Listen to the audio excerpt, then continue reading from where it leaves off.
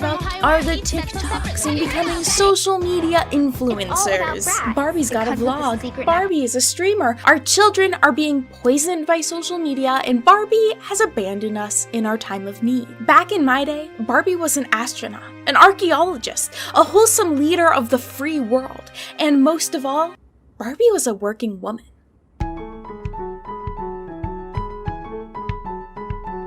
For today's episode of Thrift Games, we are going to be looking into this gem of a doll-software combination, the Working Woman Barbie. This is a doll that I obtained through an estate sale, which it turns out is a great way to discover more things you didn't know you needed. This Barbie was released in 1999. That same year, Mattel released the Walking Barbie, Super Gymnast Barbie, a Barbie that you could use her rubber waist to make her jam and glam dance, and the Rosie O'Donnell Barbie. Mattel was truly innovating who and what Barbie could be. The Working Woman Barbie captured the essence of 90s women's workwear, lacking the shoulder pads and voluminous hair of the 80s. This look epitomized the office style at the time. And while Barbie is a fashion doll, this look is not what I would consider to be high fashion.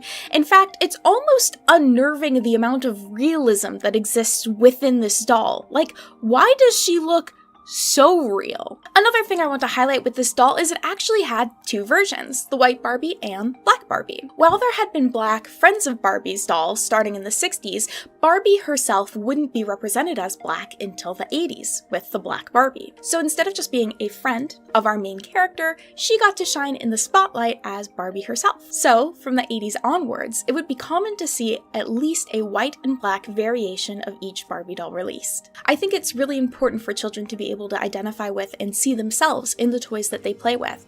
And while this is a very small step, especially compared to some dolls today, it is some diversity. Barbie Working Woman also pushed the boundaries of Barbie by being the first doll that came packaged with its own specific software. With only about 50% of households at the time having a home computer, this was an interesting choice for Mattel to make. And I do want to highlight the word software in this. This isn't exactly what I would consider to be a game. It's a little bit different than that. But with all that being said, I think it's time to unbox our Barbie.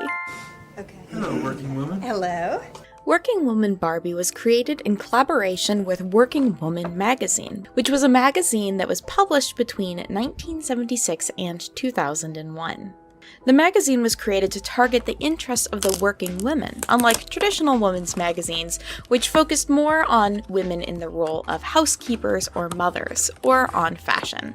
As a successful working woman, Barbie sends an empowering message that girls can be anything. The doll was unveiled at the 1999 New York Toy Fair, an event that's used by toy industry professionals, retailers, and press representatives to meet and show the toys that are going to be released the following year. An event that I would like to live at one day. I love the idea of toy fairs. They just sound like the coolest thing to go through. And these recordings from the Mattel one in 1999 are super interesting. You can really see how much work went into the branding and selling of each of the different dolls from this year. Let's see what Barbie has to say. I have a phone call. Teamwork is fun. Unfortunately, my Barbie can no longer talk. She is more than 20 years old now, so the batteries don't quite work anymore. We're sure that in Barbie's 40th anniversary year, Working Woman Barbie will send a fun and strong message to girls that they can be anything. Let's go ahead and learn a bit more about who developed this software. Working Woman was developed by Mattel Interactive under the name Barbie Software for Girls. Mattel Interactive was founded as a way for them to branch into the world of CD-ROM interactive titles based on their franchises such as Barbie and Hot Wheels. They had immense success with this and moved forward to developing interactive CD-ROM materials for toys, such as the Talk With Me Barbie or different video games. Mattel Interactive surprisingly only lasted for 5 years, from 1996 to 2001. This was due in part to what has been considered to be one of the worst acquisitions of all time by different prominent business journals when they acquired The Learning Company in 1998. If that name sounds familiar, The Learning Company was one of the most prominent developers of educational software for kids through the 2000s. This merger eventually led to Mattel laying off 3,000 employees, as well as selling Mattel Interactive in 2000. That being said, Guerrilla Systems Corporation is credited as being one of the developers at the beginning of the CD-ROM. Guerrilla Systems would work alongside Mattel Interactive for a number of titles, such as Barbie Ocean Discovery, the Barbie Detective games, and Talk With Me Barbie. However, Working Woman Barbie isn't credited as one of the games that they worked on by their website or other websites, so I'm not really sure what their involvement was in the production of the software. Or, maybe it's just not something they really want to be credited with, who knows? Speaking of detectives, I do also want to note that Guerrilla Systems also developed 2 of the Nancy Drew DS games. It's kind of a small world here for my game interests. Some of you Barbie fans may have heard my previous comment about this being the first doll software pack combination, and you may be going, Mary, what about the Barbie Earring Magic software pack? Well, let me tell you. In 1991, Radio Shack had an exclusive Earring Magic Barbie software pack, which was the Earring Magic Barbie doll that came packaged with the 2 Barbie video games that existed at the time. This is Barbie and Barbie Design Studio. So while yes, this was a Barbie doll that came included with software, both the doll and the software were available separately, so the doll and the software weren't specifically made for each other. A quick fun note about the Earring Magic Barbie herself, she was sold separately and came in a line with a few other dolls, including a Ken doll. The Earring Magic Ken doll is actually quite iconic and is considered to be one of the best-selling Ken dolls of all time. This is likely due to his looks being possibly unknowingly inspired by the gay rave scene. This doll was incredibly popular amongst gay men, but was discontinued and removed from shelves after it was reported that the circular necklace that the toy wore was also used as a different kind of toy by gay men in the scene. What also impresses me is only 22% of households in 1993, when this was released, had computers. So this was for a super limited audience. I kind of imagine a situation where like a parent would be at Radio Shack and their child would be like, Father, we have a computer, do we not? We must obtain this doll. And there happens to be games with it. Like that sort of situation, I don't know. She's very cute though. Her brush is in front of her. I feel very bad. Alright, I've dilly-dallied enough. Let's get into the game.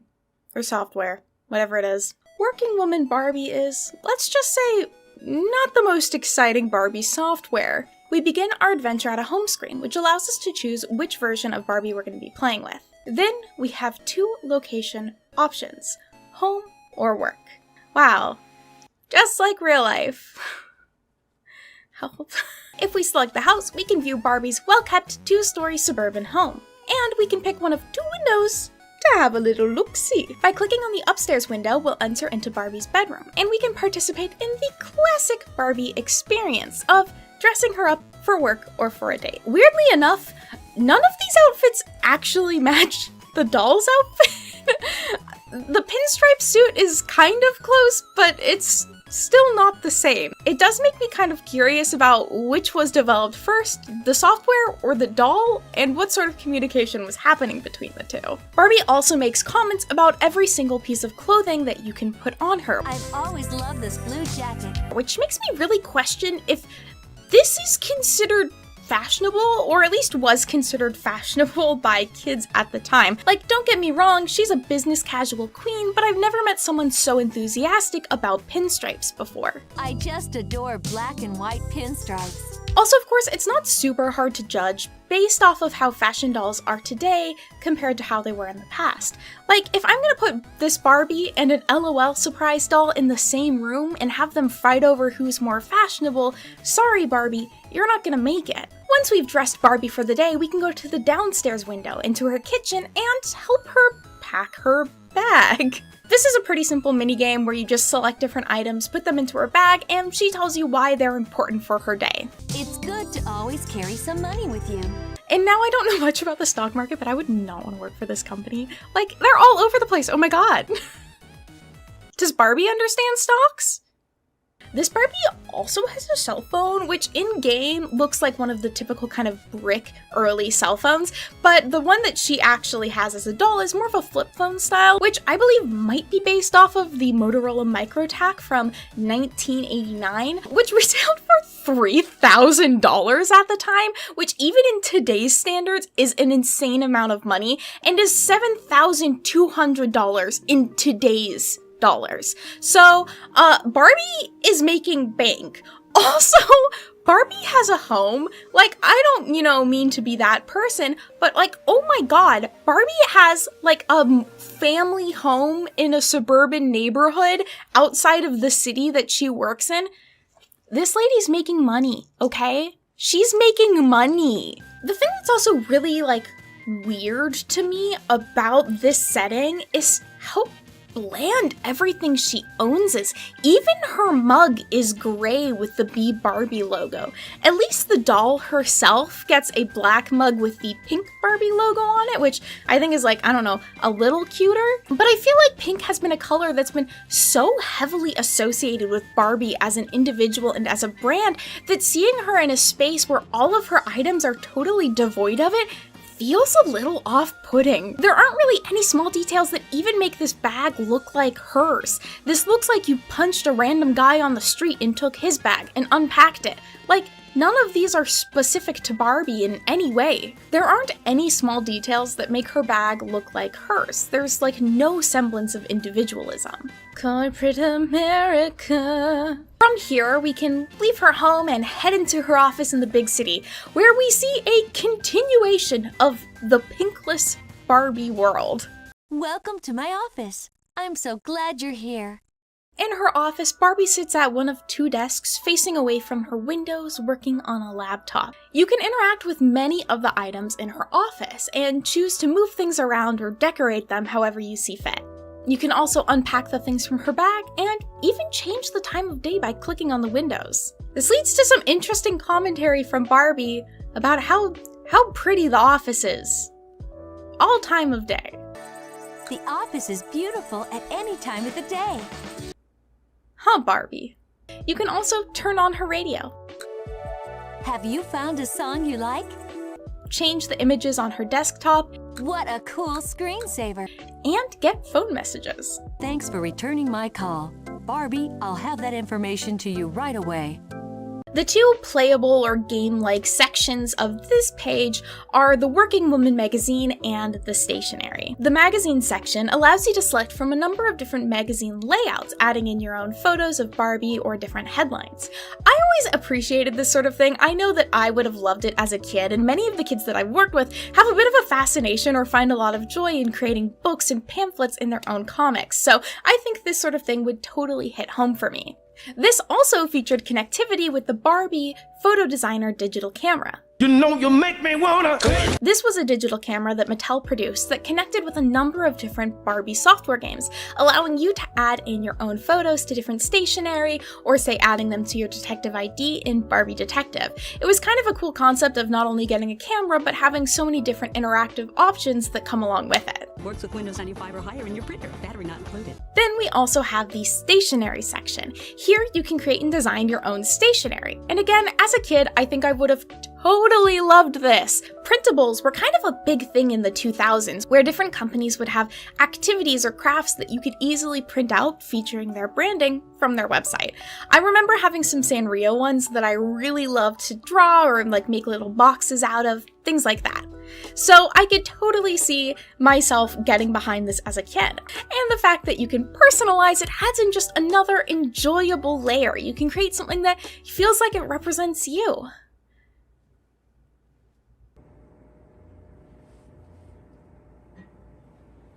So that's basically the entire game. While this Barbie is advertised as having a second going out outfit, and we can dress her up for a date, there is no date activity for us to partake in. Perhaps Barbie and Ken just want a private moment. But I do think it's kind of a missed opportunity. A study by Asana this year found that 70% of adults are experiencing burnout, which is a combination of exhaustion and depression, often caused by overwork. Having a good work-life balance is essential to survival, and that's something that I really want to make sure kids see as well, who often are forced into the grind of preparing for university or seeing the people that they aspire to be online working endlessly towards their goals. Which, hard work is good, but it's important to take breaks too. Unlike Barbie here, we need to know how to leave work behind. The office may be beautiful all times of day, but I don't really think there's a reason for us to be seeing it at night.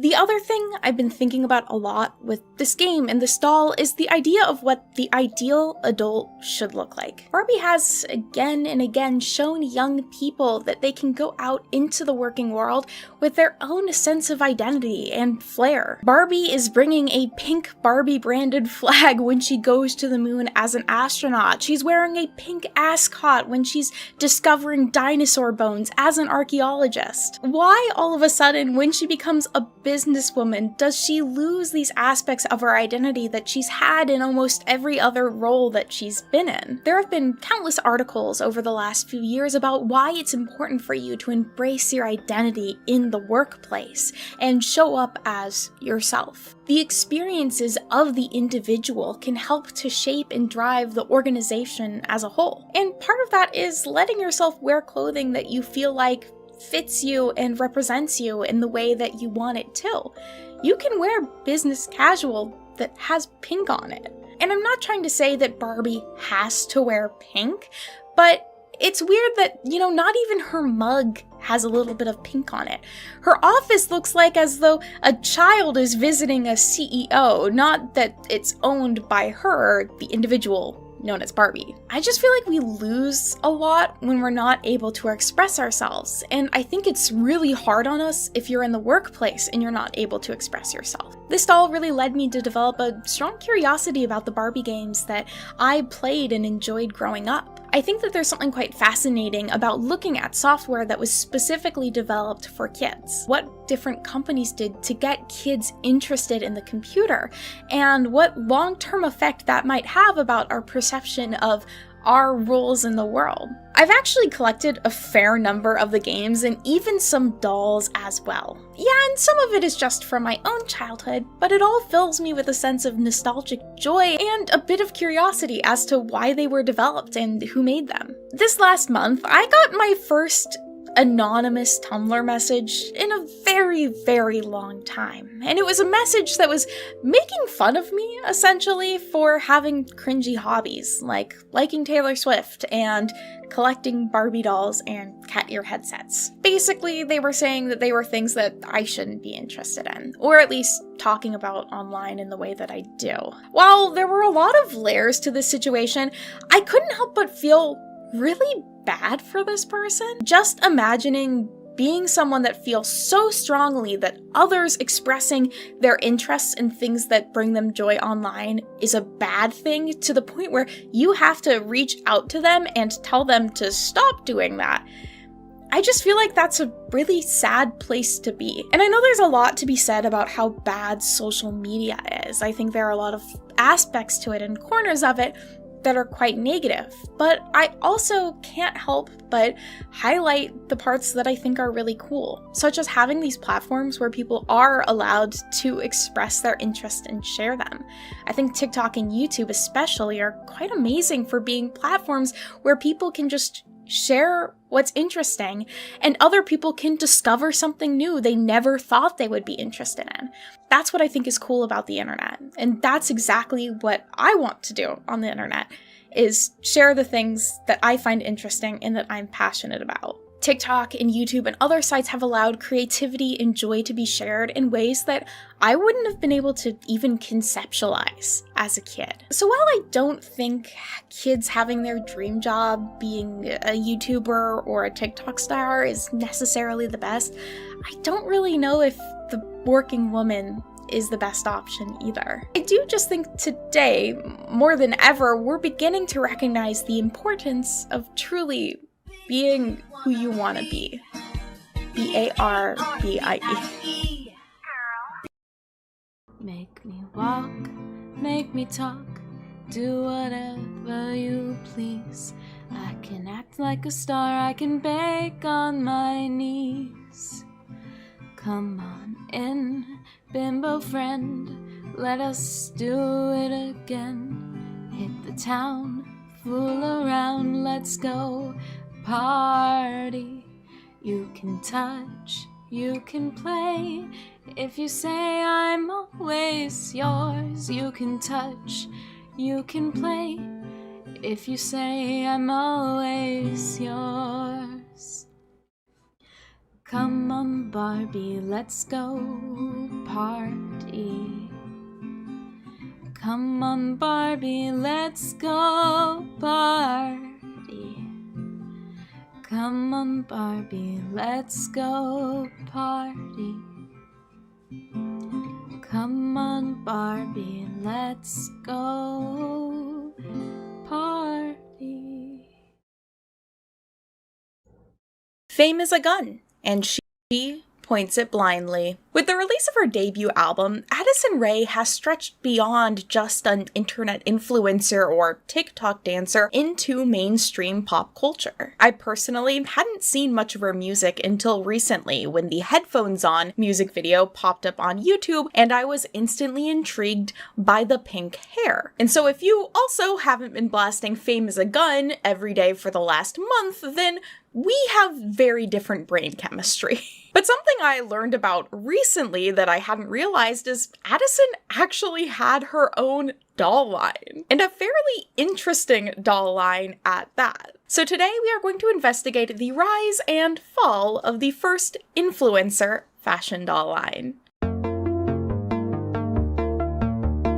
So if you aren't already in the know, Addison Rae is essentially the modern-day pop star triple threat: acting, singing, and dancing. She really got her start in the public eye on TikTok, gaining over 88.5 million followers on the platform. And it's always so funny hearing that, considering I used TikTok heavily for years and just never saw any of her videos. That's wild to me that someone's that famous on a platform and I just don't know who they are. Addison had been doing competitive dance since the age of 6 and wanted to pursue it professionally. But once she got into university, she wasn't accepted onto her school's dance team. She looked at her options and decided that it might make more sense for her to focus on TikTok, which she was growing in popularity on at the time, instead of school. So she dropped out, moved to LA, and focused on having TikTok be her career. But she wouldn't do just TikTok. She also had a podcast. In 2021, released her first single, Obsessed, had a cosmetic and fragrance line, and starred in the movie He's All That. Did all of these things get, great reviews? No, not really, but she was on the grind. While her first single, Obsessed, was pretty unloved, even I remember hearing a clip of it when it first came out and going, this is not quite the music for me. In 2022, some unreleased songs of hers would be leaked, and they'd actually gain a lot of traction and positive reception online, leading to her in the future releasing an EP of those songs. But back in 2022, before Addison would fully lean into the music production side of her career and her collaborations with Charli XCX, she would collaborate with another company, Bonkers Toys, in order to create the Addison Rae doll line. The new Skibbity Toilet Mystery Surprise Toilet from Bonkers Toys. Bonkers Toys was founded in 2015 by Brian Bonnet and Jade Thorgmorton. Brian describes the company as, Bonkers Toys was founded to create high-quality, true-to-license pop culture toys and collectibles. Our mission is to create products that fans will be proud to own and collect. Really key in on the collect part of that. The company really got its start when Brian, veteran of the toy industry, saw his son playing the game Slither.io and basically went, what if we make toys of that?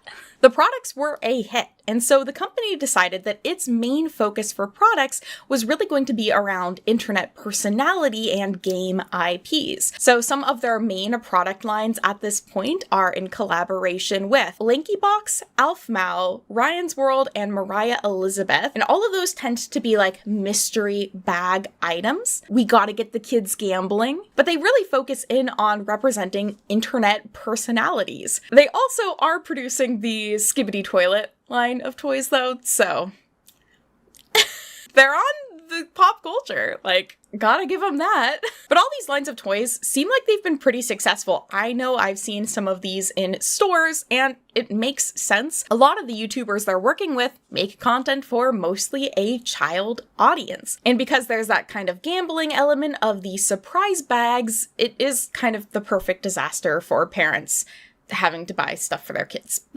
And if you also consider really how unregulated advertisements in videos for kids are on YouTube, I think they're making money. That's all I'm saying. Big money is involved in this. As far as I understand, they hadn't ever produced a fashion doll style doll in the past before the Addison line, and they haven't also since. So she is their one and only attempt at it. Slightly unrelated, but also interesting to me, a snoop. I believe there is a current active lawsuit against Bonkers from who I assume is either Brian's ex or current wife, Julie Bonnet. This is apparently for a breach of contract and was filed in August 3rd of 2022, which is 2 days after the Addison Rae dolls came out, so I don't know if they're connected at all, but I'm really curious. I can't see the documents unless I want to pay for them, and I don't want to pay for them. And so maybe it's not a big deal. Maybe it's not a huge thing, but I'm just really curious. I'm snooping. Oh my gosh, is that Addison over there? What? I'm Addison. Yeah, I'm Addison too. The Addison Rae doll line was officially announced in July of 2022. In a press release from IMG Licensing, which is the company that manages all of Addison Rae's licensing agreements and might also be her talent agency, I'm not positive, but they state that the Addison Rae line features fashion dolls based on some of her most stylish looks, a music doll that plays pop music with creator-inspired accessories, fashion packs, trend-forward plush, mystery blind bags, and an ultimate surprise fashion doll set to be announced later this year. Ooh. They also highlight that the dolls would include personal messages about embracing body positivity and female entrepreneurship, and that Bonkers Toys and Addison Rae will be supporting nonprofit Girls Inc. to help further inspire all girls to be strong, smart, and bold in their lives. About the line itself, Addison is quoted as saying, "I have dreamt of having my own doll line since I was a little girl. I worked with Bonkers Toys on every detail of the dolls and toys to inspire young kids to dream big," which is interestingly very similar to what Taylor Swift said about her own doll line. Girls just want their own doll line. What can we say? And I think it's kind of everyone's dream at some point is to like have a mini version of yourself. I mean, there's only so much you can say about having a doll line made about you. Like, no, I never wanted this. No one's gonna say that. A video featuring Allison describing all of the dolls was also released. It does feel corporate, but it's cute. So next up is a really, really special doll. Then, 1 month later, on August 1st of 2022, the dolls would be released. I believe all of these came out at the same time, so there's not really any specific order to them. But the first doll I'm going to talk about is the Deluxe Music doll, because she's also the one that's right here.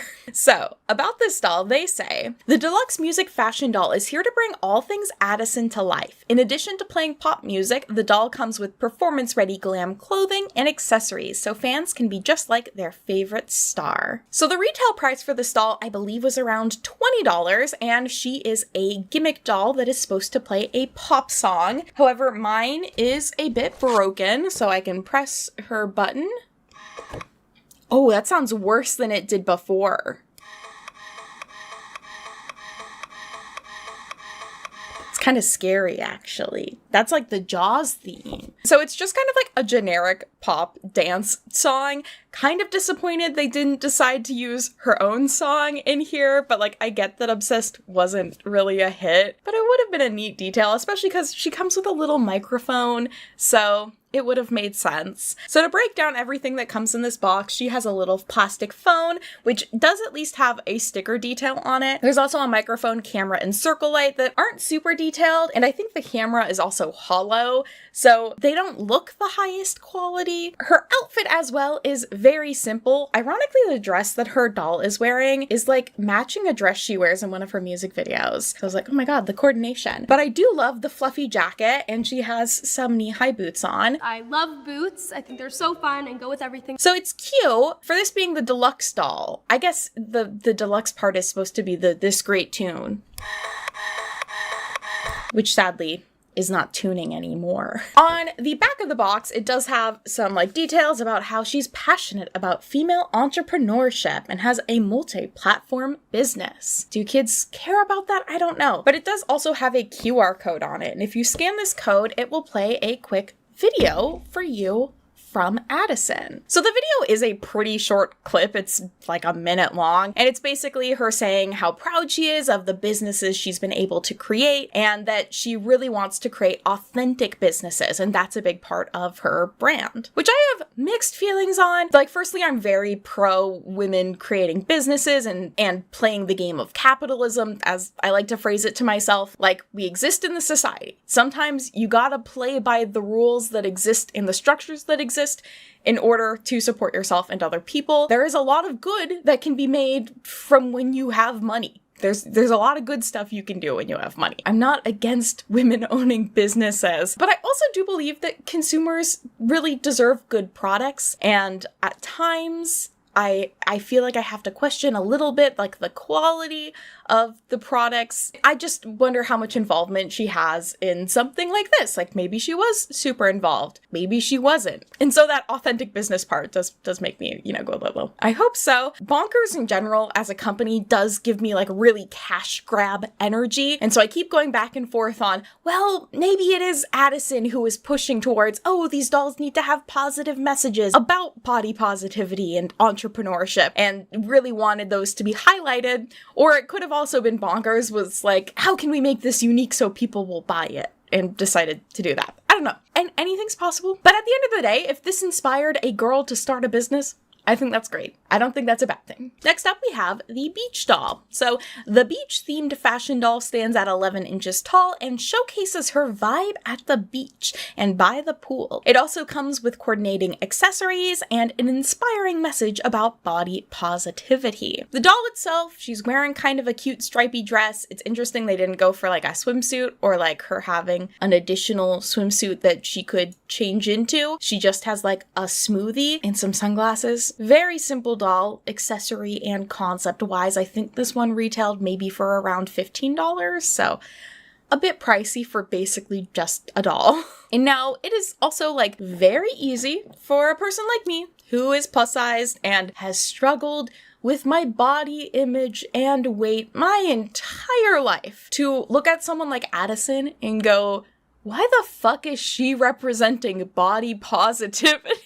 She looks perfect. Because it is really easy for me, and I assume a lot of other people, to not know what it's like to have millions of people commenting on your body every single day. Like, growing up, I had like 3 people who said enough negative stuff about my body that it broke my mind, and I had to go to therapy and work on that for a very long time. And so I can't imagine what it's like to get thousands of comments nitpicking every part of your body every day. And I know some people will always want to respond, oh, it's cyberbullying, walk away, turn off the computer, turn off your phone. But it's like, that's her job. Her job is making that content. She tried to go down a more professional route into the career that she wanted, and it didn't work. And so she took another path, and that path just happens to involve a comment section that you can't always turn off. So I can imagine that having a huge impact on your perception of yourself. And the message she shares in the video on the QR code on the doll box is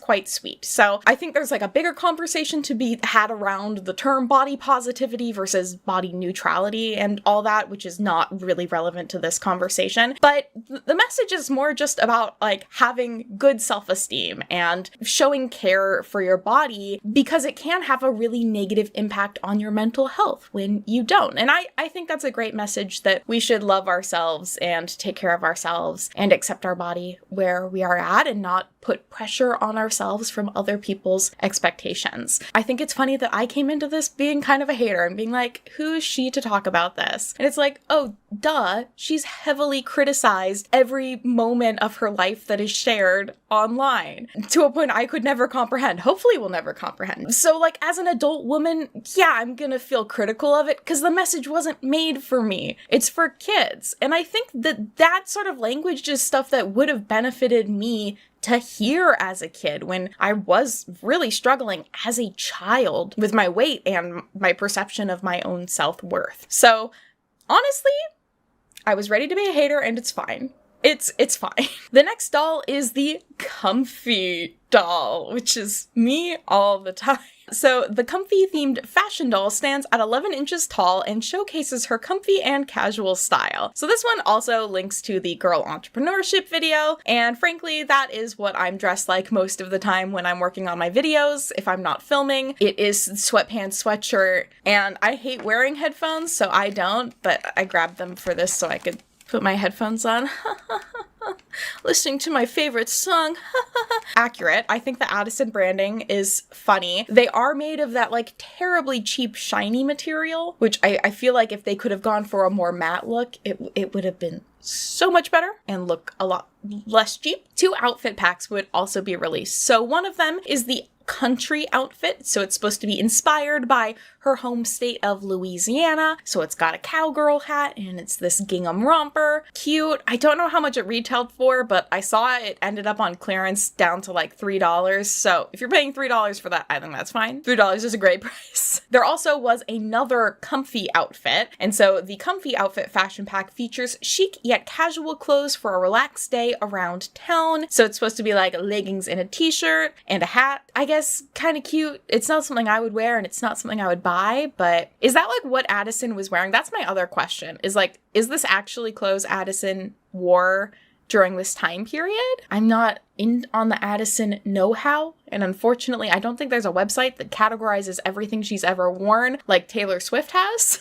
Shout out to Taylor Swift Styled. So I'm not sure. Lastly, there was at least one unreleased product. So in the background of her announcement video, you can see that there is a doll wearing a tan jacket. I believe this is like the working doll, or it's referenced in an article as being her like working outfit. So it was supposed to be like what she wears when she's doing girl boss business. I didn't script that part, and now I'm really proud of girl boss business. So those were the main dolls that were released. There also were some plushies, surprise bag sort of stuff, and then the combination of both. Here I have the ultimate mystery surprise Addison Rae doll set, and we are going to open it. Aren't we so excited for this ultimate mystery surprise? It has 60 plus surprises. We're gonna have to count how many times I'm surprised. Now you might be going, Mary, that seems like a waste of money. Fair enough. I did get this for like $10 though, and I'm hoping it will have stuff in it that I can use for my mini-me doll. Because, fun fact, I make content. And if there's content related stuff in here, which I believe there is considering it advertises at Content Studio, Mini Mary can work. Yuska has already chewed on the tape, so he's been excited to open it up. Ooh! Oh, this is fun. It has numbered boxes. So I guess we will start with the glam set. Gotta go in order. So we have a little armoire, and then we have, I believe, 5 surprises back here to open. The first part is a chair and what looks like a pink fuzzy robe. And these have paper backgrounds on them, which is honestly nice. Oh my god, this is like the right size for Mini Mary. That's pretty cute. Let's open up this one. I wonder if this is gonna be one where it's like a shirt will be in a box. Ooh, there's some accessories. I got a green drink that has an A on it. There's also some hangers and a blow dryer. This box. Ooh, got some purple headphones. It's actually accurate because my headphones are purple. And we also have a little tablet, so she can be just like me at night in bed when I use an iPad to only listen to audiobooks and play Sudoku. I genuinely have an iPad that can only do those 2 things. Last one for this box is, it's the outfit. Okay, like a full outfit. So it's got some slides, some purple slides. Okay, so we have a full outfit and a robe and a nice little backdrop and a chair. Oh, I missed one. I missed the one down there. That was so embarrassing. This one has a mirror and a comb. This is fun. I get why people enjoy this. I know I recently in a video was like, I don't like the surprise element of toys, and I think it's bad, and I still think it's bad. But I get why it's fun. I get why it's fun and kids enjoy. Next up is the one I'm excited for, which is the Creation Studio, and it's got a green screen. Oh, but also, guys, okay, there's slits in the corners, so you could put different backgrounds here. This one only has 3 boxes to open. One of them is really big, though. So I have an Addison Rae sticker. I have black boots. I believe these are the same boots that the Addison doll wears, but again, I feel like these will fit my Blythe perfectly. A tripod. We got a little ring light. Plaid skirt. Now this is very cheaply constructed, but it is a piece of clothing. So there's a bunch of stuff in the back as well. So I'm gonna open up the bottom pieces and then I'll get the back stuff out. Oh, so we have more hangers. Looks like some bracelets, maybe, or earrings. A little necklace and a Polaroid camera, which is the same one that comes with the deluxe fashion doll, just a different color. And again, it's hollow. We also have some different backdrops. City and lights. City and sunset. Addison Rae.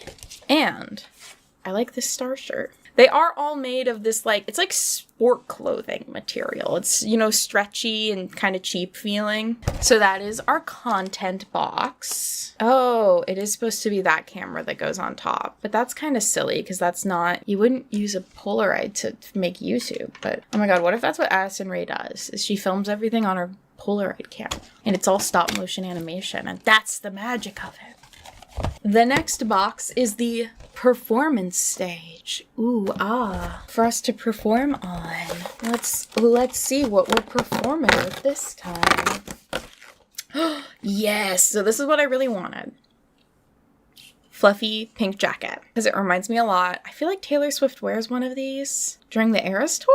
Or maybe I'm thinking of You Need to Calm Down. But I was like, that's a very Taylor Swift item. Also, like pleather pants, which I hate the texture of these.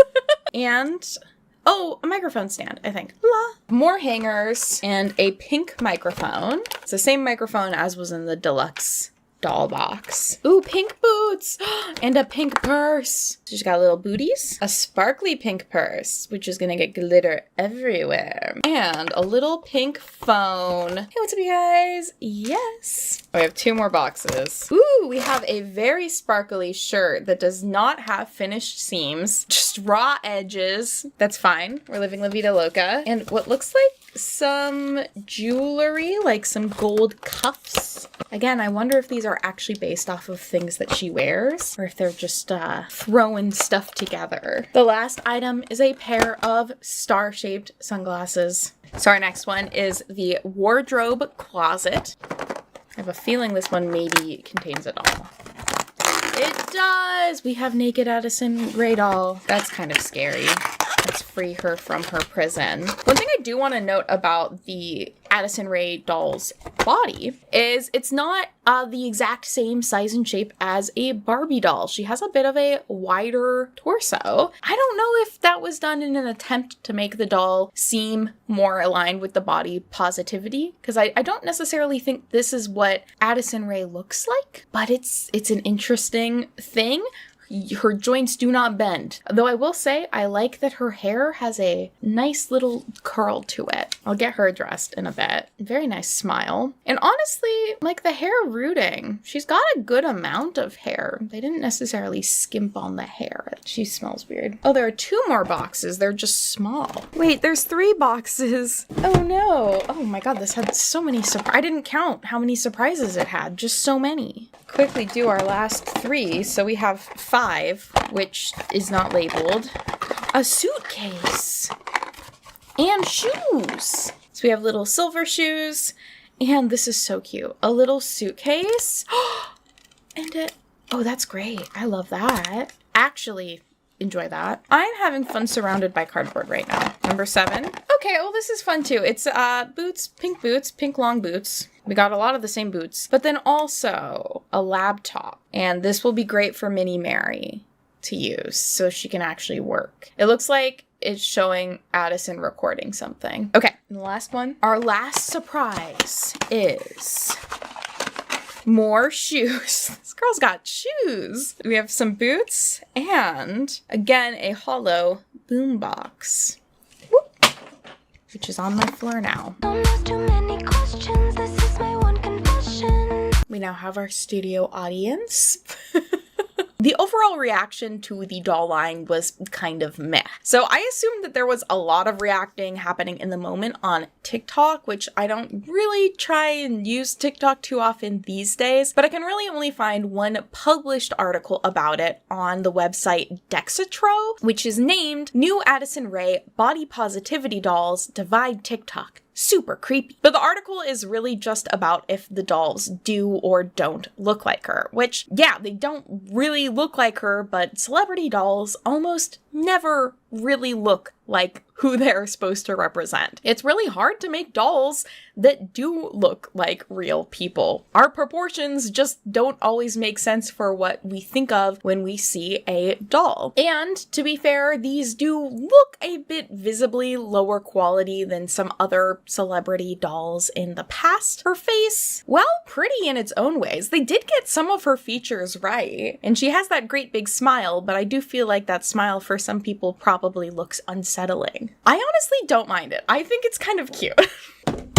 Oh no! Addison, don't listen to the haters, babe. Yeah, unfortunately, Mini Mary's hair takes up too much room on the couch. I will say though, in terms of price and quality, the clothing is not very high quality. We have unfinished seams, we have some cheap feeling fabrics. Really, at that price point, you could get an LOL surprise doll with much cooler and better clothing and probably the same amount of accessories or more. So it does end up feeling like you are paying extra simply for it being Addison. And it sounds like that was not enough. The line would not sell well in stores. I've seen lots of posts again online about people finding it on really heavy clearance, and I was able to buy them new for very cheap. It just was not a successful doll line. And I feel like the reason the Addison line failed is essentially the exact same reason that the Taylor Swift line of dolls failed. And that is that it's hard to make dolls of a normal person. So if somebody has costumes that they wear, say for example, Hannah Montana, you can use those costumes for the dolls, and it translates better than just clothing normal people wear. Because if that's what the dolls are wearing, just normal people clothing, you might as well just buy a Barbie that's going to be wearing something that you want than buy the Addison doll. Her outfits aren't a selling point, just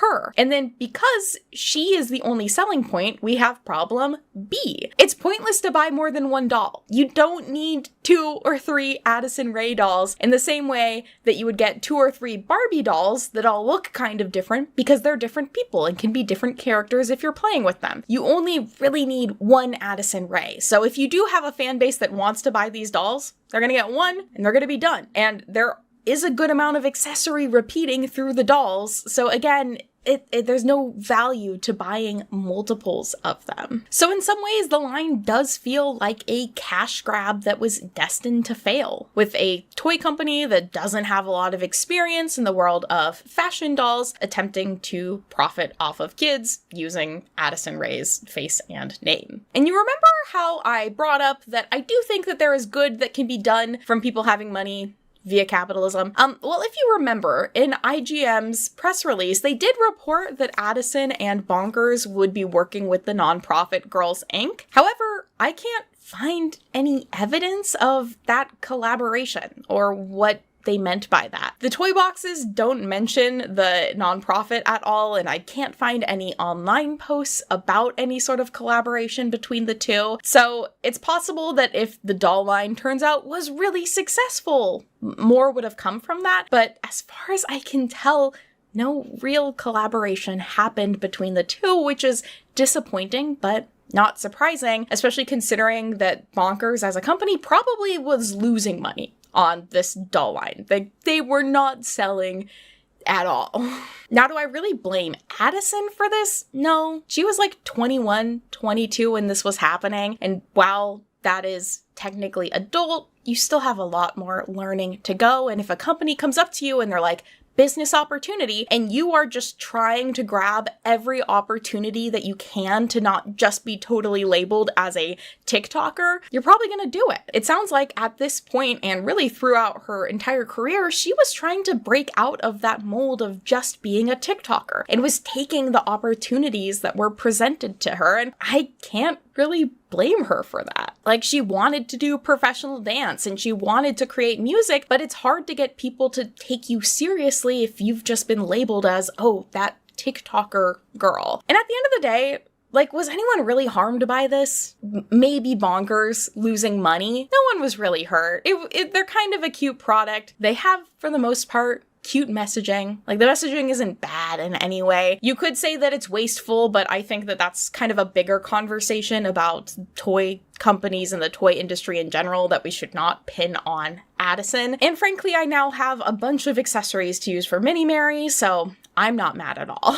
So thank you all for joining me on this adventure through the first influencer doll. I know you could easily argue that any number of celebrity dolls that came before this point are influencer dolls, and you are correct. I think the word influencer is often used as a way to, like, insult people who create content. All celebrities influence. So it's not exclusive to just her, but because it is a term used so heavily today on internet celebrities, it felt appropriate for the video. I gotta have a title, okay? That's the hardest part sometimes of making content, just the good title. Thank you so much to my members for supporting the channel. If you'd like to join, you can get access to behind the scene videos, as well as my doll window shopping videos. So please consider joining if you'd like to see more of that content or would like to share some ideas about what I should make next. I hope you are all having a great day and enjoying listening to Addison. Congrats to her on her debut album.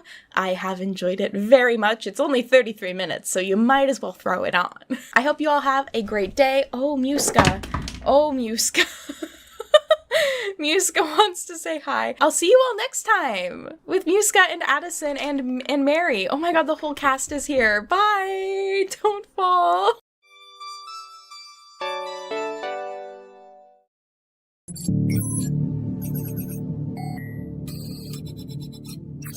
Oh, I didn't see you there. The early 2000s were a really interesting time in media, especially with cartoons. One that specifically comes to mind for me is Totally Spies. Totally Spies represents two very visceral points of time in my memory. The first was going to visit my Nana in Canada, where me and my sister could finally watch cartoon shows that we didn't have access to in the US, including 16, Total Drama Island, and Totally Spies. The second point in my life it reminds me of is me stress making my Meiko Daughter of Evil cosplay my senior year of high school, including me binging the entire series as it's on YouTube while using a heat gun to try to make foam armor for the first time. And I'm watching Totally Spies. Safety, zero. Entertainment, through the roof. But what do you do when you have a successful kids show in the 2000s? Why, you make a game for it, of course. Welcome back to another episode of Thrift Games, where I find a game while thrifting and we check it out together. Now, this is slightly cheating because I didn't find these in person while thrifting. I did find them while doing a little bit of an eBay secondhand PC game haul. Sometimes you go on eBay and you find games for incredibly cheap that you've never heard of, and you buy them. And sometimes, by that story, I mean I do that. It's a me thing. I have played one, and there's something specific about them that I found incredibly intriguing, which is why I really wanted to make this video with them. So welcome to Thrift Games, I guess episode 3. Now, before I cover that secret something that intrigued me so much, let's go ahead and talk a little bit more about the background of these games. Now, if you don't already know, Totally Spies was an animated series that originally ran from 2001 to 2005. It consisted at the time of 5 seasons, the first 2 being created by Zodac Kids and Family Studio France, so by a French company, and then the remaining 3 were produced by Canadian company Image Entertainment Corporation. A 6th season, which I didn't even know about, premiered in 2013 at the Palace of Versailles. Okay. French cultural achievements. And then a 7th season is currently in production, slated to be released in 2023. The show was mostly enjoyed by viewers, though at times had some interesting content to go back and look at as an adult. The creators of the show had some really interesting ideas about what should happen to some of the characters sometimes. But outside of that, it was an upbeat, colorful, action-packed series that pretty much anyone could enjoy. It had a pretty gender-neutral viewership as far as I can tell, which is pretty awesome for a female lead based show that especially leaned into femininity. Like all of the tools and gadgets were very like your lipstick razor and your hair dryer, whatever. And of course, because it was such a popular show and kind of around the world, it had success in a number of countries, we know what that means, which is merchandising potential. Let's sell stuff. I would consider the period of time from like 2004 to 2012 to be the hotbed of movie, television show, tie-in games. The libraries of the PlayStation 2, the Wii, the Nintendo DS are littered with low-quality, mostly cash grab tie-in games. And Totally Spies was no exception. From 2004 to 2009, 10 games were released based off of the franchise. And so today we're going to be looking at 2 of those games. We have Totally Spies Swamp Monster Blues, as well as Totally Spies Zombie Jamboree. These games were created and published by Finite Monkey Inc. and Brighter Child Interactive LLC, which, fun fact, Brighter Child Entertainment was also who published the Nancy Drew DVD game we covered in a previous Thrift game video. So small world in the world of childhood entertainment games. Now, Finite Monkey died in 2005, and it looks like they specialize basically as well in childhood entertainment games. They made a Zaboomafoo game, they made a Garfield game. We know we love Garfield here. I tried to make myself Garfield today. We're looking a little Naruto, aren't we? And then Brighter Child Interactive, I believe they still exist as a game publisher, perhaps, but I don't know if they actually work on making games themselves anymore. It looks like the part of the company that did do game development kind of faded away after 2006, but they did a number of the Totally Spies games, as well as some, again, general kids television tie-in games, including Muppet Kids, Caillou, JJ the Jet Plane, and Land Before Time. What's also interesting about these games is they are designed to run on both Windows and Mac, which I just find interesting. So I'm assuming these must be somewhat simplistic because they can run on both. So that's cool. So I was actually able to use the Wayback Machine and look at Brighter Minds' website for Swamp Monster Blues, and this is the thing that really originally intrigued me about this game the first time I tried it out and played it, is they're educational games, which, if you know anything about Totally Spies, it's not an educational show. It's kind of like the junk food of kids television, which, don't get me wrong, I absolutely love it, but, you know, there's not a lot of actual substance and learning from the show. It's kind of like 3 girls going on adventures and fighting crime, which we absolutely love, but again, I'm not learning a ton from this. So they made these into being educational games, which I find really interesting. Some of the specific details that they describe it with is entertaining games with beautiful graphics, fun learning with a unique adventure, a 32-page puzzle book included, 8 interactive challenges, and 3 difficulty levels. But let's go back to what actually matters, the 32-page puzzle book, which is required to play the game. You need to solve the puzzles in the puzzle book to play the games. So we can play Totally Spies Swamp Monster Blues. Let's get it. Look at them. They don't look great. Girls, are you okay? Oh my god, does this not make all of you just feel so nostalgic? Totally Spies Swamp Monster Blues. My name is Jerry, and I will be your backup on this mission. The first thing you will need to do is log into your agent profile. My old profile is still here. Now Okay, wait. choose a level. Level 1 is easy. Level 2 is medium. Level 3 is the most difficult. Please look at your screen. At the bottom, you will see several items. Click the arrow key to begin. Oh, okay. And good luck, Spies. Thanks, Jerry. Let's try and print the code book. Where did I put my printer? Oh, it's right here. I found the printer paper.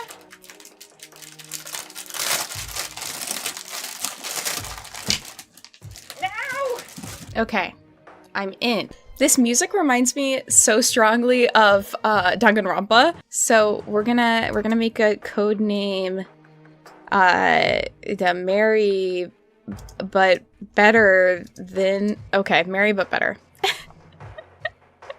Oh, they're running in a race. Look at these beautiful graphics. Ooh. I can help it. Hey, I'm in this race too. Oh, Clover. This is so cute. Oh my god, and they go sliding down a tube. They run so awkwardly. Oh my gosh, I love this.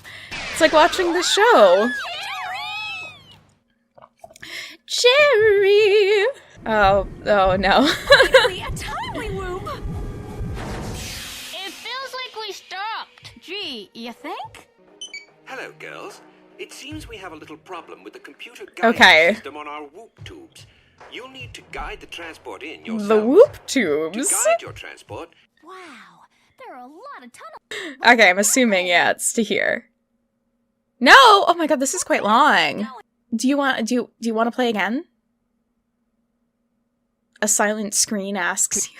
What is this? I want a boot like that so bad. Like, kind of 70s vibe boot. Also, just like anything in Totally Spies. Incredibly aesthetic. Girls, I've called you here because a courier Look at his little for the mustache. Department of Homeland Services has disappeared. He was last seen heading onto this road in the Louisiana Bayou. Oh my god. Swamps are disgusting. Mud bugs, alligators, and snakes. Gators. Mud, bugs, alligator, snakes. Wow, we got some gator haters in the game today. Why are we using a springed shoe in a swamp? These are the items you will need for the mission. On this mission, you will need the Seems like a bad idea. That is the underwater power walking apparel that's inconspicuous. I love That's inconspicuous? Yeah, very Yes, not well, inconspicuous. You will also need these infrared tracking glasses. Wow. Those are so cute. And lastly, these super bounce go-go boots for leaping out of dangerous situations. Okay. I love these shoes. They are very cute. I also love them. And we gotta use a little helicopter thing. Fun. Now you will need to pilot this jetcopter to the site the courier was last seen. Beautiful. When you get inside, please program the GPS to this flight path. Throughout your mission, you will encounter areas where you will need to input a code. To get these codes, complete puzzles in the Totally Spies codebook that was included with your software. Look for the number flashing on It the was X bar included, at the bottom of the indeed. screen. So number This is 12? the mission number you must solve in the codebook. Please go to your codebook and solve the mission number that is flashing now. Okay. Mission 12, medium difficulty. We gotta find the treasure to get the right code. Start at the jet and use the compass to make sure you're moving in the right direction. So we start at the jet.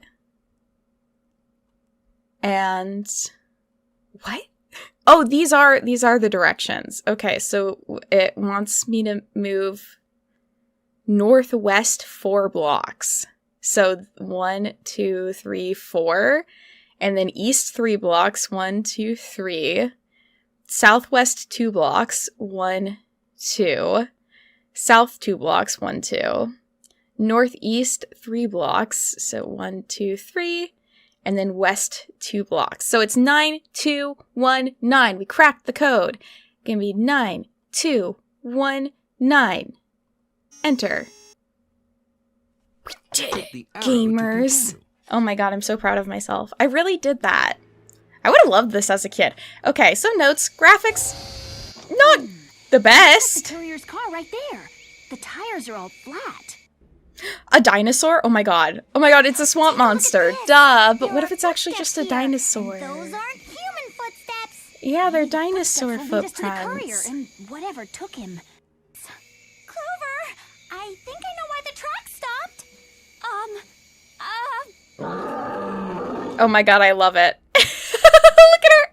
The bridge is out. Do we get him fix the bridge? Oh, what? He broke the bridge? I don't know. Wait, are we chasing the monster or running from it? Sugar Company?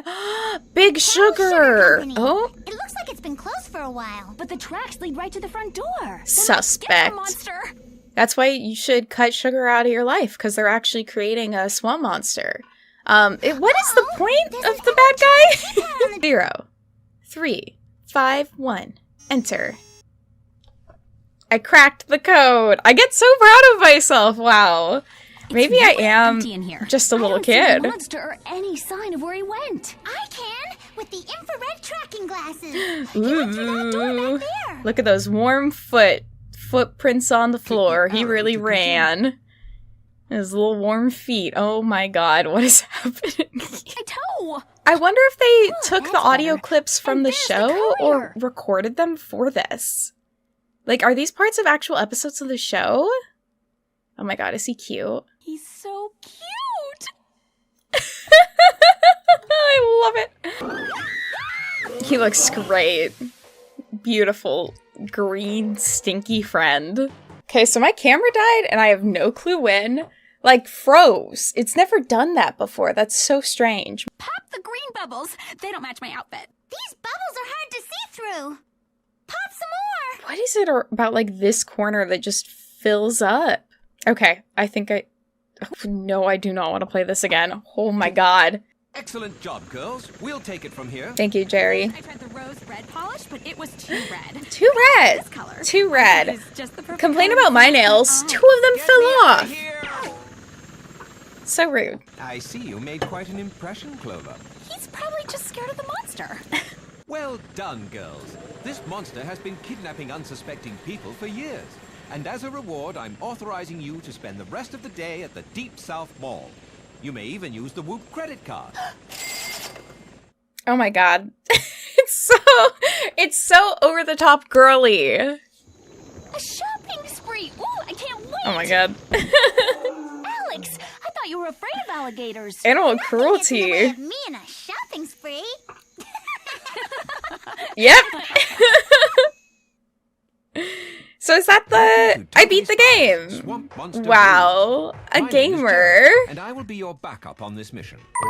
So, let's talk about that. I'm not gonna go through and play the other one because I feel like it's going to be the exact same as that, which isn't a bad thing. It just, you know, is what it is. Actually, okay, you know what? I fucking enjoyed that. I'm not gonna be a hater. I could be a hater. I could be a hater right now and be like, oh, wow, that was a mediocre experience. But you know what? If the year was 2005 and I was 9 years old and I liked Totally Spies and I wanted an educational game experience, yeah, I would be down for that. It had all the characters I liked. It was fully voice acted. It had music. The games were honestly fun. The little puzzles in the booklet weren't bad. I know that I'm an adult now, so it's a lot easier. But even as a kid, I would enjoy this. I didn't think this was bad. I think for an educational game, it's just fine. It's short, but it definitely has replay value because there are the different difficulty levels, so if you want to go through and play it and, you know, do all the different puzzles in it, you can. But yeah, I didn't think that was that bad. It's definitely not like the best child education game that I've played, and even for like 2005, not the best quality probably, but honestly, I think it's kind of cute. I wish it matched the animation of the show a little bit better. I had fun. I think this was a successful thrift game. I'm curious about if there were many other games that you all played growing up that had like a workbook that went along with them for you to do the puzzles. I never played anything like that myself before, and I do find that to be a really interesting concept. I kind of like it. I'm not gonna lie. Surprise! I have new merch. If you didn't see it at the end of my Nancy Drew Curse of Blackmoor Manor video, I have a DVD Best Console shirt. I'm gonna wear this all the time, so if you want some cute Mary merch, I also love the little rainbow on it. It's so cute. So, yeah, just saying this exists. If you want cute Mary merch, and or weird Mary merch, I guess, is the alternative. Yeah! Okay, bye. Thank you all so much for joining me for this Thrift Games today. If you enjoyed it, feel free to give it a like, subscribe if you would like to see more, join the Discord if you'd like to receive alerts anytime I post a video or go live on Twitch, and I will see you all next time. Alright, bye-bye!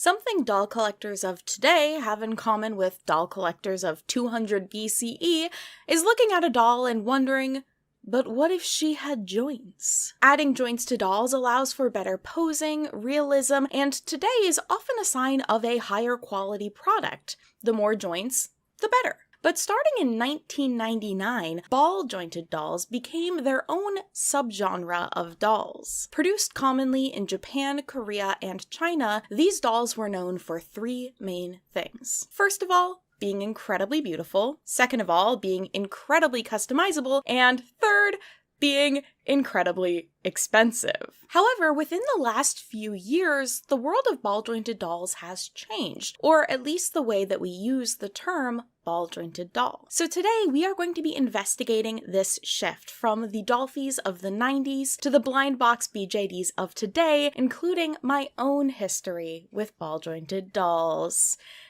We have beef. I'm only kidding. I was impressed that I actually got this far. Dolls have been around basically as long as humans have, and of course, ball joints, which are a form of articulation using a ball and socket joint, have been used in doll making for really as long as we know it. But the term ball-jointed doll or Asian ball-jointed dolls, also referred to as BJDs or ABJDs, are really referring to a specific style of doll that came into popularity in the 2000s. In order for a doll to be considered a BJD, it usually has to have most or all of the following features. It must be cast in polyurethane resin, it must be strung with tension, it must have ball and socket joint articulation, it must have changeable eyes, and it must not have rooted hair, aka these dolls wear wigs. These dolls can range in size from like 2 inches to over 2 feet. And in case it wasn't clear by me mentioning that these dolls tend to be very expensive, they are created essentially as art pieces for adult collectors. So they're not made with the intent of kids playing with them. While today I tend to really enjoy looking into and learning more about dolls that are designed for the sake of like play and for a younger audience, I also have to acknowledge the really wide world and history of dolls being used as an art form. Doll makers have to use an incredibly wide range of skills for their craft, from molding and sculpting the doll itself, creating clothing for it, wigs for it, as well as painting its features on. And not only is creating the doll itself a work of art, but because dolls are often created to represent humans, they can be used artistically to invoke really interesting feelings and emotions that wouldn't be possible with using a human model. One example of this is an artist who's kind of been credited as influencing some Japanese artists that might have led to the creation of modern ball-jointed dolls, and his name is Hans Bellmer. Have you ever looked at a work of artwork and gone, gosh, I really need to rewatch the Creation of Silent Hill 2 documentary because I feel like this is something that inspired Silent Hill 2. Because that is the vibe of this artwork.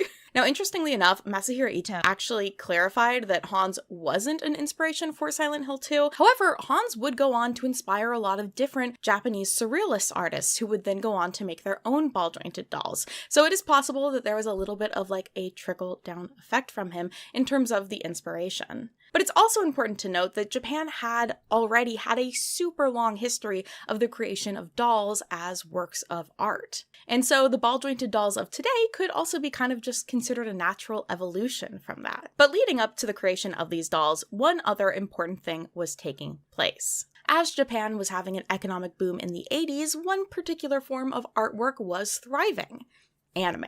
Described as a visual quality renewal, more works were being released at this time with more complex themes and plots and gaining international appeal. But within Japan itself, anime was developing really its own subculture of fans. And these fans, driven by the common fan desire to create based off of their favorite things, ended up building what are referred to as garage kits. So garage kits are hand-modeled figures that oftentimes a fan would create and then have cast in resin, and then other fans could buy these kits where they would put together and paint the figure themselves. As garage kits grew in popularity, the ways of producing them also grew, and eventually larger companies would be involved in the production. One of those companies who would produce garage kits, and still does to this day, is Volks. Volks started as a hobby shop ran by Mr. and Mrs. Shigenta. In 1972, when the shop opened, it was really mostly frequented by like elementary school age boys,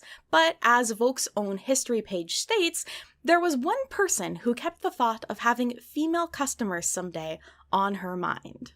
As the story goes, in 1998, Mrs. Shigenta saw a handmade ball-jointed doll that one of the sculptors who had been making garage kits with Volks had created for his wife. She became completely enthralled with it, with the Volks website noting that it felt like a doll that you could change as you like and that reflects you like a mirror. This doll is very precious. You can always hold it in your arms. This doll is another yourself.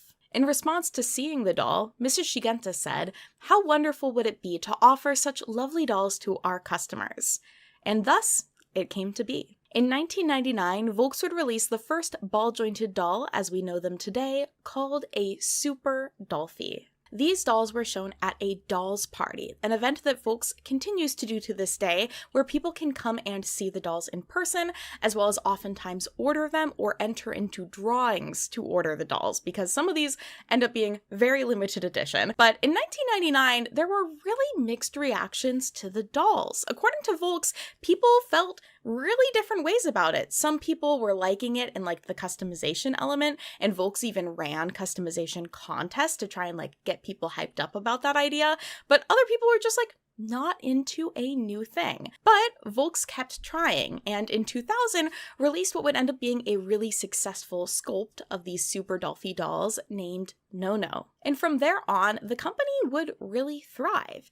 And not only that, other companies would start joining in the creation of these dolls. Another company joining in pretty early on was Lutz or Sybaris Project in Korea, but by 2006 we had a lot of the big players in the world of ball-jointed dolls on the scene, such as Fairyland and Dollzone and Eeple House, just to name a few.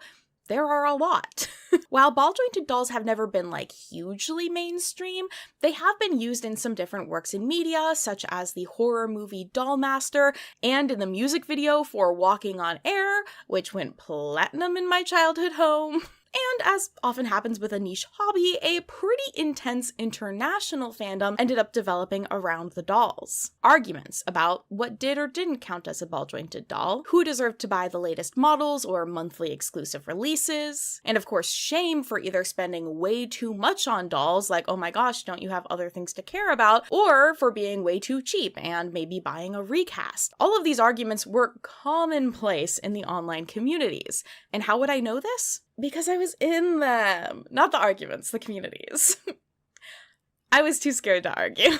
This girl is very spoiled in that case. Something that is not apparent when looking at my YouTube channel today is one of the many eras of my now like 16-year-old channel was being a ball-jointed doll creator. I made a lot of videos about my own ball-jointed doll, who was a Lutz Kidelf-Dari. Let's break down that name really quick. So Lutz is the brand name or the maker name. Kidelf specifies the size of the doll. Now each company that produced dolls pretty much had their own naming conventions when it came to the size of their dolls. However, the fan community would tend to use the names that Volks came up with when referring to dolls. So we have SD, MSD, and YoSD. SD, or a Super Dolphy, is supposed to be the 1/3 scale of a human, so they end up being around 60 centimeters tall. MSDs, or Mini Super Dolphys, are a 1/4 scale doll, which are around 40 centimeters. Then YoSD, the yo meaning something cute or young,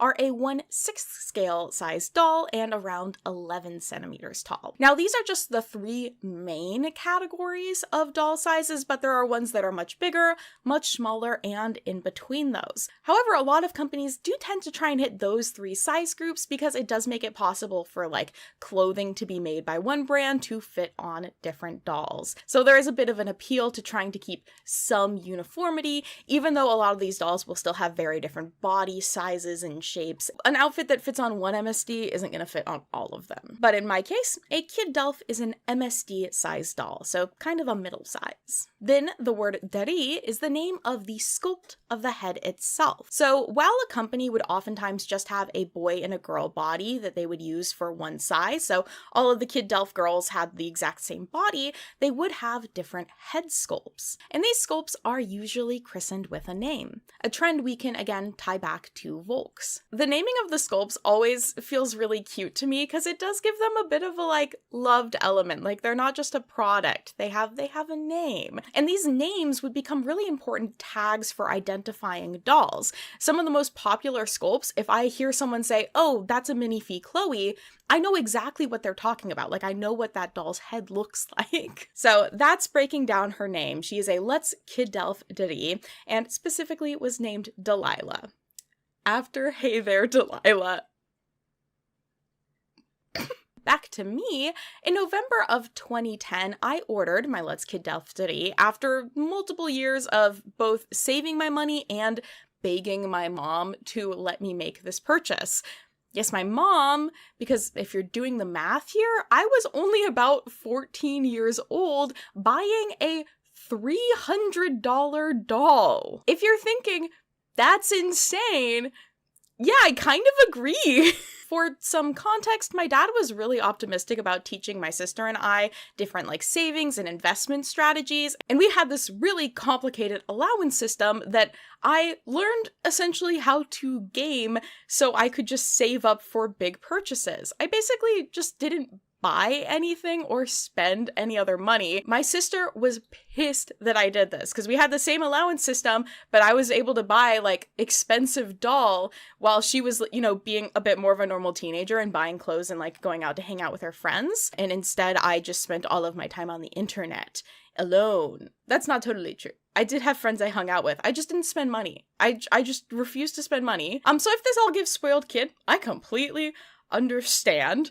That being said, I also think my parents didn't fully feel like it would have been fair to say no to me because I technically had saved up all of this money using the system that they created. Did I learn about like long-term investments or savings? No.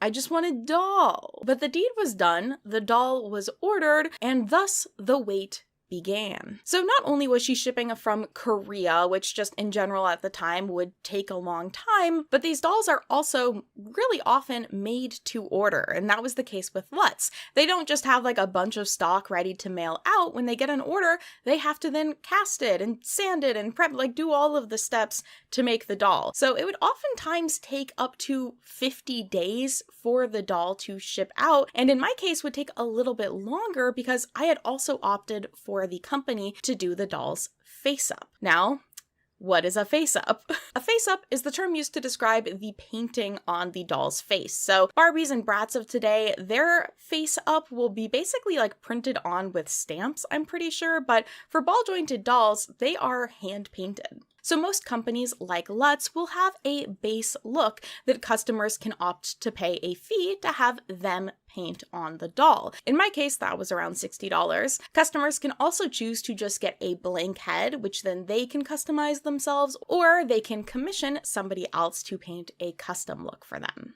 This is where really a lot of the cool customization in the world of ball-jointed dolls come from. Because like I was saying earlier, a minifee Chloe is an incredibly popular sculpt, but all of these dolls are minifee Chloes, and yet they all look so unique and different. Changing the face up and the eyes and the wig of the doll really can make it a unique thing, which is part of what makes ball-jointed dolls so special. So all in all, it took about 3 months for my doll to arrive, and I had a little whiteboard on my wall that I would use to tally the days that I was waiting. When she did arrive, I absolutely adored her and pretty much immediately started like filming content about her. I think I filmed an unboxing video. I was so excited about it. But how did I learn about these dolls in the first place? My own history with these dolls really starts with a book. So my sister had bought this book called Japan Eye, A Tall Girl's Adventures in Japan, and her and I became kind of obsessed with it. It's a comic book that details a essentially tall girl's experience going to Japan. Now, Amy, the main character, is a bit of a weeb and really into cosplay and dolls, basically who I would kind of become in the future. And in her book, she details her experience going to the Volks store, a holy ground. The Volks store that she went to not only had a big display of all of the dolls, but also had a system which is essentially like Build-A-Bear in the world of ball-jointed dolls called the Full Choice System, where you could go and like custom pick all of the parts of your doll to have them build it for you and like do a custom face up, all the like pick what color goes, so detailed. I would like to go so bad one day. And when I was reading that, you know what it really reminded me of? Angelic Layer. Getting to see someone get this ball-jointed doll that was amazingly customized, just like Angelic Layer, I was obsessed. So over the next few years, ball-jointed dolls would be a very big passion of mine. I took my doll to cons, I went to doll meetups, I sewed clothes for her, I made a lot of video content about her, but eventually something changed. That pretty much sums up how I got into the BJD hobby. As is the case for many people, going to university changed me.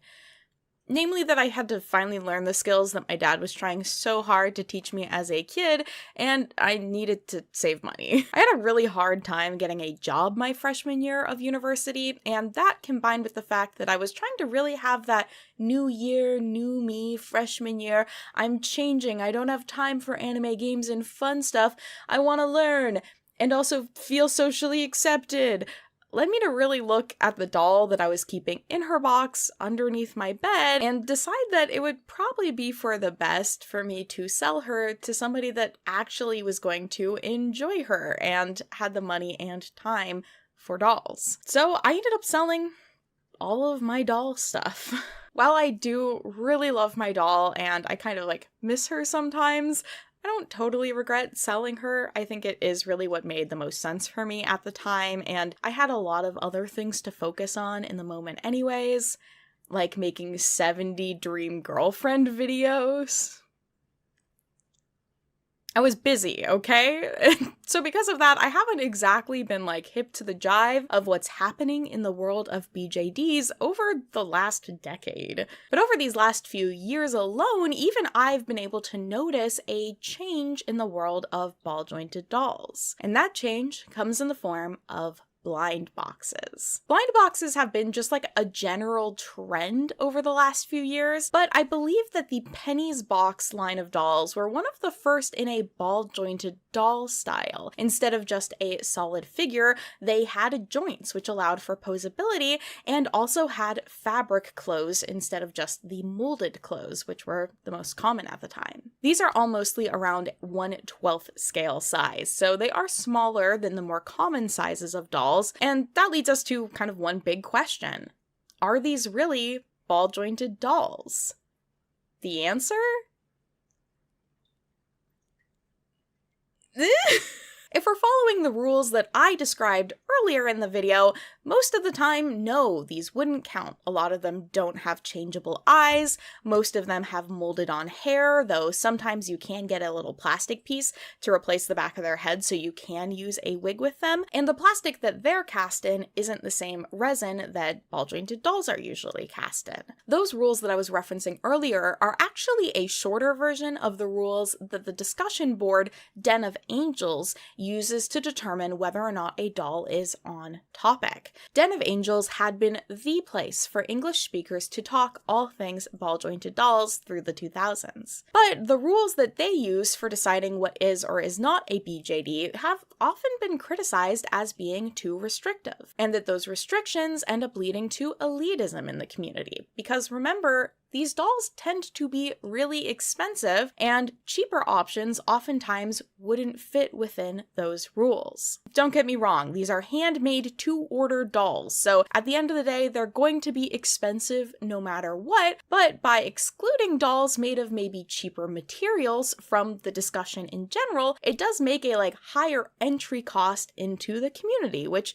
isn't always ideal and isn't really inviting to new people to join in. And while there have always been companies making more affordable dolls, it's kind of nothing compared to the price of the blind box dolls of today. In one of these boxes, you get a doll, a full outfit, its hair, its eyes, all for around $20. And in case you don't know, when you're buying a ball-jointed doll, oftentimes its eyes, its wig, and its clothes are not included. And so you have to really go out of your way to buy all of those extra accessories, making it even more expensive. So there's just a lot of upfront cost into joining the community of ball-jointed dolls. So while some parts of the community don't really consider them to be ball-jointed dolls, other parts have really accepted them as ball-jointed dolls. And they do have ball joints, so check on that major point. From what I've seen online, these dolls have been kind of touted as a great beginner option for people who are interested in ball-jointed dolls. Because again,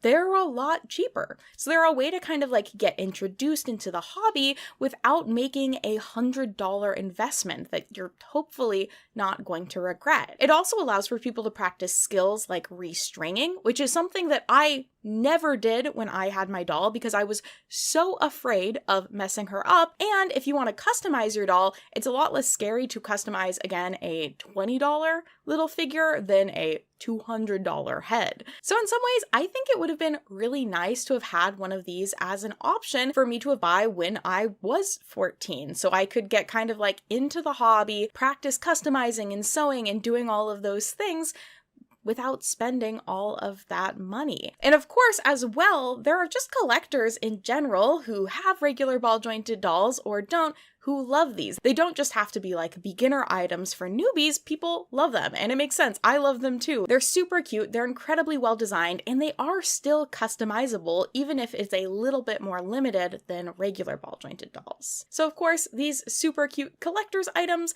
are going to have massive appeal to doll collectors in general. And speaking of an appeal to a collector, I have a little friend here to open up. I'm so excited to check her out and open her up. I even put a poll up on my Instagram asking everybody what outfits they wanted the most, because when I first saw a photo of the girl in the like flared jeans with the ruffles, I immediately knew. I was like, oh my god, I want to buy one of these. And then it took like a year for them to finish production and actually come out. I ordered her off of Kika Goods. I do have a discount code, which is MaryLoveMew10 if you want 10% off. No pressure though. I'm so excited to open her up and see what one I get. All of these are such cute outfits and such cute characters. So it's like a win no matter what. It really is, which is the best situation when it comes to one of these blind boxes. I also think she might be a 1/6 size doll. She's definitely bigger than the 1/12 ones that I've opened in the past. Let's see who we get. I'll try and have it be very ASMR-y for you. I've been waiting. I pre-ordered this months ago, and then even before then I was waiting for the pre-order to go up. It's probably been more than a year I've been wanting to buy this, so it's just like, everybody else gets to see her first. I'm scared.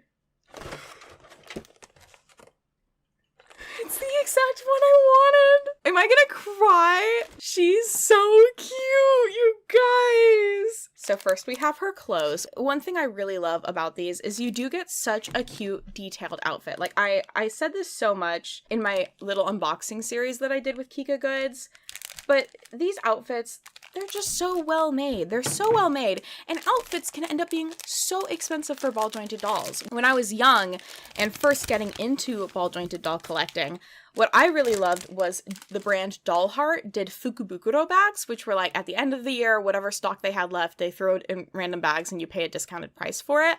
I was obsessed because it's like a lucky bag of doll clothes. She comes with 5 sets of hands. These all look so detailed too. I'm seriously so excited. And I think, like with her size, I can probably easily find other outfits. I might even try and get a like real hair wig for her. I think she's really cute. I love her face painting. So she doesn't have changeable eyes. She has painted on eyes. Totally fine with me though, because I think she looks so cute. See, I want to make her outfit. Like now I'm like, I want her to have little themed outfits for all of my videos. Crazy brain thing to do, but okay. I'm taking her out.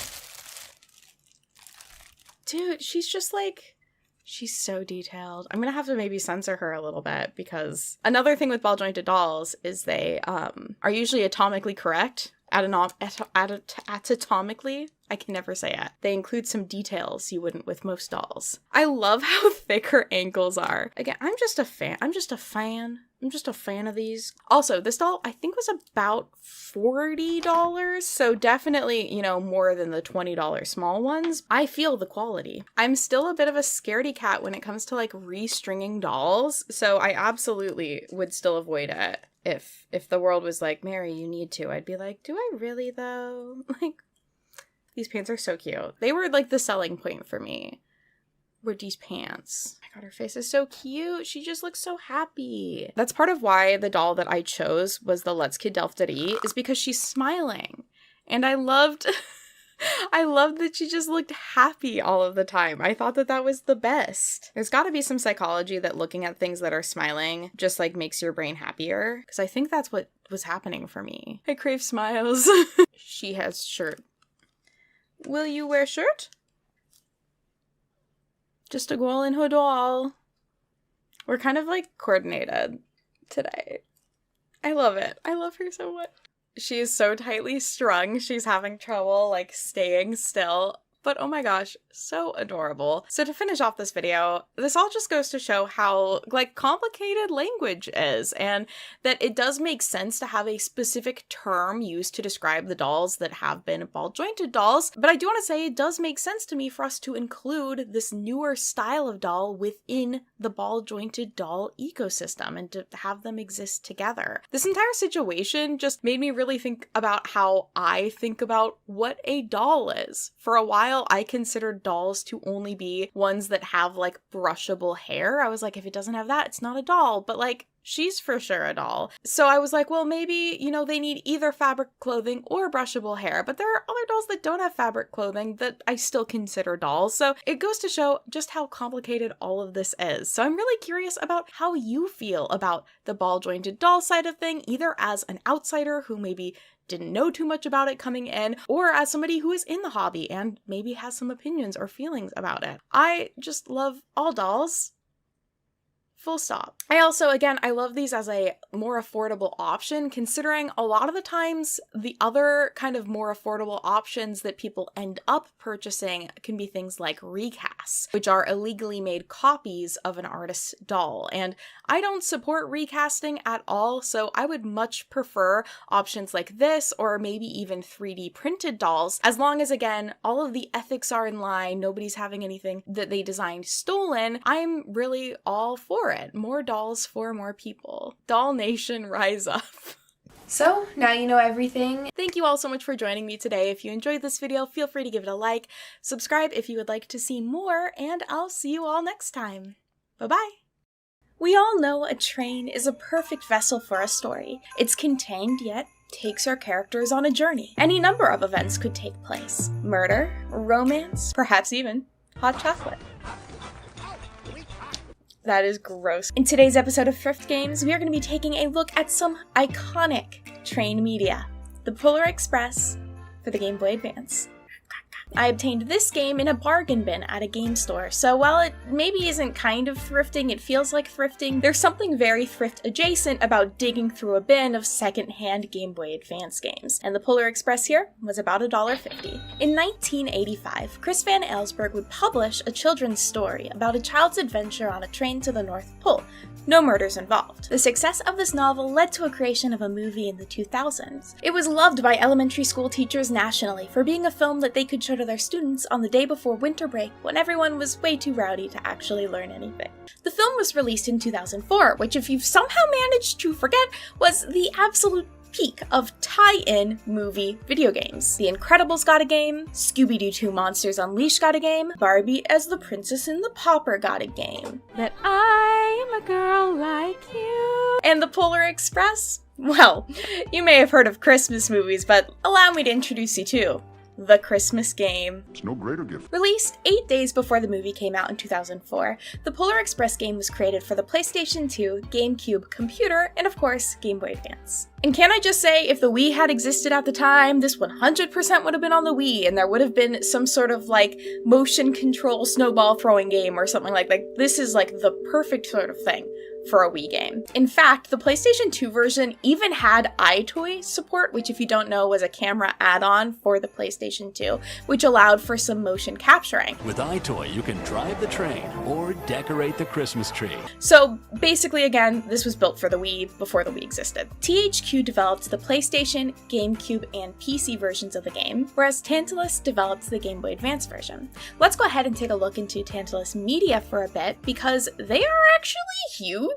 Founded in Melbourne in 1994, Tantalus has actually worked on over 100 different games in its 28 years. The company worked on making games for licensed properties, but also did some porting, as well as did have some original IPs. Their best-selling original game, or IP, was actually Pony Friends for the Nintendo DS. The overlap between gamer girls and horse girls is insane because it's like almost a circle. I think any girl who was a horse girl and couldn't afford a horse had horse games. and they had so many different horse games. Okay, that's my horse girl tangent for now, but like shout out to the horse girls. Horse girls are gamer girls. Tantalus also invented CRIS, C-R-I-S, or the Character Render Interactive System. This was a procedure which made it possible to render 3D mesh on handheld systems like the Game Boy Advance. Their website is still up and running today, and you can look at information about the past games that they released, such as the Polar Express. On the webpage for that, they highlight that it utilizes the CRIS engine, that clips of the film are displayed as cutscenes, and that it's based on the roller coaster-like sequences that punctuate the action of the film.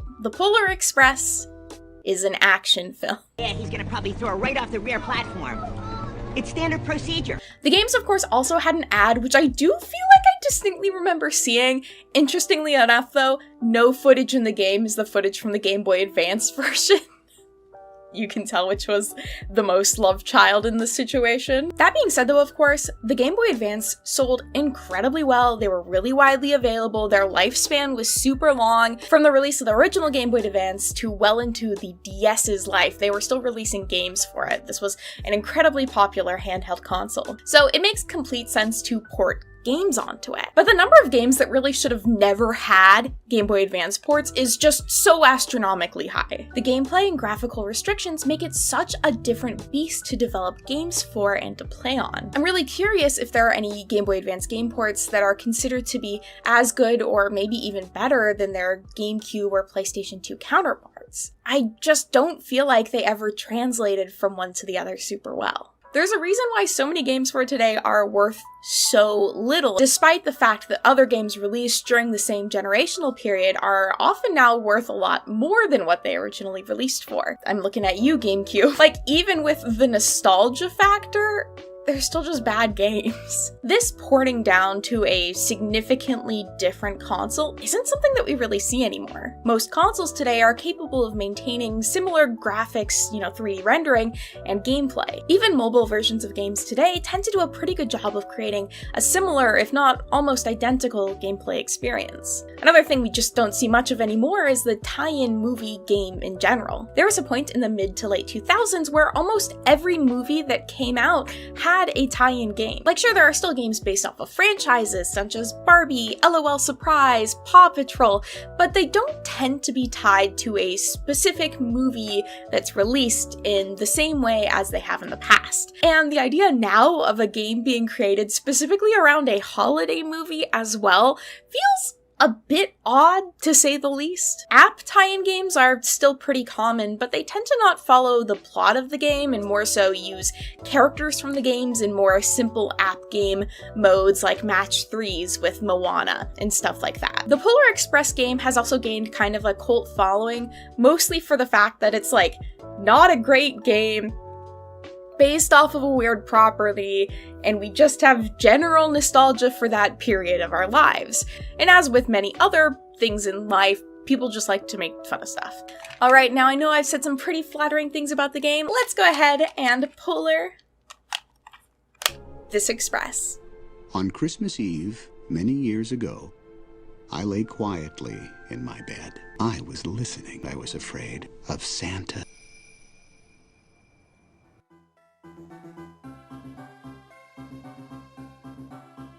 This game is a game. I hope you like platformers with repetitive Christmas vibe music, because that is what this is.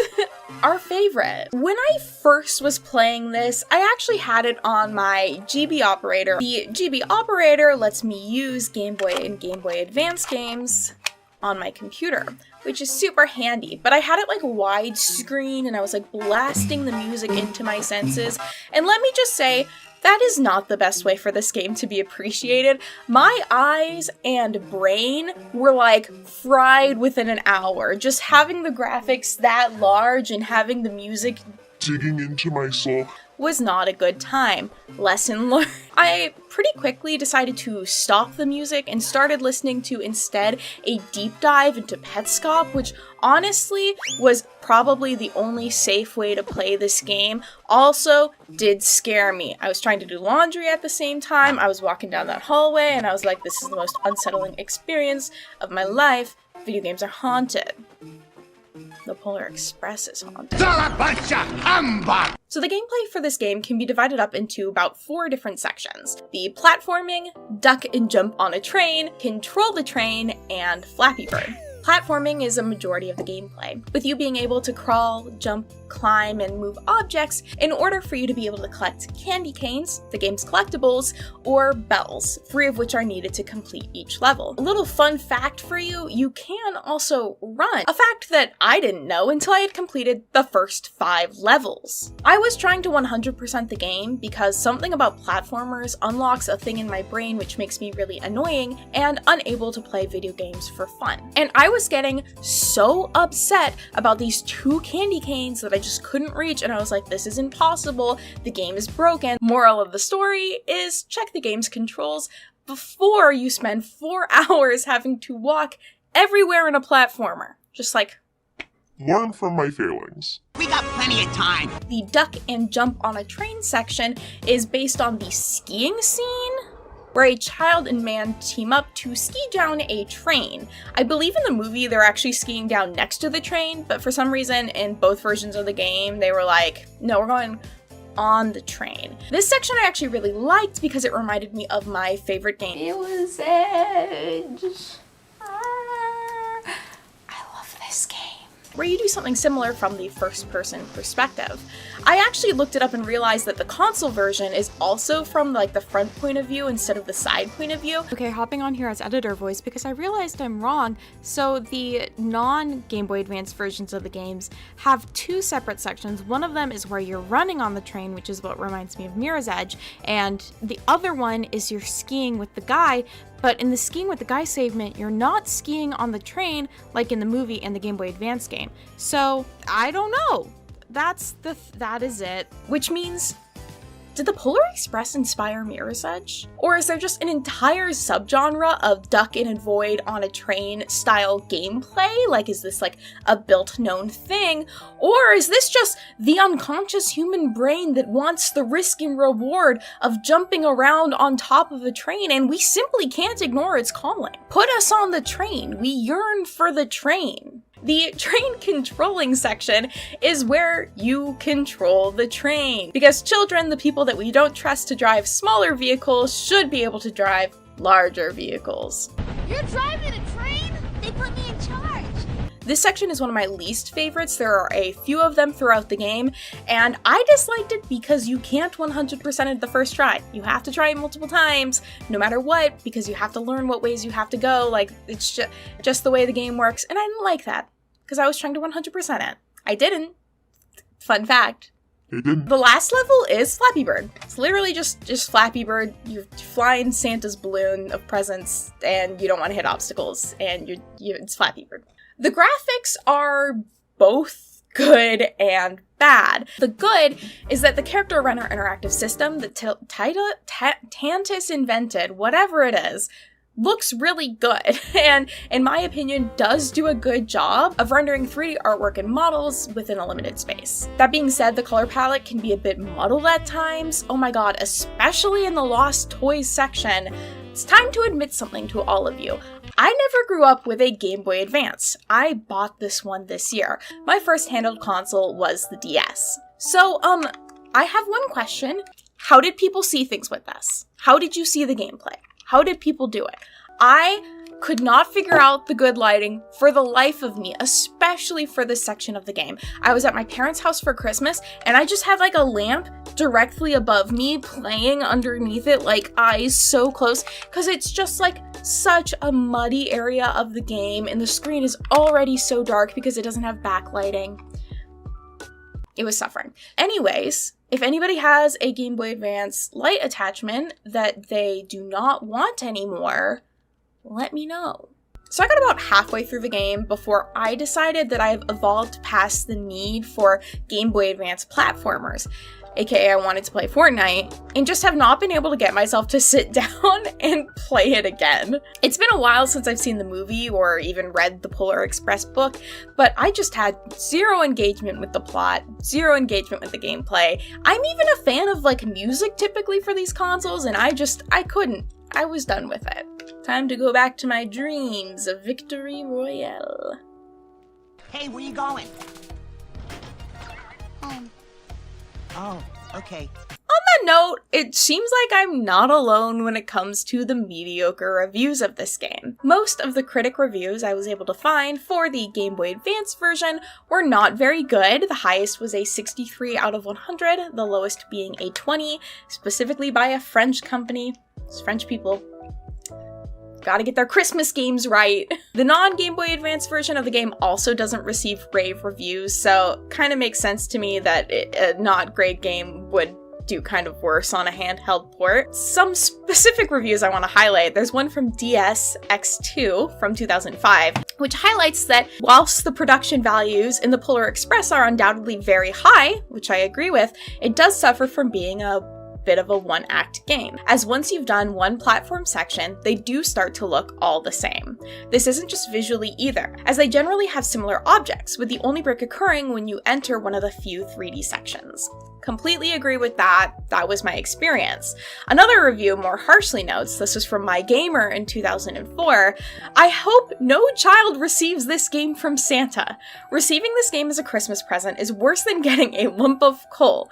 The bogged down play control, the tasteless graphics, and weak gameplay concepts make the Polar Express a title that should be avoided at all costs, which is harsh, but frankly kind of true.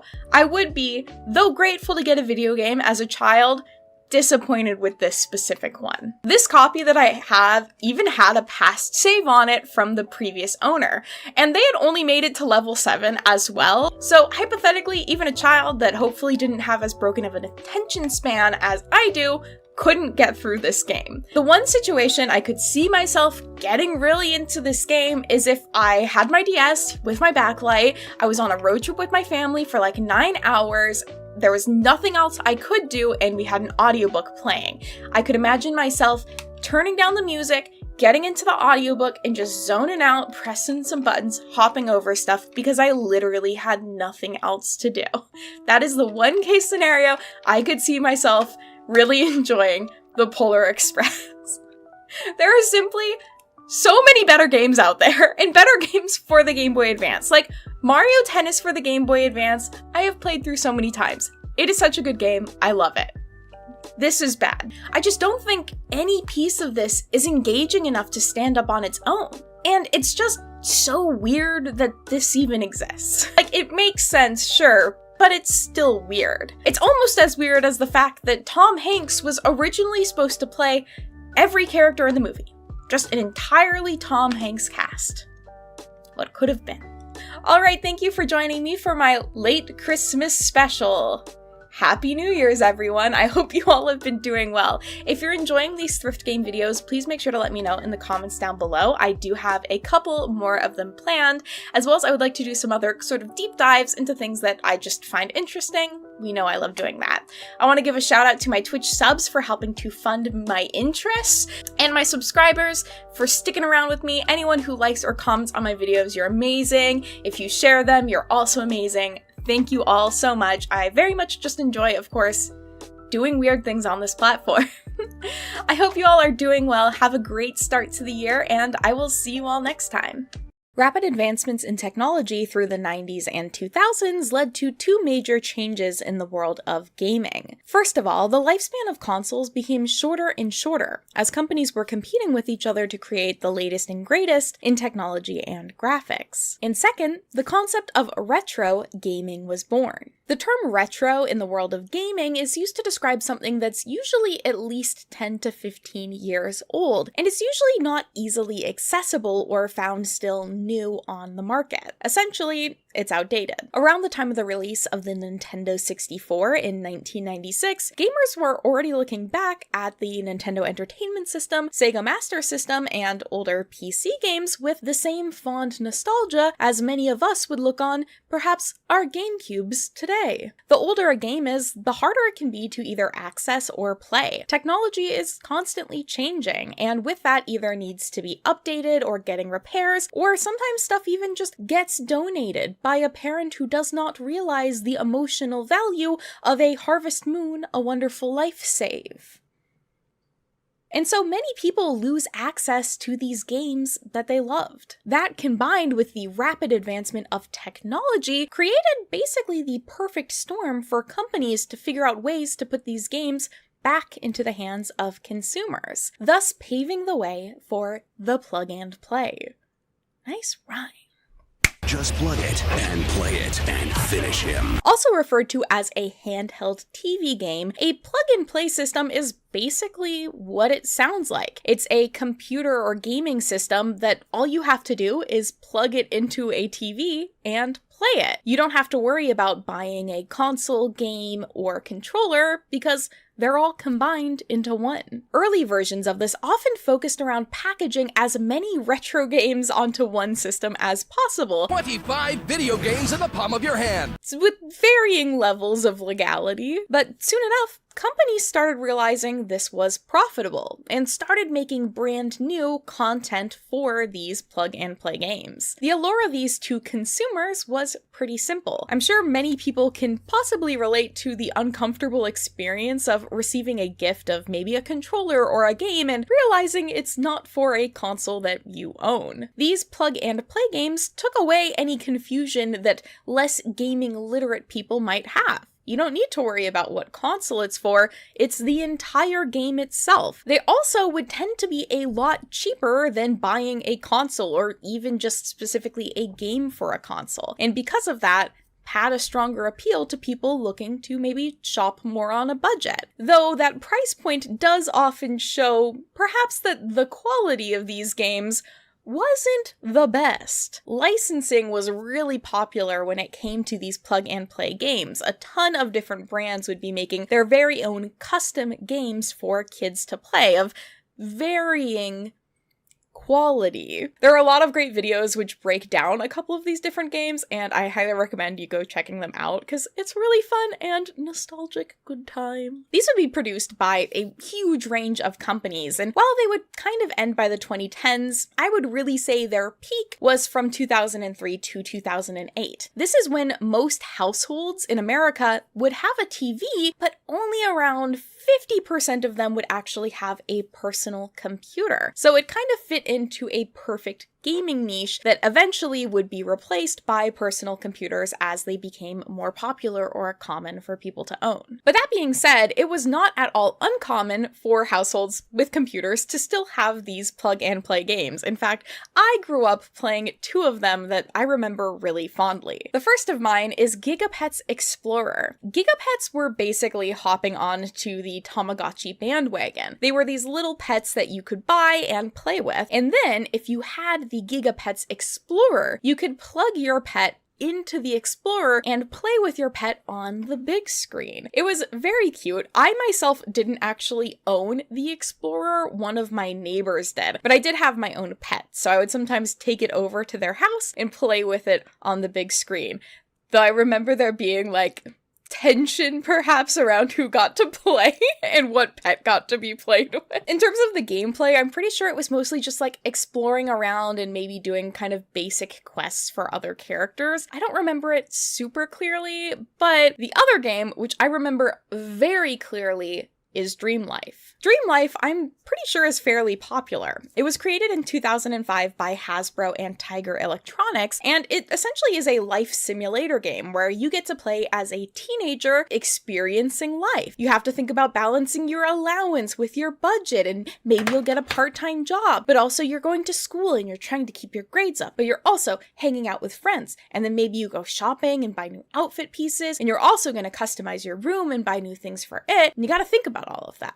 And I loved it. I have really fond memories of me and my sister playing this a lot. It came in this like weird spherical kind of play set that had this controller inside it, which looked very retro futuristic and cool. Like, it was a simple game at the end of the day, but it was colorful and fun, and I really enjoyed that sort of gameplay, especially as a kid. So I know I played through the entire game a fair number of times. Nice! The power to live your dreams is in your hands. Introducing the Dream Life game. But speaking of technology in a more general sense, Bratz was definitely on top of things. Bratz is a great example of a brand, much like Hobbie, that was really sticking its artwork on anything they could. It had bedding, it had toothbrushes, it had toys, and of course, they had their technology. Electronic safes, radios, CD players, alarm clocks, phones, DVD players, TVs, cameras, microphones, and more were created specifically for Bratz, alongside, of course,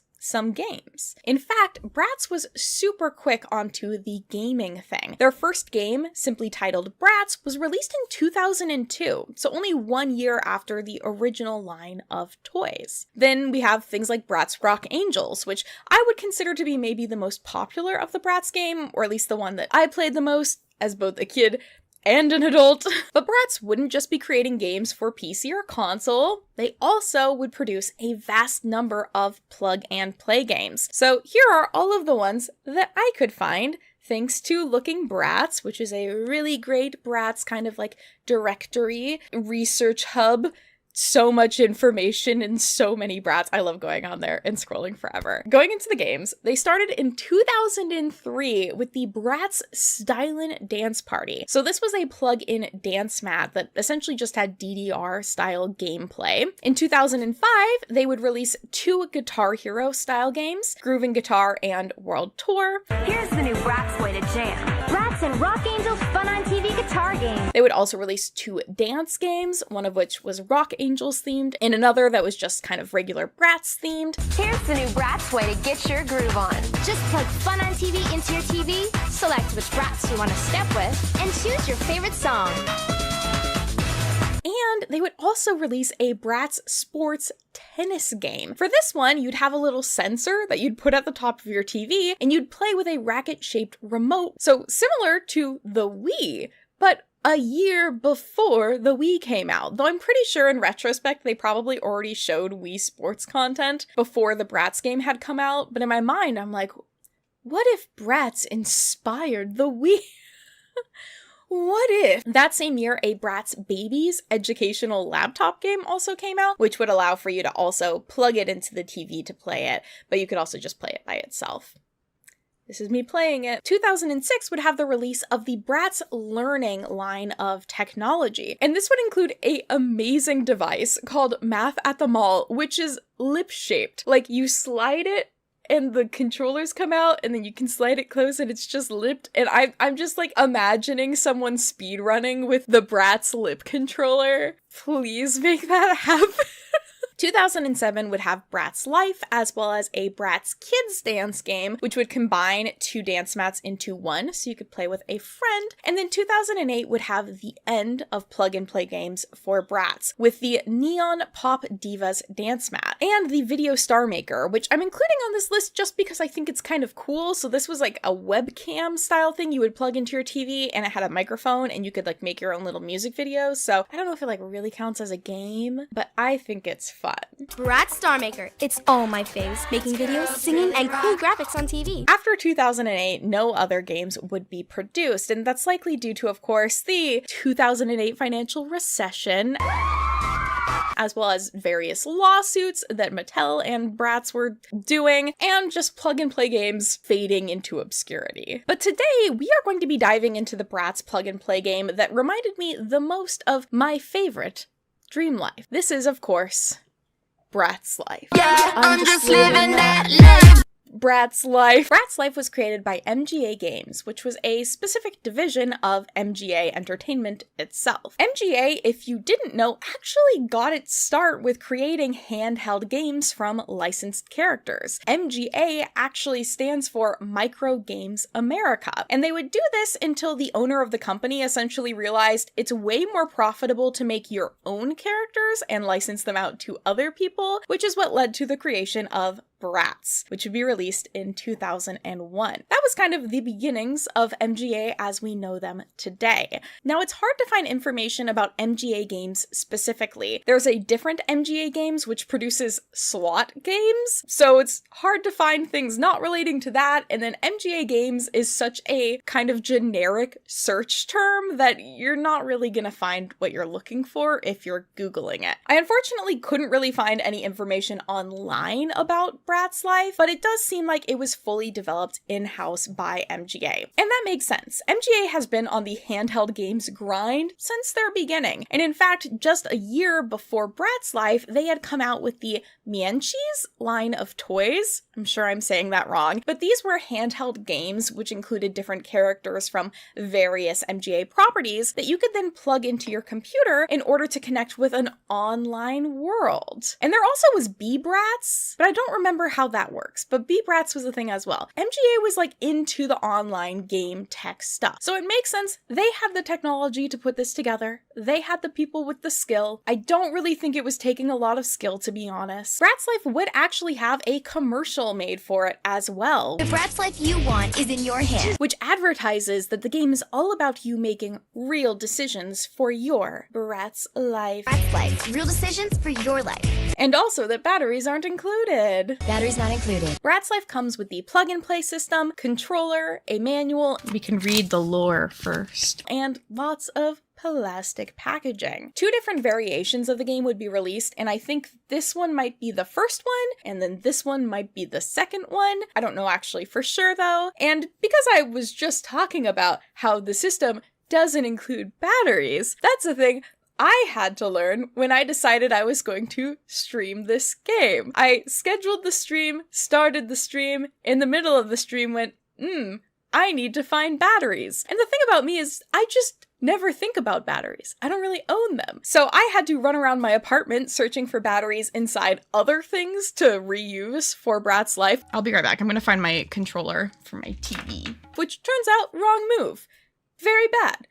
Not very Bratz Life of me. Because in case you missed out on a battery safety lesson in life, using older batteries with low charge can be bad. Your game is going to look haunted as the life is slowly drained out of it. Guys, I found this game at a garage sale, and then when I went back, the house was never there. Or the battery might explode inside of your Bratz Life. Okay, I'll buy batteries. Guys, I got paid today. I'm not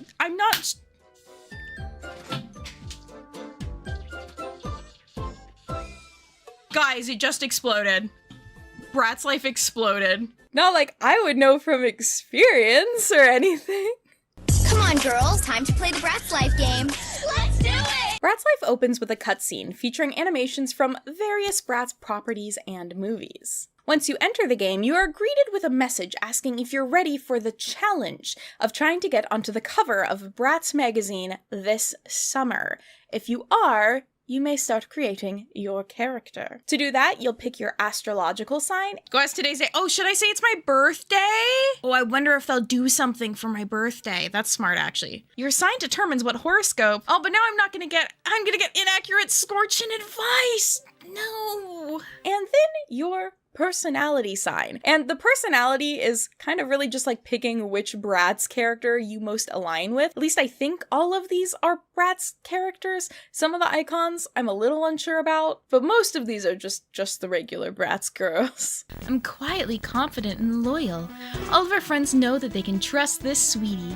Inspired by timeless trends, she loves skirts and dresses that can go from school to the mall with ease. I love that the Bratz day to night equivalent is school to the mall. At this point, I had started struggling with using the controller. It is very simple, yet it is very strangely utilized. So this top button, this is your direction pad so you can move around, but then it has a enter button, a random non-button in the middle. I was gonna say there's a middle button, but there isn't. It's a fake button. Virgo, cancel, and menu. And the game just wouldn't be really consistent about what button it wanted to use for selecting. Oh, press the menu button. Oh, now it wants me to press the A button to select things. Why is it changing up the controls on me? This is This is very stressful. And it's like, I don't make the Bratz life rules, but I don't know if anybody's making the rules. What is going on? Entering into the character creator, we really start to see the limitations of the Bratz life technology. Our Brat is a pretty flat 3D model with really limited hair, makeup, and outfit options. I was trying to remember how this compares to the Dream Life character creator and ended up looking it up and was shocked by how much more in-depth Dream Life lets you be versus Bratz. With Dream Life, you have different style options, you can change the color of the hair. It ends up looking a lot better and feeling a lot more robust. Like, the art style of Dream Life is just really nice looking. It was definitely created with intent. Whereas Bratz, sometimes stuff just looks bad. Very limited styles. And there aren't a lot of options. So it's like, it's bad and no options. During the character creator, you also get to choose your base bedroom, which you can then go through and decorate and buy things for, similar to Dream Life. Bedroom 1, 2, or 3. Everybody quickly type. You have like 2 seconds. I'm seeing a lot of 3s. I'm seeing 1s and 3s and some 2s. Oh no. Okay, I do think 1 is the cutest, but I think 3 is the most similar to my childhood bedroom, so I'm gonna pick 3. We were duped. Okay, well, last time I asked you guys what room I should pick, and then everybody was all upset that I chose bedroom 3 instead of bedroom 1, because it was like, we voted on bedroom 1. Mary is a dictator. This isn't fair. Okay, I'm gonna pick bedroom 1 now. So everybody's happy. The actual gameplay is really centered around your phone in the game. So there you can see your calendar, check your horoscope, and see your popularity and fashion sense levels. The 2 things that really matter. But most importantly, you get text messages. So the game really starts off its gameplay loop with you getting a text message from one of the Bratz characters. Now, the character that texts you, I believe, is based off of whose personality you choose. So I chose Chloe. I got a text from Chloe saying, hey, I have a friend I think you should meet up with. You're given a yes or no option. If you say no, the event will be added to your calendar and you will have to do it later in order for you to progress in the game. If you say yes, you're gonna head to the juice bar. This begins one of the many challenging aspects of the game, picking the right conversation options. For this, I had to really get into my what were the social norms of 2007 headspace, which frankly, I don't think I had in 2007. Wait, am I like, is this like a dating sim? Should I be trying to build my relationship with her? But as you navigate this conversation about your likes and dislikes, you're either going to connect with and become friends with this Bratz, or she will think you are uncool. R.I.P. vegetarians. Ew! Okay, Jade. The goal is, of course, just general popularity, so you want to make as many friends as possible. I just happen to know a really good crazy coincidence. I'm like furiously Googling on my phone to the side. But the good thing is even if you mess up this conversation, you can just keep doing it until you get it right. This time we're gonna be friends. Imagine someone doing this to you, like coming up to you and just like slightly changing their answer. Which is, of course, how friendship works. If you don't agree with somebody, just lie. And then you become best friends. I am cool. You're right. Once you do become friends, you'll get another text message taking you away to your next minigame. This one is called Fashion Blitz. In this game, it's your goal to create 3 outfits for friends within a specific budget that's as fashionable as possible. Which makes sense, right? Wrong. Because you see, there's no way to really know what is considered fashionable by the game. I could never figure this out. The first time I played through this, I just tried to make outfits that I liked, and I got the worst ratings possible. What determines the fashion? 1?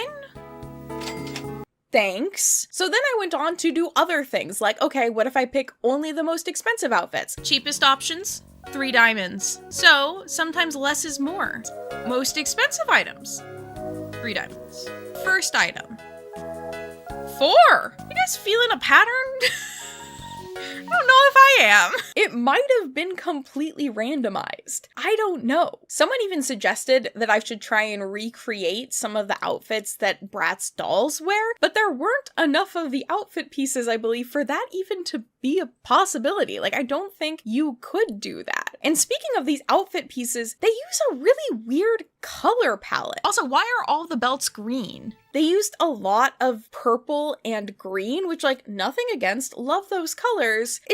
They ended up looking really kind of murky and weird. The color palette in the game is just like not at all what I really personally associate with Bratz. And the makeup, again, looks so bad. Some of the makeup styles were obviously specifically designed for certain skin colors, but like this is supposed to represent Sasha, main character of this brand.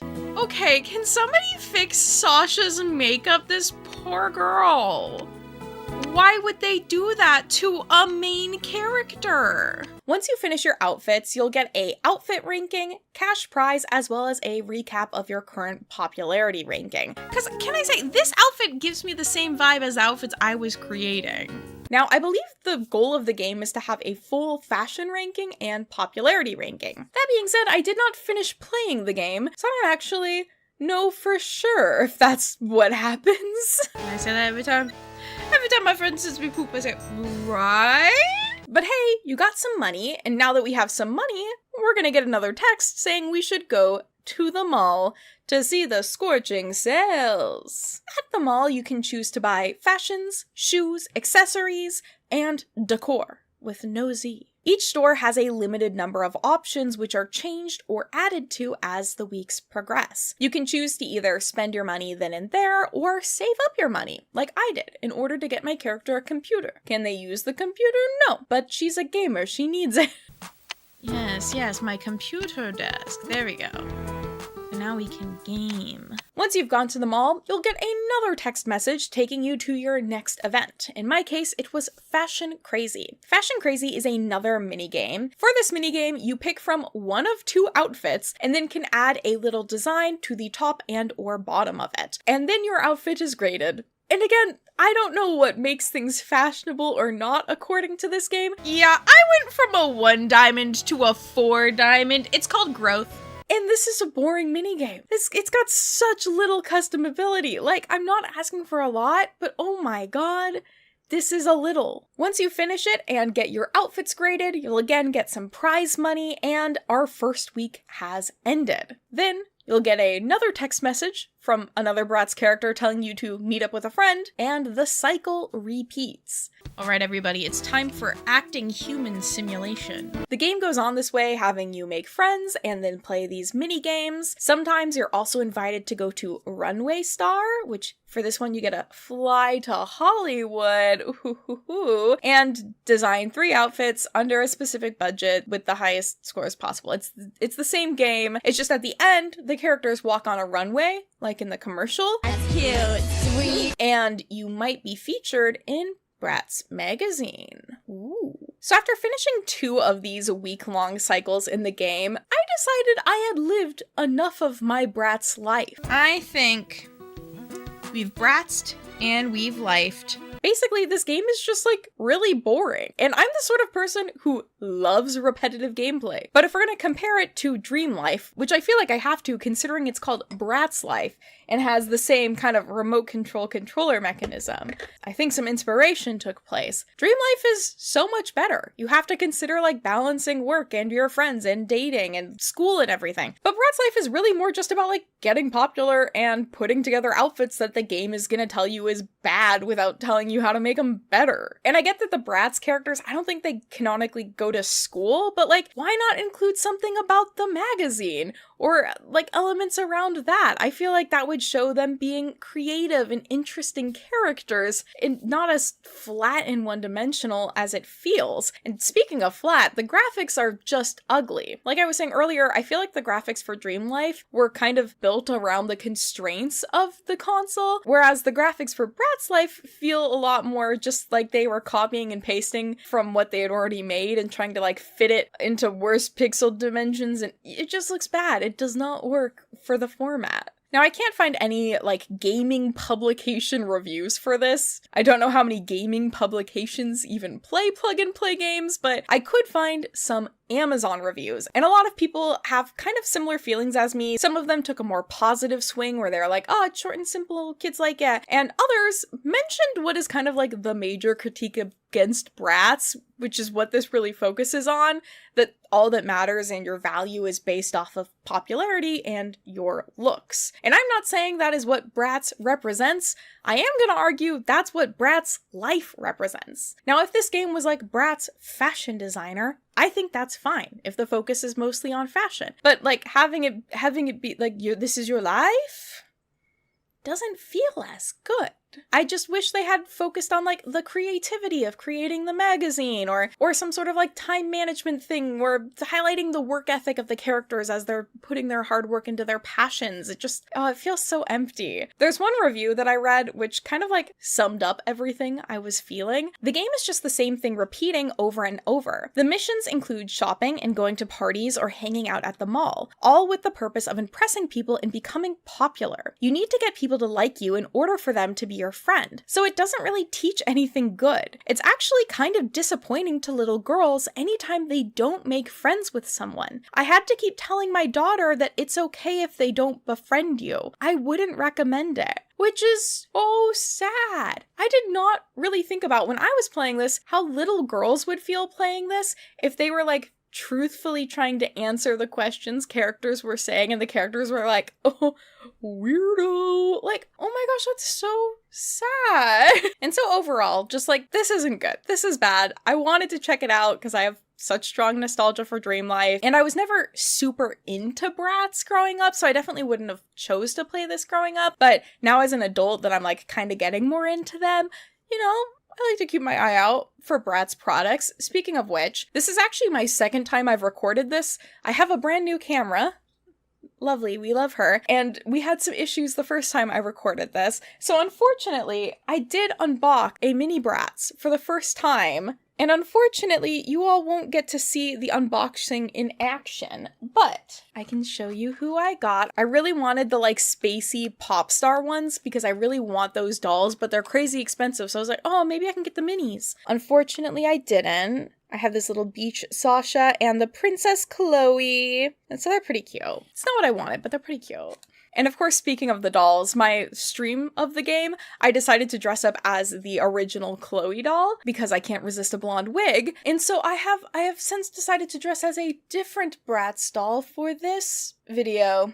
If you know who, put it in the comments below. I hope it's obvious, considering how much work I put into styling this wig, which also some of you were very impolite about my wig in the last video. I understand that not everyone can appreciate the nuance of a wig that I personally partially destroyed in order to create an 80s prom queen vampire look for Halloween 2 years ago. I understand not everybody's into that, but I worked hard. And also, nobody look at the lace. I know the lace does not match my skin color. Okay, guys. I try so hard here. Thank you all so much for joining me today. My next video, I'm pretty sure, is going to be a doll brand deep dive. So if you're more into that, don't worry, stick around. Next one's that. Also, sorry for the slower production of videos in general. I've had just a bit of a weird month. One of my kitchen lights started leaking and I've been dealing with just apartment stuff and life stuff. So we're trying to keep on top of things, but I hope you all are doing well. If you enjoyed this video, feel free to give it a like, subscribe if you'd like to see more, and I'll see you all next time. Bye! Silver medal syndrome is a phrase that's been coined to describe the feeling of disappointment that people get when compared to those who get third place or bronze. The idea is that if you get second place, you're more likely to focus on how close you were to getting first place, rather than if you get third place, you're more likely just going to be happy that you placed at all. Second place can be a disappointing, frustrating, and even forgettable experience, and oftentimes you're then forced to really focus on every little thing that you did and figure out a brand new technique in order to get you into first place next time. And one brand who has had to time and time again sit with the dissatisfaction of second place is Pepsi. That's pretty good, actually. In the world of soda, Coke is getting gold, and for most of its existence, Pepsi has been considered second best. but not for lack of trying. In its history of rebrands and world building, Pepsi's tried a lot. But one thing they've tried that's a little unusual compared to other food brands is Pepsi actually created its own doll line. So for today, we are going to be diving into the history of Pepsi, soda doll collaborations, and the Pepsi GenerationNEXT doll line. Move over, I'm next. Move over, I'm next. Sorry for the interruption, but we would just like to say... You look so uncomfortable. I would just like to say a quick thank you to Sedata for providing the desk I am editing this video at and filmed it at. A few months ago, Sedata actually reached out to me about sending me one of their desks, and I got to pick from their very wide selection of different designs. All of these desks are ones that you can build yourself, which is my favorite thing when it comes to furniture, and they sent one my way. I put it all together. I loved it. And then, as many of you know, my apartment complex had a fire, and unfortunately a lot of my furniture ended up being damaged from that, including the desk from Sedata. Thankfully, I was able to get a replacement in a slightly different style. So I have now tried 2 different desks from them, and I love both. They have just such a great variety in styles. The current setup I have, I adore. There's a shelf that my PC and my printer fit on perfectly, as well as some really great display shelves. And you all know I have a lot of stuff to display. So I wanted to say a thank you to them for not only sending a desk my way, but also being really patient with me, because this video is supposed to come out 2 months ago, and obviously some life stuff happened that made that a little hard, and they've been very patient with me, which I appreciate. So if you all are interested in getting a new desk, I'm gonna put a link to their website and their Amazon storefront in the description down below. So thank you all for listening to my spiel, and let's get back into the video. Pepsi was invented in 1893 by Caleb Branham in New Bern, North Carolina, with the goal of creating an appealing fountain drink which would aid in digestion and boost energy. The drink was originally called Brad's Drink, which just is a great name. Why would they change that? But it was renamed to Pepsi Cola in 1898 because it was specifically being advertised to help with dyspepsia. I don't know what that is. What is I think it's just indigestion. Dyspepsia is chronic indigestion. Could be a symptom of GERD. Shout out to my GERD girlies.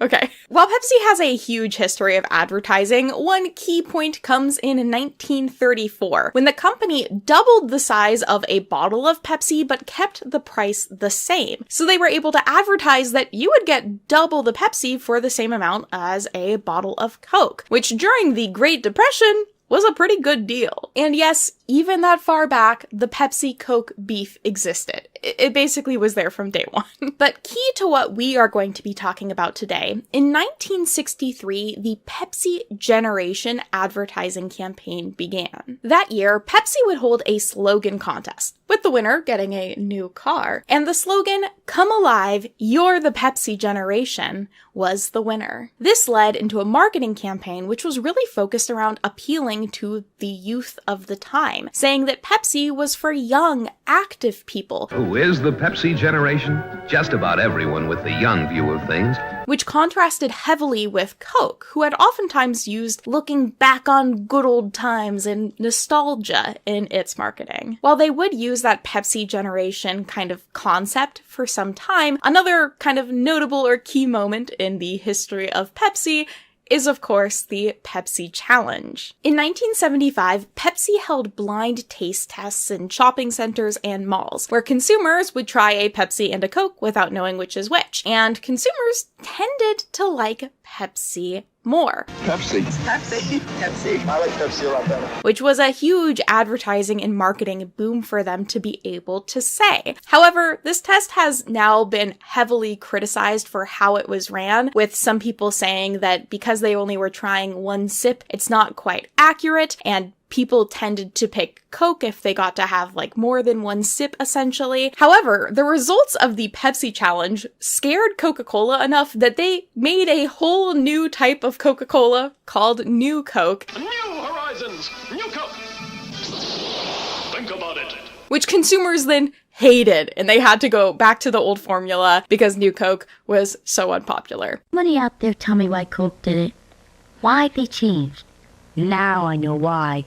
I just think that that's a fun little bit of history, not super related. So Coke and Pepsi continue their fight, and in 1985, Pepsi decided it was time to bring back the generation branding. This was through the Choice of a New Generation campaign, which were a line of commercials that featured Michael Jackson, Tina Turner, and David Bowie in them to highlight that those young, hip artists all preferred Pepsi as their beverage of choice. And then in 1997, it was time for the next generation. This would be the GenerationNEXT marketing campaign, whose commercials featured the Spice Girls, as well as Britney Spears, the most iconic Pepsi drinker in my mind.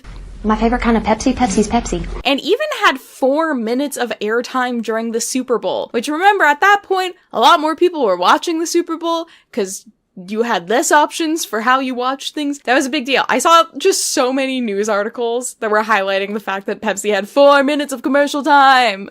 4! That's crazy! With each era of branding that the company would go to, merchandise always would play a role. I feel like especially in the 90s, it was a great time for putting a brand logo on a piece of clothing or a journey or a bag and selling it to people. And GenerationNEXT had a fair amount of clothing and products made for it. But one piece of merchandise that I personally had never really expected to see from a soda company was a doll line. You're in the Pepsi generation.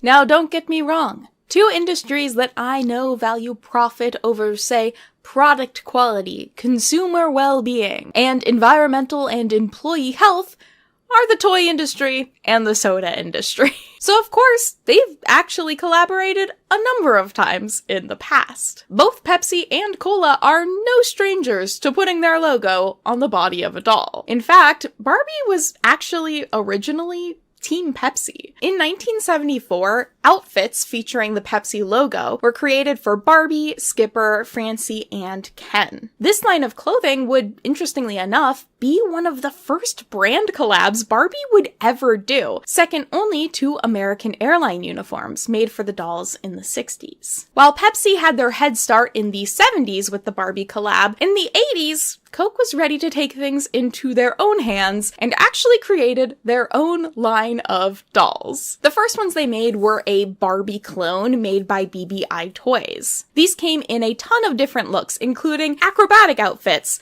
sportswear, Hawaiian look, and casual. I believe all these dolls essentially looked the same appearance and hair-wise. They're all white. However, I will say, I do really like the packaging. I love the rainbow branding. It's really cute. This line would also come with a lot of outfit packs, including this stonewash one, activewear, casual wear, some boy outfits, and accessories. BBI would also make a Coke kids line of toys, which is a great name. And these feature like chubby little kid dolls and some outfit packs as well. While I don't have too much information about BBI or Big Box International, they would also create a line of toys called Bear It in Mind with bears who had different careers, which I love. That is fantastic.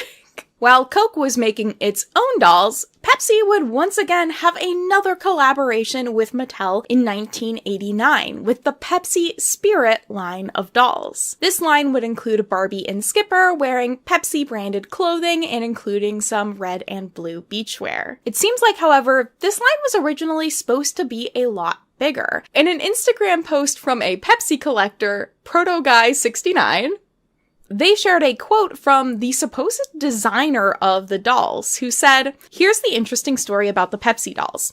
I don't remember exactly what happened, but my friend who was the marketing person at the time reminded me. In 1989, Mattel partnered with Toys R Us to make exclusive Pepsi Barbie and Skipper dolls only sold at Toys R Us. They were called Pepsi Spirit Barbie and Skipper. They sold well, and Toys R Us had Mattel create more Pepsi Spirit Barbie dolls with Ken and all the friends, which I designed. They were submitted to Toys R Us, and before going into production, Toys R Us decided to cut Mattel out of the deal, and they launched some dolls they called GenerationNEXT Pepsi dolls, which were knockoffs of Barbie. So the Pepsi Spirit dolls we have here were never put into production, and they're one-of-a-kind prototype dolls and outfits. The outfits all have hand-cut-out labels and logos. So this post does not include the designer's name, and so we're gonna have to take all of it with a grain of salt in general, but it is really interesting to get to hear a little bit of behind-the-scenes stuff and get to see some of those prototype dolls as well. Moving back to Coke, they would once again release another line of Coke dolls in 1993, these ones being made by the Ertl Company, or ERTL. But in 1996, for some reason, the tides would change, and Barbie would decide that Coke was now her beverage of choice, with Mattel releasing a number of different sort of historic styled Barbies in collaboration with Coca-Cola. And Pepsi was once again playing second fiddle. Apparently the Aurora is visible right now, but I need to film this, so we are not gonna get to see the beauty of nature.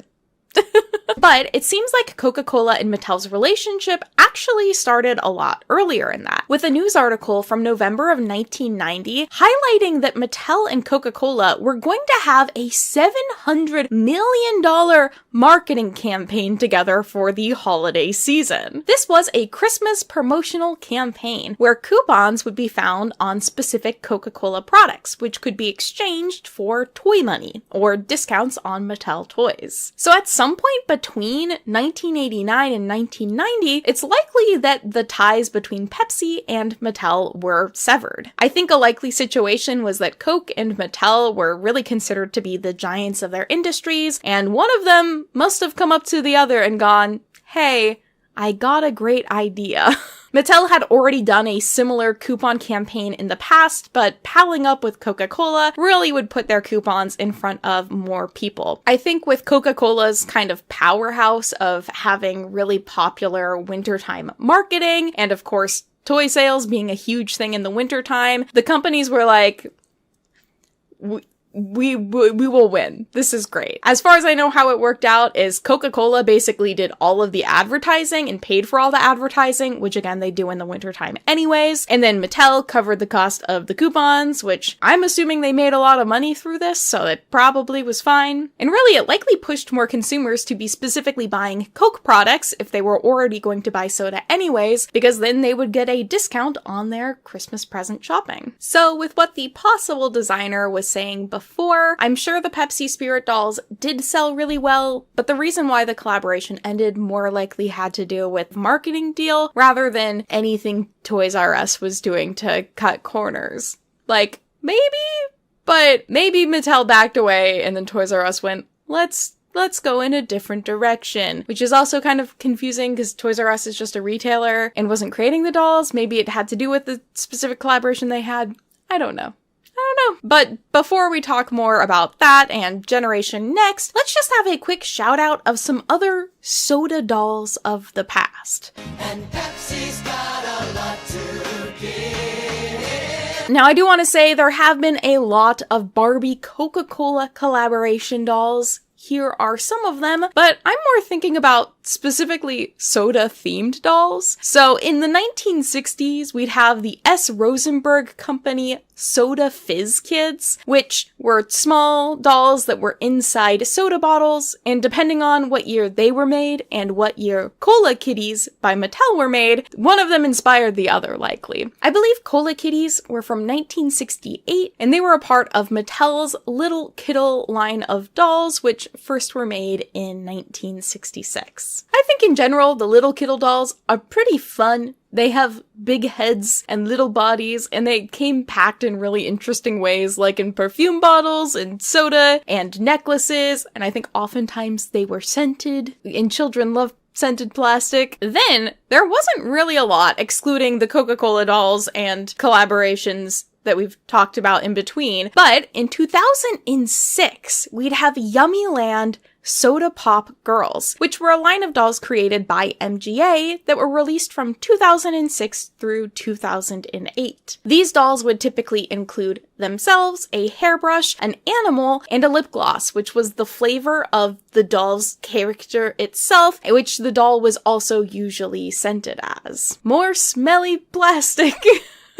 The lines of Yummyland dolls included the original 6 dolls, as well as cream soda dolls, Sundae Pop, Candy Pop, Flower Pop, Smoothie Pop, Ice Cream Pop, Pets, Snow Cone Pop, a soda shop, bubble van, dress designing, and necklace making playset. Well, I love the theming on these. I love that they're packaged in soda bottles. I feel like I clearly remember seeing them on the shelves. I doubt I would have liked that they were scented. Again, I feel like scented stuff, especially scented toys, end up being really like strong smelling and kind of sickly. And I didn't love it. And I'm assuming a lot of consumers didn't because the brand would disappear. But then reappear in 2024. MGA would revive the line, though with dolls that look very different to how they did in the past, but these ones would still have their iconic lip glosses with them. And while it's not specifically soda theme, in 2001, the Britney Spears doll line would actually release 3 dolls where she's wearing the outfits that Britney wore for her commercials. I did not realize how many Britney Spears dolls exist. Guys, there are so many Britney Spears dolls. They're everywhere. But speaking of Pepsi, in 1990, Mattel had broken that long-standing partnership with the brand, and Pepsi had to follow in Coke's lead in the past and work with a smaller company to create their own line of dolls.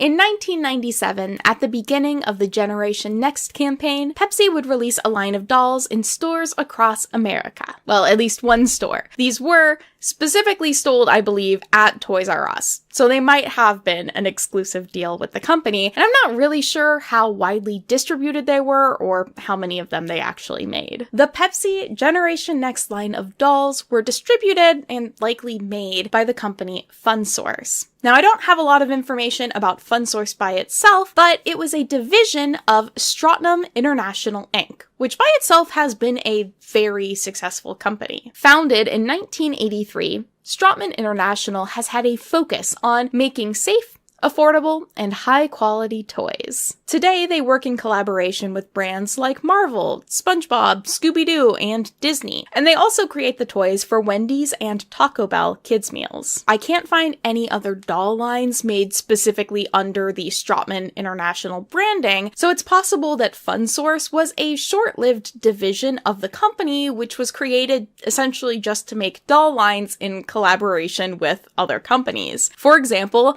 the Hey Macarena doll, which included a tape so you could listen to the Macarena while making your doll dance to it. They also continued that idea with this Island Princess Hula doll. FunSource would also reissue the Cupcake dolls in 1998 after the line was dropped by Kenner in 1992. Doll companies are so weird, guys. They're just, oh, we're not gonna make this anymore. You can, okay? What? But other than those, I can't really find any other dolls that the company produced, other than our Pepsi GenerationNEXT girlies. The Pepsi line consisted of 3 dolls, tie-dye outfit, black walking outfit, and beach party. Woo! Each of these dolls was designed to fit into a sort of like brand and identity that Pepsi thought would be really hip and kind of fit in with what was cool with the young generation, the young Pepsi generation. I'm getting brain blasted remembering the song I Generation, which goes, hey, you're part of it, talking about the I Generation. And that's just what I think about with Pepsi now. That wasn't their song. They didn't, not related at all. Each of the dolls had their own kind of, not really like poem, but message on them that shared these ideas that Pepsi had. So the tie-dye doll states, my philosophy on life is Love it. At school, my friends and I are totally slammin'. We are in all the coolest classes and hang out with the top of the line. We're even honor students. Way cool. In Council Club, my generation helps our community whenever we are needed. We do everything, from assisting senior citizens to raising money for charities. For fun, we cruise the mall and look for wow. Sometimes we rage at the clubs with the latest dances. I am kind, helpful, and an achiever. I make a difference. So together, let's make the world a special place. That's why we're GenerationNEXT. TM. It just has such strong hello, fellow youth energy. Like, to be fair, I was alive then. I was 1 year old when this came out. So maybe this aligned with the 12-year-olds of the time. But it's feeling really cheesy to 29-year-old adult as me. Oh god. It looks like it's possible this retailed for $9.99, which would be about $20.28 today, and I found a clearance price for it being $5, so more around $10, $12. They weren't crazy expensive. Some of her key features. She has super long blonde hair, like crazy long hair. Kind of ridiculously long. It very much is giving they got the heads and did not cut the hair energy. So she has like a little nice red cardigan on her waist. She has the tie-dye shirt. She's wearing khakis. She comes with a pair of boots as well as a kind of cute messenger bag that does say GenerationNEXT on it. And she should have a Pepsi bottle. Mine is sadly fallen down to the side. But I do think she's pretty cute. She has a really intense smile. Like, you can see her bottom teeth. She got a big smile for you. The black walking outfit doll has the following message. My philosophy on life is, it's a journey. Just got back from a power walk. Wow, what a rush. Adrenaline is awesome. When I relax, I always enjoy a cool, refreshing Pepsi. Exercise gives me time to think about my future and the dreams I have for myself, like traveling to exotic faraway places. That's why I'm studying to become an astronaut. I'll be so mass. What is that? What is so mass? I'm totally into the environment and aware of the earth. That's why my generation recycles. I am confident, considerate, and accomplished. I make a difference. So together, let's start on the adventure of a lifetime. That's why we're GenerationNEXT. So this doll is wearing her hair down, and she also has a bag and soda bottle. Kind of similar energy. I love the juxtaposition of her being like, I love to work out and then enjoy a refreshing Pepsi. My sport drink, my pre-workout of choice, and post-workout, apparently. And then lastly, we have the Mega Beach Party Doll set, which there's so many trinkets in this one. So this one says, it's a totally amazing day, so me and my friends are packing the wheels and heading for some rays and waves, so jump on in. We just need to mellow out and chill, so we're heading for Sanctuary, the beach. We've brought along all the cool party accessories and a wow time. Check out the windsurfer. Work that surf. I'm always careful to make sure I use ample sunscreen. Shout out to that. And if the heat's blazing, under the umbrella I go. The cooler's packed with our favorite libation, Pepsi. Gotta have it. Libation? Who says that? And the Barbie smoking with Fab Eats. The guys are really into that game of beach ball. Hey, watch it. The sun has started to make its way out of here, so my generation's purging our area and sorting out the recyclables, taking extra care that marine life won't be harmed by our visit. I make a difference. So together, let's care about each other. That's why we're GenerationNEXT. I believe this one was retailing for $14.99, so that would be around $30. 44 cents today. Which, as much as I love that she comes with so many trinkets, they just look so cheap. They really do. So all three of these dolls have been advertised as being posable, but they don't actually have elbow or knee articulation as far as I can tell. And while it's not really possible for me to know what Pepsi had in mind in terms of the longevity with this line of dolls, they don't exist out of these three that were released, and many of these seem to have gone on clearance. Like, usually if I'm finding listings of them, they have some sort of like clearance sticker on them, so I don't think they were like falling off the shelves. I don't think people wanted these. Barbies. And speaking on the commentary from, again, the possible doll designer from before, they seem to imply that these dolls were the reason that the Pepsi Spirit line of Barbies died, which, again, we know is probably not the case. It's probably the Mattel shifting their marketing alliance. I think it's pretty unlikely that this line of dolls had much to do with the original line, other than maybe Pepsi being like, oh, we made dolls before that did well. We could do that again without Barbie. Foolish things people have said. Sorry, I have to pat the cat now that my hand's over here.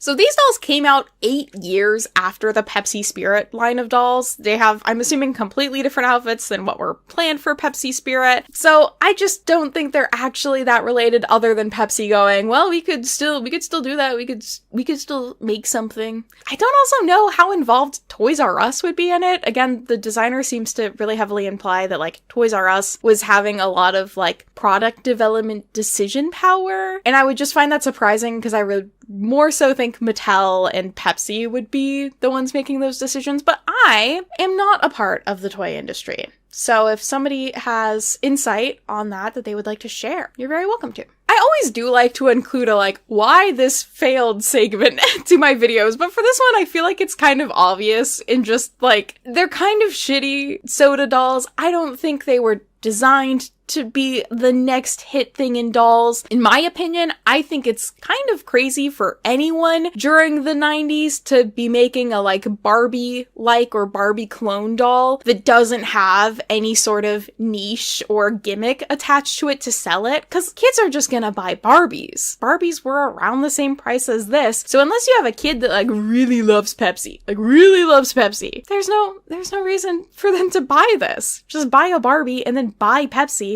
and drink it. Cheers. The 90s in general, I think, is an interesting time period, not only for dolls, but also in terms of like diet culture getting kind of crazy and interesting. And you have things like the Atkins diet getting really popular, while also the United States reaching its peak in soda consumption in 1998. So we had like a lot of people drinking soda, but then also this like crazy diet culture that was happening. So I just have a feeling that parents weren't really like, yeah, I'm gonna buy my kid this soda brand doll.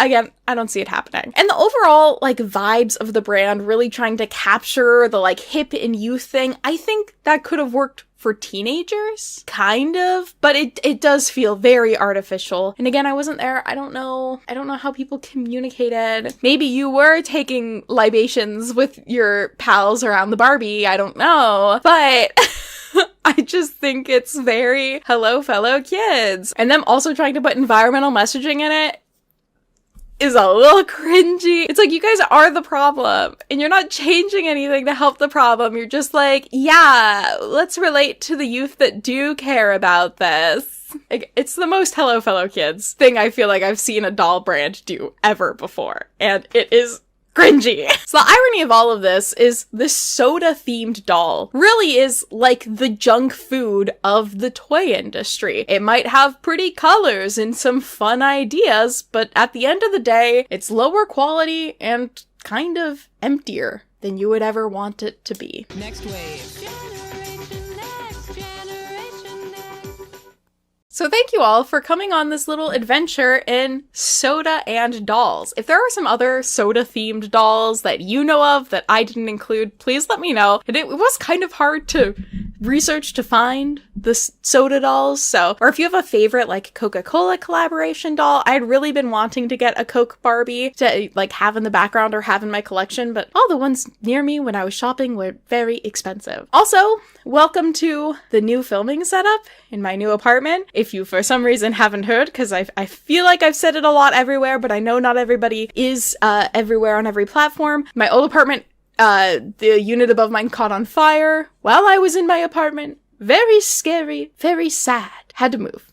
Had to move a few times. So I'm kind of settled again in a new place. This is the first thing I filmed in here, so hopefully everything went okay. Thank you all so much for joining me today. I hope you all are having a great autumn, fall. Stay warm, stay cozy, enjoy a delightful beveragino, libation, as the kids say.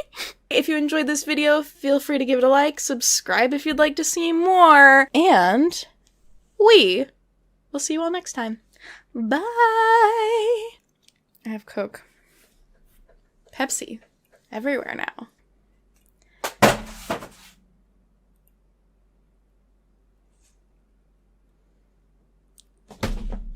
First video in the new apartment. Now sit back, relax, and enjoy this exciting video from Mary. Something that perhaps ages me a little bit is that I am a dedicated CD collector. To this day, whenever one of my favorite artists releases an album, I almost always buy a CD as long as there's one available. I'm looking at you, Lord. While CDs can be a really great way to support artists and also a way to ensure that you have access to this media regardless of what happens to streaming services, my personal drive to buy CDs is more just a habit that formed from my childhood. One of my favorite Christmas memories was Christmas of 2001, where both myself and my sister were gifted our own CD player. I had this really cute Hello Kitty one. I'm pretty sure my sister had this Barbie one, which came with a microphone, which I remember being very jealous that hers came with a microphone. And the CD player would frankly provide so much joy and comfort for me. Even once I got an iPod, I was still buying CDs and burning them onto iTunes, but also listening to them on my CD player. And with that CD player on Christmas, my parents also gifted me my first album, one that represents not only my childhood, but the experience of many kids that grew up through the 90s and 2000s. And that album was Mary-Kate and Ashley's Greatest Hits Volume 3. Now we need the case to crack. We're two super duper snoopers. As I grew up, it was almost impossible to not know who Mary-Kate and Ashley were. Acting from the very early age of 6 months on the hit show Full House, starring in movies and direct-to-video series through their youth, and having their likenesses merchandised to the moon and back, these sisters were everywhere. And of course had their own doll line. Shout out to the dolls. This isn't about the dolls, but I had this one. While the stories and themes around everything they starred in varied, from childhood detectives Olsen and Olsen Mystery Agency to going to a dude ranch, sounds like a lot of rocks. A lot of old rocks. traveling the world, It says here that Rome streets are paved with the history of civilization. and having slumber parties. You're invited. The Mary-Kate and Ashley brand at the end of the day was all about being young, fun, and representing a sort of idealized childhood. The Olsen twins would create Dual Star Entertainment Group LLC in 1993, which would go on to produce almost all of the media the twins were involved in. In 2003 alone, the company made an estimated $1.3 billion in sales. And as we've discovered in the past, if a franchise exists in the 2000s, and especially if it's one that's making money, it's going to get a game.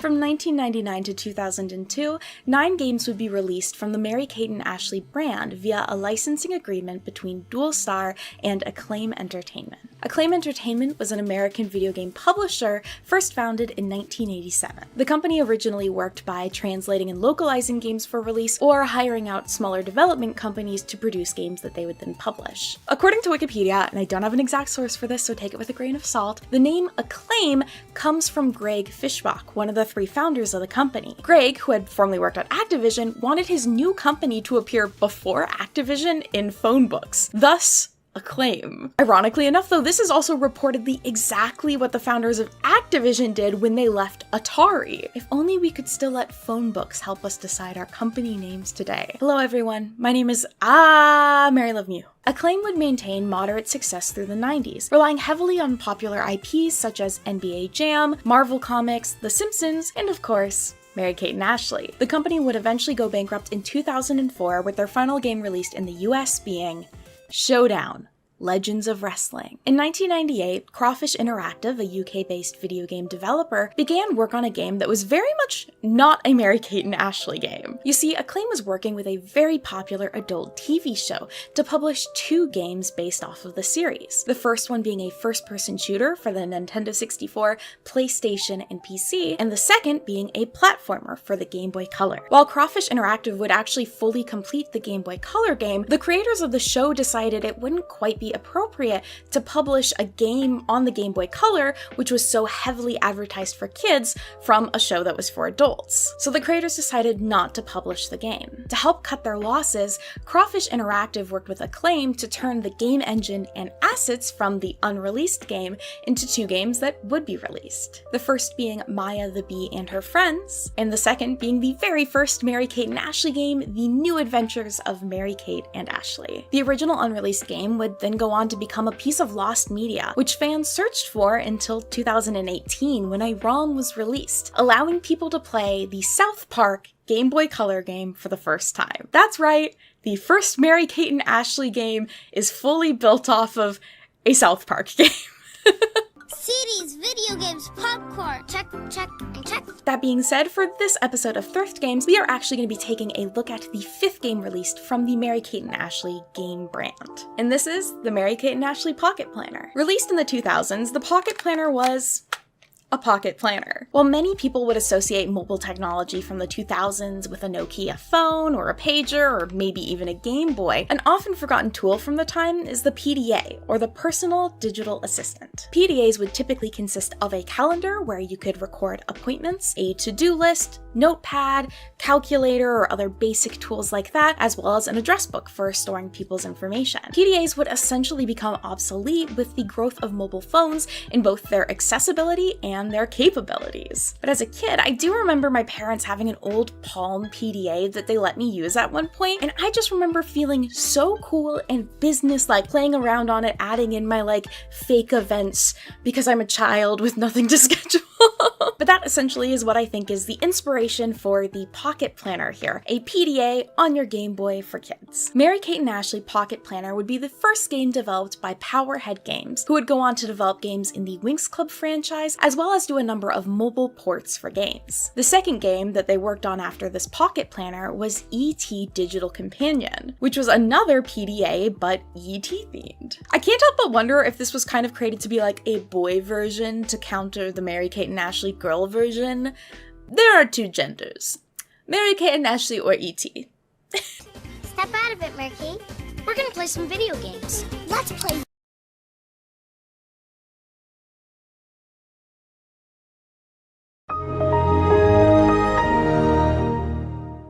Because this game is basically a planner, I figured what better way to test it out than use it as my planner. I honestly do love keeping a written planner. I write down all of my events because my brain does really well when I do that brain to handwriting connection. So my goal was, for this week, instead of using my paper planner, I was going to use my Game Boy Advance as my everyday planner. Or at least that was my plan. When you first open up the game, it will request that you add in the date and time. Thankfully, the developers at Powerhead had the foresight to know that someone would be playing this game in 2024. However, the calendar only goes up to 2027, which means I only have 3 more years to use this calendar to get my life together. Once you've entered in the time and date, you're ready to start planning. So on an exciting Friday night home alone, I went out of my way to meticulously add in all of the information Mary-Kate and Ashley requests for my 411, which is no doubt some sort of tax document I can use to write off all the time it took to fill out all this information. The game will ask for your full name, address, phone number, birthday, and favorite color. So basically a docs with a cherry on top. Are you afraid? The system, however, does have a pretty large library of information, and as you go about starting to type in your answers, it will offer auto-suggestions for many of the categories. When filling out your address information, it can also pull your city and state from your zip code. We consulted our trusty atlas. It was actually able to figure out that I lived in Seattle, Washington, based off of the 98101 zip code that I entered in. Yeah, I kind of live on the gum wall, in case you're wondering. However, I did also test it with 76066, and it wasn't able to figure out that I live in cool Texas. So I'm assuming it only has a library of the more populated zip codes. Sorry, cool Texas. You'll always be cool to me. So once you've filled out all that information, you're ready to have some fun. Just don't forget to feed Clue trademark. The game will then leave you off at what is the normal start screen, which shows you, hey, this pocket planner belongs to so-and-so. Here is all of their personal information, so give it back to them. Or else. I have a lot of plans in there, okay? This page can also have a passcode. However, I never set one because I was honestly so worried about forgetting it and accidentally locking myself out of it that I was like, no, we're not doing that. Turns out that fear would be completely unfounded, but we'll worry about that later. Entering into the game, you'll be able to see a quick overview of your day with the date and time, as well as easy access to your to-do, events, and Gmail. Pressing B or start from here will take you to our main menu, where we can access all of the features of the game, including your calendar, friends list, to-do list, fun stuff, tools, and settings. The calendar is exactly what it sounds like. It's a calendar. It has a month, week, and day view and includes most nationally recognized in the 2000s holidays. You can also add in your own events as well, such as one-time events like when I upload this video, or maybe reoccurring events like if you have meetings or like an after-school club to go to. Like Mary Love Mew Club is every Tuesday and Thursday after school at like 4:30 PST. On twitch.tv/MaryLoveMew. Oh my god, it'd be so fun to see you at my club. The Friends section acts as your address book. Here you can send Gmail, edit your About You page, make profiles for your friends to store their information, and use the matchup feature. If you by any chance are going, Mary, actually Gmail didn't exist until 2004, you are so right. Gmail, as in Google Mail, didn't exist in 2004. However, I believe this is sending Game Boy Mail? At least I personally think so. One review of the game from 2001 labels it as being email for girls, which I just don't like. So I'm gonna assume it's Game Boy Mail because it was mail sent through the Game Boy itself. Just saying. The Gmail messaging system worked by sending messages from your Game Boy Color to others with an infrared sensor on them. Of course, they also needed to have the Mary, Kate, and Ashley Pocket Planner, as well as a Game Boy Color or Game Boy Advance. So you could sort of see this as being kind of like a predecessor to PictoChat. It was a very simplified messaging system, and it also makes me feel very nostalgic because the way you send the messages is just entirely in the subject line, which is how text messaging used to be. And it also reminds me of when you had to go back and read through all your sent messages in order to remember what you had told someone when they do finally respond to your message. The game, of course, also has some preset messages for you to choose from to make typing things out easier. This includes some super convenient messages such as boo, got any gum, and don't wig out. Okay? These messages, along with frankly many other pages within the Pocket Planner, can also be printed out if you have a Game Boy printer. So you can keep physical records of every message you send other people or other people send you, which is, of course, a very normal thing to do.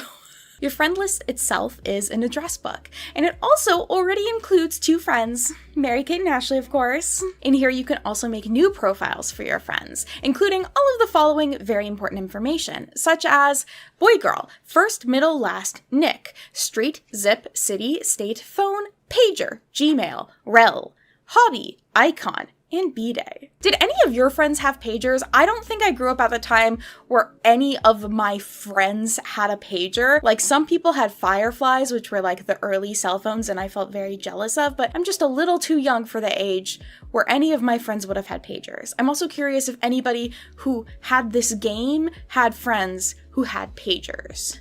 I just don't see it happening. However, I absolutely did have physical address books that I would fill out, or I always filled out the address information in my planners through school because I loved having my friends' information written down. It just always made me feel so organized, and then I could send letters to my friends when I went to summer camp. And it also reminds me of just how much I would lose if something were to happen to all of my accounts or my phone, because I would just have no way to contact my friends. And then last in this section, the matchup mode allows you to enter in your friends' information, and then the system will compare it to the information that you have entered. It will then take that and rank your friendship. A third-party friendship ranking tool is honestly kind of a helpful thing to have if you're anything like me as a kid and maybe kept scores for your friendships and tallied friendship points in your mind. And yes, I am neurodivergent. Next, we have our to-do list, which is both the friend and the enemy of anyone whose brain is too fast for their own good. The game sets you up with a couple of tasks for you to work on, including feed clue, TM, enter friends' names, complete about you, and set your password. All of which I had done. You can also, of course, set up new tasks, and here you can either pick from a list of kind of preset ones or type in your own task that you want to do. You can also assign it a date and time. Some of the presets are helpful, they have different chore options, but then some of them are just very generic, and I just think it's really funny to imagine someone picking breakfast bars as part of their to-do list. Origami. Doll collecting. I know that's on my to-do list every day of my life. And then the fun stuff section is just stuffed with fun. Tough crowd.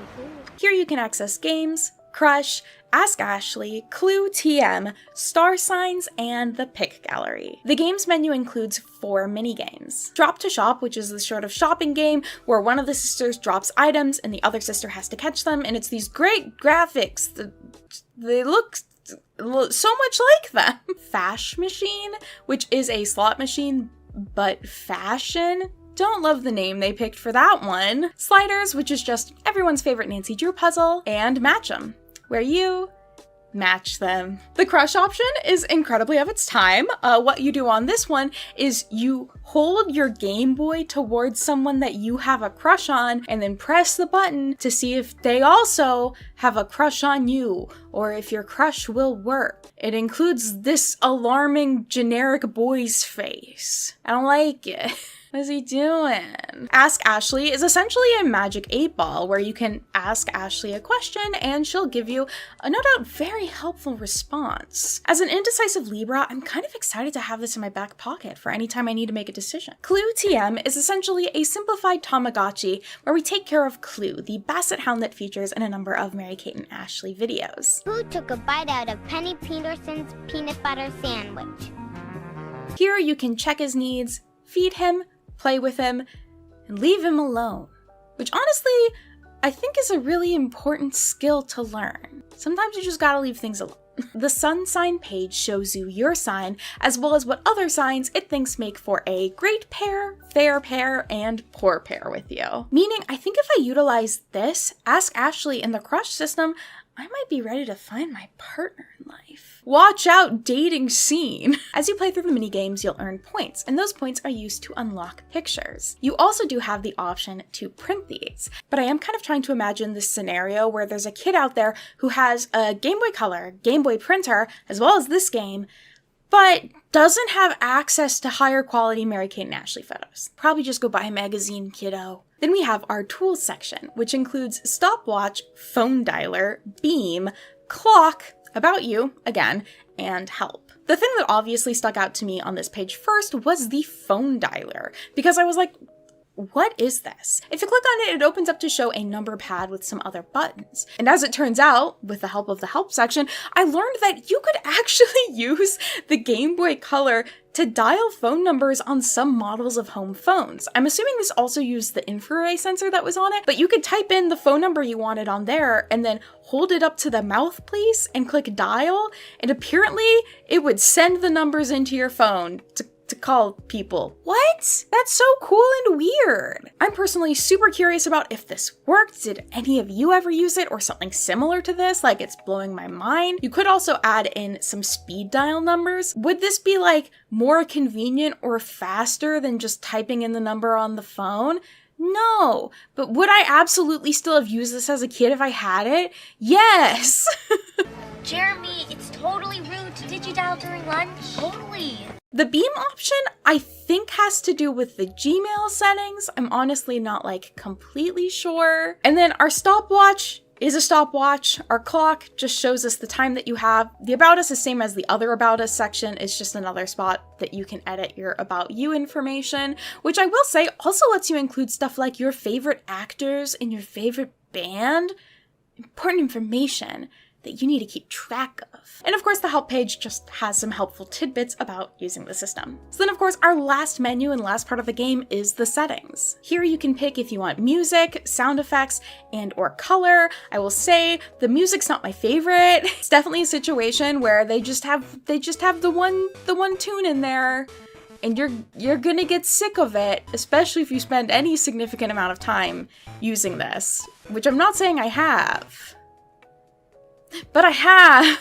You can also reset the date and time, view the credits, make some adjustments to the font size, and you can view how much memory you have left. You see, as you add in events, to-do information, your friends' information, the game is going to use up its memory. And once the memory gets too full, you'll have to go in and remove some of those old events and to-do items you don't need anymore. Look, looking at the screen right now, you might notice that my memory is completely empty. And you might be thinking, hey Mary, I thought you said you went and added in like all of your work events and a bunch of contact information and a bunch of other little tidbits and to-do list stuff for you to do. And let me just say I did. Let me just say I did on a Friday night by myself, and I was planning on using this for my planner for a week. However, something that some of you might have already figured out or realized is that the Game Boy Color didn't have an internal clock. An internal clock is basically exactly what it sounds like. It's a clock inside of a game console that runs 24/7, so regardless of if your console is running, it's still keeping track of the time and date. This is a feature that games like Animal Crossing use heavily, of course, ones that kind of rely on knowing what time and day it is. But the Game Boy Color didn't have one, which means that any games that wanted to utilize a clock, such as for example Pokemon Gold and Silver, actually had to have a battery inside of the game cartridge itself to run its own internal clock. So even if the system was turned off or the cartridge wasn't even plugged in, this clock would still be able to run. But in case you haven't heard, batteries run out of power, and apparently the batteries in Game Boy Color carts were only supposed to last about like 6 years. So you might be thinking, okay, hey, you have to reset the time and date every time you open the game, but that's not a big deal, right? Wrong. It is a big deal. For some reason, the save data in some of these games with internal clocks was tied to that battery system. So if the battery died, you lose your save data. So you can still run the game and play them technically because the energy from the Game Boy itself will run the clock. But as soon as you turn it off, you're losing everything, baby. I can't express how heartbreaking this was to figure out. Again, I was like spending so much time diligently entering all of my like work meetings, all of my little tasks that I wanted to do on the weekend. I was really excited about it. I turned my Game Boy Advance off. I went and did something else. I came back to it because I wanted to check something off my to-do list. And my to-do list was gone. While technically you can change the batteries in Game Boy carts, it also does require a soldering iron, which I don't own and I can't really justify owning. And it's totally not a weird grudge that I have because of 6th grade art club where they made us do a bunch of stained glass for a fundraiser. And I hate doing stained glass. I would just cut my hands and soldering irons are stressful and I just don't want to do it anymore. Whoa, that was awesome. Let's do it again. Steady, Video Queen. We all need a bit of a break. Overall, I do think that this is a simple and cute personal digital assistant. Yeah, it's not doing much that's like technically new and unique, but I do think it kind of hits a sweet spot in terms of it being something that would have been popular at the time from a brand's kid loved and was pretty adequate at what it was doing. I know that there were probably young people that loved this at the time, and I certainly think I would have really liked it as a kid. There was such a trend of kind of like business stuff for kids or like tech that was coming out but kid version, and I feel like this just perfectly fits into that. And I know I would have absolutely loved like putting in my friends' phone numbers and playing the little mini games and feeling very independent and mature and grown up and cool. As for the official reviews for the game, IGN gave it a 7 out of 10, saying it's a good pocket organizer when it's on, but it can't beep an alarm or give you a reminder when it's off like a real pocket organizer would. Also, the calendar isn't as much fun as it should be. It doesn't do anything special like play special Christmas music or sing you happy birthday or special events. This review might be asking for a little bit. It was an overall very positive review and that was kind of its ending comments. I also get kind of weird vibes from this review in general. It feels like it was supposed to be written by a teenage girl, but they don't credit who wrote it. So if like a grown man wrote it, I feel like I would find it kind of uncomfortable. If you get the vibe. It's like, are you being sarcastic right now? I can't quite tell. Nintendo Power actually gave it an 8 out of 10, with them saying, not as dopey as you might think. Great way to start a review. But still, an 8 out of 10 is good. It looks like Telegraph also did a review of it for the UK release, but it's behind a paywall, so we'll never know. But overall, from what I've been able to see, the game got positive reviews. It's cute and simple, but it does what it does well. Wow, so that was just such a fun little Thrift Games look at a Game Boy Color game. I'm sure there isn't anything else to talk about in this video or anything.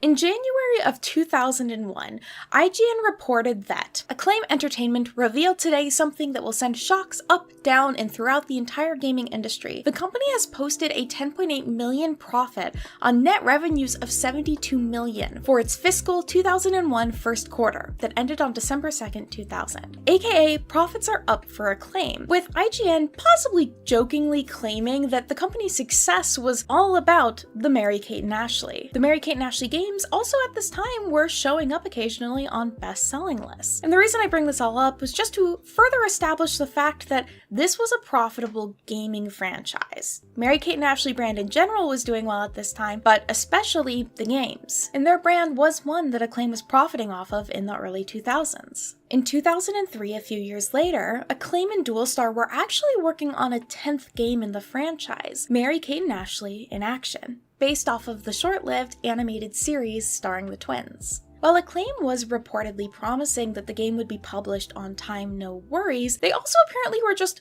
not paying the actual developers of the game, which were apparently a Seattle-based company. Shout out to the unpaid game developers of Seattle. This of course led to the game being cancelled and a termination of the licensing agreement between Dualstar and Acclaim. However, the situation wouldn't end there. As it turns out, Acclaim was also audited and had, maybe perhaps forgot to pay about $177,000 in royalties to Dualstar. Whoops. With the company's attorney, Martin Singer, writing that Acclaim blatantly abandoned the Mary-Kate and Ashley brand and has taken the Mary-Kate and Ashley brand in video games, which had flourished, and has now run it into the ground. Basically, they were like, not only did you not give us what you promised, but you also did a shitty job with what you did do.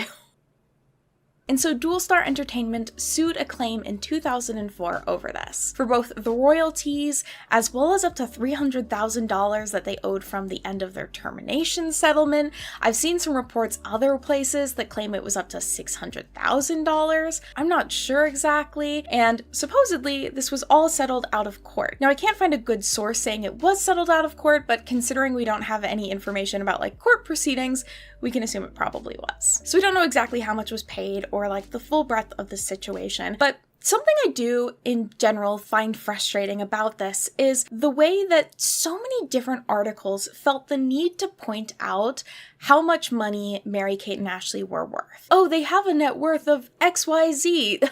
This is like pocket change for them, which I find really frustrating. And I feel like a lot of it comes down to misogyny. Would you have been saying that about a male actor in the same position? Probably not.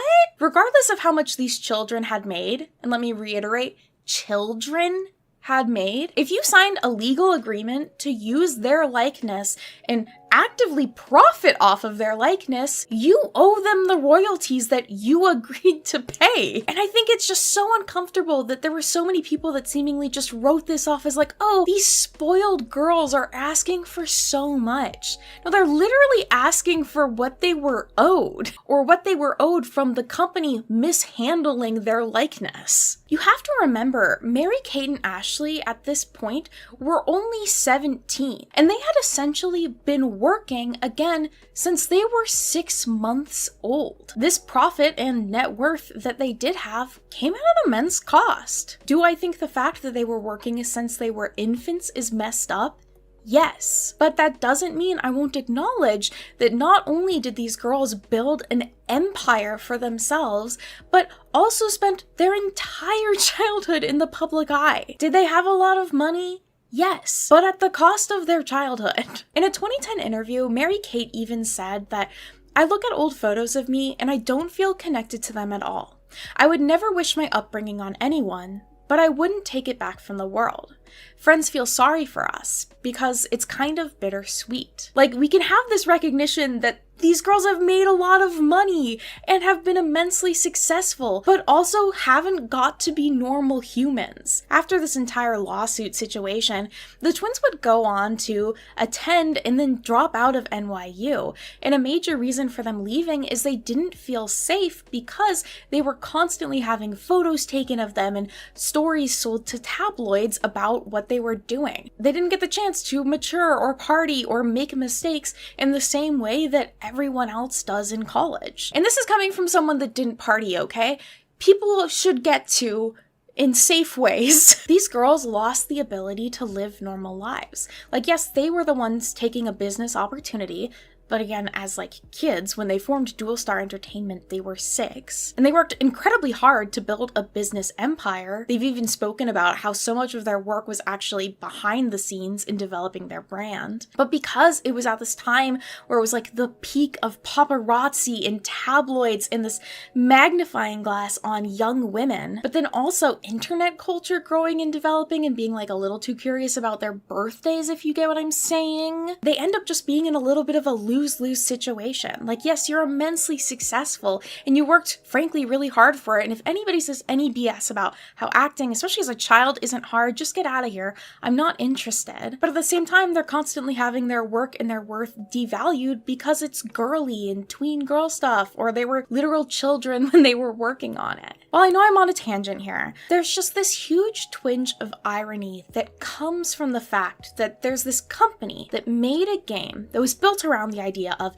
young women being organized and independent and, like, excuse that this is cringy, but essentially girl bosses. There's this company that made that, and at the same time was trying to take advantage of the 2 literal girl bosses that game was based off of. Like, you can't win. While of course I've never personally met them, I don't know much about them, I'm not trying to defend billionaires, the point I'm more trying to make is their childhood experiences and even like aspects of this game I feel like can be sort of summed up by this slight butchering of the Barbie movie monologue. You have to have money, but you can't ask for money because that's crass. You have to be a boss, but you can't be mean. You have to lead, but you can't squash other people's ideas. We always have to be extraordinary, but somehow we're always doing it wrong. This is a very, very, very unbelievably scary story.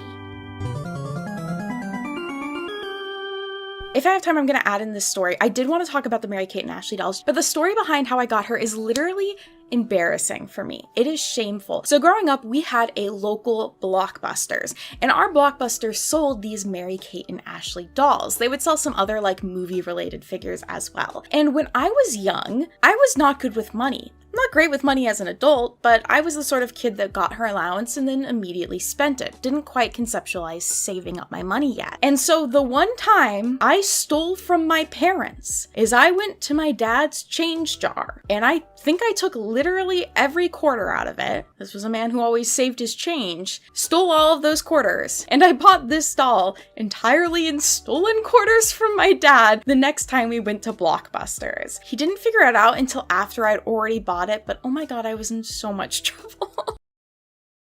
Thank you all so much for joining me today for this episode of Thrift Games. Yet another one where I go on a bit of emotion-fueled tangent at the end, but I can't help it.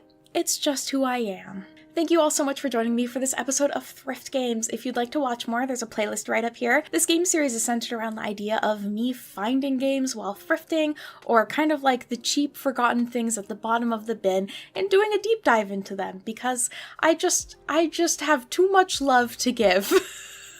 If you ever played any of the Mary-Kate and Ashley games, I'm really curious, and I would love to hear more about them and how you felt about them.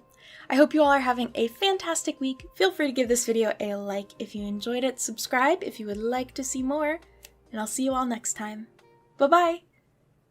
Tokyopop is a name that many fans of manga and anime will recognize as one of the first and biggest publishers of manga in the United States. Founded in 1997, the company would really hit its stride in 2002 with the introduction of 100% authentic manga. Oftentimes when manga would be translated into English, its artwork would be flipped in order to be more understandable to a Western audience who are used to reading from left to right instead of right to left as it was originally written and illustrated in. Not only did this allow the artwork to be published as it was originally drawn, but also meant they would have less issues with image distortion and thus had less work to do when publishing. This made it possible for Tokyopop to publish manga at a faster rate for a lower cost than any of its competitors. This edge in the market, along with the growing popularity of manga in the US, especially among girls and women who didn't always feel like the best represented by Western comics, meant Tokyopop was making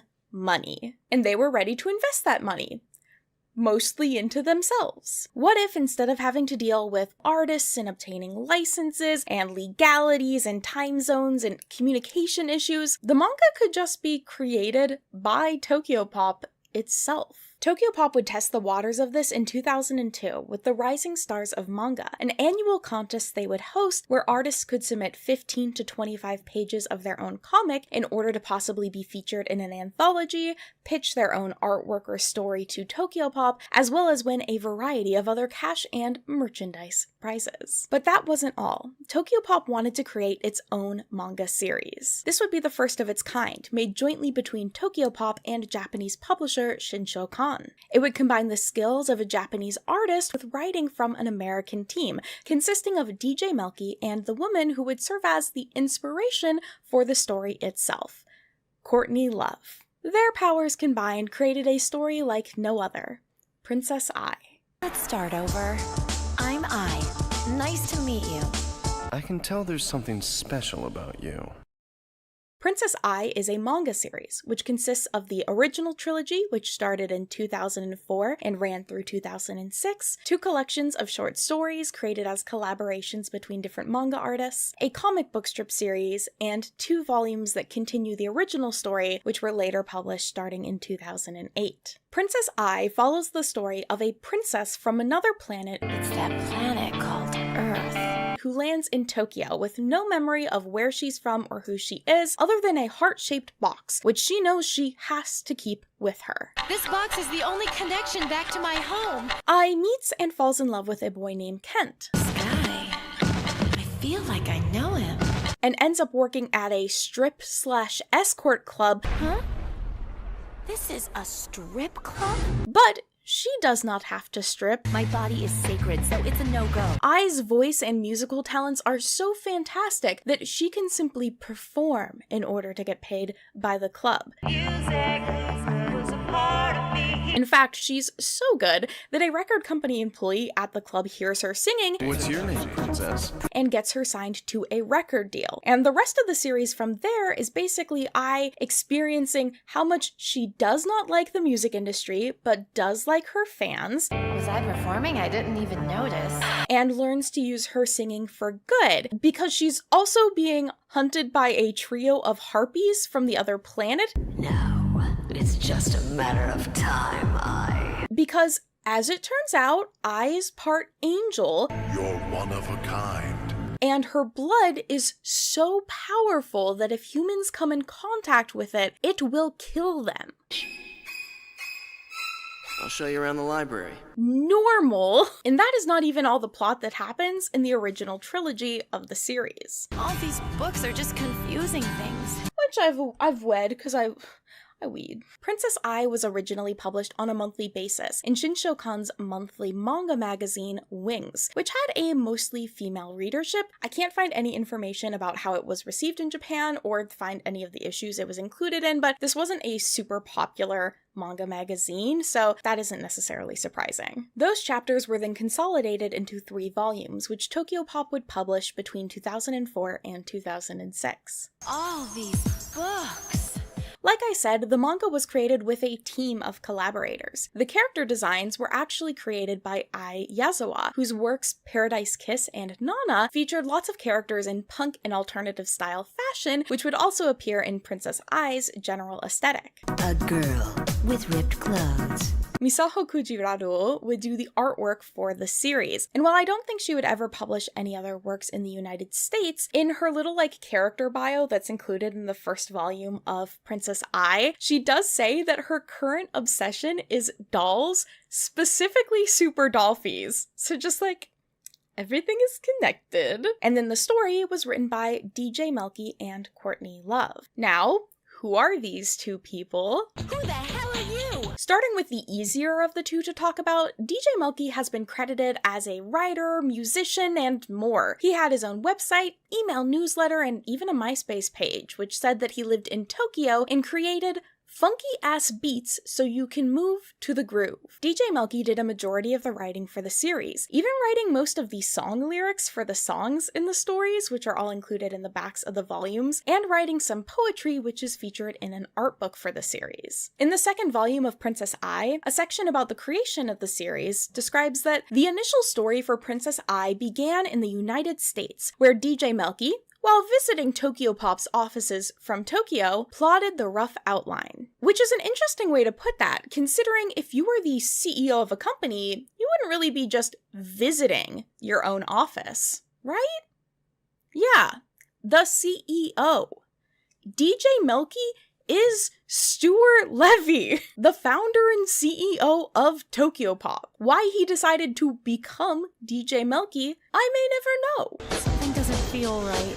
He had already taken on the name earlier to collaborate on various projects within Tokyopop, so I don't know if maybe he just felt like it sounded cooler than things being written by a guy named Stuart. It also could be that DJ Melky left a little bit more to the imagination about who this person was, and maybe made people feel that they were getting something that was authentically created by someone in Japan, our 100% authentic manga, rather than stuff that was just made from an American CEO. Who knows? Then, who is Courtney Love? Your name, I.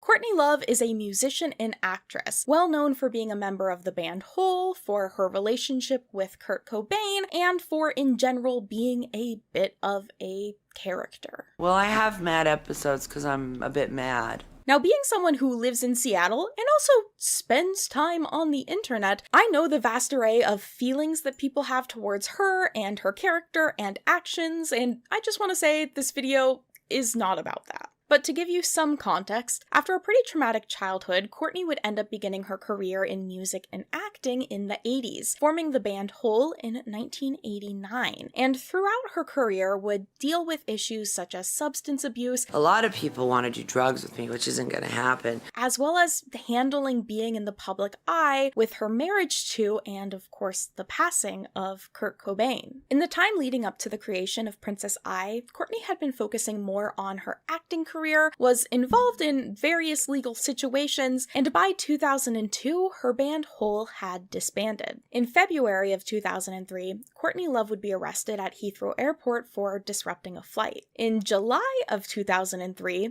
Princess Ai would be announced. What's with this book?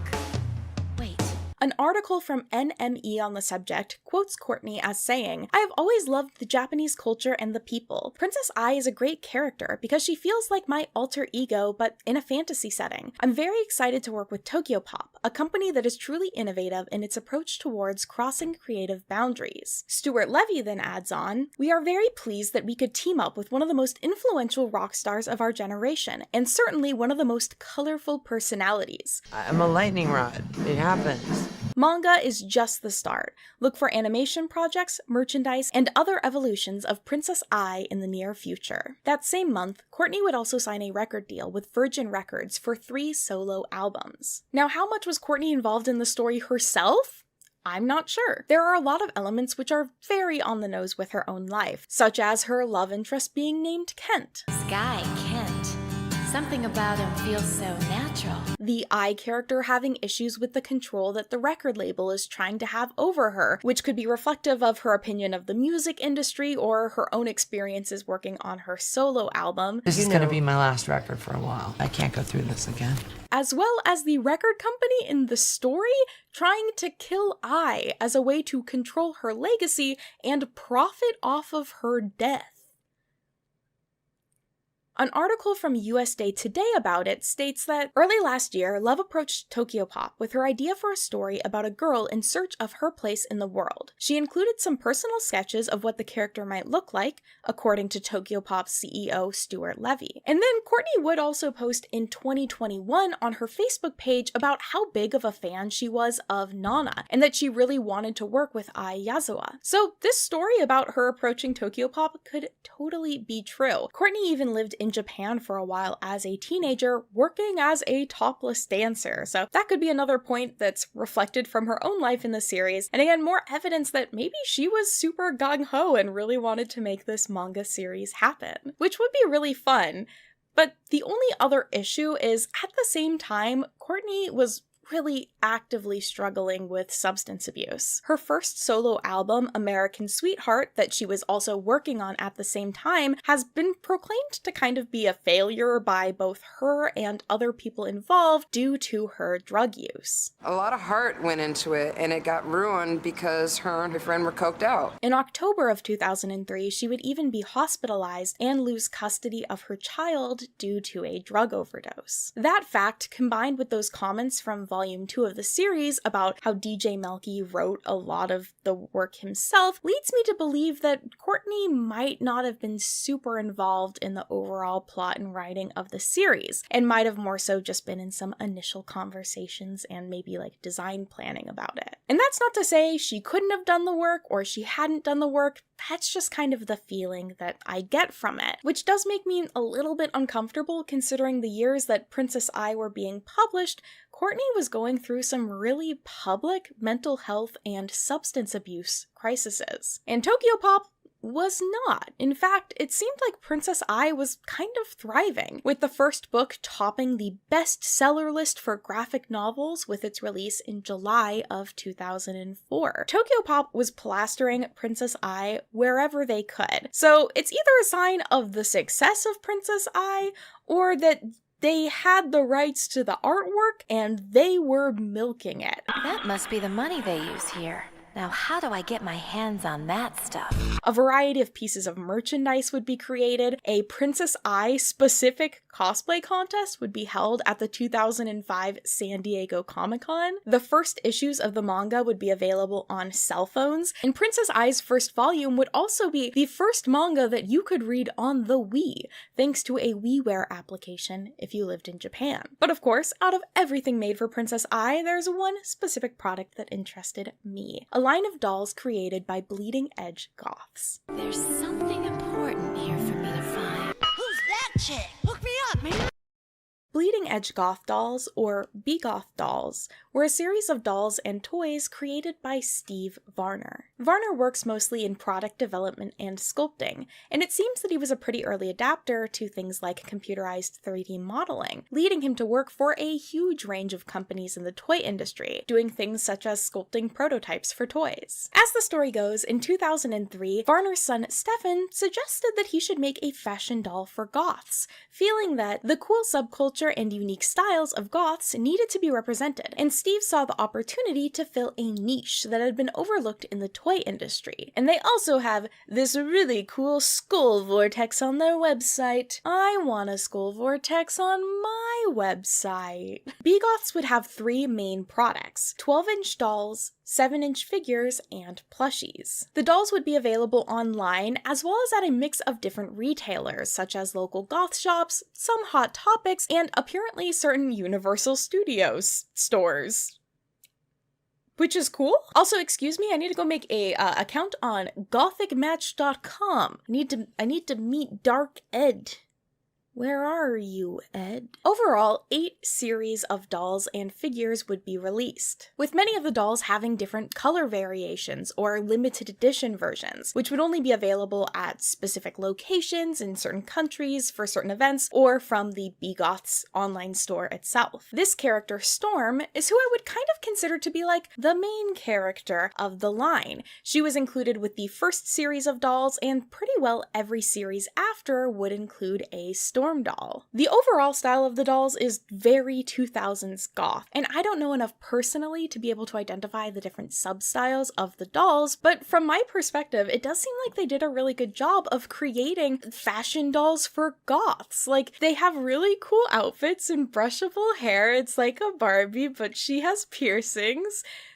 Is really cool. While the company would go strong for a few years, by 2009 they were slowing down. In May of 2010, an employee would post to the BGoth forums, confirming that Series 9 would be put on hold, saying that they couldn't produce the dolls in a way that would be economically stable for them without being like way too expensive for their consumers, who were of course also feeling the economic pinch of the 2008 financial recession, which I remembered existed this time, guys. I'm not embarrassed about that at all. And that would kind of be the sad and slow end to the BGoth's line. The company wouldn't put out any more dolls until 2024. Just a couple of months ago, BGoth's announced that they would be doing a new line of dolls via Kickstarter. So if you are interested, you can maybe get some BGoth dolls soon. They've also featured their first doll, which doesn't have just totally pale skin, which I will say is also very nice to see. So excited to see what comes from the future of BGoths, but going back in time. Never got a grip.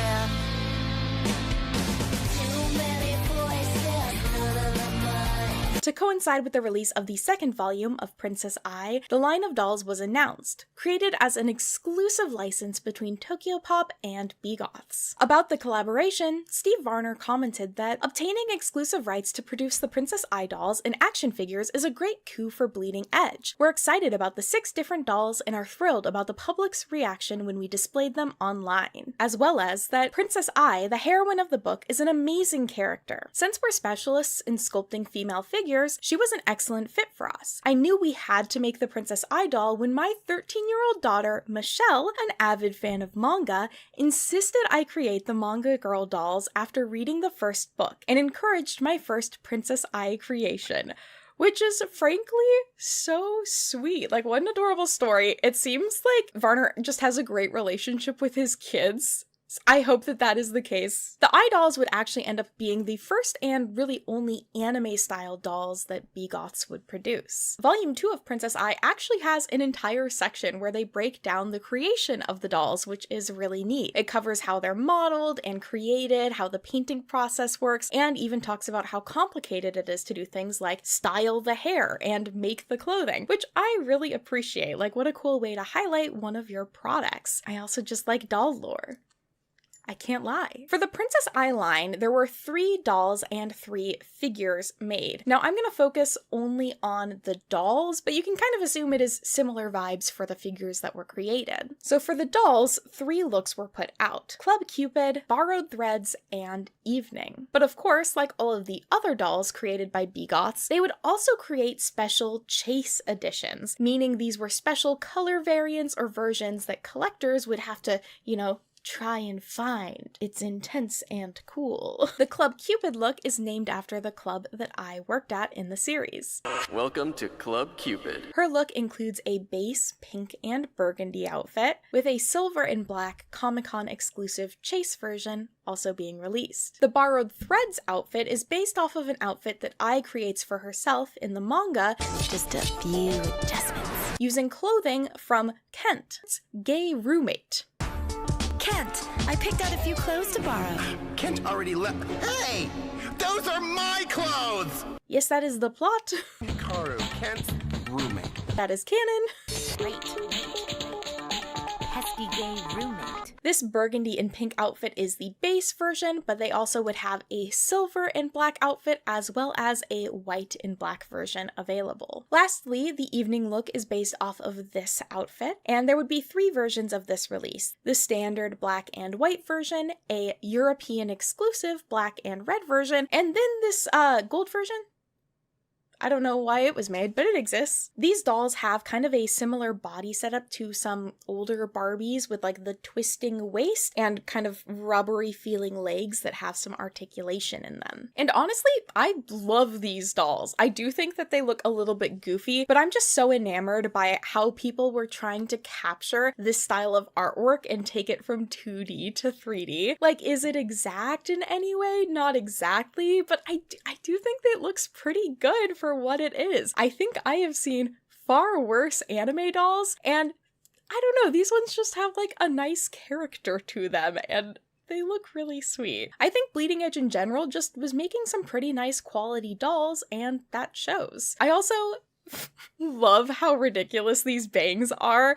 Some of these poor dolls in and out of box, they're just like shooting off into the void. But I get it. Like, it's hard to figure out how you want to style those like anime spiky bangs. The base dolls retailed for $24.99, with some of the exclusive chase versions being $26.99, which is definitely not bad. With inflation today, that would be around $40. Which is hard to think about, but that isn't actually the worst when it comes to a collector doll. Like, the Monster High collector dolls that have been released recently range from $40 to $70, so it's pretty well on par with other collector dolls, and Barbies in around 2005 could range around $20 as well. I don't think it was a bad price. I think that's a pretty decent price. It seems like these dolls also had overall a positive reception. I can't find anything that would imply that they sold poorly, or at least poorly compared to any other Princess Eye products. I think the doll line was just another victim to the 2008 financial recession. Aren't we all victims? So where do I go now? Princess Eye is just such a weird thing. It looks like Tokyopop was trying so hard to make Princess Eye a thing, but despite their marketing efforts, it just seems like it wasn't interesting enough or different enough for consumers to really get into. And I also think it is possible that the Courtney love connection could have ended up maybe putting some people off of it. To be fair, I don't know how many people knew it was about Courtney Love. I would be curious about the stats on that. Because in some ways it's obvious, and in some ways I'm like, you could hide it pretty easily. It is also just kind of hard to tell if it did like well in the grand scheme of things, because it seems like the issues sold well, but they were only releasing 1 issue a year, which, if you consider the fact that I can read one of these volumes in like half an hour, I don't think it would help it create too much organic interest. I'm killing them. I'm just not sure if that slow publishing rate would help it build organic interest. And of course, it's a pretty short series compared to some other manga at the time. That being said, after this original trilogy, Tokyopop was still trying really hard to keep audiences engaged in Princess Eye. On their YouTube channel, they would produce 8 different motion comics, as well as 4 music videos. And for those music videos, they would need music. Looking back is shame. So DJ Milky and some of his friends produced the songs from Princess Eye. Some of those would be released through iTunes CDs. 2 of these came out. I'm kind of obsessed with them. And they would feature songs from both Princess Eye as well as other Tokyopop collaborations and other songs from Japan that I'm like, I don't know. I question the ethics of how they ended up on the CD. I'm just gonna say, Stuart, what were you doing? A lot of this would be released around the time that what was supposed to be the second Princess Eye trilogy was starting, with the first book being published in 2008, continuing the story from the original trilogy, but the second wouldn't be published until 2010, and the third as of this day, has still not been published. The series really just slowly petered out. In 2007, it was confirmed that a half-animated, half-live-action movie was being worked on, with the anime studio Statelight doing animation for it, and DJ Melky directing the project. Hi, Stuart. While the movie would never come to be, I have a feeling that the Broken Leash music video is a pretty good, vibe for what it would have felt like. It features animated segments, which are honestly quite nice, and some live-action segments, which I can't decide how I feel about it. Just overall, I love it and I hate it.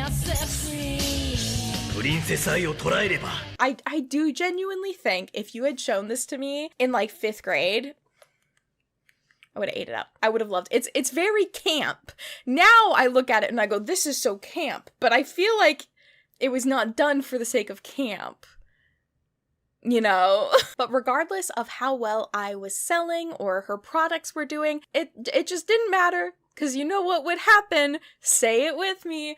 The 2008 financial crisis.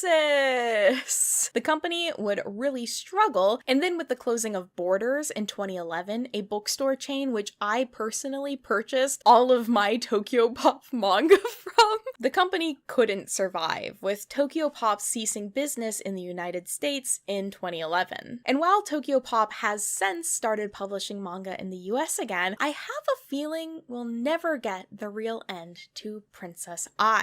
And honestly, I'm kind of okay with that. Well, I can be optimistic and hope that Courtney was really actively involved in this project and gave her blessing to the first trilogy. I'm really not sure if she was involved in the second. She isn't credited as a writer on it, just as a designer. And I just don't love that, considering how much of the first series was really tied to her own life and perspective and personal experiences. So Stuart going on and creating more stories about this character without her just feels weird. It feels like, fanfic about real people. And then Stuart has a lot of money, so he's putting a lot of advertising budget into this fanfic to try and make other people like it. And I just don't like that vibe. I also think I just don't like Stuart. I don't like that DJ Melky thing he did. I think that's weird. I'm just picturing me as a child, giving my allowance money to a man role-playing as a Japanese DJ. And I don't like it. As I'm dressed as a Courtney, I'm basically bold of me to say as I'm dressed basically as Courtney Love. I can pretend this is a Princess Ai cosplay, but we know. While I'm complaining, another thing that I don't like is the cover art that they used. This is so weird. You guys have to hear me out. Here are what the covers in Japan looked like. And then here are what the covers in the US looked like. Why on earth were they using those covers in the US? The Japanese ones look so pretty. They own all the artwork, the same art. The drawings just don't look the same caliber as the first cover art. The first cover art, great. The art, this art, so good. But then the second, it's just but it's so weird because they have these sections where it's that could have been a sick cover. It upsets me greatly. I also want to highlight, though, I can tell that there was definitely a fandom or fans of Princess Ai because I found some really cool cosplay photos, including this group of Ai with the trio of harpies. And these harpy characters, some of them don't even appear until the final book. So this is dedication. These people are cosplaying from a series that just had 3 books. I love you all. You are so cool. And so with that, leads us to the end of the Princess Ai video. I feel so alone. Shout out to those of you who saw her in my Ball-Jointed Doll video and were like, is that Princess Ai? And I was just... This has been an interesting video to research. I really love the vibes of Princess Ai. I love the fashion. I do really like the artwork. The Courtney Love connection, it's interesting. It's a very interesting cultural thing, a thing of its time. It does kind of feel like somebody making a comic strip about Britney Spears during her hardest time of her life. And it's the ethics? I don't know. I want to know about the profits. Hey, Tokyopop, send me all of your files. How much did everybody make off of this? What else was Stewart involved in? That man was trying to direct a movie and write his own manga. He's living the weeb dream. Like, can I blame him? No, because that's what I wanted to do when I was a kid. It was pretend to be someone I wasn't. All right, thank you all so much for joining me today. I hope that you're having a great week, or as great as you can. We're never forgetting the 2008 financial recession ever again. Thank you all so much for joining me. If you enjoyed this video, feel free to give it a like, subscribe if you'd like to see more, and I'll see you all next time. Bye-bye.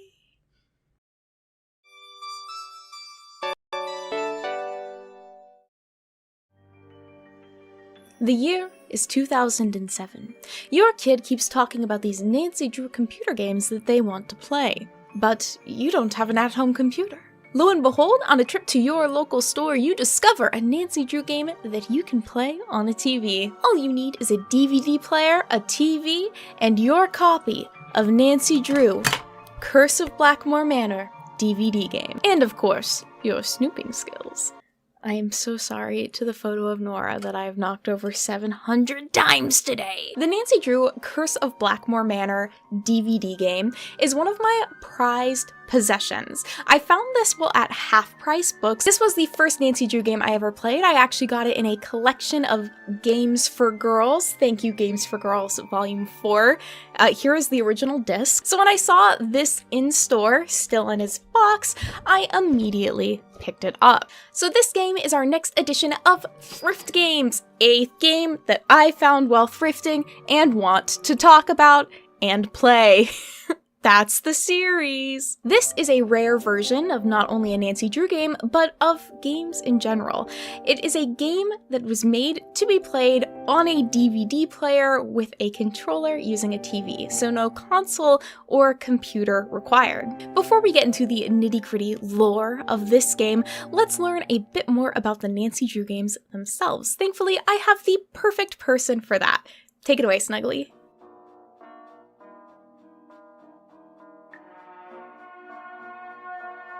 Hello, I am the Nancy Drew expert. My name is Snuggly, and you can find me rambling about Nancy Drew on Twitch, YouTube, Instagram, and Twitter. For those of you who are unaware, Nancy Drew is a fictional teenage detective who first appeared as a children's book character in 1930. Nancy's popularity has endured up until today, and she has spawned multiple book series, movies, TV shows, and computer games, the first of which came out in 1998. These games are developed by the company Her Interactive, whose mission is to develop PC games for a young female audience. In other words, for girls who aren't afraid of a mouse. The Nancy Drew series of games have by far been their most popular products, so much so that they've released multiple spin-off series starring Nancy. To date, there have been 33 main series Nancy Drew games, the last of which was released in 2019. The gameplay is in the style of point-and-click puzzle games, with the player navigating diverse environments to find clues, interview suspects, and solve puzzles. If you're wondering why this series is so beloved, there are a few reasons why. The Nancy Drew games have amazing soundtracks,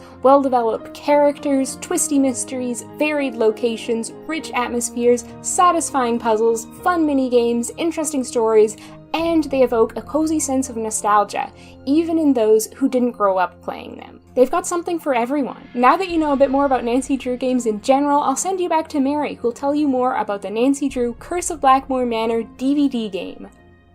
Out of Her Interactive's 30-plus games in the Nancy Drew series, only 5 have ever been ported to non-PC or Mac platforms. These include 1 Game Boy Advance game, 1 Wii game, 2 app games, and the elusive DVD game. So what do I mean by a DVD game? That phrasing might be confusing in and of itself, just because most discs are referred to as being like CDs or DVDs kind of interchangeably, and a DVD drive is the disk drive that you use on your computers. So when I'm referring to a DVD game, what I mean is a game that you specifically play using a DVD player with a TV. So not a full computer, much simpler technology than that. But like, why would this exist? Now, some of you youngins may not know this, but DVD players were peak entertainment through the early 2000s. Almost every household had a DVD player.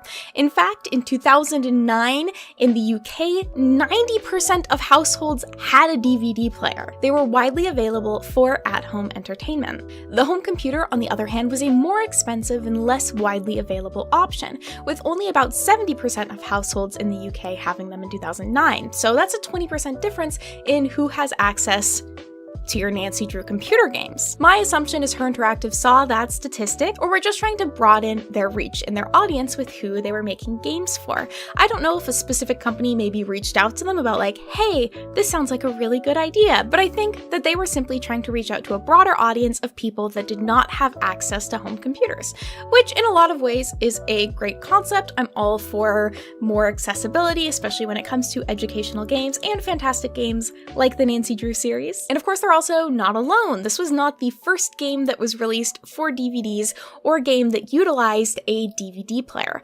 You may immediately think of different movies. I remember one of the Harry Potter movies having a minigame that you could play using your controller, as well as a variety of different board games that utilize the controller, like the Scene It series, specifically Twilight Scene It, the best one. In terms of the history of DVD ports in general, it's a little bit challenging to find information about it just because it's kind of a hard term to search for.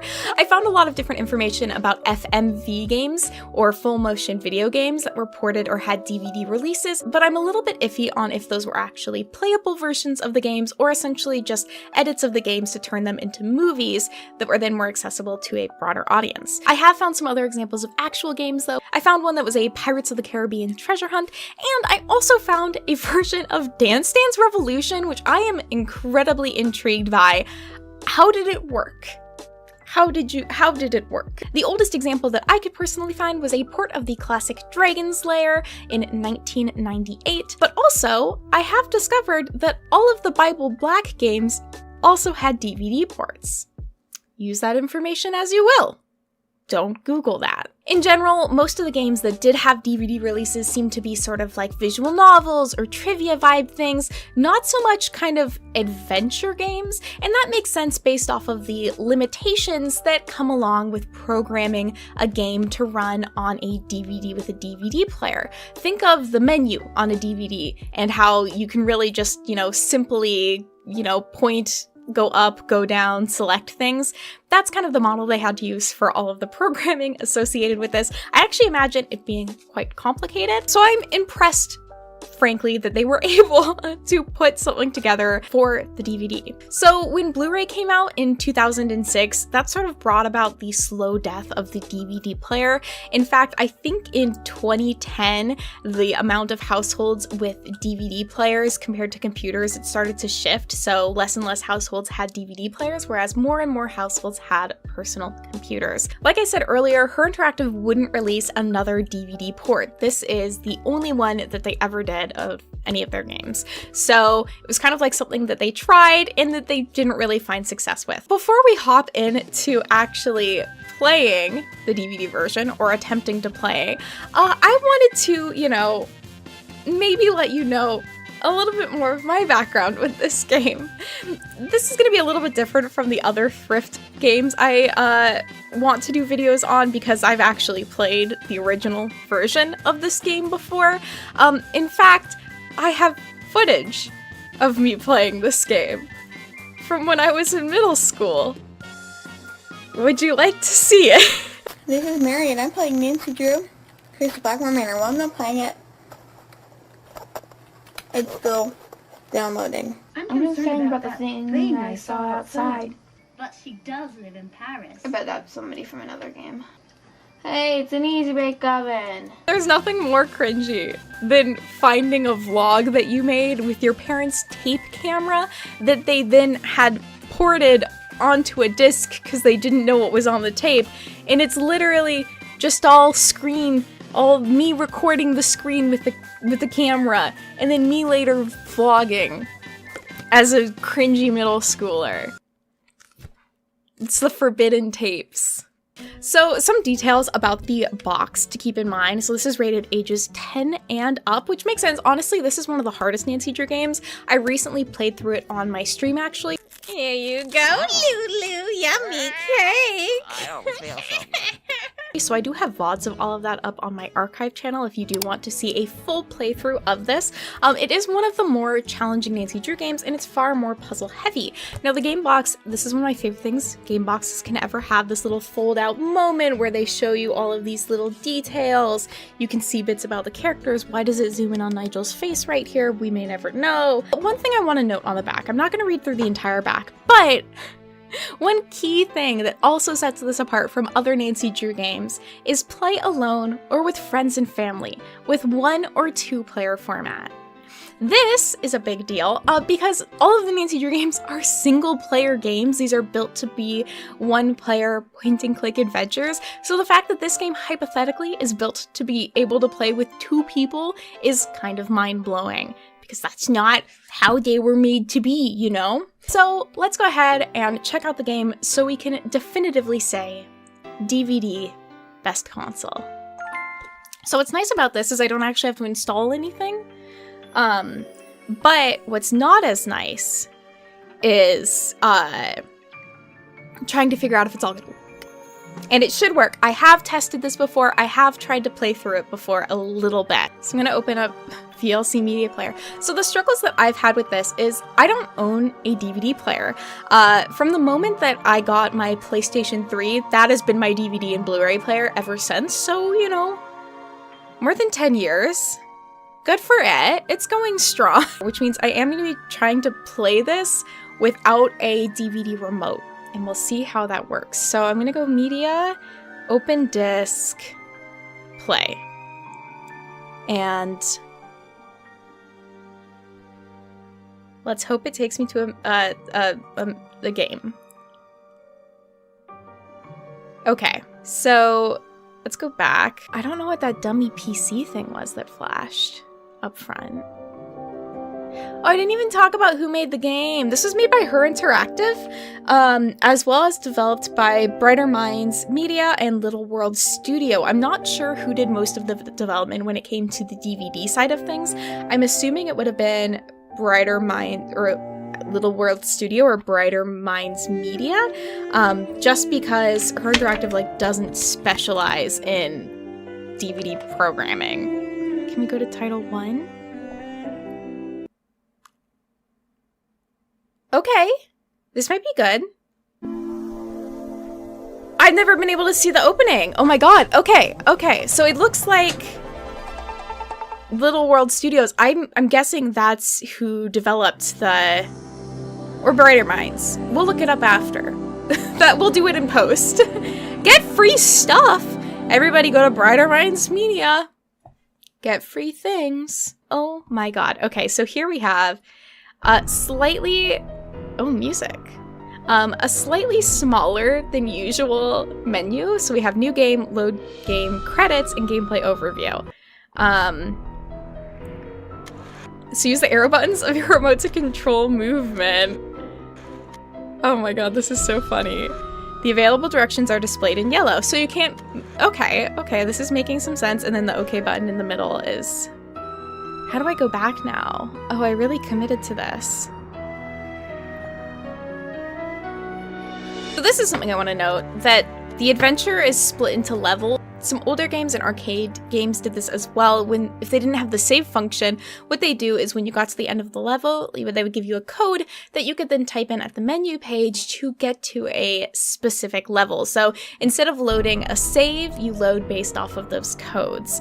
So I thought that was like a smart thing for them to do with it being a DVD game and not, having the capability to save, essentially. So let's go ahead and new game. And here's where we can pick if we're going to have 1 or 2 player. So I'm going to go with 1 player. How I believe the 2 player thing works is you have jokers and you basically both have turns doing puzzles and you can use jokers. I'm going to choose Junior Detective just in case.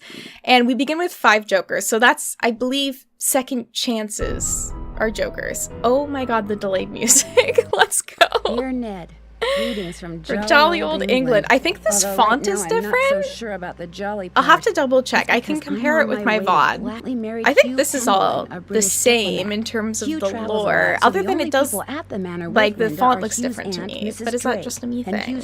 Oh yeah, I'm also Jane. She's practically bedridden, and no one seems to know why. Jane looks like she's Her mother is smiling. convinced something is terribly wrong and wants me to find out what. So just a little edgy kid. My name is Nancy and I get nervous. Ooh. Good luck. So the thing that is nice is these games don't have many cutscenes, but the ones that they do have do play and look good. Like this, like, looks really good. This maybe looks better than it did in the game. I don't know if I'm biased in this moment. That's so spooky. Who's there? Oh my god, I love it. Playing this as a kid, terrifying. This game terrified me. It was too scary. People are always the character models. But But again, like, the animation in this part looks quite good for the most part. Why don't you just go on up to which your again room? makes sense because it's for It's something the one that's with the moon built on the to door. play videos. I'd like to see Linda, if I could. I'm afraid Linda is not quite ready to meet with you. I don't just want to now. make fun of the But animation. please, This game come see me originally after you came unpack. out in 2004, I'll be I in the think. conservatory. So, you know, it's thank 18 years old now. I can lay off a little bit. So we can enter in a passcode here because we're starting from the start of the game. We're just going to click OK, I'm assuming. Yep, and that takes us to Nancy's room. So I'm hoping I can just use my keypad. So yeah, you can just like point and click to move around. One thing about this I will point out that I noticed when I played through a bit of this with my friend Snuggly, is we can see the ceilings. We can't see the ceilings in the game, and they put in these little like animations of you getting closer to things. And yeah, so it's really cool actually. You can like see a lot more of the environment. So it makes me wonder how much of the environments were already designed by Her Interactive. Did they add in things? So yeah, I don't know like what they might have added into the game to kind of flesh it out, I guess, a little bit, but it does seem like you can see a lot more of the environments. Another thing I want to point out that you can see, first of all, also these walking animations are quite smooth. They look quite nice. In my opinion, the Nancy Drew games themselves are point and click adventures, and they don't have kind of like a walk that you do. You just like go from point A to B. Let me turn. I find that animation quite fun. I don't know, it's a bit jarring. And then if there's any music that starts, it's going to stop again. And also, you might notice it's doing this thing where it's showing that none of my movement options are available, but I can still move. And I'm going to try and turn because I can look at this painting. This is not a painting that you can look at in the original game. So they've actually added to the game in some ways. Like all of the ceiling. I can't get in there right now.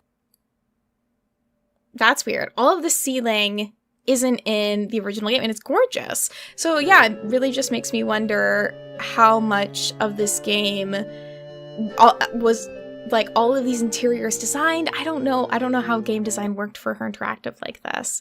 It does suck that the music stops every time you turn. This version of the game has more simplified versions of the puzzles, so you don't quite, I think, do them all in the same way. Except we still have this puzzle. I love to think about who is in a recording booth going, woo. Let's see if I can click on the... Can I? Oh! The audio's not working. Well, we don't get to hear Coco. I don't know why I didn't... Am I speeding through this? Okay, I don't know what I've done. I'm hoping it ran better on an actual DVD player, but I think this is like the best I've gotten it to work so far. Oh! And we're back to Ghost Parrot. Okay.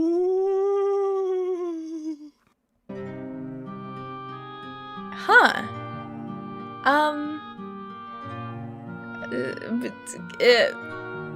It doesn't work super well.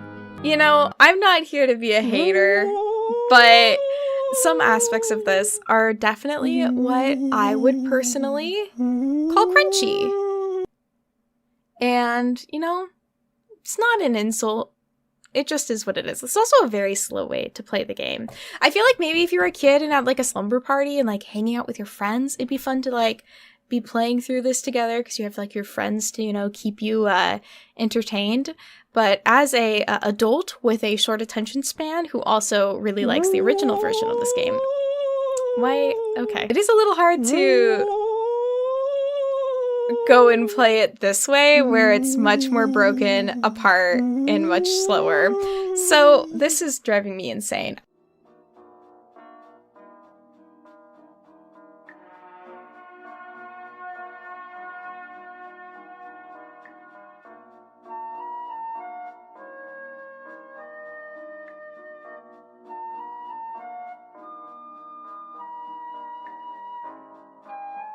So obviously I'm not going to be able to play through this entire game. Again, if you do want to see a full playthrough of the regular PC game version of Blackmoor Manor, that is up on my archive channel. If you want to at some point see me do a full playthrough of the DVD version, be really nice to me in the comments and maybe I will grant your wish.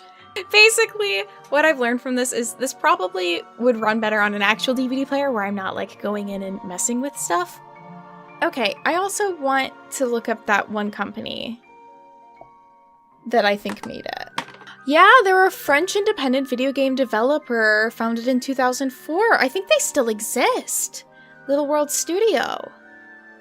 Oh, they might not still exist. Not too much I can find on the studio, so I guess that they were the developer doing the DVD games. Overall, I think these games run best on computers. I also have the Wii game version of Nancy Drew White Wolf of Icicle Creek. This is not an ideal way to play this game. It suffers from some of the same issues, interestingly enough, as the DVD game, with things like delays in the music or the music not being able to play through all of the different like scenes loading, as well as like gameplay being clunkier. Obviously the Wii version is a lot better than the DVD version, but I could still see this as being a fun game. Like, I could imagine me and my friends, again, at a slumber party, playing through this together. Like, we're filling the gaps of the audio and the music and stuff, but playing this on my own as an adult, man, that's a little bit cringy. It's a little bit sad.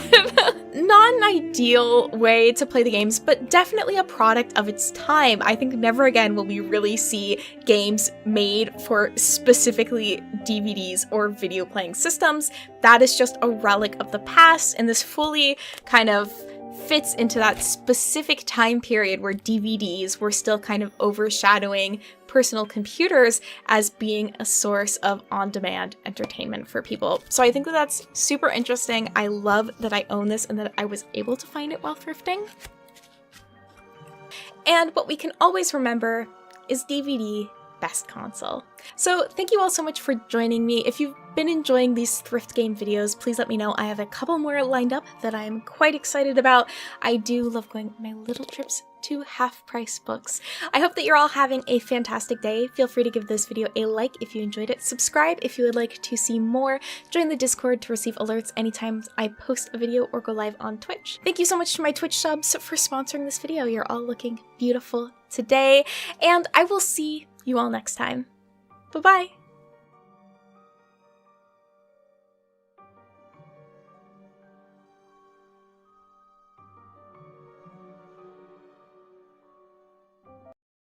When you think of a doll with a big head, big eyes, and a smaller body, there's likely two things that come to mind: Blythe and Pullip. In fact, for me, these dolls have been kind of interchangeable, or one and the same. From an outsider perspective, they might be like siblings, or even dupes of each other. And over the last 2 decades, these two dolls would sort of coexist in the same spaces as competitors, but not having one that seemed like it was really taking the lead. That is, until the last 2 years. A shift has happened, and one of the two has unexpectedly rose in popularity. So today, I'm going to be looking into the history of Pullip dolls and investigating why it has lost the battle of the big-eyed doll.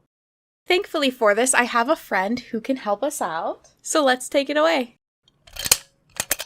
Pullip dolls were designed and created by the artist Mango Park. Park is the creator and CEO of the company Art Gratias Artists. which means art for art's sake, and is the company responsible for all of the original Pullip designs that would be released. In an interview with Doll Magazine, she describes her background as having studied craftwork, industrial arts, metal, visual design, as well as illustration in Korea, as well as interior display and design in France. So she has a pretty strong arts background and would end up designing the first Pullip doll in 2003. In that same interview, Park actually describes one of the major original inspirations for the dolls being online avatars. So she says, when the online community was popularized in Korea, a pretty avatar that expresses its own character also became very popular. I wanted to deliver a possibility of that individual sense through a figure with a big face and slight body, while keeping characteristics from the small image made on a computer by a few pixels, which I find incredibly interesting. So what she's likely referring to are the pixel dolls that were popular online through the late 90s and 2000s, especially those used on Korean social media platforms like Say Club. So the aesthetic in general had very much the vibes of a Pullip doll, kind of a big head, skinny but adult proportioned body, and large anime-like eyes. And while I fully believe that that was likely a large inspiration for the dolls and is like a really interesting thing to design a doll around, we have to also note the release of Blythe dolls. So while Blythe dolls were originally designed by Allison Katzman in the 70s, they were actually finding a modern success in Japan in the 2000s. The company Takara started producing Neo Blythes in Japan in 2001. So it's very possible that their success was also a bit of an inspiration for the large head,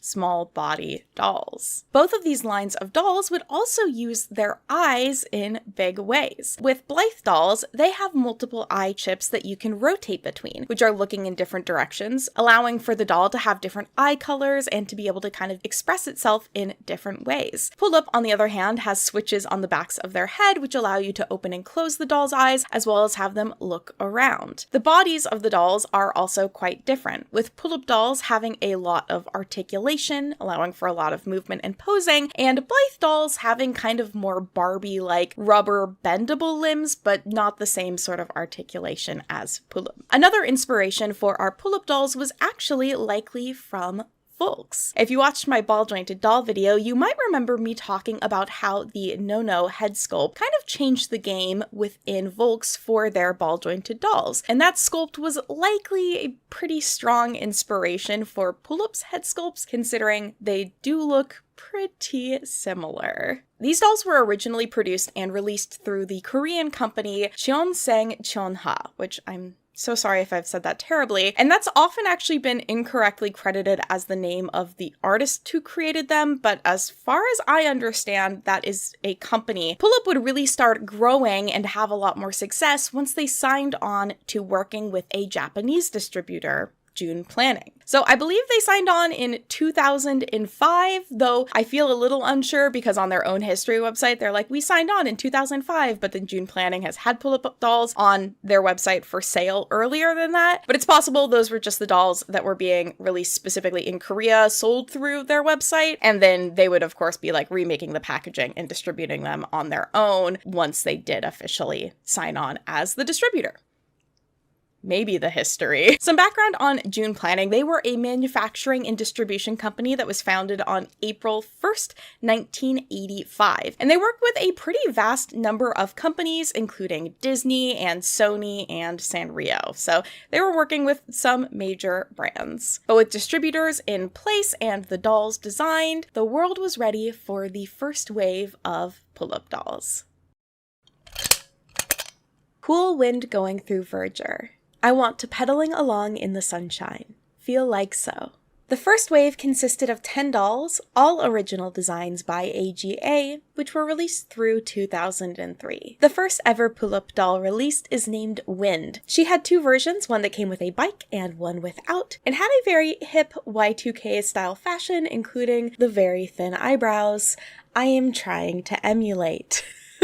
While I'm not going to be able to cover every single doll released over the course of this video, the overall vibe of this first wave is very cute and kind of alt fashion looks. Moon is a personal favorite of mine, reminds me a lot of Ichigo from Tokyo Mew Mew. And you might also notice I have Noir standing here right behind me. Though this isn't actually one of the original release dolls, we'll talk more about her specifically later on. Pull-up dolls would actually have 4 different styles of bodies over the course of their release. And part of the reason why is each had their own kind of unique quirks, which people did or did not love. So the first body, which was used during this first wave of dolls, had visible screws, which people didn't love, and also had issues with its neck being really fragile. So the weight of the doll's head, especially if they had long hair, could sometimes cause their necks to break, which is very dramatic. These bodies would also deal with issues like the plastic of their legs splitting. The body for these dolls was actually originally designed by another company called Marmot, and they produced different anime figures and dolls. From my impression, it kind of sounds like this body was originally designed for kind of those anime figures, and then the Pullip team kind of took Pullip's head and just stuck it on top of it, which of course didn't work perfectly, and there was some room for improvement. At this time, the dolls would also have rooted hair, so similar to how like a Barbie or Bratz works, where they have one solid headpiece, but the hair is kind of like injected into the head of the doll itself, rather than wigs, which Pullip would eventually switch to. This wave would also be our introduction to Pullip as a character herself. So much like Barbie, Pullip has her own identity. She is a 17-year-old Korean girl who lives in Italy. In school, she plays in a big band, she's in the drama club, and her hobbies include scuba diving, shopping, hosting parties, photography, to just name a few. So every Pullip doll is technically this Pullip character, though there's not any like canon reason behind her different outfit or style changes. But what would end up being a consistent piece of branding is that there's a tagline that goes with each of the dolls, and they would include a phrase that kind of describes the feeling the doll is supposed to give you. And all of those phrases would end with "feel like so." So for example, the Libretto doll's line is, "Pajama party tonight. Let's knock out everyone with special costume. Feel like so." So it's just supposed to like give you the feeling of, oh, I'm going to have a lot of fun at the pajama party and I'm like dressed up for it. And I always thought that this was kind of interesting, them having their own kind of like branding. Feel like so. A Wonderland-like dream. I am chasing the rabbit and wandering into there. Feel like so. Pullip would continue strong with its second wave in 2004. This year would have around 20 dolls released, with some highlights being this very adorable Anne of Green Gables dolls, Mitzi, because I'm just like obsessed with this cat girl look, Venus, who is an American pageant queen icon, and Scarlita or Scaralita, who is a nun, all very cute. Wave 2 would bring us a brand new body type as well, which once again had its own quirks. One of the major issues this time around was they decided to use a softer, more plush type of plastic for the torsos of the dolls. But that plastic didn't react well with the plastic the rest of the body was built of, and that would cause a chemical reaction at the neck and arms and other parts of the doll, which would cause the other parts of the plastic to kind of melt. Science is wild, guys. I can't believe these are issues that we have with dolls. Like, she's just melting. Normal, it's fine. During this time, the dolls would also transition from having rooted hair to having wigs that were, I believe, glued onto the heads of the dolls, but could be removed and kind of more easily changed out for if you did want to customize your doll's look. This year, we would also get a new character in the Pullip cinematic universe named Namu. Namu was introduced as Pullip's first boyfriend, with him being a fashion school student who's also in the fencing club and is sensitive and calm. 7 Namu dolls would be released in 2004, with many of their designs intended to match with a specific Pullip doll as well. Along with the Anne of Green Gables doll, a Fantastic Alice in Wonderland inspired, as well as a Red Riding Hood inspired doll would be released. These are original designs, but are obviously inspired by other works of media. So we don't have collaborations yet, but we do have AGA taking inspiration from other works, which is totally fine. I'm not trying to say that's a bad thing. That's fine. The day spent with everyone is 100% more fun than alone. So we can be together all my life. Feel like so. Wave 3, or 2005, is a very unfortunate time in the Pullip timeline. Our star has arisen. 16 dolls would be released over this year, and some of the highlights from this time include Cosmic Mercu and Jupy, like Mercury and Jupiter, who are so cute. They remind me of the, like, space pop star Bratz. I love them. There's Chica, who reminds me a lot of the unreleased Teen Trends doll, like similar vibes. And Paja, the dinosaur, is so cute. Kisses. However, there are some lowlights, I would say. One of them includes a Sacagawea doll, which is the first tan skin doll from the line release, so it's always great to see, you know, a little bit of diversity. I don't super love the doll just because she is kind of a caricature of Native American cultures and people. And my feelings always with this, as well as outfits from any type of cultural group, is if that group isn't involved in the design process, it's obviously not an ideal situation, even if it was done with good intent. This doll would actually have a matching Namu doll with it, and this would be the final Namu doll released as well. And again, I don't super love it. It is okay if you feel differently, like especially if you're Indigenous American. It's obviously not my place to speak on how other people should feel about it, but that isn't my favorite thing, and that is something that the Pullip line in general does a lot. They do highlight kind of fashions and styles that are obviously very heavily inspired by different cultures, but I think sometimes it feels a bit better and sometimes it feels a bit worse. However, a doll that I speak fairly confidently on saying that it was a very bad idea is Barissa, who was a lady spy doll who is wearing what looks a lot like a German officer uniform from World War II. From what I understand, they had planned the doll, announced it, and got incredibly negative feedback from people who were like, that's not okay. And the brand did end up deciding to cancel the release of the doll out of respect for the 60th anniversary of the Holocaust. There are a lot of possible reasons why a Korean designer that was working with a Japanese company might have seen this uniform and not have had the same strong negative visceral reaction towards it that many of us do feel. However, I don't think that I'm going to be able to try and explain why that is in any sort of helpful way. I think it's inappropriate. I think it shouldn't have been done. It's obviously not ideal that they made it in the first place. I don't know how many people were involved in the design process, if it's one person, if it's 20 people, but there should have been someone in that room saying no. The cancellation of that doll would cause a break in the release schedule, and during that break, the dolls would switch from body 2 to the third body type. Now, this body, of course, would have its own issues as well, with its wrist being pretty fragile, and this body, in fact, not actually having been originally designed for Pullip dolls. These bodies were actually designed for a different short-lived line of dolls by June Planning that were named Hiesta. One other little part of 2005 would be the release of the Little Pullips line. So these were a line of around 5-inch tall dolls, and these would either be small versions of the original Pullip designs or some original designs that were created specifically for them. And there would also be smaller versions of other characters in the Pullip cinematic universe as well. This line would ebb and flow with releases, with the last of them coming out in 2013.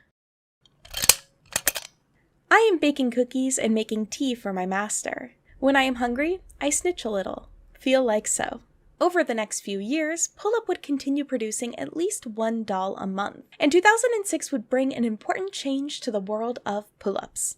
Collaborations. November of that year would bring a pretty big collaboration in the world of dolls and anime, when Pullip would do an official collaboration with Rosen Maiden. If you haven't heard of it, Rosen Maiden was a manga, then anime, based around a series of dolls who all compete in battles with each other, basically to become the top doll. It's an anime that I enjoyed quite a bit when I was younger. I actually was going to do a full video breakdown on every single doll that was ever released for Rosen Maiden, and then I tried rewatching the anime, and I couldn't quite get myself into it enough to want to do that project. The main character is a bit of a dweeb. However, the anime and manga were successful when they first came out, and this sort of collaboration is kind of a dream, especially for fans of the series. The dolls ended up being beautifully detailed, and while they were kind of still collector items, they weren't crazy expensive. So while they would be a splurge item, they were still an affordable splurge item for fans of the series. And the series is about dolls, so making dolls of them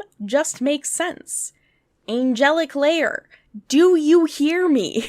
They're also very cute, and I would like to have them all one day, maybe. Maybe not. Maybe that would be too many dolls fighting over each other. Some other notable collabs from this time period include Prunella, who is a collaboration between Pullip and the designer H. Nato. They also did Hello Kitty and My Melody, Evangelion dolls, and even a Dorothy doll. And Dorothy's counterparts, the Lion, Tin Man, and Scarecrow, would be played by her new boyfriend. Taeyong would officially come to be in March of 2006. He is a Libra who is studying music composition in Italy. His hobbies include taking pictures and videos of himself, and he's cool and passionate. So, he's basically me. I like this little detective Shade doll. He's very cute. And they would also do an Edward Scissorhands release. And similar to before, they would often do kind of pairing releases matching outfits between Pullip and Taeyong. Taeyong would also bring his little sister along with him. Dal is a middle schooler who likes to draw and play tennis. She's also obsessed with her older brother and thus feels competitive with Pullip, which is like my least favorite trope ever. I recently watched Utena, and there's a lot of that. Dal is only 10 inches tall compared to Pullip's 12 inches, so they do have a bit of a size difference, and she also has very young-looking, chubby cheeks. To round out our cast for now, we also have Dal's best friend, Bayul, who is only 9 inches tall and has even chubbier cheeks than Dal. Like, girl, you're a little squirrel. Bayul is the first canonically Italian character of the cast. The rest are all Korean, and she loves wearing dresses trimmed with lace. The dolls would continue their steady production until... In the darkness where noir can feel comfortable, only white moon can shine her. Feel like so. June Planning went bankrupt. According to an article from Anime News Network, the company was 3.2 billion yen in debt and had worse sales than planned in 2003 and 2008, which led the Japanese branch of the company to go bankrupt in 2009. Thankfully, in March of 2009, the company Groove Inc. would come to be and would take on that role of distributor for the doll line from here on out. 2009 would lead to the final body change for Pullip dolls. Body type 4. This is the most sturdy of the 4, and there's now actually more Pullip dolls released with this body than the other 3 combined. So they've been using it for quite a while now. From 2009 to 2014, over 130 dolls would be released. These included some major collaborations with things such as Black Butler, Vocaloid, DC, Disney, Paramount, Madoka Magica, Sailor Moon, Rosa Versailles, and Go Sick, just to name a few. Fashion brands such as Angelic Pretty, Baby the Starshine Bright, Alice and the Pirates, Innocent World, and Tokidoki also created a number of different collaboration dolls as well. But at this time, still about half of the dolls released were original designs by AGA. And side tangent, I was so into Go Sick when it first came out, but they never finished translating the light novels, and I think this is when Tokyopop went out of business in the United States, so I never got to finish reading them, but I want the Go Sick Pullip so bad, and I want to read the novels. And I loved Go Sick. I loved my little weird mystery-solving child. Anyways, February of 2011 would introduce us to another character in the world of Pullip, Isil, who's Pullip's younger brother. Isil is 11 inches tall, so slightly shorter than Pullip, and is our first character to canonically live in the United States, going to a private high school in San Francisco.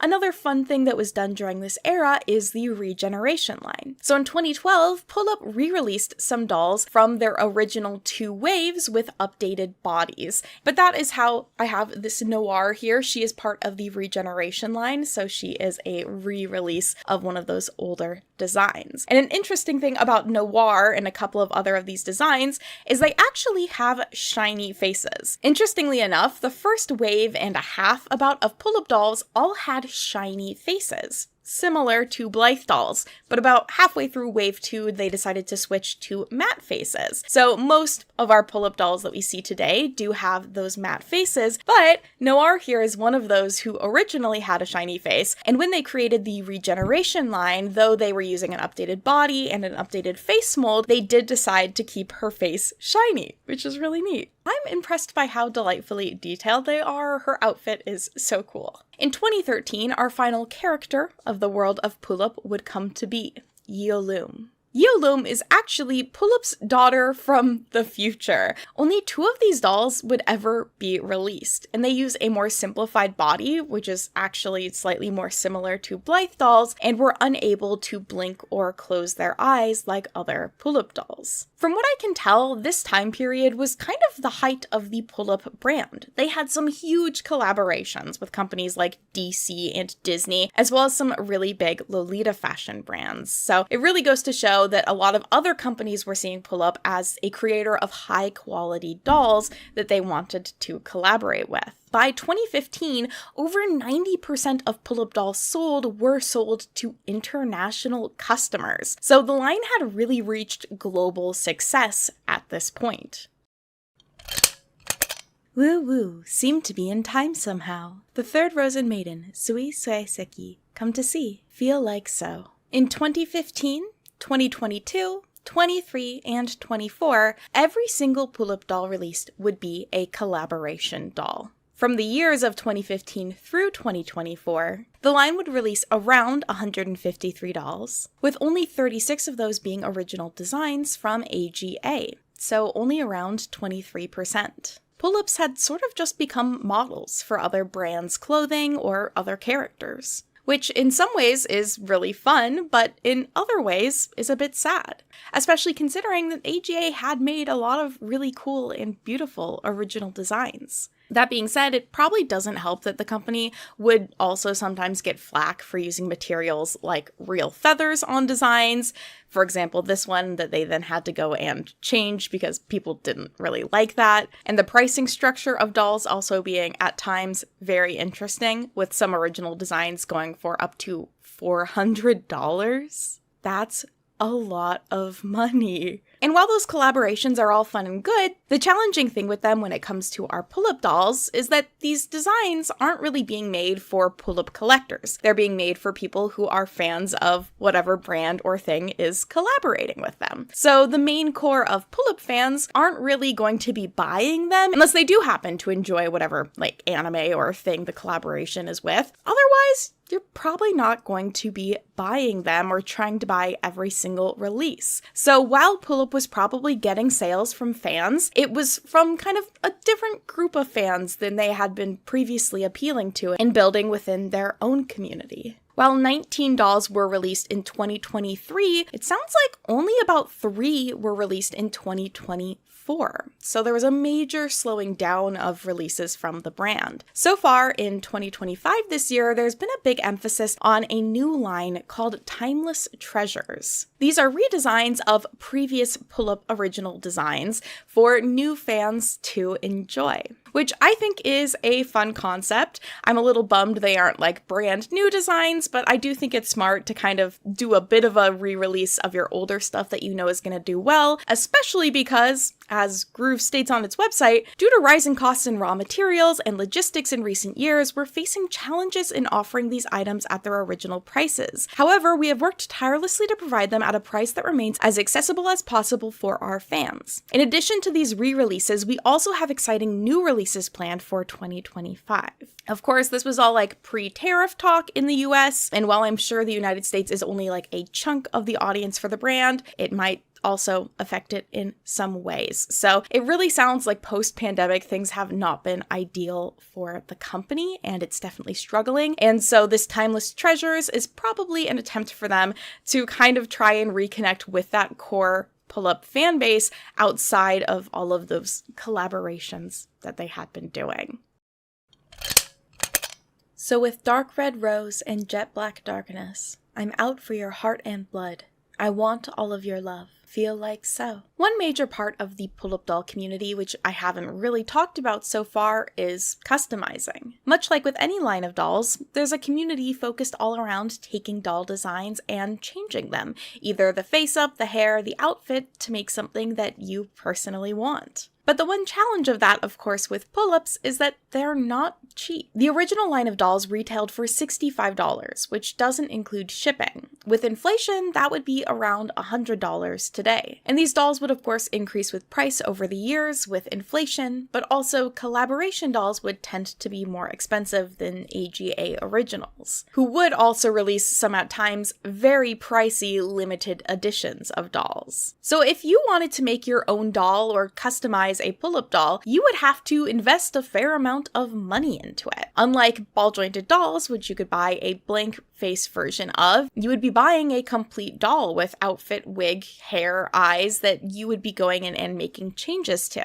Some people in the community would split up parts of dolls, so they would buy it and then one person would get the outfit, another person would get the body, but it's still not a cheap line of dolls to customize. Over the years though, AGA and Groove did seem to recognize that there was this core part of the pull-up fandom and released a couple of different things to kind of help support other people's creativity. The first of these comes in 2012 with the My Select pull-up dolls. So these were basic versions of older releases of pull-up dolls that wouldn't come with an outfit. They were basically just wearing a towel. So the idea was you could then dress and customize them. These dolls released for $65 rather than the $100 to $130 that most of the full outfit versions of the dolls were going for at the time. Then in 2013, they took it one step further with the Make It Own sets, also referred to as Mio sets. These were kits that basically just came with a totally blank doll that you could then customize. They also would release accessories and other things so you could purchase directly from Pullip to customize your doll instead of making them yourselves or buying them from a different company. And these kits were very popular. They were only 3,800 yen, so around $40 versus again the $100 to $130 that the complete Pullips were selling for. These kits did really well. At this time, they were only released in one skin color, but they did also some of the other characters or sizes of dolls within Pullip as them as well. There would be a number of kind of re-releases or restocks of this line until 2017, where we would have another re-release and even a release of a new skin color. So they released a mocha or more tan skin color version of these. But that sounds like it might have been the last time there was kind of a really big restock of them. It sounds like there was a lot of like ebbing and flowing with when stock would be available, or maybe even that the line was originally intended to be discontinued in 2018. And where I found kind of most of that information from is actually from the Reddit account of the supposed owner of a popular US pull-up retailer website, who has said a lot of stuff about their experience with selling with pull-up. So, for example, that Mango Park, aka AGA, owns the trademark but hasn't wanted Mios being made at all the past several years. That's why I had to be discreet about restocks, only cryptically referencing them in PS posts. Now that she has her crafting dolls, she views Mios as even more of a threat. So Groove backed out of my last order for naturals, of course. They didn't admit it till it was already early June. I don't know when or even if Groove will make more kits. Like, hello, I'm waving $50,000 right in front of your face if you make me these. And they could instantly pocket their markup without even having to sit on the inventory. Logistics movement is my specialty. They're not serving anything with me. They've been using me as their personal bank to fund production for the past 3 years, but a high percent of the releases were just not popular since everything is a flipping collab. I eventually had to put my foot down on that because I was having trouble selling these newer dolls, many with insanely newer prices, which is not good. We have to take all of this, of course, with a grain of salt, because, like, we're not hearing these conversations personally, but the idea that Park doesn't like people creating custom dolls with the Mio kits, they have a newer version I'll talk about in just a bit, but it's both understandable, but also kind of troubling. Like, you want to protect your copyright in your artwork, and obviously they care a lot about the designs that they've created from the dolls, but it's also really sad considering just how huge custom dolls are in general. Like, people love creating them, and taking away access to that is a bit of a bummer. They've also said some other pretty negative things about working with Groove and AGA and the financial situations of the companies, which of course I can't speak on or verify, but it's not good if true. It's pretty bad. And so part of the reason for some of this trouble with those Meowcats in the modern age, it sounds like might come from the crafting dolls that Pullip has released. So regardless of how Park felt about the Meo dolls, they would release these crafting dolls. These kits are more like the My Style dolls, where they are just simple dolls with a towel, but they do have a face up and hair. And they actually are using the Yumiloom bodies from 2013. So really simple, not a lot of articulation and smaller, and these are selling for $65 and do not seem to be very popular choices. People like Pullips because of the articulation, and they like the Meo kits because it's really a blank slate to build off of, which obviously have also been sold for less than $65 in the past. So all of these things combined are just part of the reason why I think Pullip is losing the battle of the big-eyed dolls. So am I kind of making this battle up? Yes. People aren't necessarily pitting Blythes and Pullips against each other, but the two dolls do look similar and have similar traits. And if we are going to compare the popularity of Blythes versus Pullips, it really seems like Blythes are pulling ahead and rising to the top. Or really it's more kind of has remained at the top. At least comparing the Google search trends between the two, Blythe has always been a little ahead of Pullip, excluding around 2014-2016 at the height of Pullip's popularity. But if you look at 2024-2025, Blythes are popping off in a way that Pullip couldn't dream of. And why is this? Customs. While customizing dolls has basically been a thing forever, a trend that really grew in 2024 and actually kind of broke out of just the doll collector sphere is the Mini-Me Blythe doll. So artists would take a Blythe doll and customize her to match with its future owner. Now, this has actually been a thing for a really long time. In fact, Mini-Me contests have been held at BlytheCons in the past, where owners will customize or try and buy Blythe dolls that look similar to them. But TikTok has really been a huge factor in having these customs reach outside of kind of the regular doll collector world. A prime example of this comes in the form of Morella's Dollhouse, a TikTok creator whose custom Mini-Me dolls have gained millions of views on the platform. And even celebrities have taken part in this trend. So for example, musician and TikToker Alison Ponthier actually made her own doll, and actresses Courtney Eaton and Samantha Henry have even bought custom Blythes that were created based off of their Yellow Jacket characters from the artist's Your Favorite Sister, who coincidentally also made me one. Everyone say hello to Mini Mary. She's in a cowgirl outfit right now. Don't worry about it. Just wait, transition. So I actually had the really neat opportunity to get to go and see them work on my Mini-Me doll in person, which was such a cool experience. Your Favorite Sister is ran by couple Sophie and Madeline, and they specialize in these Mini-Me or portrait dolls, which are customized either based off of like photos that you sent in or really can be changed to look however you specifically want. So based off a certain character or celebrity, or in my case, me. I swear this isn't so vain as I have her in like a complete matching outfit to me. So basically I just sent them a bunch of photos that I liked of myself and they created her based off of that. So they actually hand carved details in her face and like adjusted the sculpting. They do a custom face up of the face based off of like the makeup or style that you like. So they gave her my little like winged eyeliner. I can't live without it. And while I was there, they even let me pick out a bunch of different stickers to put on her eyelids. So I picked some strawberries and bows and little stars and one cat specifically for Muska. I was like, I gotta have a little Muska one. And now she's sleeping. So they did a lot of their like classic designs for the eyes. They hand draw all these designs. So she also has these pink ones I fucking love. She also has these like swirl. This is me editing video. If you've ever been like, what does Mary look like when she's editing a video? It is actually this. But these are also something that you can customize through them if you want like a specific color. And they hand draw all them. These ones are little bunnies. I see you with my Miffy eyes. And then also little blue eyes.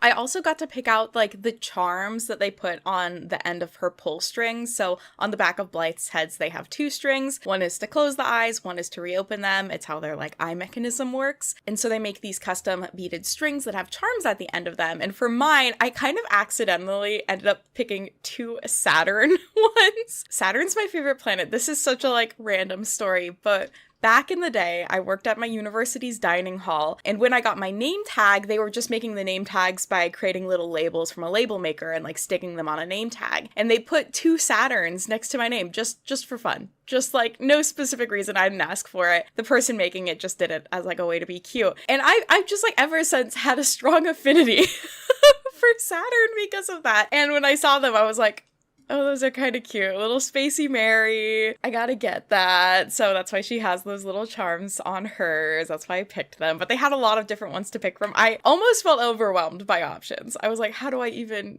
choose from all of this? There are so many choices, like with the eyelid stickers and with all of those. And it's another thing where like you can choose to go simple and that's okay. But I was like, no, I want the stickers. I want these little details. And getting to see them add on some of the final details, like they added on kind of her last bit of eyeshadow and blush, and it was so cool. It was so cool to get to see in person. They did a really lovely job with her details. Like her eyebrows, I feel like very much look like my eyebrows. They're very, I don't know, my eyebrow style. I'm very weird about my eyebrows, guys.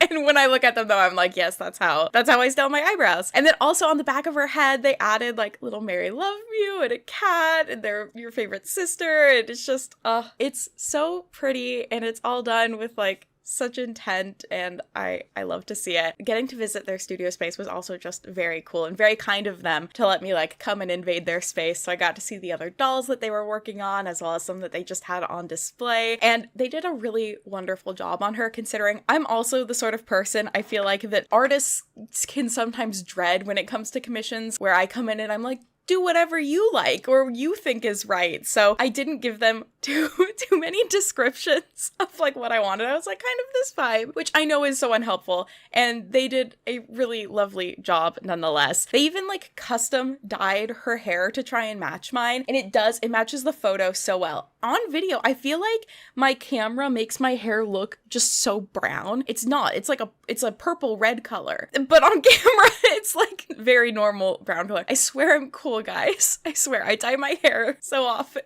But yeah, they custom made her hair color so it would match up with my photos. And they did leave it really long. They were like, we can cut it for you. And I was like, no, I do just want her to have really princessy long hair that I can like do in braids and stuff. Like, would it have been more accurate to cut it? Yes. And eventually I might cut it if I really decide I want to. But it is fun having a doll that just has like, you know, super long hair. I did specifically go out of my way to buy her some clothes that would match stuff that I knew I owned. This striped shirt was actually a complete surprise. It is almost like the same fabric as this t-shirt, which is one of my favorite t-shirts that I wear anyway. So I was like, okay, well that's perfect. And then I got her a little cardigan, and I want to add some stars to the elbows. So it's like my Taylor Swift cardigan. So she's just a little Swiftie. And I also did get her some glasses. I don't wear my glasses in my videos usually, but I am for this moment because the glare is so bad a lot of the time. I just think the glasses look so cute. Okay, guys, I'll just let her sleep. She's really tired, guys. You guys gotta lay off in the comments. Mary's working really hard. See, anytime you're mean to me, that's who you're being mean to. But she did come with a full outfit, shoes, pants, and a shirt, which I do love. I definitely am going to be like switching her out into a bunch of different outfits and stuff. The nice thing about Blythe dolls is she pretty well fits in Barbie clothes. So just saying, I am going to be on the hunt for secondhand Barbie clothes. I'm just gonna buy replicas of everything I own and dress her in the exact same outfit every day, and it'll be really normal and fun. But yeah, please welcome Mini Mary to the channel. If you're at all interested in getting one of your own, please check out your favorite sister on their socials as well as their website. They're not only incredibly talented, but genuinely so kind. It was so kind of them. I suggested it. I was like, I mean, we're kind of in the same area. Do you think I could come by and maybe film you guys, and they let me, which was so sweet of them. They did not have to. So thank you so much for letting me kind of invade your space. And also, yeah, everybody check them out. They are genuinely just such delightful people, and they make such cool stuff. You might have also noticed, as I've been kind of like holding the doll and showing her to you and making her wave and etc., that this doll actually does have an articulated body. She has some pretty good joint articulation going on. And you might be thinking, Mary, didn't you like specifically say earlier that Blythe dolls don't have a lot of articulation? And you would be correct. Blythe dolls, from the originals by Kenner in the 70s to the Neo-Blythe dolls of the 2000s, all had the same minimally jointed body. But if you look at a lot of these custom dolls today, they all have jointed bodies. So why is that? Well, at some point through the history of Blythes, either through leaving molds at factories or heads being recasted, possibly legally, possibly not. Again, this is over the course of 50 years. Manufacturers in China combined Blythe doll heads with their eye mechanism with the bodies of A-Zone Pure Nemo dolls to create these new Franken-Blythes. Nobody calls them that. They've been frequently referred to as factory Blythes, alley Blythes in reference to Alibaba or AliExpress, or TBL Blythes, Taobao Blythes, and DBS Blythes, which are in reference to a specific manufacturer. They've had a number of other names as well, but they are all basically the same thing, which is bulk-produced blank dolls, which are sold at a significantly lower price and are popularly used for customizations. Because much like Pullips, official Blythe dolls aren't cheap. Neo-Blythes from 2004 were priced at about $100, which would be $172 today, which is actually even more than Pullips were at the time. These factory dolls also have a wider range of skin colors available for them than typical officially made Blythe dolls. And I think the Blythe fandom has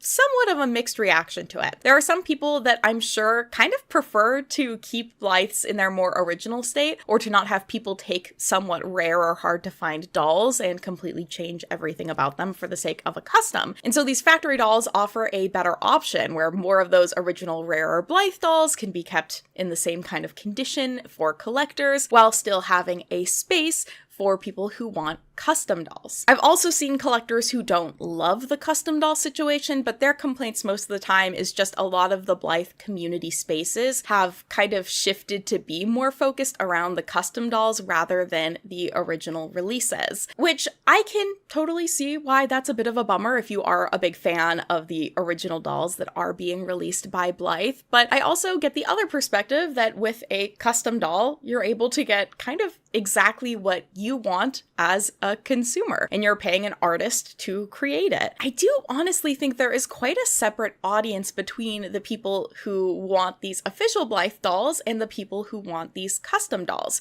Yes, they're both appreciating the aesthetics of Blythe overall, but the people who want customs probably want them to be a custom doll for a reason. They want a specific character or pop star or person or themselves to be represented by it. Whereas, of course, these original designs are just original designs. They're not going to necessarily fit the specific niche that you want. And these original designs are also expensive. So if you're going to put a lot of money towards a doll, I can see the appeal in wanting to get exactly what you want. And also, of course, with like the mini-me trend, you have to get that custom. The company's not going to make a mini you, and it's so cute. I really like it. I really like the mini-me thing. I think it's really cute. The one unfortunate thing, of course, is that these custom factory dolls, they aren't official products by Blythe. So aside from general advertising, it's not really doing a lot for Blythe as a company in order to profit off of. And again, the legality of these is in a bit of a gray area. It is totally possible that they are made in a legit way due to contracts from back in the 80s and 70s and things like that. But of course, Blythe doesn't really offer another option. They're not creating Neo kits like Pullip did. The only way to buy a Blythe doll is to buy just one of their original release designs and characters. I think it would probably be really beneficial for the brand to do their own release of something like a Mio kit or a blank doll, because there is just such a hardcore group of creators who want the ability to be creative and be an individual. Almost like with the world of ball-jointed dolls, where you can buy a doll that does have a face-up painted on, maybe even a wig, an eye kit, an outfit, or they also offer the option where it's blank and you get to be the one being creative and making those decisions, or maybe commissioning an artist. I wish that that was a bit more of a trend with both companies, though I also understand the reason why they don't. But there's a lot of nuance to this conversation. I keep like talking myself into circles trying to describe all of the like, but then factories might try and undercut them. But then of course there's also people that are always going to want to support the actual companies if you give them the option to. So there's just a lot of nuance, and there's probably not one correct answer. I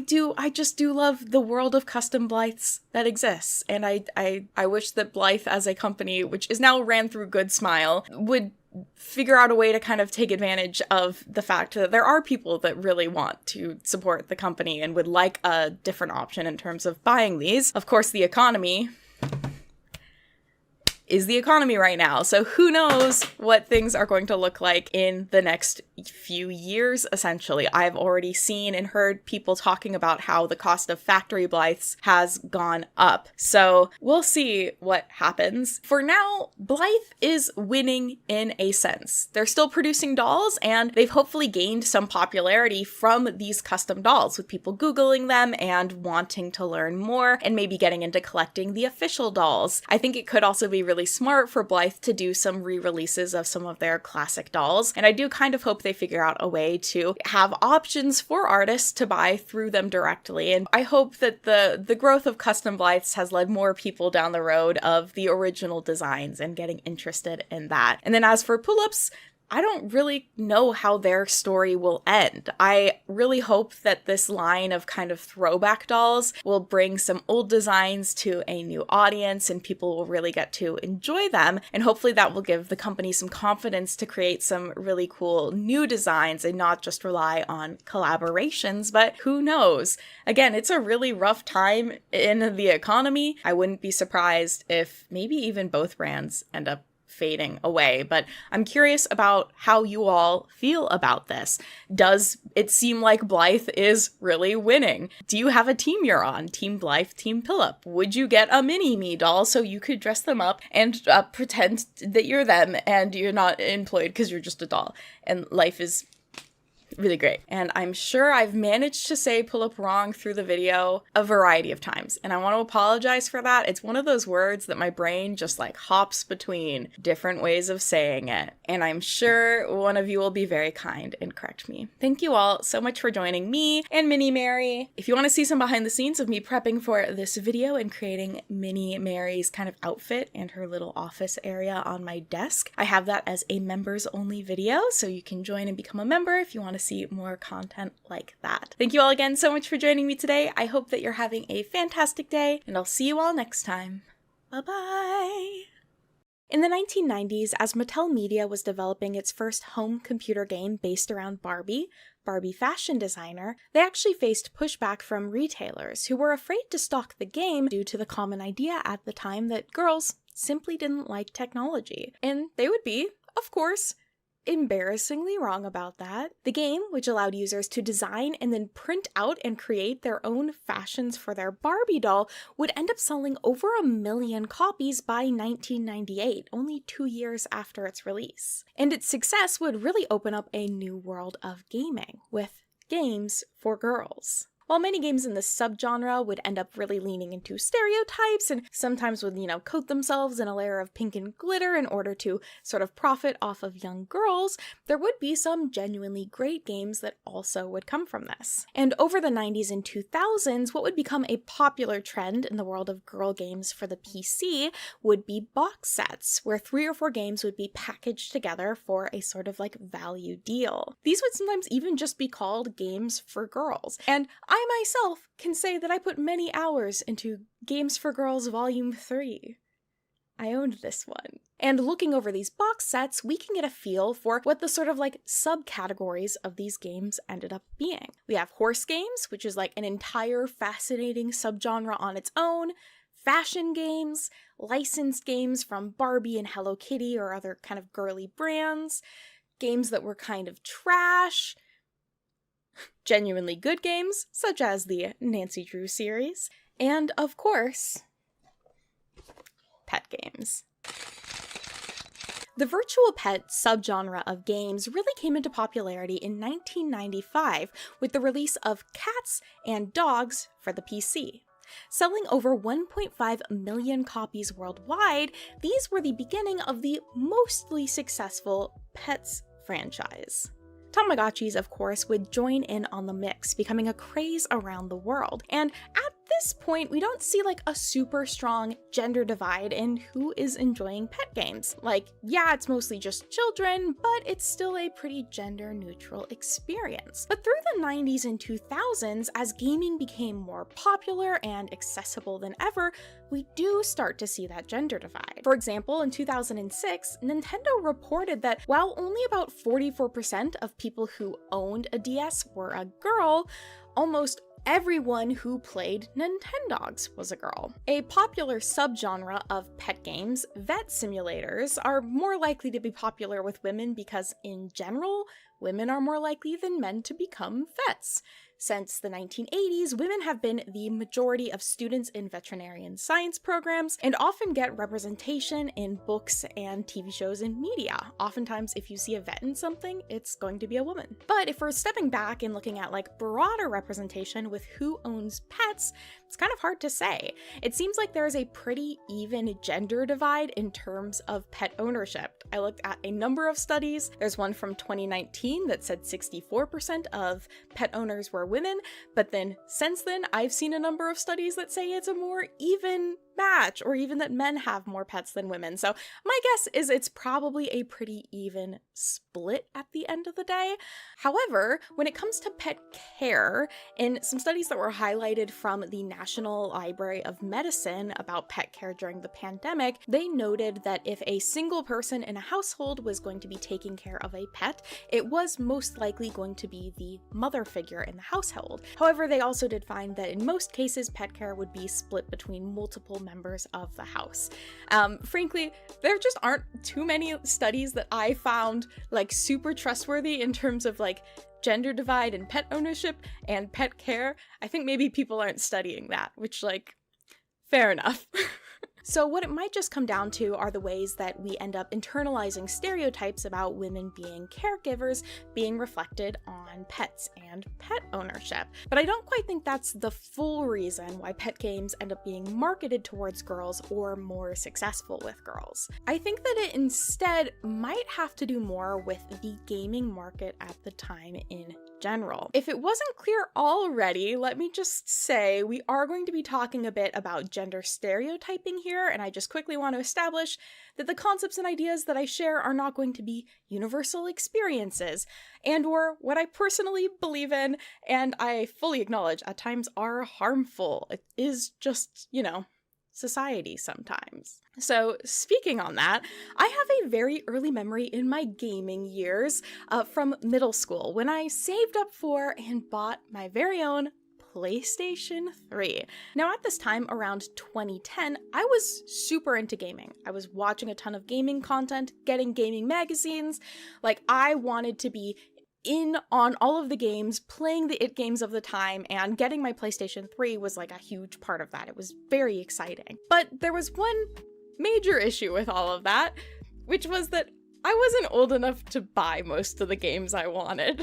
You see, my parents really strictly followed the age limits prescribed by the ESRB, so until I was old enough to buy them myself, I was not allowed to play rated M games. So while like Call of Duty and BioShock and Red Dead Redemption were very popular with my gamer dude friends and online, I wasn't allowed to play them. And of course, I found this super frustrating, and I even remember a day where I was like complaining to my dad about this and talking about these games I wanted to play, and I ended up asking him straight up, like, if I was a boy, would you let me get these games? And he said yes. He did not win Dad of the Year that year, let me tell you. Now, I wouldn't say that my dad is like a sexist man, and through my childhood, I've never felt that I was less than for being a girl, but I think it was just such a cultural norm for boys to be playing these games that my dad sort of just saw it as like the equivalent of him and his brothers playing Risk growing up. Like, he ended up just sort of being a victim to the idea that games like that were just for boys. Oh, war games, boys play that. The boys, they do it. I'm not one of them. Now, of course, I wanted to see if I could find like a study to back up this concept about like gender and the ESRB ratings and they don't matter for boys. I couldn't find one that I could access that wasn't like $50, which, please, researchers, don't paywall stuff. I know why you do it, but like, please make education accessible. But I know it's a common thing that I've seen and other people have seen where like a kid goes into a game store with like a mom or grandma or parent and is like, this is the game I want. And the employee's like, hey, do you know what this game contains? And the parent's just like, whatever. I know that that's happened and I didn't get to experience it, so I'm very jealous. Because these age limits to the ESRB were like not really being equally applied to boys and girls, there would be a lot more games available that would be considered appropriate for boys than for girls. So even if a game for kids was designed to be completely gender neutral, it might have ended up being more popular with girls simply because of these gender stereotypes.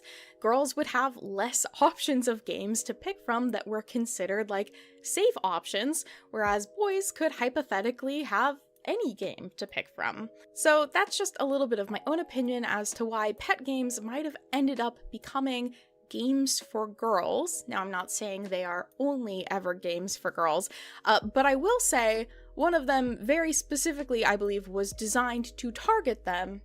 And that game is Hollywood Pets. Let's go to Hollywood. Oh my god, hi. We're going to Hollywood, right? I don't have a small animal that I can put in a purse, so Wizard Cat is trying his best. Okay. Hollywood Pets was developed by Threewave Software Inc.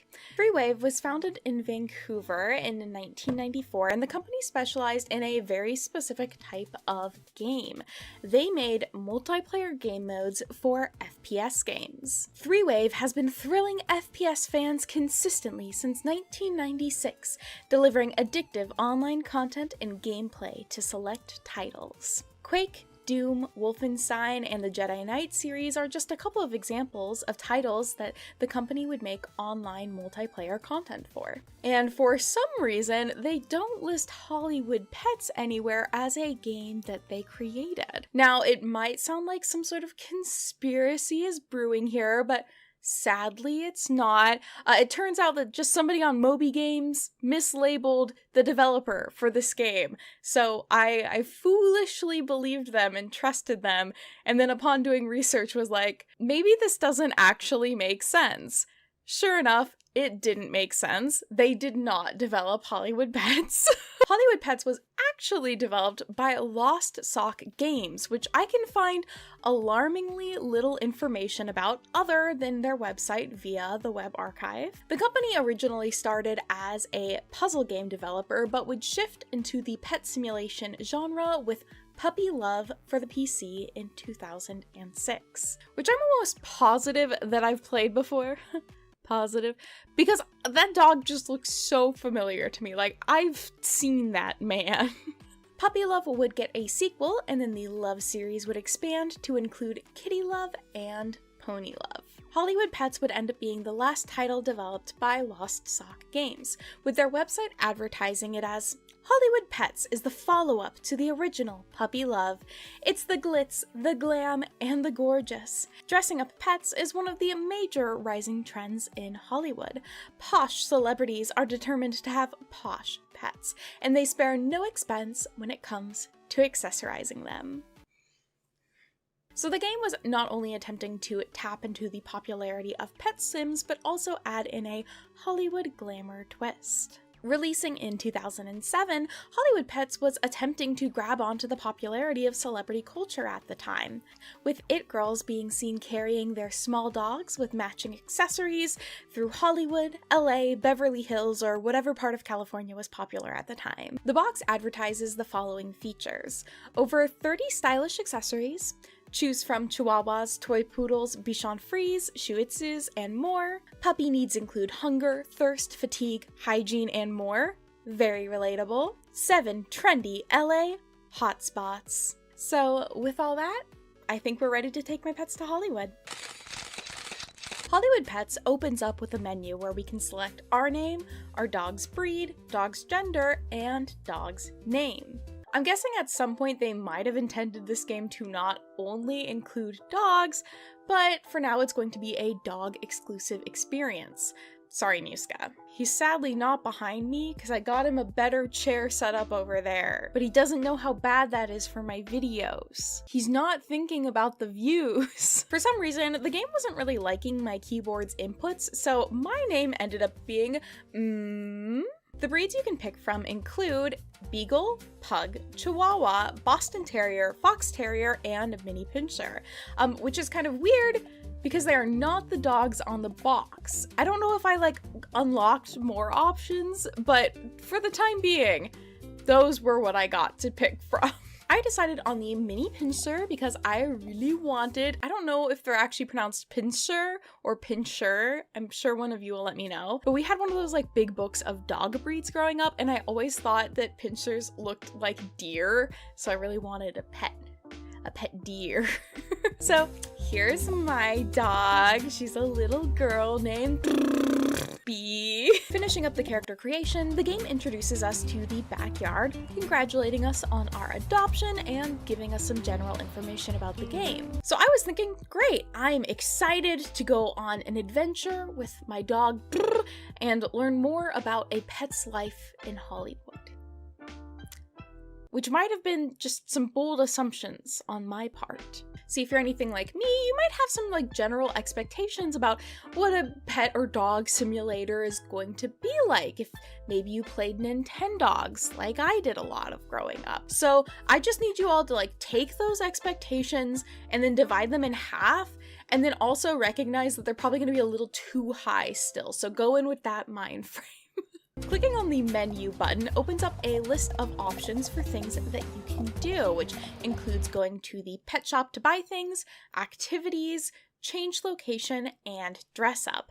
It does also have an options page, and the only thing I ever tried to do on it was change the window style, but that did cause the game to crash, which might be Windows 11 on that part. I'm not going to blame the game for that one. I think that's a Windows 11 issue. Why don't my games from 2006 work on my 2024 computer? That's so weird. The activities section includes the following options: food and drink, which allows you to pick from foods and waters that you've purchased in the store to feed your pet. It basically just pops up a little food bowl in front of them and then they eat from it. Brush dog, where you get to run your mouse over the dog to brush them. Pet dog, where you get to run your mouse over the dog to pet them.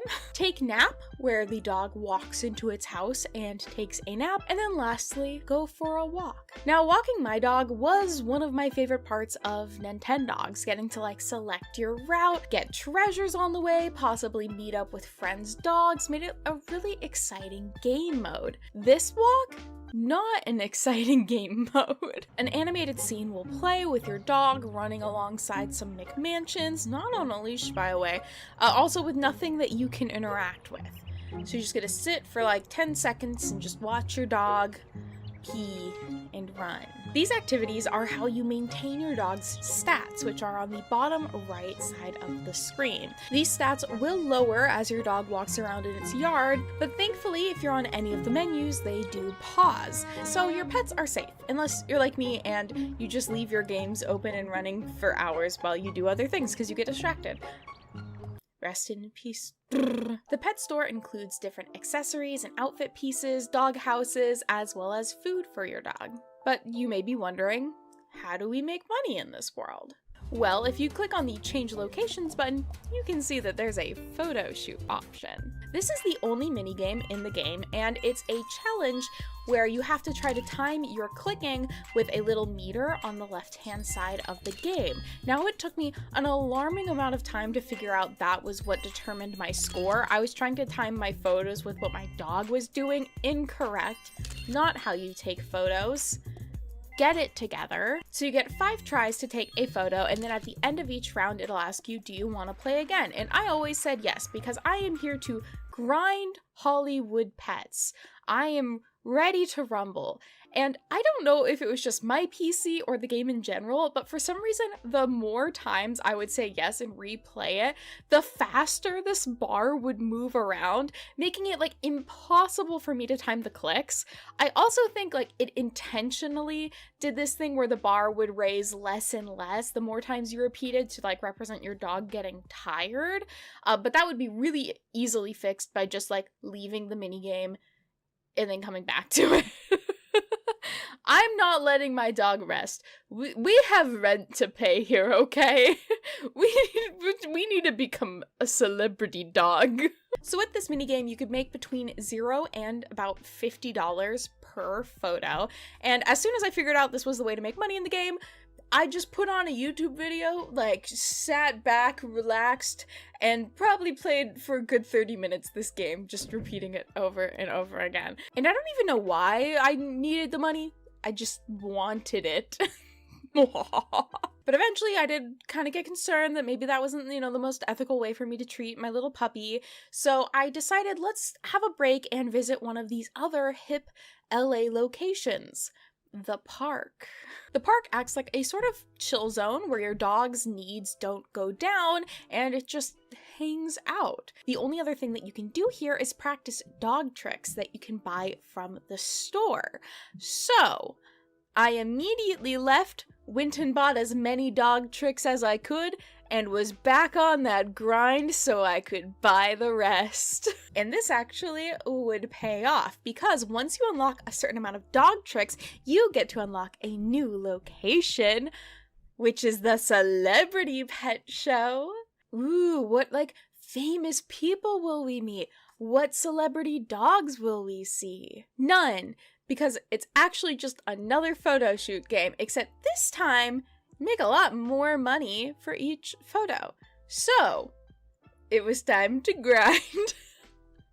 Eventually, I bought every dog trick that was available, so I decided I had to set my sights higher. It wasn't enough for my dog to have all of the knowledge of the world. They needed everything. So I once again set up a video essay, sat back in my chair, and spent an ungodly amount of time saving up money so I could buy out the local pet store. But one thing was looming in my mind, a final locked location on the travel menu, the country club. Elusive and exclusive, oh, how on earth could I get in? What did I need to do to earn a coveted spot for me? And confused and unsure of my pets and I's status in the world, I decided to turn to my one comfort in times of need. Retail therapy. And on that journey of buying everything in the store, I discovered the ultimate truth in life. You can simply buy your way into the country club. I just bought a membership. That's all I needed to know. My moment was here. Me and were ready to see how the 1% of the pet world truly lives. And it turns out, it's just like the park and you can't do anything here. And that's the entire game. Now here's where I like to usually go and talk about any reviews for the game, but as far as I can tell, not a single review was made about it. Like, I can't find anywhere. Based on what I can find, the game originally retailed for $20, but also had a release via Scholastic where it might have been as little as $5, which I think means that these were probably sold at Scholastic book fairs, which is very fun. So let me know if you ever saw this game at your Scholastic book fair. Like, the funny thing is, I know that video games were technically at Scholastic book fairs, but my mom was so serious and so strict about any money for book fairs only going towards books that, like, I don't think I would have acknowledged games being there. I think I would have had like blinders on. Like, I don't remember them being there, but I know that they were. Another interesting little thing about this game is it actually had a patch available for it via Lost Sock's website. I myself haven't tried the patch just because it's like, I don't love downloading stuff off of websites from the Internet Archive, but it is odd to remember a time where patches would just like be uploaded to developers' websites and you'd have to get them from there, and developers would just have to like hope that consumers would check the website and download them. That's crazy times, you know? Crazy. It was crazy back then. But in terms of my own review of the game bad. Game boring. There are just so many other pet simulator games that are better and have more going for them. Like, I think even there's like a Little Tykes pet game that I feel like I enjoyed more playing that than I enjoyed playing this. Maybe I'm an adult playing this one, okay, and I was a kid playing the other one, but still, this one pops off. And I like remember it so clearly. But for example, Nintendogs released at least a year earlier than this game and was, I think, $30 at launch, which, like, yeah, technically it's like $200 if you also need to buy the DS, but it was just like such a better game. In case it hasn't been super obvious, I, of course, was one of many kiddos who Christmas of 2006 or 5 got a DS and Nintendogs. I still have my game. I had Chihuahua and Friends. It isn't my original save anymore. Story time. When I was young, I went to a daycare, but it wasn't really a daycare. It was literally just like a lady's house that we went to, and all of the kids were in like an upstairs room together recreating Lord of the Flies, and then like the one adult lady stayed downstairs and watched Big Brother all day. Like, not kidding, that was the dynamic of this place that I went to every day for most of my childhood. And a lot of the kids at this daycare did have DSs and Nintendogs, and in Nintendogs there's this really cool feature where you can connect with other people's DSs, and if they also have Nintendogs, your dogs can meet up. And eventually we learned that if you have different versions of the game that have different dog breeds, sometimes you can unlock it in the other person's game by meeting up with them in the game, which is a very cool feature. So at this daycare, there ended up being a day where I got into some sort of trouble.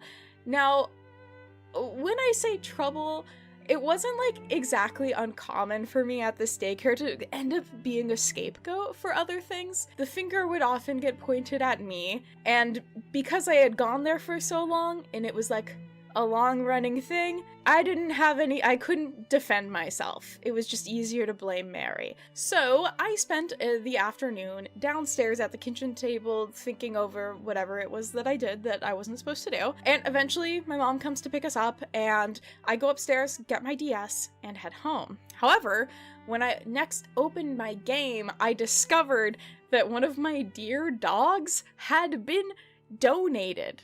And they had adopted a different one in its place of a breed that somebody else was trying to unlock. So they got rid of one of my dogs.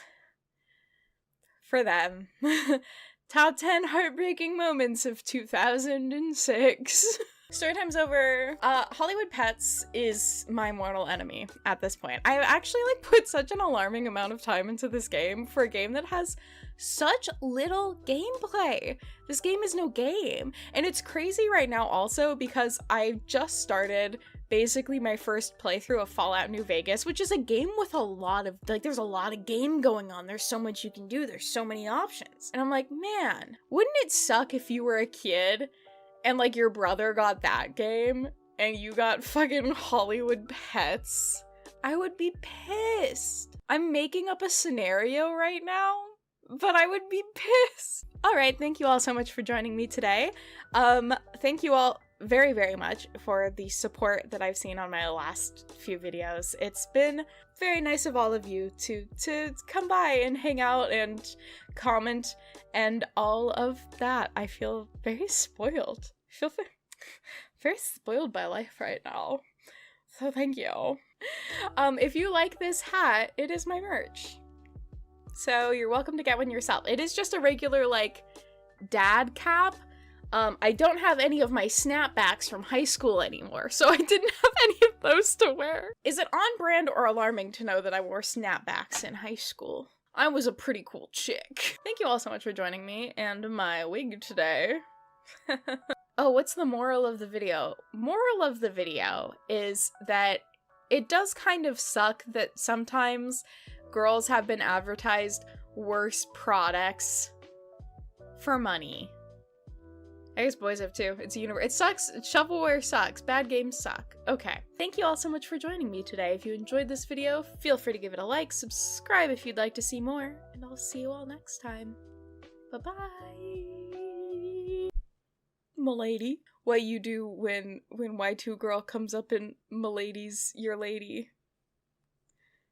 When it comes to fashion playline dolls, companies will often attempt to design dolls that match the style or sizes of other popular doll lines. This way, consumers may feel that they can easily trade clothes or accessories between the new doll line and their old dolls, or that the two will simply play well together and look right next to each other, thus possibly buying more from the new doll line. But sometimes a company will go in the opposite direction, creating something that doesn't really match with anything else on the market in an attempt to stand out. They can't be replaced or replicated because there's simply nothing else like them yet. This can be a gamble. Sometimes it pays off and sometimes it doesn't. And one example of a larger company failing to break the mold comes in the form of teen trends.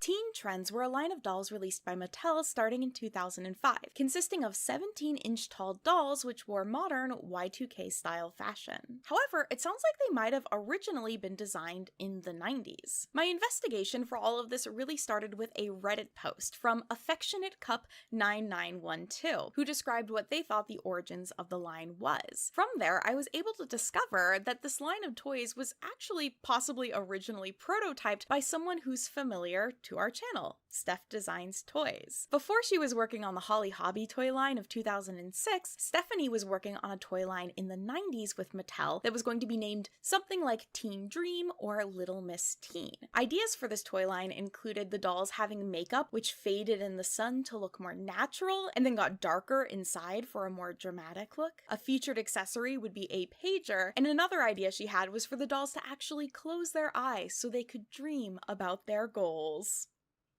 Which is pretty cute. These dolls had that unique size of 17 inches tall, so bigger than a Barbie but smaller than an American Girl doll, and wore very 80s fashions and hair, which of course I love. These look so cute. I really enjoyed reading through all of Stephanie's notes, and she includes that they were originally sculpted by the amazing Danzer sisters, which unfortunately I haven't been able to find too much more information about like who those people were. But these sculpts do look like they match up with what would be released with the Teen Trends line of dolls, with of course some updated hair and makeup styles. Affectionate Cup in their Reddit post theorized that Mattel essentially just had too much money in 2003 and had these dolls laying around that had been prototyped and decided to kind of like throw them into the void and see what happens. To add on to that theory, sales of Barbie dolls were down in early 2004, and sales of larger dolls, such as American Girl, which Mattel also owned at this time, were up.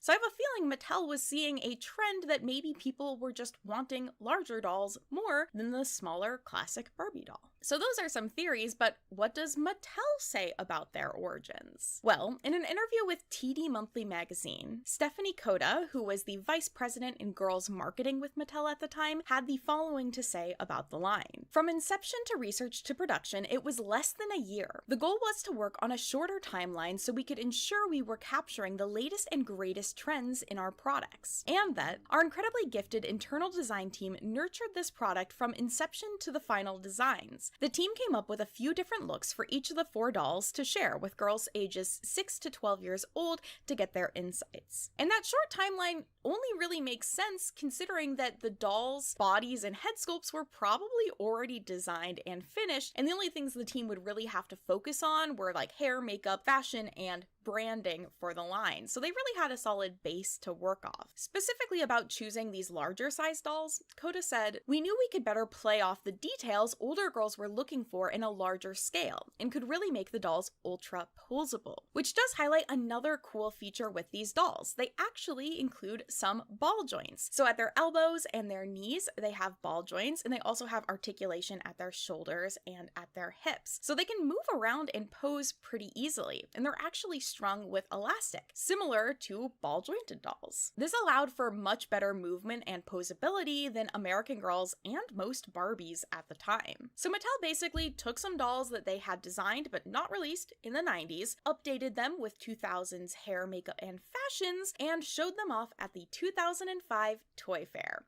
which I can once again not get photos of. 2005 specifically is a hard year to find the doll photos at the Toy Fair. The same website that had hosted photos of everGirl from that Toy Fair actually also has a page that they had hosted teen trend photos on, but those photos are no longer available. In a really roundabout way, I was actually able to find the person who took the photos at this event, but unfortunately they don't have access to them anymore, which is a huge bummer. So in this moment, I just want to give a quick shout out to everybody who's doing some really great coverage from toy fairs, especially from doll lines or more girly toys, because that has not historically been the case, that those have been preserved or shared really easily, and I just appreciate how much easier it is for us to look at them now. Thank you everybody for going to the toy fair.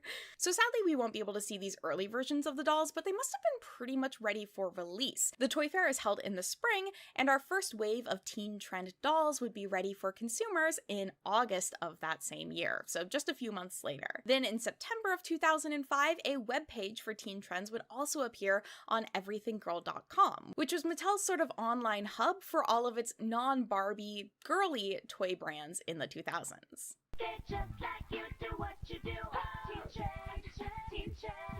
The first wave of teen trends would introduce us to the four main characters of the brand: Gabby, Kiana, Deandra, and Courtney. Mattel's 2005 hit holiday toy list describes the line as, "The teen trends dolls are hip, with trendy fashions that reflect each girl's unique personality and style. These dolls have long, beautiful hair that holds sassy styles, sassy detective, and in the spirit of a real fashion magazine that girls love to read, each doll also comes with her own personalized lookbook. Teen trends are the it girls for fashion, hair, and style." Magazines must have just been the in thing that year, considering that Bratz Rock Angels, which also centers around the Bratz characters creating their own magazine, would release in September of 2005. I'm sure that that's just a coincidence, though. These dolls all having a distinct personality was a huge selling point of the line. And here are the descriptions of the characters from that toy list. First, we have Gabby. Gabby is the girly girl and adores shopping, watching movies, and relaxing at the spa. Her trendy outfits capture her fun, feminine style with zipper details and accessories, just like something a real teen would wear. Her pretty hair really curls, and she comes with great hair accessories like a brush, clips, and curling iron. So me. Next, we have Kiana, who's the rocker girl. She has a blast going to concerts, playing her guitar, and writing music. Her contemporary style truly matches her wild personality. She comes with pink gel for her hair and other fun hair accessories, so she can look like a rock star every day. Then we have Deandra, who is the bling bling girl and loves doing anything outdoors and getting her groove on the dance floor. Her trendy velour sweatsuit is the perfect outfit for an active girl. For more funky fun, she comes with clips, a brush, and a hair extension, so girls can create her perfect look. And lastly, we have Courtney, the preppy girl, who enjoys going to the beach, riding her bike, and taking her dog, Francie, to the park. Courtney is charming in casual fashions and comes with bendy curlers that really curl her hair, and other accessories for variety and Vogue, which, I'm assuming this is supposed to be describing this doll for an adult, because what child is going to read Variety and Vogue and go, oh, why yes, maybe a child that wants the Courtney doll, let's be real. Okay. The dolls would each retail for $39.99, which is about $66 today with inflation. Barbies at the time would range from like $15 to $25, and American Girl dolls would be around $80 to $100. So teen trends were a solid middle ground in both size and price. I believe this wave would also include 2 lines of fashion packs, night out and weekend wear. Stock photos of those outfit packs are included on the back of the dolls' boxes for wave 1, so that's why I'm assuming they were a part of this first wave. The night out line would include what the girls would wear on their kind of preferred night out. So our Gabby character is getting dressed up, or is having a dress up night. Kiana's going to a rock concert, Deandra's going dancing, and Courtney is dressed to see a play, which is actually the fashion pack I had as a kid, and you can tell because I have this shoe from it still. This is the only item I still have from that fashion pack. Evidence. Weekend wear is then kind of like the day version of what the girls like to do on their weekends. So Gabby has a robe and some spa stuff. Kiana looks like she's ready to go film something at a concert with a little badge and her camera. Deandra's going shopping, mini credit card included, and Courtney has an MP3 player and headphones. I'm assuming for a nice little walk. Maybe with her dog. And speaking of dogs, a line of pet accessories would also come out, which included a little stuffed dog and a bag which the girls could use to carry said dog, which is just the ultimate Y2K move. A purse for my dog. The webpage on everythinggirl.com featured pages for meeting the girls, shopping for toys, and games, which I believe included a magazine making game that you could then print out, which I swear I've done before, and maybe also another about designing a room. Sadly, these pages are no longer accessible through the Wayback Machine, so for the moment they are lost to time. I wasn't able to find any specific stats about how well the dolls sold, but in the earlier mentioned interview with Coda, she states that sales were exceeding our initial expectations. We're very pleased with the results thus far, especially for being so early in the selling season. This was in October, leading up to the kind of Christmas or holiday sales season. Plus, we are getting strong feedback from girls that they like the dolls because they're new and different from anything else out there. She also mentions that Kiana and Gabby are slightly more popular than Courtney and Deandra, but not by a lot. The dolls were designed to have distinct personalities and unique attributes, from fashion to hair color to accessories. The goal was to parallel a girl's life, personality, or in essence, what a girl aspires to be. The interview with Coda ends off with her saying, "Spring 2006 has a lot of new news."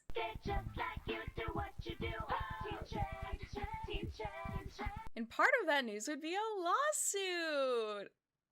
Technically, a number of lawsuits. So through the 2000s, Mattel and MGA would be kind of locked in a legal battle with each other, partly due to the origins of the Bratz doll line being like a little bit messy, and also partly due to evil big corporations wanting to be the only evil big corporation around. And teen trends would end up kind of getting wrapped into this. So a work about Bratz marketing strategies that's named MGA Entertainment Consumer Entertainment Products Company Marketing Strategies for Bratz explains that in May of 2006, when MGA added Kiana to the Bratz pack, Mattel filed a lawsuit for trademark infringement of its Kiana doll. MGA then decided to withdraw Kiana from the Bratz pack and not use the name in the future. But critics observed that though the brand names sounded similar, the spellings were different, and both portrayed completely different personalities, and termed Mattel's lawsuit as a bad marketing practice. But the thing is, I can't find this lawsuit. Like, I can't find evidence of this lawsuit, and this article, it doesn't cite anything related to it, either about the lawsuit or those responses that they were talking about, which, first of all, is irresponsible because I'm pretty sure this paper is used in classes at a university, or at least it was in the past, so like, boo. All of my sources with my script are in my description. The MGA versus Mattel legal battles of the 2000s onward are pretty well documented and reported on online, and I think a case like this would have been at least reported on in an article once somewhere, but I can't find that or evidence of a filed lawsuit about it. A different article from 2007 in Marketing Week states that MGA Entertainment withdrew the Kiana doll after Barbie owner Mattel claimed it owned the trademark to the name Kiana with its Teen Trends doll line. The two companies are now entangled in a legal battle, which is both more accurate and a little bit misleading because that legal battle is technically not directly connected to the Kiana name situation. It's connected to other lawsuits that were happening at the time. What I think might have actually happened, and this is all in my opinion, is I think Mattel might have instead just like sent a cease and desist to MGA and was like, hey, we have this name trademarked, which they did. In 2004, Mattel did trademark the name Kiana, and 2005 is when the MGA Bratz Kiana doll would be released, and they didn't trademark their variation of the name. Why this kind of matters as well is, if you weren't already aware, a lot of the legal battle between Mattel and MGA at this time was centered around the idea of the brands copying each other and kind of using unethical practices to get an upper hand to try and imitate the styles of dolls that the other company was releasing. So my scene is a big part of that. But specifically, in 2005, MGA sued Mattel over allegations regarding Mattel's serial copycatting of MGA's products. And it is a little bit awkward to sue your competitor over copying when you then go on to create a doll that's using almost the exact same name as one that your competitor already is using and has trademarked. So I don't think it was a lawsuit. That's all I'm trying to say. I think it was a bit of a quieter Mattel going, hey, stop using this name, we have it trademarked, and MGA going, oh, okay, we are suing you for copying us. I guess that's kind of reasonable. They are similar names. They're very different dolls. Like, these are two very different dolls. It kind of sucks, though, because Kiana in the Bratz line is a cool character, but I digress. But because all of this was taking place during like the peak of these legal battles between MGA and Mattel, I think people have just assumed it's part of those lawsuits. And if I'm wrong, please correct me, but I have searched through as many documents as I can find, and I really just can't find any evidence tying this name situation into the lawsuits that were between Mattel and MGA at the time. I've already spent just too much time looking over these for somebody who did take the LSAT twice and then did not apply to law school, so I think I will rest my case here. It was not actually a lawsuit, but if you find evidence proving otherwise, like, please put it in the comments, because I would love to see it. It gets referenced as a lawsuit all the time, and I'm like, I don't think it actually was. The thing to really note with this is Mattel is willing to really just burn money in lawsuits. I think I read somewhere they had spent over $90 million in a few years over this Bratz MGA lawsuit. They're willing to spend the money they have, and I do really think it is important to like protect your creative works, but I don't necessarily approve of like what these companies are doing at this time. We don't have to love it. Just like you do what you do. With Mattel pouring money into legal situations, we get Wave 2 of teen trends. Wave 2 is where things start to get really kind of murky. So Wave 1 started in August of 2005, and Wave 3 was shown in spring of 2006. So I would expect Wave 2 had been released at some point in between, with the assumption that Wave 3 is coming out in fall of 2006. Maybe like late winter, early spring.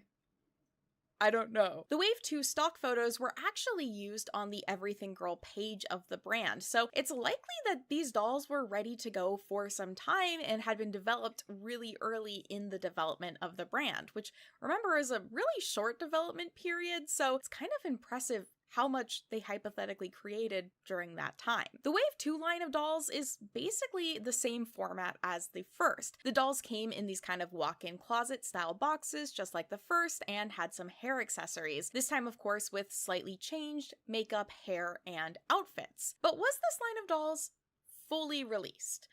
I'm not actually sure. So far in my research, I've found a couple of listings of both the Courtney and Kiana dolls, one of the Deandra doll, which I think was from a bidding site in Mexico, and absolutely none of Wave 2 of Gabby. And because I've been struggling to find evidence of listings of all four of the dolls, I don't know for sure if they were actually all released. What complicates this further, though, for me, is I actually was able to reach out to the person who designed the boxes for the line, Sweet Tooth Designs, and And in some emails, she said first that yes, the second wave of dolls was released, and I believe they were sold in Walmart and Target as far as I can tell, and then sent a follow-up email saying, I have to say I'm not sure the second line was released in Target and Walmart. Maybe one, not the other? The problem was that the boxes were too tall for the shelves, so at one point we designed them to make sure they were sitting down, but by that time they were dropped. So it is possible that these dolls were all fully released, but maybe just had a really limited run or were only available at one retailer. Or perhaps maybe not all 4 of the dolls really went into production. Maybe they wanted to cut costs and kind of test the waters of the second release and see how it would do compared to the first. The point that she makes also about the boxes is really interesting. So we've covered in the past the importance of retail shelf space to a doll line and how that can sometimes affect how well a doll line does. If a box isn't going to fit next to other dolls, this is a lot taller than your average Barbie or Bratz style box, it might not be able to be displayed properly on store shelves. Like maybe they were stacked up on their side, or maybe they had to be on the very top shelf or on a specific shelf that was adjusted to make them fit, though retailers don't really want to do that because they want to be fitting as much stuff in as possible, and making exceptions for one brand can make other stuff sometimes not fit as well. So it gets really complicated, and I could see actually the size of the box alone being a reason why possibly people wouldn't have bought them as much or have been an issue for their production. And it's kind of a bummer we never get to see the updated sitting version of these boxes, because that would remind me a lot of Glamour secrets, and I would be so intrigued. Something about a doll sitting in a box that, you know, just catches the eye. I actually even reached out on r/dolls asking people, hey, do any of you own one of these dolls? And I didn't get any responses where people were like, yeah, I own one. So, hi, internet, do any of you own a Wave 2 Teen Trends doll? Where'd you get it? Do you have a photo of it? Because it seems like people online, they're saying, yeah, they were released, but I just feel like if they were fully released, we would see more of them. I've been following the listings for teen trends on eBay for a while, and they get consistently posted. They're not super rare dolls, but the Wave 2, I just can't find them. I'm not seeing them, excluding Courtney. Courtney and Kiana, I'm seeing you guys.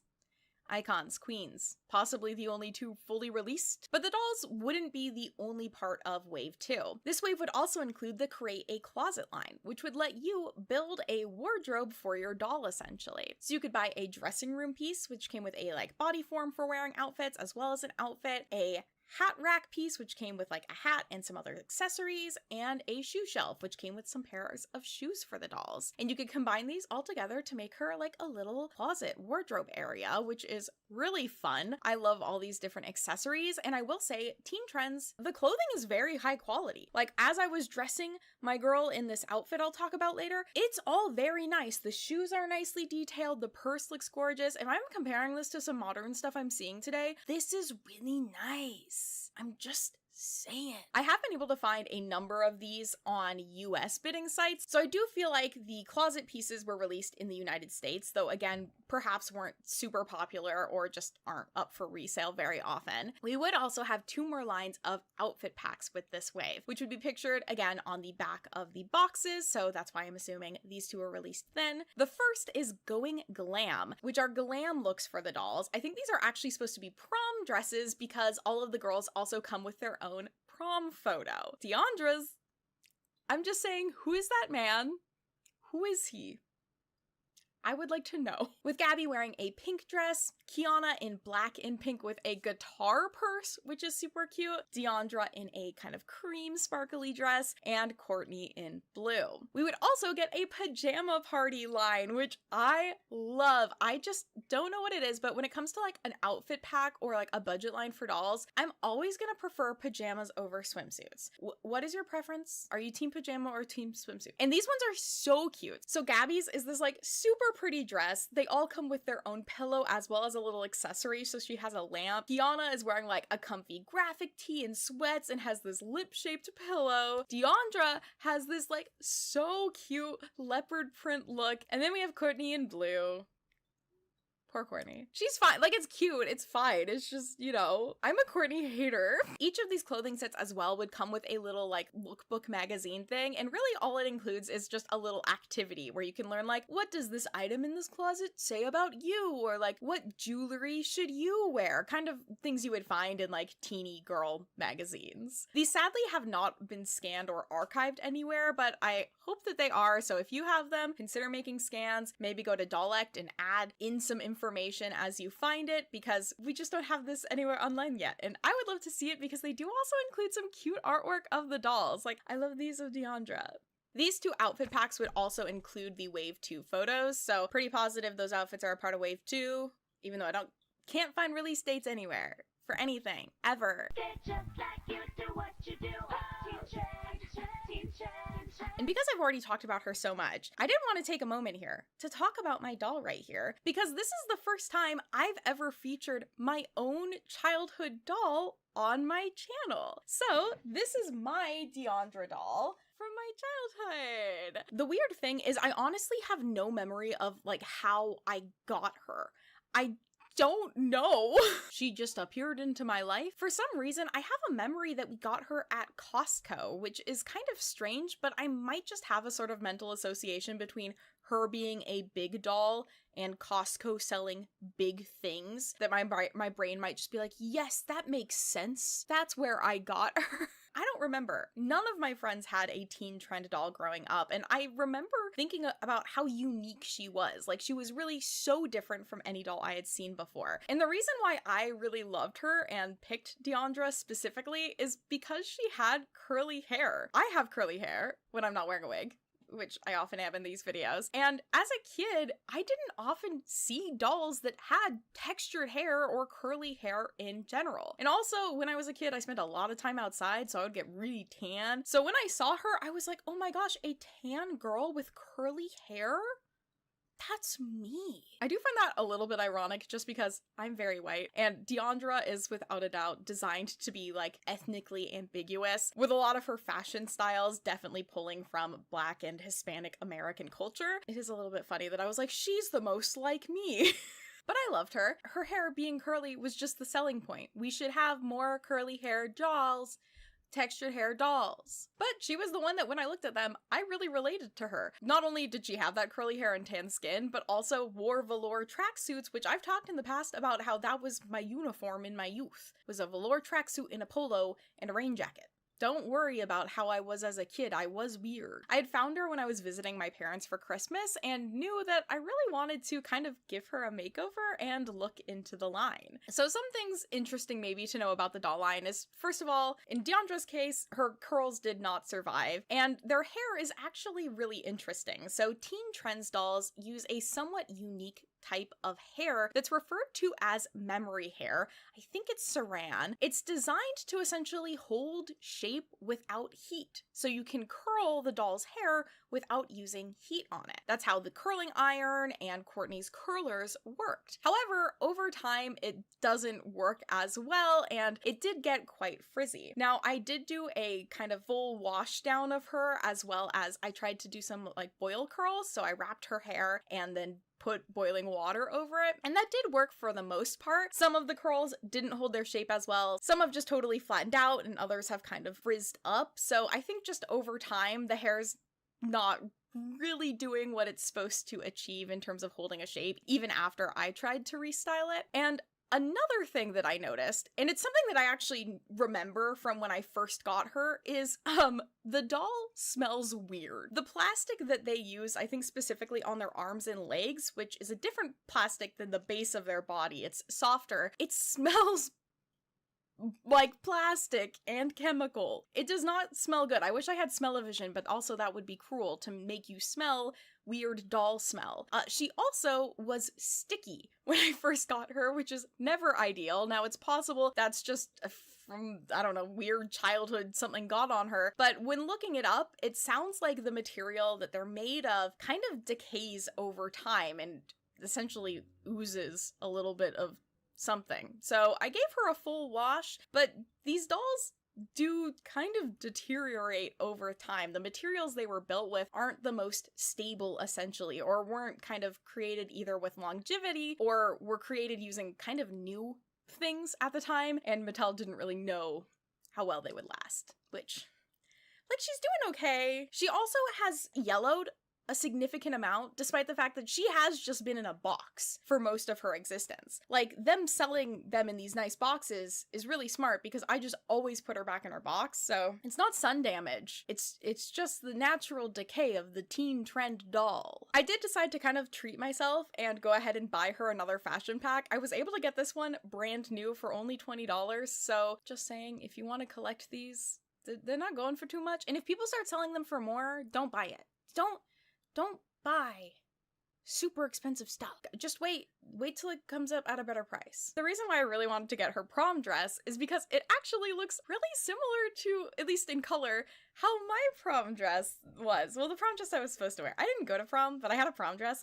Crazy stories. But yeah, I also had a cream color, kind of like sparkly, bejeweled, flowy prom dress. So I was like, wait, we match. I'm glad I have her here. I fixed her up. I'm glad to have her like included with the rest of my dolls I've got as a adult collector, because it's really fun to have like my childhood. Get just like you do what you do. Next, we would have Wave 3, which would be shown off at the 2006 Toy Fair, and we thankfully have some video evidence of. So AOL had actually sent some kids to the Toy Fair to interview people about the toys, which was kind of a cute video. But they captured footage of the dolls, which featured our 4 main characters, each of which had 2 new outfit packs and a brand new character, Arena, who is supposed to be kind of based on Japanese street fashion. Now, we can't see it fully, but it looks like there might have also been some like beauty salon sets, like maybe a hair salon in the background as well, but that is just kind of a guess. Like, it looks like they had some more things planned, but unfortunately, these would never see the light of day. Which leads me to my favorite question to ask on this channel: what happened?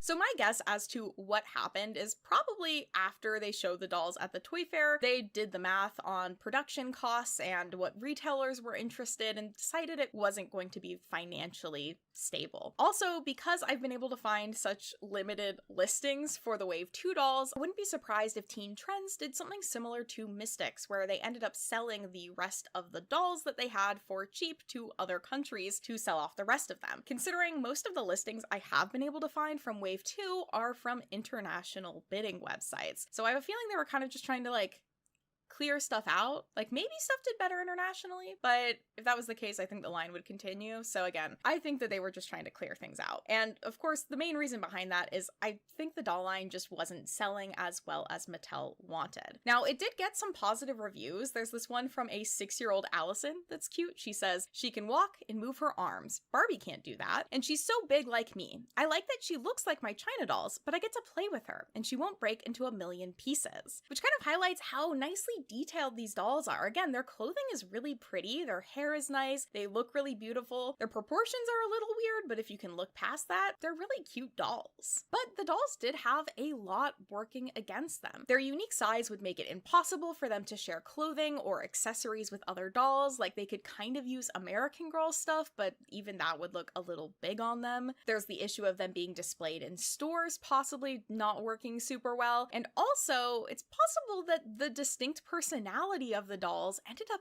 working against the line. The unique personalities of dolls like the historic American Girl dolls works because those dolls are historic figures. So kids can learn about them and their background and relate to them, but they're not necessarily seeing it as themselves. But I think because Teen Trends was more focused on modern fashion and modern life for kids, they would instead look at a doll and go, "Oh, that's me. I want to get the one that's me." And then they're probably not going to be getting the other dolls in the line that they don't relate to as much. And that $40 price point meant that you're probably not going to be buying duplicates of the same doll from one wave to the next. And unless you really want multiples of them, you're probably just going to get one. So having the waves of these dolls that only really have slightly different outfit styles, just months apart it seems, meant that you were kind of trying to sell the same thing twice to the same consumers, and that just didn't work. I feel like it was kind of a waste of money for them to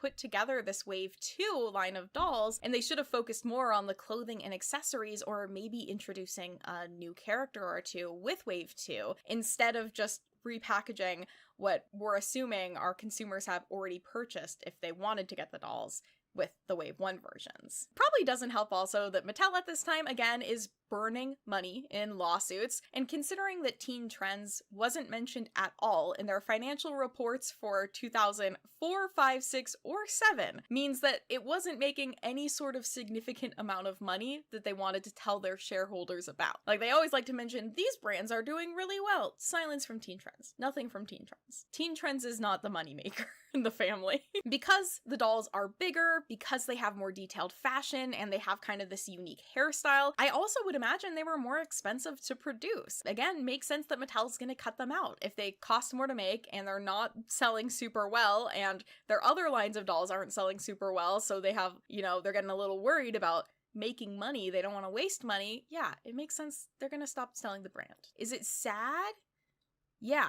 Also, maybe Mattel was like, oh no, our dolls are oozing. We gotta stop making these with this material. Who knows? Does any Mattel employees want to tell me about the ooze? Which is a bummer, because the line, again, they're fun designs, they're pretty dolls, they're wearing cool outfits, and it would have been really nice to see some more diversity within it as well. Like, Reina was a great start, but would have been nice to see a maybe darker-skinned black character, or someone who's Hispanic. Again, Deandra, we don't really know her race, so we don't know who she is, but we got 3 white girls. We can mix it up a little bit, okay, guys? Color, style, and it's so wild.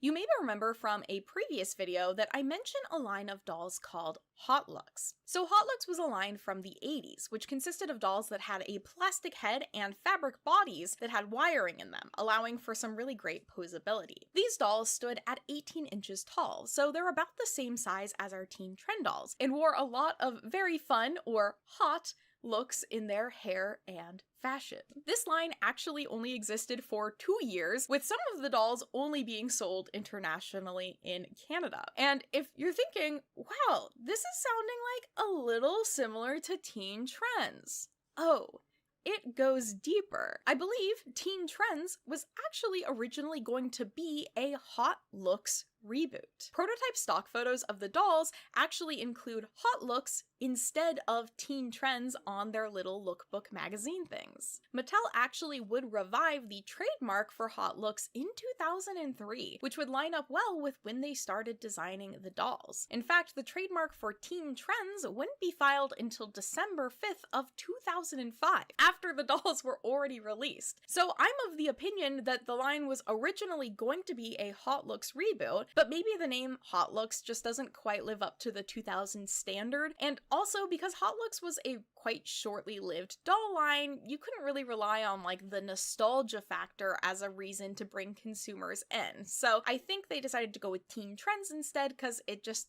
sounded more trendy.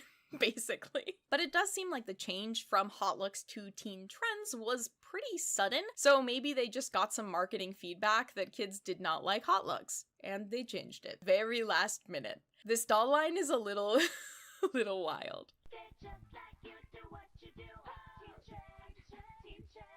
So here are some other tidbits that I just haven't had a place to talk about earlier in the video. One of them is that the first wave of Teen Trends packaging include a link to everythinggirl.com on them, and the second wave includes a link to teentrendsgirls.com, so a specific URL. I think it still just redirected it to the Everything Girl page, but it's interesting that they were trying to kind of like hone in on that brand and have a bit maybe more confidence in the brand itself and direct people there. I also have found a box design for Deandra that wasn't used, so it's possible maybe this was a first iteration of a design, or maybe this was going to be used for Wave 3.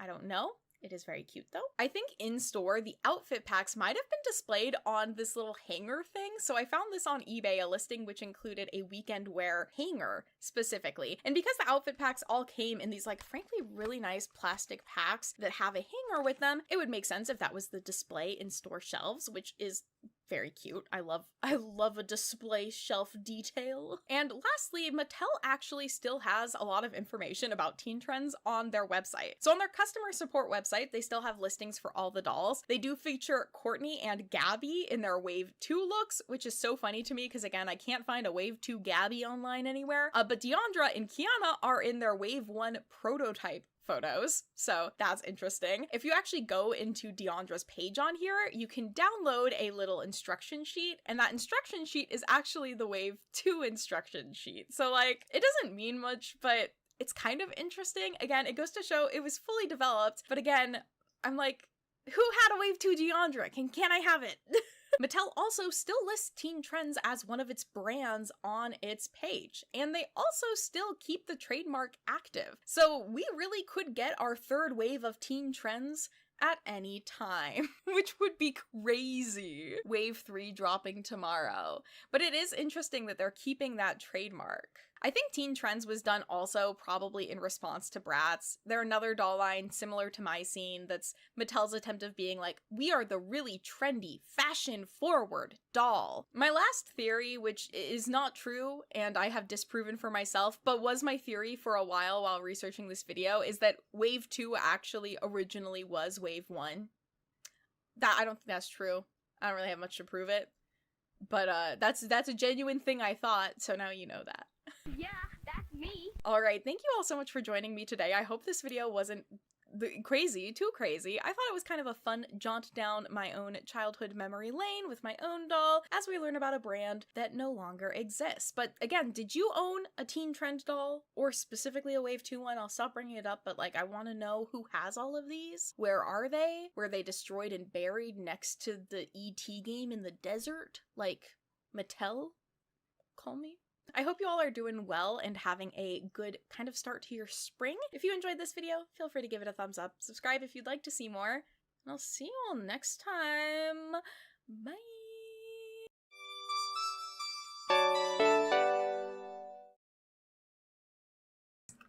Guitar Hero rocked the world of video games. Originally released in 2005, the game, which included a guitar-shaped controller, was an international success. But do you know what the Guitar Hero franchise was severely missing? The epic highs and lows of losing your bandmates, being behind on rent, and point-and-click adventure gameplay.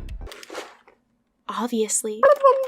Thankfully, Iron Roses is here to swoop in and fill that gap in the market as the first rock and roll adventure. You see, on one of my beloved trips to my local half-price books, I once again scoped out the PC game shelf to see if anything would catch my eye. Barbie Fashion Show tempted me. The Woman's Murder Club intrigued me. But Iron Roses caught my eye just as I was giving up on the shelf for the day. See, I was a huge fan of Guitar Hero 3.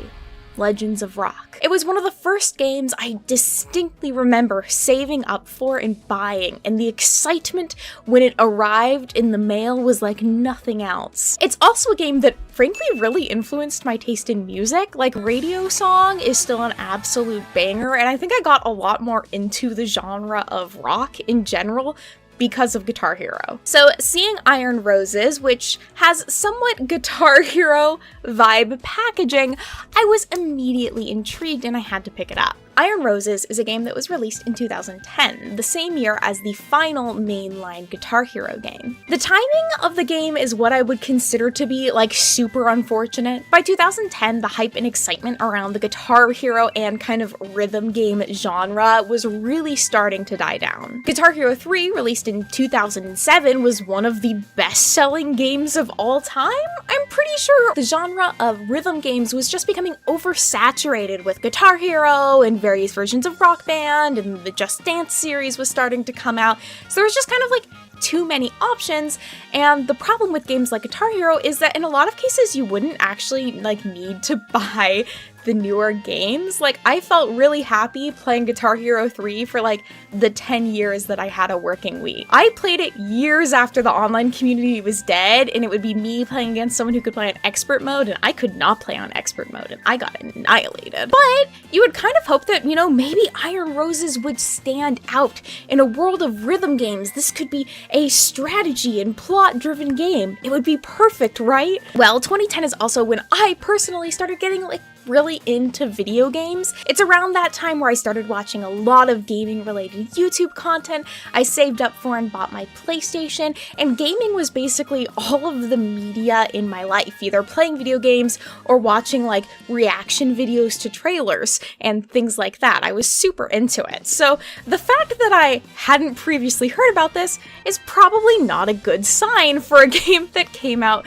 during like my peak gamer girl era. Iron Roses is developed by Creata Games, which actually still exists, which is pretty rare for a Thrift Games video. I feel like most of the games I've covered have been by publishers that do not currently exist, but they still do. They developed a number of different adventure games, including Tibor, Tale of the Kind Vampire, Hotel, which is a detective mystery game, and Where Angels Cry, which I just thought sounded dramatic and cool. They then kind of pivoted, I think in around like 2015, to more making mobile games, and have since been purchased by the developer Playrix, and they now exclusively make mobile games, which is interesting. I don't think I've personally played any of the mobile games they've developed, but like, I think that's where the money is, so I don't blame them. So let's go ahead and take a look at the box here. I still have my sticker on it. Oh, but it's gonna peel off easily. Half price books, 10 out of 10. I feel like their labels are very easy to peel. Up at the top, it says live the dream and make the big time. Iron Roses, the first rock and roll adventure. Help Alex reunite the band and rock the world. On the back, it says help Alex reunite Iron Roses for a shot at the battle of the bands. Dreaming of one day making it in the music industry, Alex is searching for her former bandmates to try to convince them to enter the upcoming Battle of the Bands. Do Battle of the Bands actually exist? Like, still, this is gonna make me sound like so uncool for not knowing. I don't know my local music scenes. Track down their lost equipment, interact with intriguing characters, and use all of your problem-solving skills in this exciting First, a rock and roll adventure game. So this is rated E10 and up with alcohol reference and mild language. I hope that means they can swear, but I guess we'll find out. Some of the selling points are there are more than 70 realistic locations to explore, dozens of mini games, from hidden object to puzzle to rhythm mini games, so just lays it out what we can expect, more than 20 colorful characters to interact with, and detailed step-by-step tutorial and hint system. So hopefully even if I get stuck, we can play through it. Now this was originally, I think, developed for Windows XP, so it's definitely not the oldest game that I've looked at. Now I did look into this a little bit online, and there is only one Iron Roses speedrun time listed, which means if I actually finish the game, I can register as a speedrun. So let's find out if I finish the game. Okay, let's unbox this baby. I actually haven't opened it up yet. Let me be frightening child vibes. You know, I worked a full day at work. I ripped the case! Now I'll never get my money back. My $4 back. I don't return these games, by the way, after I play them. I keep them forever because they now become collector items in the Mary Love New canon. Thus I could never get rid of them. You know what? I think this has its original packaging on it. I think this is its original tape. I don't think anyone played this before me. Okay. We just have some install instructions and the disc inside. So let's go ahead and we'll try and install the game and check it out, possibly speedrun it. And then at the end, I think it would be fun to check out some reviews for Iron Roses. So let me go ahead and get the installation all set up. We got an installation. Accept the agreement. Sounds great. Have my soul. Run. Finish. Shit. Install the game anyways? Oh, sweet. It might work. Everybody believe in me. I spent $5 on this. If we combine our mental power, it should install fine. And then we can start the speedrun clock. No! No! Wait. close. Let's try it again. I have a feeling it'll work. No! The system cannot find the path specified. Where did it go? It's because I have too many files on my computer. Contact tech support. Do you think their tech support still exists? Okay. Gonna have to do this hard way. I'm gonna shut down my computer and restart everything.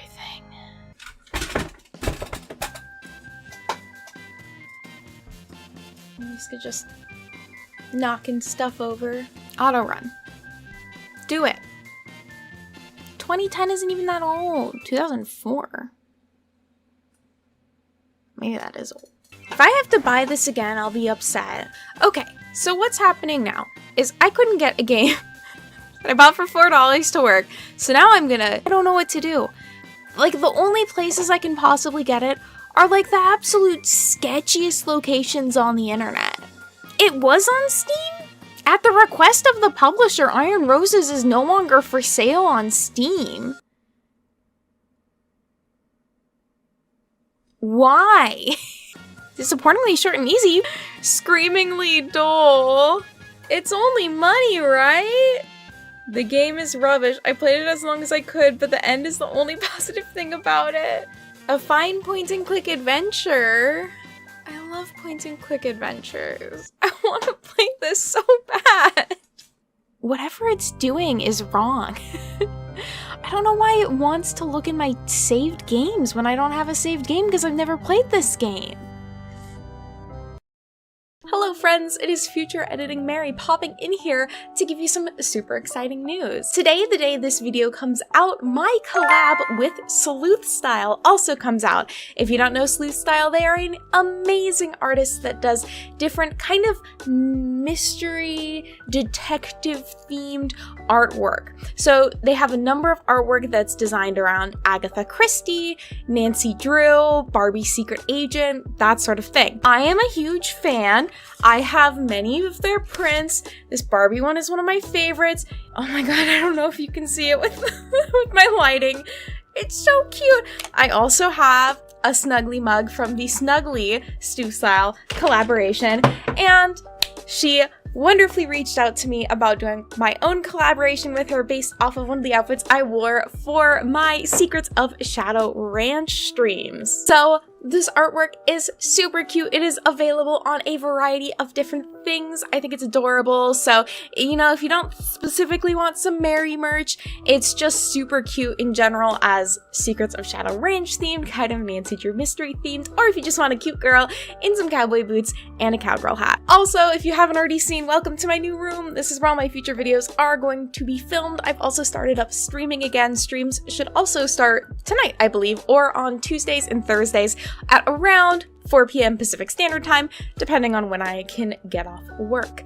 Alright, we're gonna go back into the video now, but be sure to check out Sleuth Style. Not just my design, there are other designs as well, which I absolutely adore.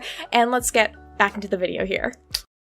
What I've always feared would happen with a thrift game has finally happened. I tried everything that I know how to do to get this to work. Nothing worked. And so we have our first failed thrift games. There was nowhere that I felt safe about finding it online, and the developers have removed it from Steam, which feels like a solid message of, please don't play this. So we'll never get to fully know the experience of Iron Roses. I'm not gonna get to speed run it, which was my dream for today. My hopes and dreams. I'm honestly really disappointed. I was quite excited. I had high hopes, but that's part of the gamble when it comes to playing these older games. Some of them just aren't gonna work in the way that we think that they should. That's just how it do be. So rest in peace, Iron Roses. You will be missed but not forgotten. If any of you have some memories playing Iron Roses, please put them in the chat down below. It didn't get good reviews. It got really bad reviews. But I was hopeful because I love point-and-click adventure games. Alright, I'll end it out with a song. Thank you all for joining me for this attempt to play Iron Roses. and another episode of Thrift Games. Thank you all for joining me as we attempt to play Iron Roses, and it didn't work, but hey, that's the Thrift Games way. Ba-dum-ba-da-ba-ba. Thank you all so much for being here today. If you enjoyed this video, feel free to give it a like. Subscribe if you'd like to see me attempt to play more games I get from the thrift store. I hope you all are doing well, and I will see you all next time. Bye-bye!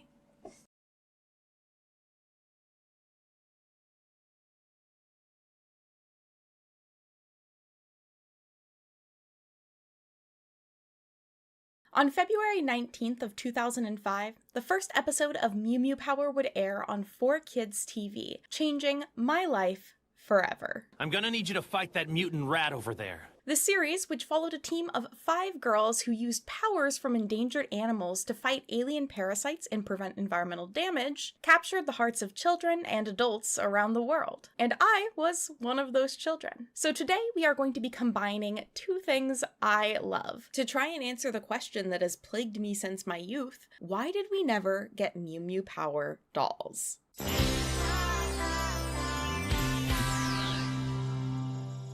Let's go ahead and start with some background on the series. It's already started.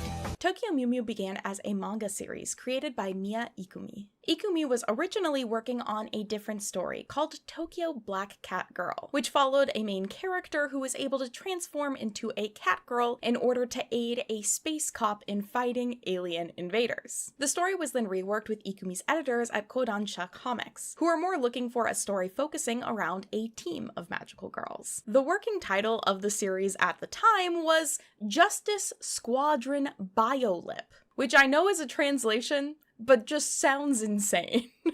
While Ikuma worked on the main artwork for the series and kind of the overall story, Reiko Yoshida joined the team to help support with some of the story and writing. While Yoshida would only work on 3 other manga series, she worked on the writing for a ton of different pieces of anime, such as Boys Over Flowers, Angelic Lair, The Cat Returns, K-On!, Marie-sama ga Mitoru, Sugar Sugar Rune, Aria the Animation, and Tamako Market, and those are just the ones that I personally have seen. She's worked on a ton of stuff. I think it's interesting that she worked on Maria-sama ga Mitoru because that series is really notable for its very strong female relationships that go a little bit beyond your typical friendship. And I think that's really interesting because that definitely bleeds into some of the character dynamics in Tokyo Mew Mew itself. I'm just saying, Mint, I'm just like you. Be who you are. Happy Pride. Happy Pride. Don't come in here. Why are you in the closet? I'm okay.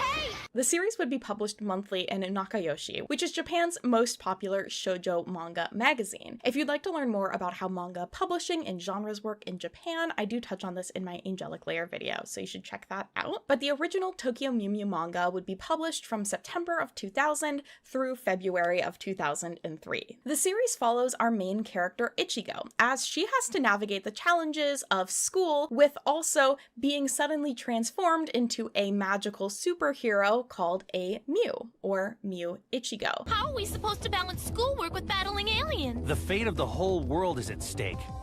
I'm sure you'll figure it out. She also has to work part-time at a cafe that's run by the people that turned her into a Mew. The cafe's main function is to act as a front. She has a huge crush on this boy I'm gonna devote my life to nature. Who also is the main villain of the series, but of course we don't know that at the start. There's a lot of drama. It's delicious. For a quick summary of the characters you're going to be seeing through this video, first up we have Ichigo, who is 12 years old and who has the DNA of an Iromote wildcat in her, which allows her to transform into Mew Ichigo. Her main kind of character traits are that she's klutzy and energetic. Outside, see ya!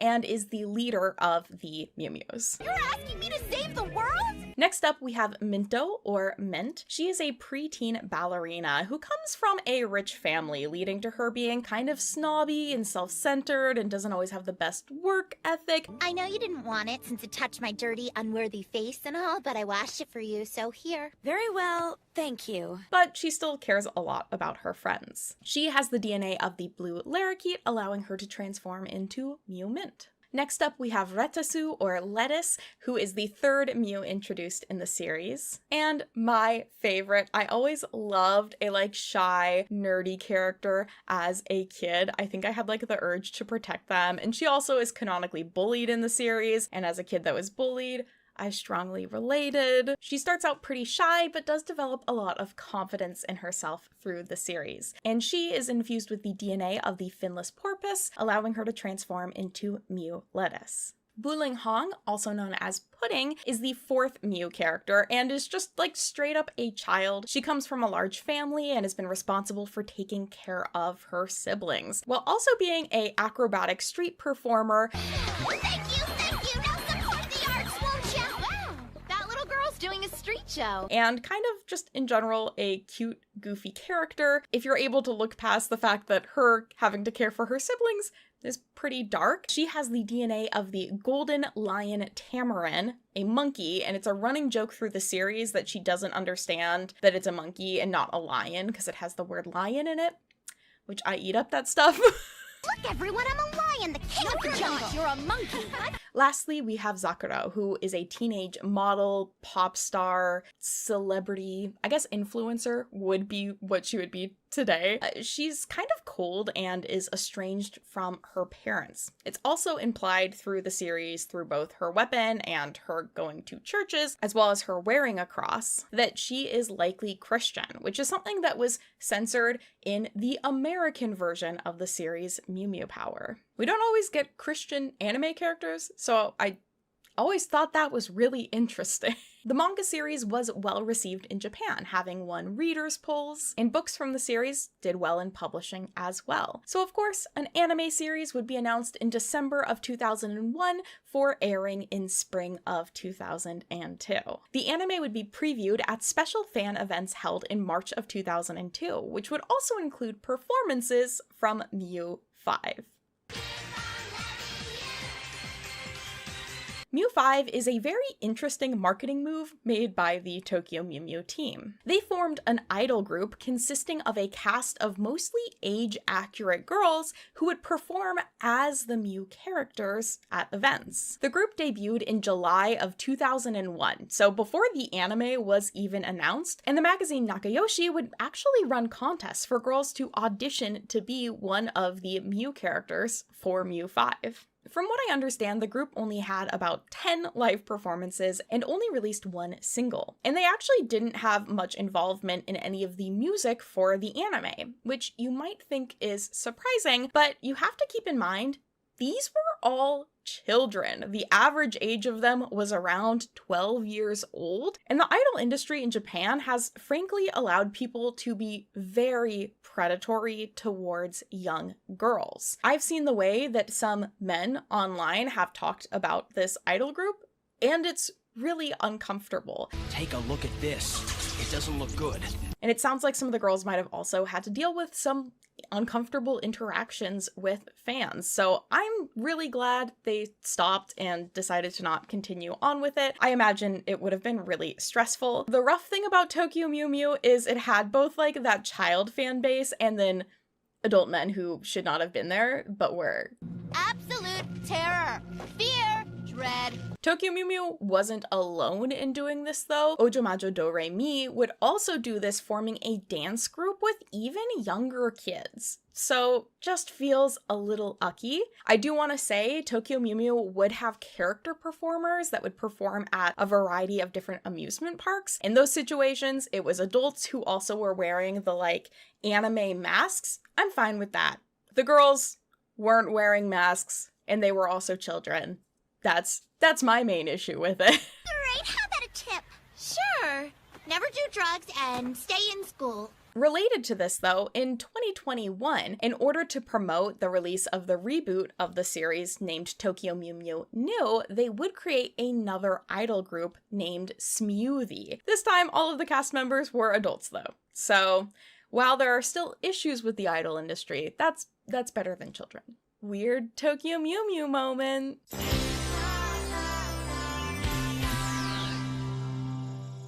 Back to the anime, the series would consist of 52 episodes animated by the studio Parrot, a pretty prolific studio that also worked on series like Naruto, Bleach, Tokyo Ghoul, and more. The series would air on TVAH's Saturday 8 a.m. time slot, which was actually pretty unique. Historically, that time had always been used to air boys' shows, and this was the first series aimed at girls shown on that station at that time. While I can't find any specific numbers about viewership, an article from the 2002 Tokyo Toy Fair states that in many related products from the increasingly popular anime Tokyo Mew Mew were on display. So we can assume it was doing well. You will have the admiration of all. Your name will be a household word. Really?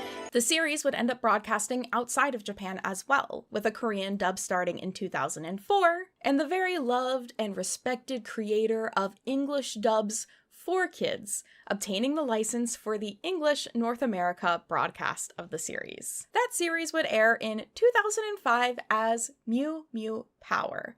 And I was there, and it changed my brain chemistry. I thought you were a normal girl. But I am, Mark! No, you're not. You're just a freak!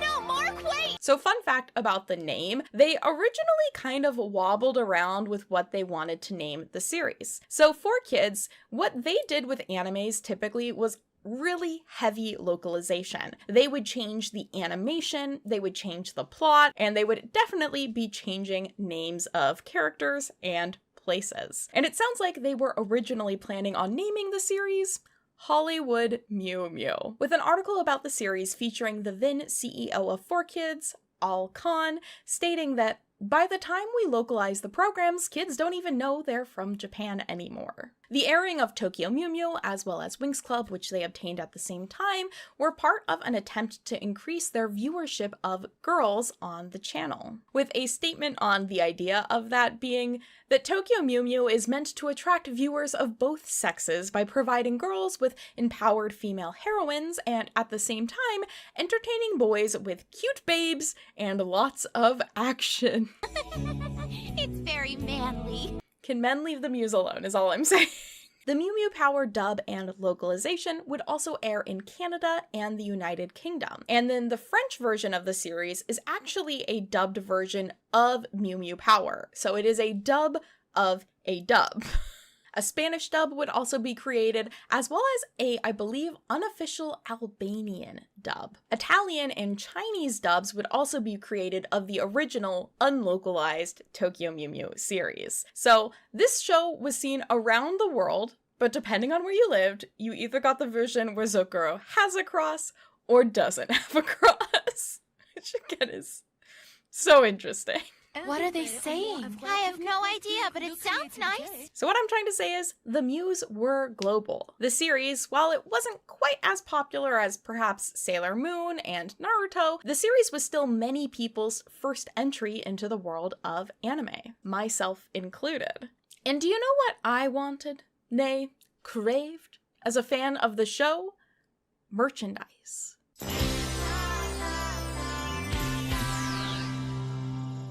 And from really day one of the anime series, merchandise was ready to be sold. Well, technically day 5 of the series. A press release from the toy company Takara announced that they had acquired the rights to produce toys for the series, which would first broadcast on April 6th of 2002, and that they would begin selling character merchandise on April 11th of 2002. Takara was a toy company founded in 1955 with the motto, "Playing is culture." The company exists today as Takara Tomy, after merging with the company Tomy in 2006. While the company has worked on a vast variety of different toys, their crowning jewel, who helped keep Barbie out of Japan, is the Licca-chan doll. First produced in 1967, the Licca-chan doll was designed to look like or emulate the artwork of popular shoujo manga artists of the time, with some of the doll's artwork even created by artist Miyako Maki, who really helped pioneer the style of shoujo at the time. Licca-chan dolls are actually shorter than Barbies and were specifically designed to be. So from what I understand, Takara originally was trying to design a portable dollhouse for the popular import Barbie-sized dolls of the day. But they realized the dollhouse that they would have to make would be really large and inconvenient for Japanese households. And thus they ended up developing the smaller Licca-chan doll, so her house would be a more appropriate size for Japanese households. By 1969, Licca-chan would surpass Barbie in sales in Japan, and today, Licca-chan is often used as a catch-all term for plastic dolls, in the same way that Barbie is often over here. She is their cultural norm for a fashion doll. This success of Licca-chan is likely the reason why Barbie has just never been a huge thing in Japan, despite multiple attempts with multiple different companies, including Takara working with Mattel to do a release of Barbie over there, which eventually would turn into the Jenny line of dolls that Takara Tomy releases today. Because really, why would kids want Barbie when Licca-chan, who's been specifically designed to relate more to their culture, is right there? And she's also really cute. Another fun connection is Miya Ikumi, the artist and creator of Tokyo Mew Mew, actually worked on the artwork for a manga series based off of the anime Super Doll Licca-chan, which follows a girl and her doll Licca-chan as they go on adventures, basically. And the doll protects her, and the girl might be a princess. I haven't watched it myself, but isn't that fun? Good thing I did some snooping around to see what you were interested in, huh? Huh? Nothing. I'm not a stalker. Hey, look at that thing! A translation of that press release from Takara states that they planned to release 26 items in 2002 and 33 items for the year, with the goal of achieving sales of 1.8 billion yen in the first year. They had pretty high expectations for how well this merchandise would sell. Now, I do want to say there had already been some forms of Tokyo Mew Mew merchandise on the market. Oftentimes, Nakayoshi would include a little gift with their issues, and so many different Tokyo Mew Mew items would be released for that, many of which I own. But this merchandise was much bigger than anything that had been created before. So some key items would be role-play sets for kids. They created versions of the weapons the characters used that were child-size and lit up, and they made cool sounds, and I own none of these, and I probably never will. But shout out to the people who do. I'm not gonna rub your house. Know what I mean? Sorry, what did you say? Oh, nothing. There also was the heart-pounding sets, and these were little costume sets that included like the ears and choker and little accessories that the characters wore. So they weren't full costumes, but they were pretty close. I think some costumes of Mew Ichigo would also be released that were actually a kid size. But the first thing we get really in the kind of realm of dolls are these mini dolls. So these sold for around 350 yen and are the most commonly knocked off piece of merchandise made for the series. I myself, as a teenager, bought on eBay this like set of all of the character like mini dolls, and this isn't how they were sold. I'm pretty sure they were sold individually, and I owned a knockoff. I don't have a photo of them anymore, but you can see them in this picture of me from high school. They're there. But at some point between the start of the series and August of 2002, we would get our first dolls from the series, and these are called the Elegant Collection. They sold for around 1,200 yen, and each one consists of one of the Mew characters in her kind of Mew outfit. And these are actually what I have right here. So as I said before in this video, Mew Lettuce was my favorite character as a kid, and this doll that I have of her is actually the one that I got in 4th grade from eBay. It's the first thing I ever bought on eBay. She's now missing. She originally had her little castanets. She's now missing them. But they're very, very cute dolls. They're like very rubbery with wiring in them that you can bend to pose. I'm impressed that she's still in pretty good condition at this point, other than missing a couple pieces. They have their little like tattoos. All the characters have a mark on them, which is I think supposed to be where the DNA was infused with them. So like Lettuce has hers on her chest. I also have Puddings, and I'm almost positive I got Pudding at the time because she was probably the cheapest option. I think Pudding and Lettuce are the least popular characters of the series, so their dolls were probably the cheapest options. Though I'm sure now if I like went back in time, the prices for dolls then I'm sure probably were so much better than they are now.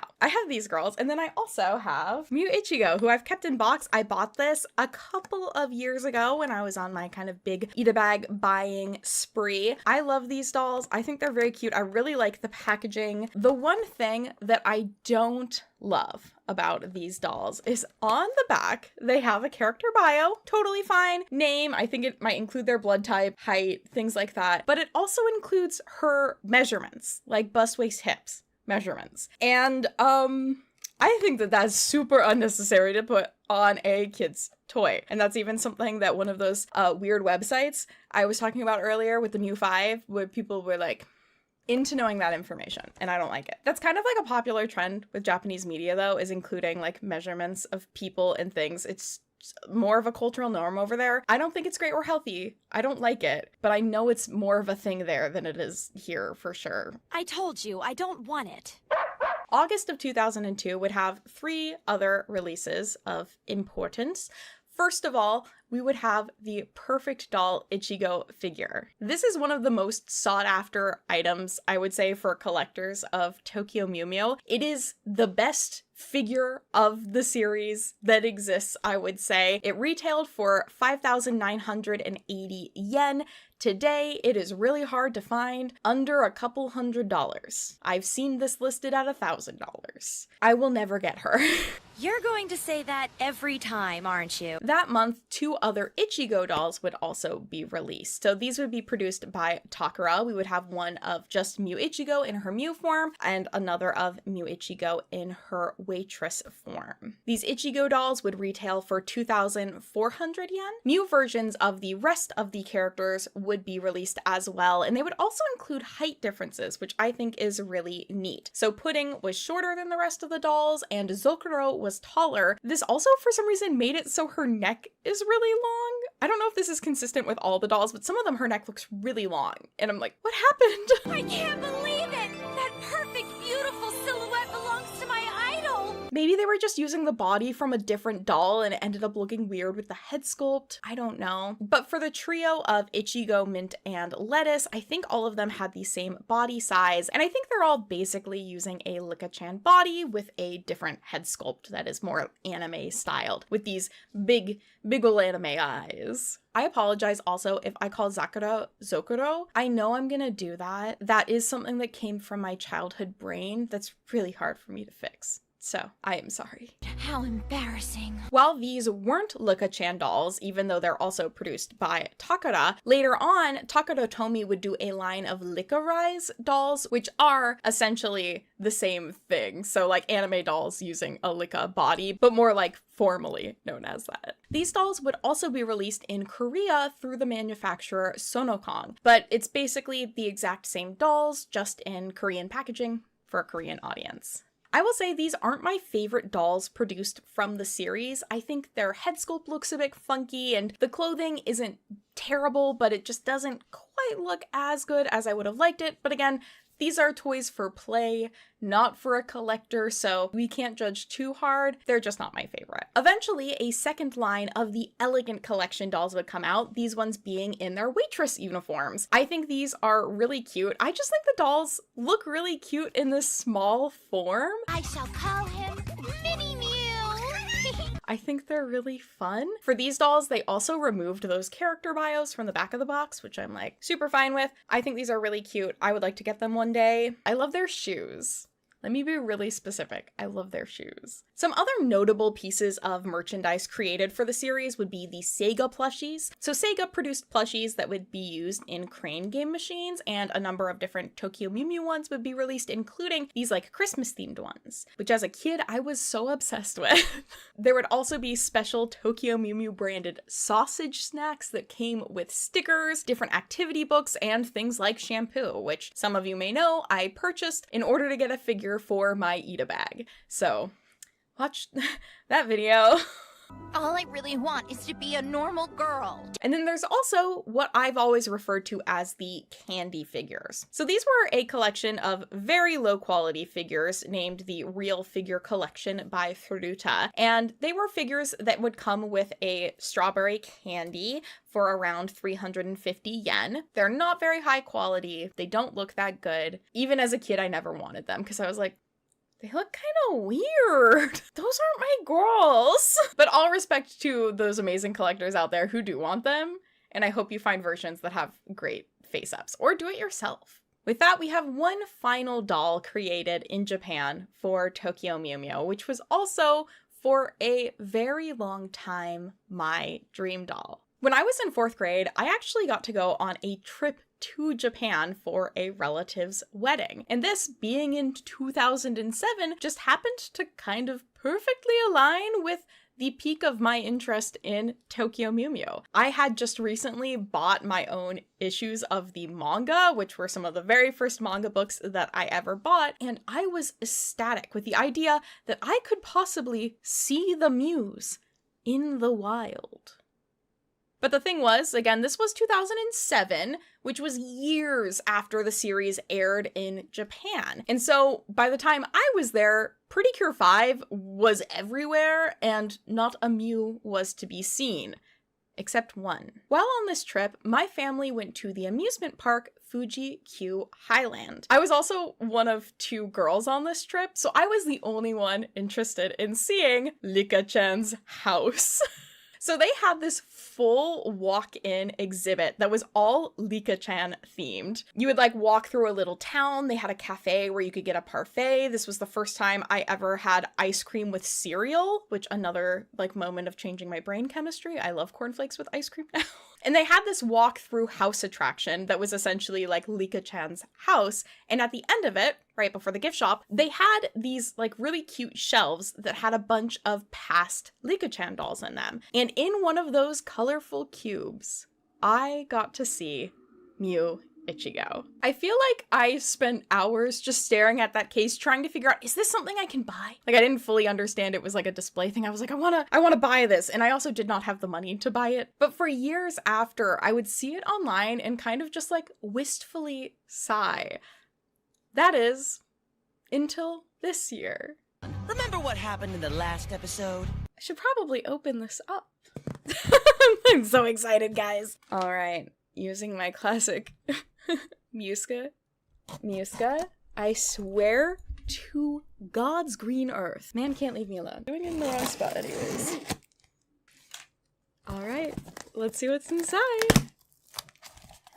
This is the first thing I've ever ordered off of Zed Market. I'm so excited to have this doll. So in here, I have the Mew Ichigo Lika-chan doll, which I have wanted since I was in 5th grade. And I'm crying. No, I'm not.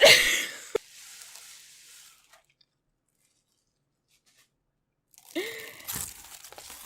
my god. She's so pretty. Okay, I'm gonna go cry now. Okay, composure. The Lika-chan Mew Ichigo doll retailed for 2,980 yen and originally went on sale sometime in the summer of 2002. While I don't know exactly how common it was for Lika-chan to do collaborations with anime series, it feels like it makes sense considering Miya Ikumi was working with Lika-chan on their manga series, and I feel like there must have been some sort of tie-in with her publisher and Lika. But also, Tokyo Mew Mew again was really successful. It was doing really well, so they're gonna make a doll of her. And she's gonna be so cute, it's so great.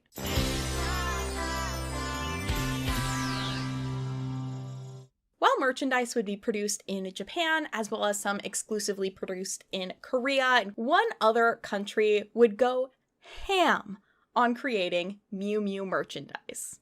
And that was Italy. Unexpected for me, but Italy has made some bangers when it comes to the world of like doll anime merchandise. The company Giochi Preziosi would produce all of the merchandise for Miu Miu in Italy. And Miu Miu, that's the name of the series in Italy. The Italian dub would also change the characters' names. For example, Pudding becomes Patty, which I always think is really cute.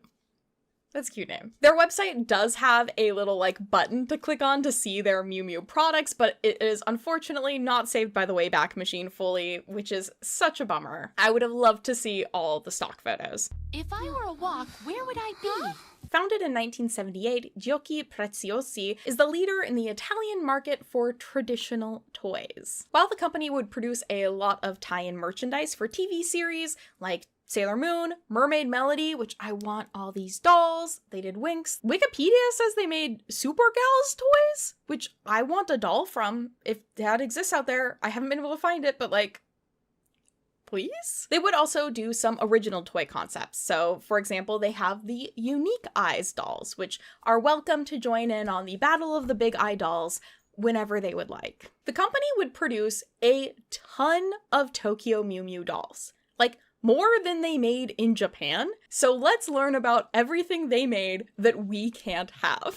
I'm not sorry, I took a direct blow to the shins. I sadly don't know the release dates for any of these toys, so I'm going to kind of share them with you basically in the order I found them. So first of all, we have a complete line of the Mew versions of the characters. Now sadly, they all are the same height, but I really do like their head sculpts. So they would have a version of just the Mew character. They'd have a version of the Mew character also with a waitress uniform. Then they would produce a line of talking Mew dolls, where the characters would be able to play voice lines of the Italian dub. I like these slightly less. They're also bigger than the original line of Mew dolls. I don't know why, maybe to fit the speaker better. We then would have the waitress dolls, so they'd have the dolls in their waitress outfits, as well as some that were released with an ice cream maker, which is just such a cute concept for these characters and them having their little cafe. So cute. But not only would they have dolls of the characters in the Mew form and the waitress forms, but also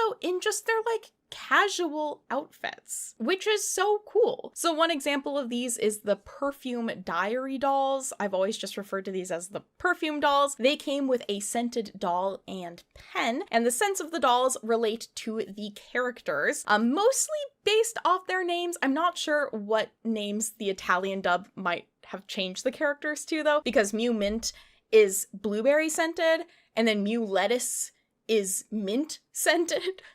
But like, to be fair, how are you gonna make a lettuce scent? Well, they did. I own that perfume. Video about that here. I have so many videos that relate to this. They would then do another release with the characters in casual outfits that included these cafe playsets, which again is so cute and smart. And they also come with an espresso machine. And I feel like at this point in the US, you would not have had one of these dolls coming with an espresso machine. That just feels very Italian to me. And finally, what might have been the most rare release, or they might just not have released it for all the characters, they did these dolls that came with bags for you, which again were a separate casual outfit that the characters wore. And these casual outfits, they look really good. I'm so impressed with this line of dolls. I think they look really great for being anime dolls. The packaging is cute. They obviously put in time and effort to doing photo shoots of the dolls, and like budget went into this. Italians, if you're watching, do you want to send me your dolls? I literally tried to buy doll clothes, like the waitress uniforms for these characters off of Italian eBay, and they won't ship to the US. And I'm like I get it, but also... But we're friends now, right?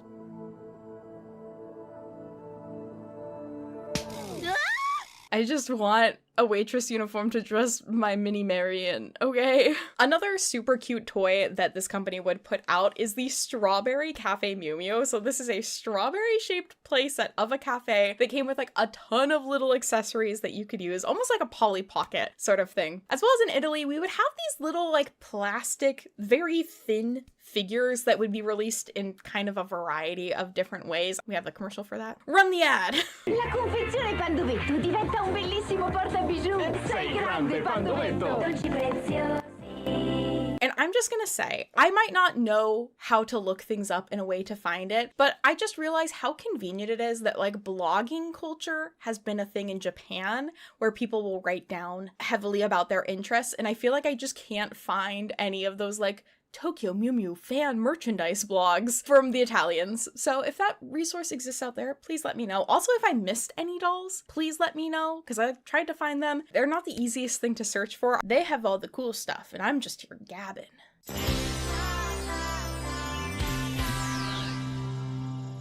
I really remember clearly the year that Tokyo Mew Mew and Winx Club first aired, being excited to go Halloween costume shopping that year because I was so sure there were going to be Mew Mew Power costumes. I remember going to Party City and looking at all the photos on the walls. I saw Winx Club stuff and I was like, yes, there's gotta be my Mews.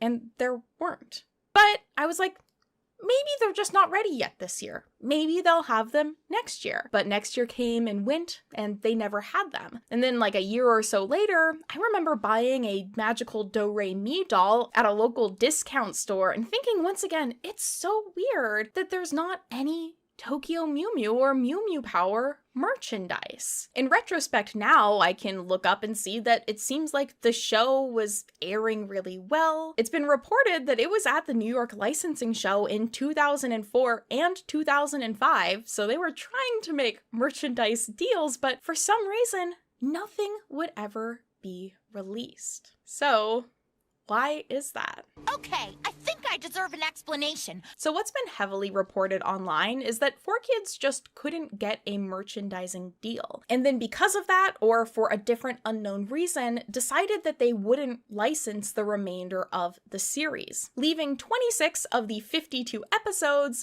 undubbed and unaired. In 2006, an admin on the official 4Kids forum posted, "Sorry everyone, I've seen the 4Kids TV schedule. From now through April, there is no Mew Mew Power on. I've checked with the television scheduler and 4Kids does not have any more Mew Mew episodes. They're working on trying to get more, but can't say when or if this will happen.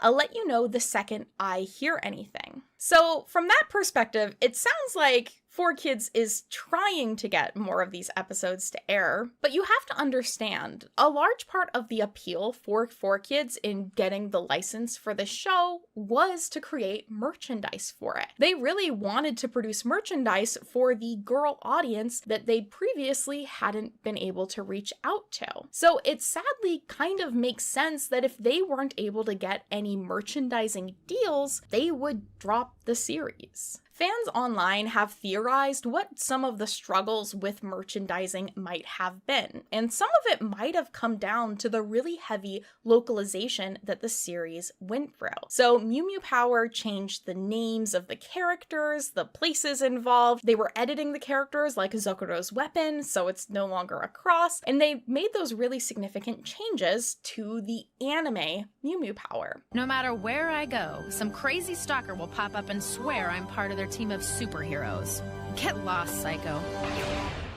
But at the same time, Tokyopop had gotten the license to publish Tokyo Mew Mew, a fairly unlocalized version of the series. They don't make those significant changes to it. So we had two versions of the same characters in the same space with different names from different places, and so people theorize that this is what led to some kind of legal gray area when it came to merchandising. I'm almost positive the Tokyo Mew Mew manga was quite successful, considering there were many kids who were watching Mew Mew Power, going to Google, discovering it was Tokyo Mew Mew, and then buying the manga. So things might have just ended up feeling like they could get messy from a legal standpoint due to these two companies that probably wanted to merchandise this brand, but would have been doing it under different names, but it's the same characters. And that can be confusing for both legal and for kids.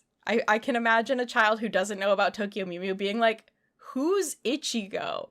I need Zoe and Mini Mew.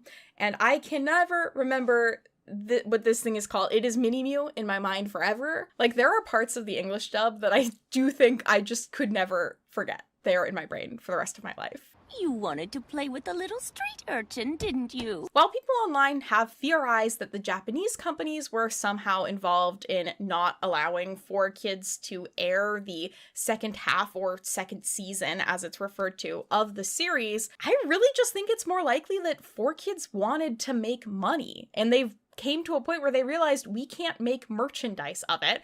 They reported multiple times that, like, oh, merchandise is coming in 2005, and it just never worked out. So I think they were just looking at what they had. They probably had put a lot of time and effort into the localization process in terms of rewriting scripts and changing the animation and changing the order of episodes. And they were like, lost costs, we're gonna back out now before we spend more money on something that we can't profit off of, because that's what they wanted to do. As shitty as it is, they just wanted to make money. It's because of them, the trio of pure evil and their wretched evil lair. I can't find any official announcements of their decision why they did that, but that's what I think it is. It probably was getting a little weird to try and merchandise it, maybe with the Tokyo Pop situation, because remember, Tokyo Pop also really loves money, and they really want to make money, and they're gonna try and do that. So I bet they just were like, let's cut our losses, let's just move on and focus on other things that we can make merchandise for, which sucks for me as that kid who wanted to buy the merchandise. Sometimes I feel like I could almost lose my usual calm and cool demeanor and scream at the top of my lungs.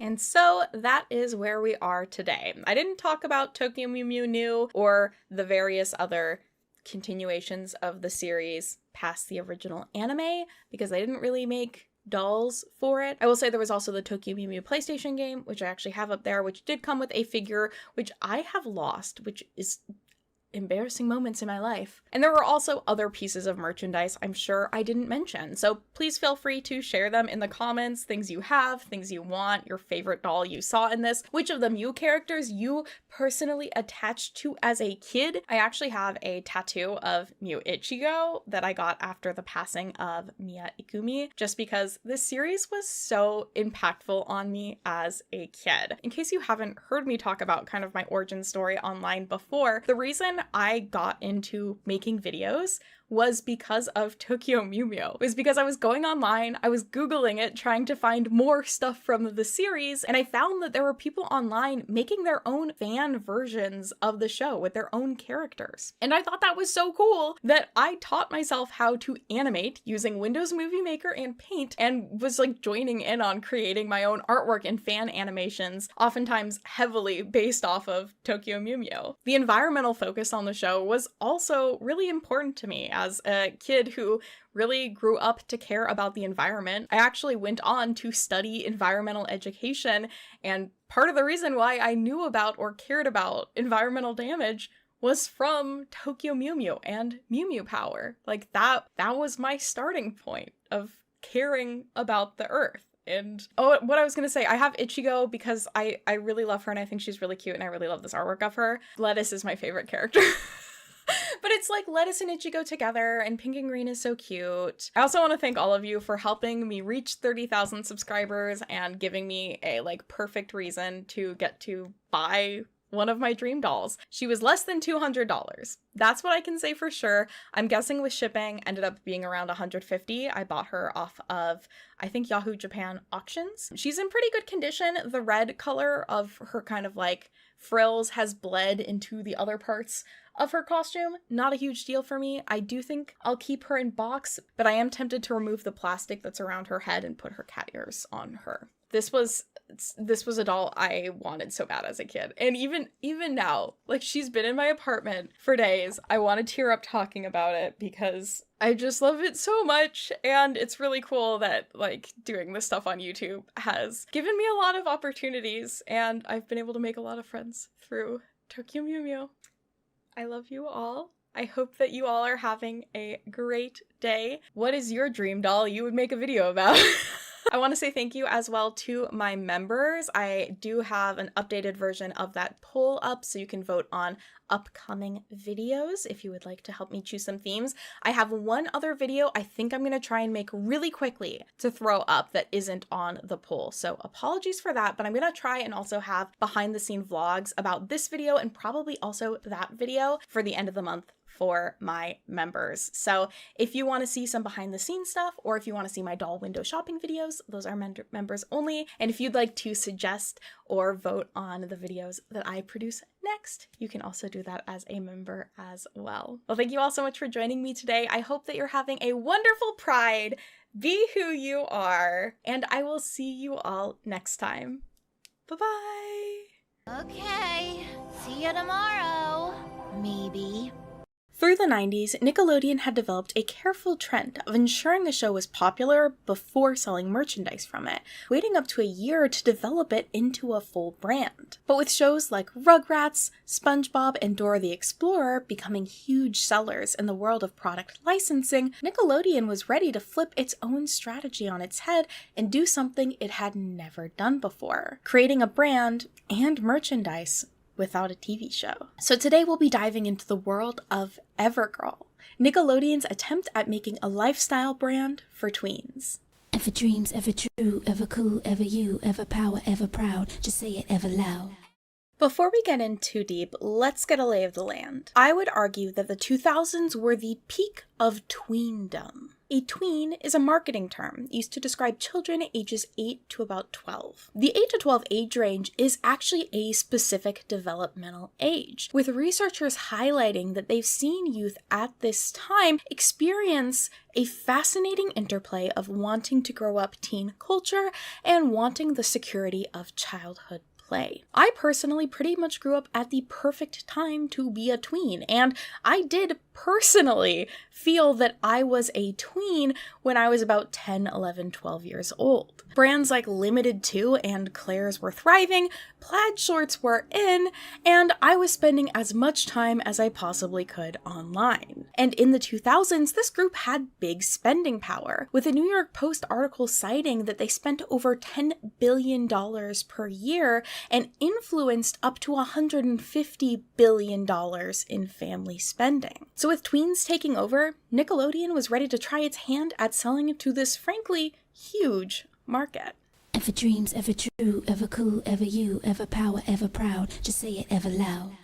everGirl was first trademarked by Viacom, Nickelodeon's parent company, in 2000. While I believe the original trademark was for paper products such as books, a number of additional categories would be added over the 3 years of its development, such as clothing, electronics, food, and more. While little information is publicly available about the creation of everGirl, Angela Santamiro and Sam Freeman are referenced as being creators of the brand on various publications. Now, even if you don't recognize those names, you probably will recognize some of their other works. Angela is one of the co-creators of Blue's Clues, and Sam helped develop a lot of the merchandise for Blue's Clues as the VP of Brand and Property Development at Nickelodeon. The two women would have a vast amount of experience together and not only creating content for a child audience, but also merchandising that content, and would both go on to have vastly successful careers in their fields. However, everGirl is almost never mentioned by themselves or any articles that reference them.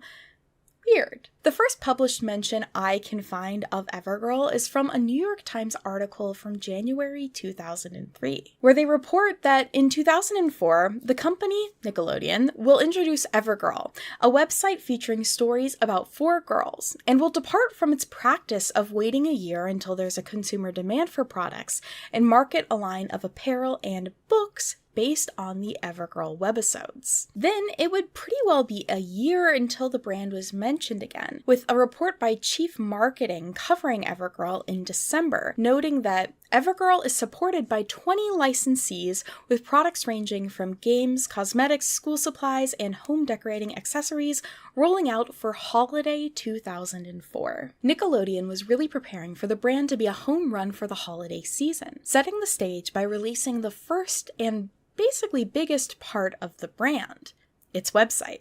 Ever dreams, ever true, ever cool, ever you, ever power, ever proud. Just say it ever loud. Possibly the most remembered and largest part of everGirl was the website. The everGirl website launched on January 12th, 2004, with most online commentary I've seen consisting of really positive memories about the contents of the website, which according to an article by Kidscreen consisted of the following. The site is designed to introduce the property's 4 strong-minded characters: Joy, the fashionista; Hope, the brainy student; Sky, the athlete; and Star, the musician. A series of webtoons will outline the girls' backgrounds and chronicle their efforts to fulfill their dreams at Everview Girls' School. Tweens can play games and participate in various self-discovery activities like poetry and diary writing, art projects and music composition, as well as filling out the Everscope interactive survey to determine which everGirl personality best matches their own. And this website had a lot of success, with it logging more than 1 million visits within the first month of it being online. And this website was a pretty strategic move for the brand. In that same Kidscreen article, they reference a study done by AOL and Digital Marketing Solutions, which showed that 20% of tween girls went online every day, which is so weird. That's obviously like in 2004. Now it's probably at like 100%.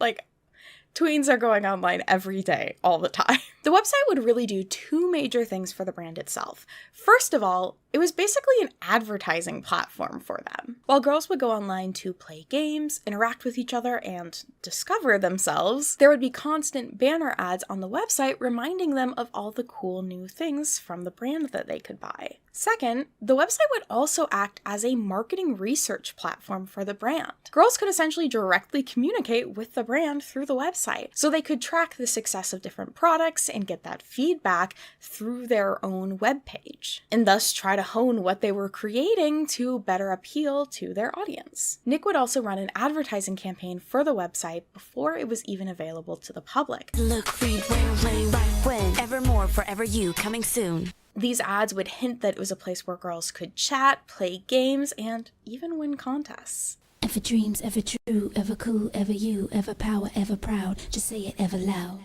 February of 2004 would bring the release of the second stage of everGirl, music. Pulling a move I've never really personally seen a brand do before, everGirl collaborated with the Swedish girl group Play to represent and make music for the brand. While the name might not sound familiar, Play did have a number of hits in the US through the 2000s, including Us Against the World, and Cinderella. The group had already previously collaborated with both Nickelodeon and Limited too, so their tween audience was primed to see them again. Thus, the group released the single everGirl on their 3rd studio album, Don't Stop the Music. Hey girls, come and gather round. About to tell you how it's going down. The single would not only have 1 music video, but 2 for some reason, and also had a behind-the-scenes video that was included on a CD-DVD that was sold exclusively at Limited too. This is what I'm wearing. I'm wearing Limited 2 clothing, and isn't this too cool? And around the time of its release, Play also did a live performance on Teen Nick of the song.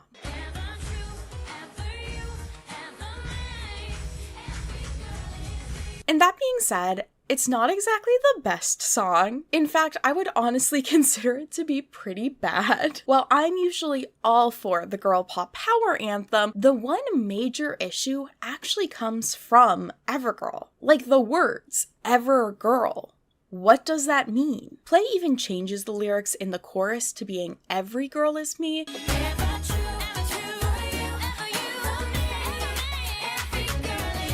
which at least like slightly highlights the communal experience that is girlhood, but everGirl itself just doesn't quite roll off the tongue. And then the band also tried to kind of like play off of this, but it ends up sounding really weird. Like the lyrics, that's the ever way, live it ever day. It's just bad.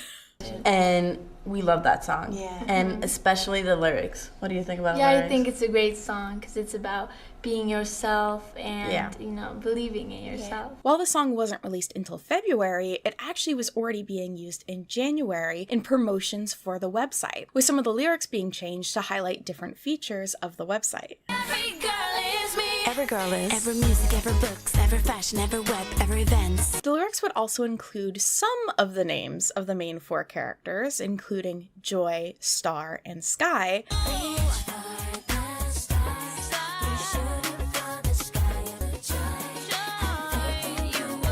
But for some reason, don't include Hope, despite that being a very easy name to fit into the lyrics of the song. I feel like the inclusion of all the characters' names was pretty purposeful, especially if they're using it for advertising, so it's pretty odd to leave out one of the 4 characters. However, this is where my theories start to come in, because they do use the word faith, another similar word to hope, which is also often used as a girl's name. So my working theory at this time is Hope was originally named Faith, but they decided to change her name at some point after the lyrics were finished or the vocals were finished recording, possibly due to like religious connotations, but they couldn't re-record the song. But that's just my theory.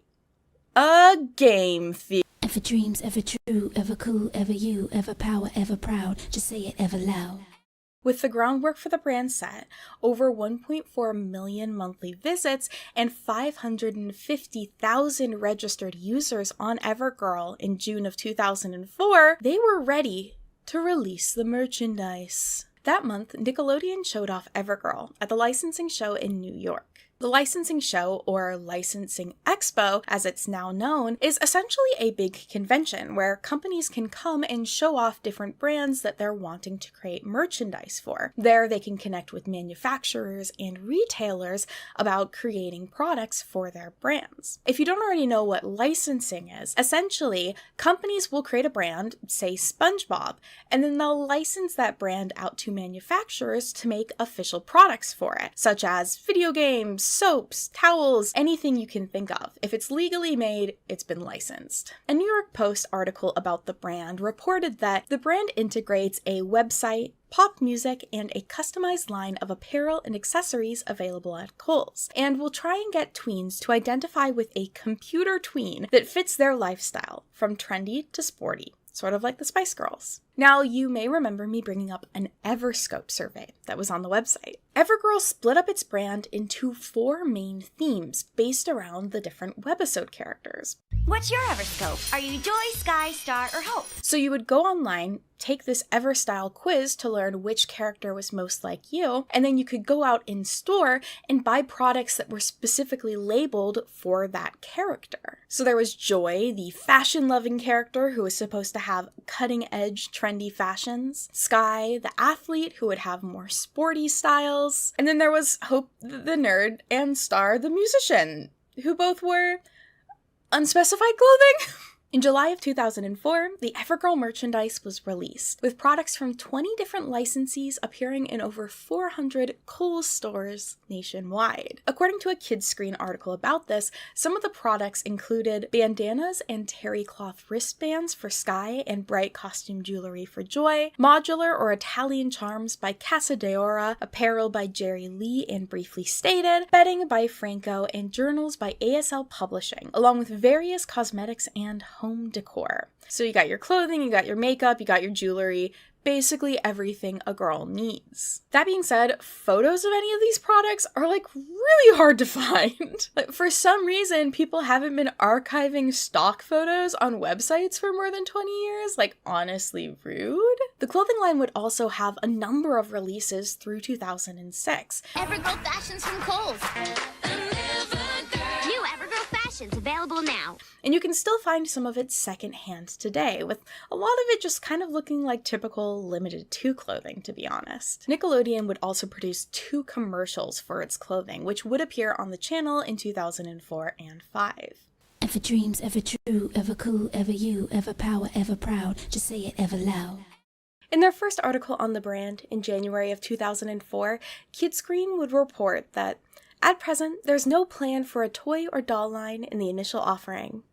This, however, was a lie, or Nick was trying to hide the fact that they were planning on releasing a doll line from any competitors, because they had plans. In their end-of-year report from 2003, the toy brand Playmates would report that Nickelodeon will unveil this property in 2004 and aggressively promote the unique, positive everGirl message to girls with TV advertising, promotional, and merchandising campaign, and that Playmates was going to be working alongside Nick to create an innovative, customizable doll and accessory product line to coincide with and capitalize upon Nickelodeon's promotional programs. While I can't find an official release date, the toys would be shown off at the 2005 New York Toys Fair in February. The products included were from Playmates Toys, Cardinal Inc., and Giddy Up LLC, and were made with the intent to help promote positive self-esteem, creative expression, and self-discovery. With a statement from Nickelodeon and Viacom's head of consumer products, Leanne Brodsky, saying, "It's important for girls to be able to express themselves and be creative through play at a young age and carry this into their teen years." One of my biggest heartaches when researching for this video is I got this close to finding photos of these dolls from this toy fair. You see, the thing is, toy fairs are industry-only events, which means it can be sometimes hard to find photos of them, especially of more obscure brands. A lot of the coverage that does exist online has tended to be for more boy-centric brands like Teenage Mutant Ninja Turtles or Star Trek, aka toys whose collectors have had a bit more of an online presence. Not a lot of websites that still exist today have captured the more girly or unpopular toys that were there at toy fairs. However, after much digging, I was able to actually find a website with photos from this event. Unfortunately, the photos themselves weren't saved with the Wayback Machine, and I can't get in touch with anyone who is involved with this website. So all we have are some blurry photos for reference.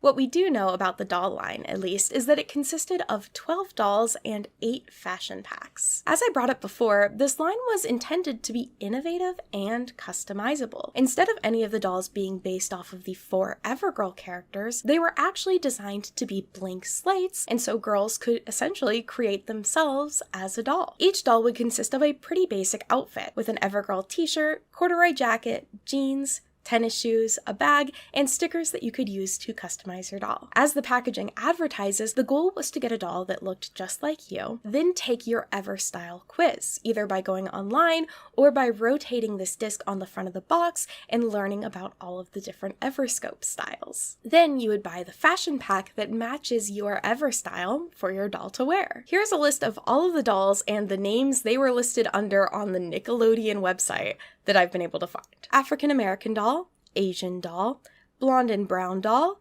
blonde and green doll, probably also blonde and blue-eyed doll, brunette and brown doll, brunette and blue doll, brunette and green doll, Hispanic doll, redhead doll, strawberry blonde and green doll, as well as 2 fashion packs for each EverStyle. While I would say the idea of making a doll based around yourself is unique, I couldn't help but immediately be reminded of the American Girl Just Like You dolls, which also allows you to pick from a really wide range of doll appearances and then just select whichever outfit packs you want for your doll to represent you essentially. However, I didn't realize that the Just Like You dolls weren't called that. Originally, they were called the American Girl of Today dolls. And instead of being branded and sold as like you as a doll, they were actually created to be just modern counterparts to American Girl's historic dolls. The name wouldn't be changed to Just Like You until 2006, which did also include a shift in marketing towards the dolls essentially being sold as like avatars for kids. So in a way, one could argue that everGirl set the stage for Just Like You dolls. I actually was able to get in touch with someone who had worked on the everGirl doll line, Elena Velasquez, who I reached out to on Instagram. Elena confirmed that the dolls were created with the intent of being really relatable to kids' goals and aspirations. The dolls were intended to look more youthful or teen-like than your typical Barbie. And this makes sense. When introducing everGirl to the public in 2004, Leanne Brodsky commented that the intent of everGirl was to help tweens cope with self-esteem issues and work towards their personal aspirations, and that there did seem to be a void in properties and brands that addressed those issues.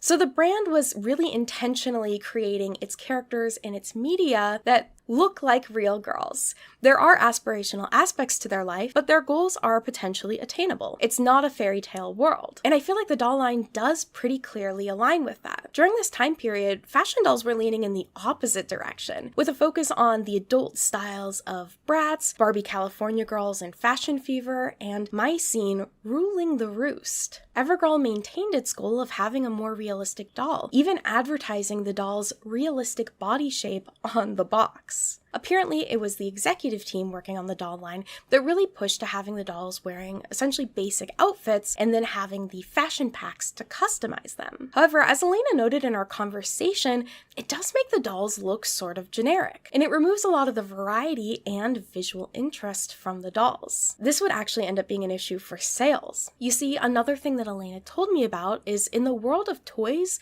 shelf space is a huge issue.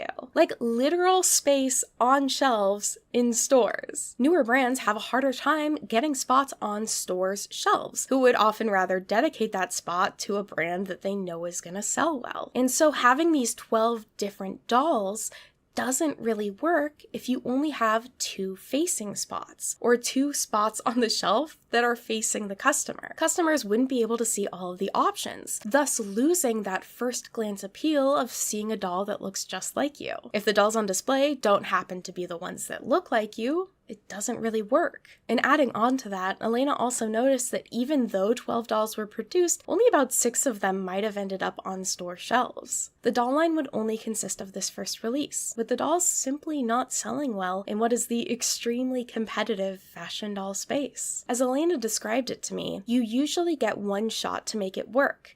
If a line is not making profit, it'll get dropped in the first season, which is unfortunate because so much work gets put behind these new brands. I would have really loved to have seen more from the everGirl doll line. Being a girl who loved her Just Like Me American Girl dolls, I can completely see the appeal in having a way more accessible and affordable option. In terms of other toys produced for everGirl, there were also a number of different craft sets, like the scrapbooking set that was on Nickelodeon's shop at one point, and I've also found evidence of electronics, such as cameras being produced and sold, though I can't find a lot of photos of these.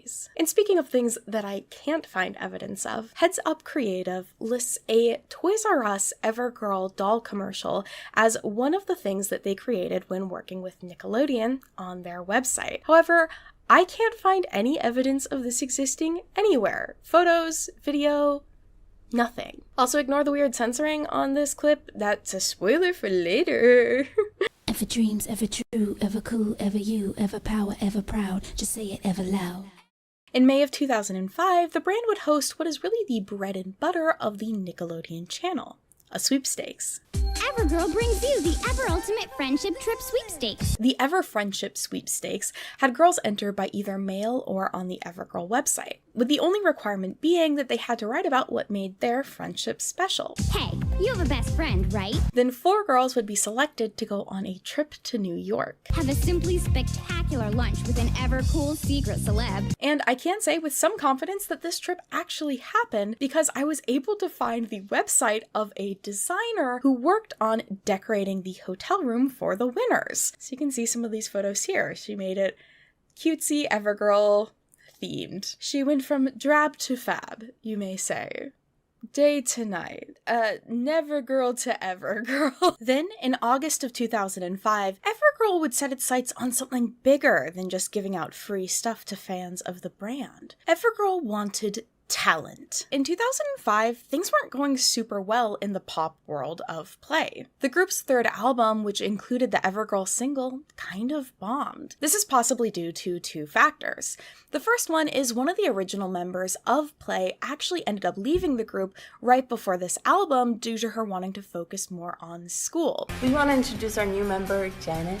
Welcome to the group. Thank you. So there was a bit of a different group dynamic. And 2, the group was trying to switch their audience from being teenagers and young adults to tweens, which means their lyrics were a little bit more childish and they lost some of that audience that they had already built in the US. So after a couple more unsuccessful releases, the group essentially disbanded by April of 2005. Because of that, everGirl decided that they wanted to create their own EverBand and held the Be Heard contest. As reported by Keep Media, the Be Heard contest was a casting call and music tour, which visited different Paramount parks, aka theme parks that I had no clue existed until I did this research. From August 12th until September 15th, everGirl visited Richmond, Cincinnati, Toronto, and Charlotte, allowing about 50 tween girls to audition at each stop. Girls could also audition online through the everGirl website. While the touring contest was almost exclusively for musical talents, girls could enter online in different categories, like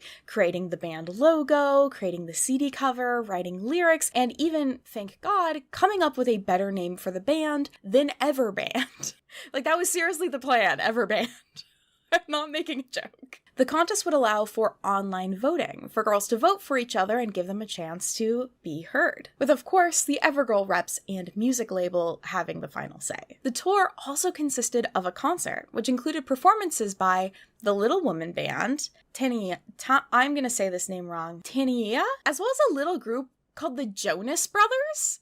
This was actually one of the first tours that the Jonas Brothers would go on, which is kind of funky considering it's affiliated with Nickelodeon, and basically after this tour, they would pretty much exclusively work with Disney. And I have actually been able to find one photo from these events, so I know that they really happened, and I only found it because it was on a Nick Jonas fan page, so shout out to the fangirls of the world for archiving information. And really the only reason I can tell this is from this event is because there's the everGirl logo right there, so it was real.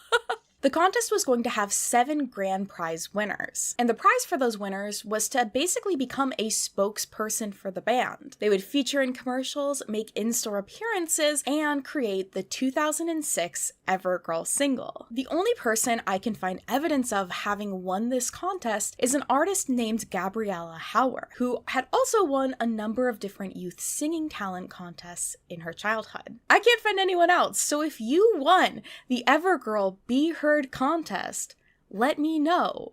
I would love to know more. Ever dreams, ever true, ever cool, ever you, ever power, ever proud. Just say it ever loud. With the holiday season approaching, it was time to release what would end up being the final stage of the everGirl brand, the video game, which was originally the only thing this video is going to be about. If only life was so ever simple.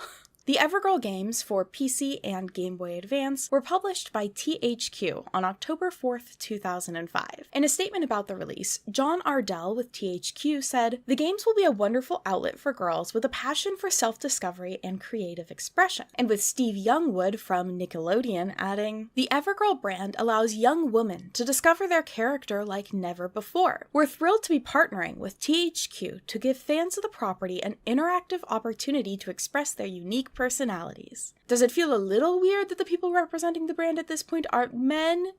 Yes, but I'm sure that's nothing to worry about. The PC version of the game was created by Wanaco Games, a development studio headquartered in Chile, which was actually the first and largest South American game development studio at the time. The Game Boy Advance version was created by Artificial Mind and Movement, a game studio in Montreal. For the longest time, I thought they were actually both created by the same developer, which once we get into the games, you'll understand that that's actually like super confusing, but it turns out that in 2008, Artificial Mind and Movement actually bought Wanaco Studios. So some websites will actually list Artificial Mind and Movement as the developer for both versions of the game, even though they were technically developed by 2 separate studios. They just eventually became the same studio. And while Artificial Mind and Movement might not sound that familiar to you, the company would rename itself in 2010 to something that might be a little bit more familiar: Behavior Interactive. Which means I can technically argue that everGirl belongs in the Dead by Daylight universe. Kind of.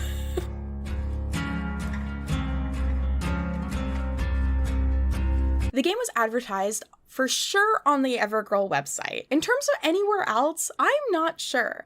I can only find one print advertisement for the game, which was in a Nickelodeon magazine, and it's tiny. It's less than a fourth of the page. It says, "Be whatever girl you want to be. Choose your adventure based on your own personality. Play sports, go shopping, design fashion, or become an artist. It's all up to you." No other details. No graphics from the game, just the everGirl logo. I'm sure this is gonna sell so well.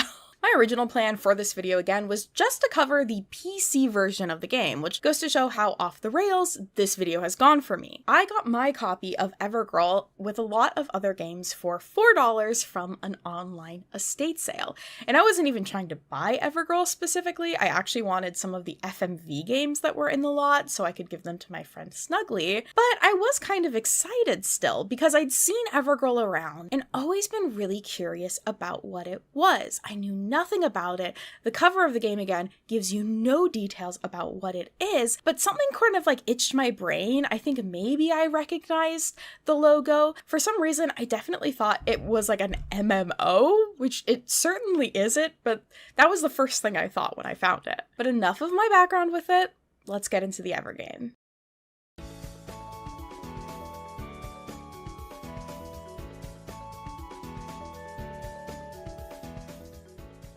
Our game opens with us creating our character. Simple, classic, laying the groundwork for girlies like me who would spend hours creating our Elden Ring and Baldur's Gate 3 characters. And then we enter into the quiz of your life, the show that can change your life forever. Now let's begin, and here is a simple question. What do you want to do with your life? So many possibilities and so little time. Hurry up, 3 seconds left. Come on, it's almost over. 2, 1.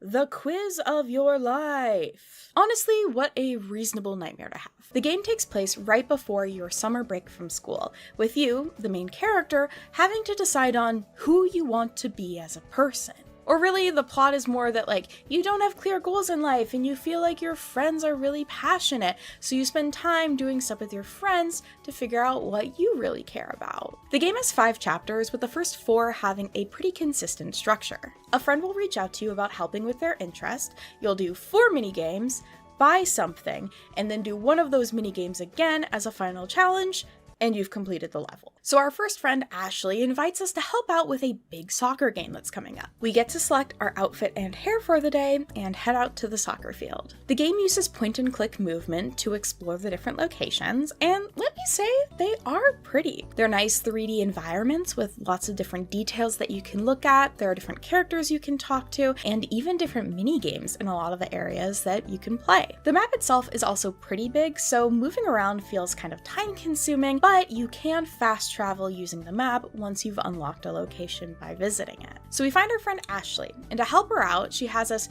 train with the soccer team, act as a TV broadcaster, be a cheerleader, and create flipboards. And then whichever one of those you like the most, you can pick from to do your final challenge. I found almost all of these games to be weirdly hard. Like, maybe it's just me, but I was struggling with a lot of them, especially the soccer one. It took me forever to do. I ended up doing the cheerleading minigame again, just because it's a rhythm game, and that's typically something that I can handle pretty well. I've played a lot of Love Live School Idol, but this song,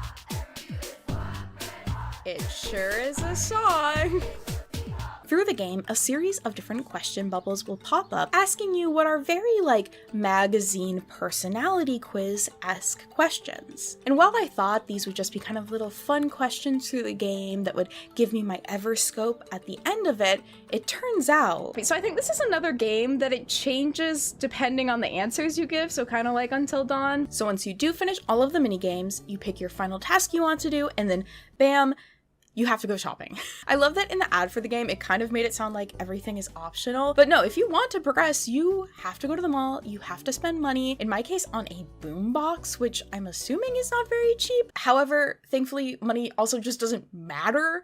Like, you don't really have money that you have to care about. You have your parents' credit card, apparently. So all you have to do is walk to the mall, talk to the person at the appropriate store for whatever you're buying, get it, and then go back to the school for the final performance. With the sport chapter complete, we're ready to move on to the next chapter, theater. So you go meet your friend Jessica in the auditorium, where they're putting on a production of Romeo and Juliet. And if you think Jessica looks anything like Star, well, I'm sure that's just a weird coincidence. Speaking of weird coincidences, the school that you go to in the game is Everview, or the girls' school in the everGirl universe. And as far as I can tell, there aren't any guys in the game, at least any that you can interact with.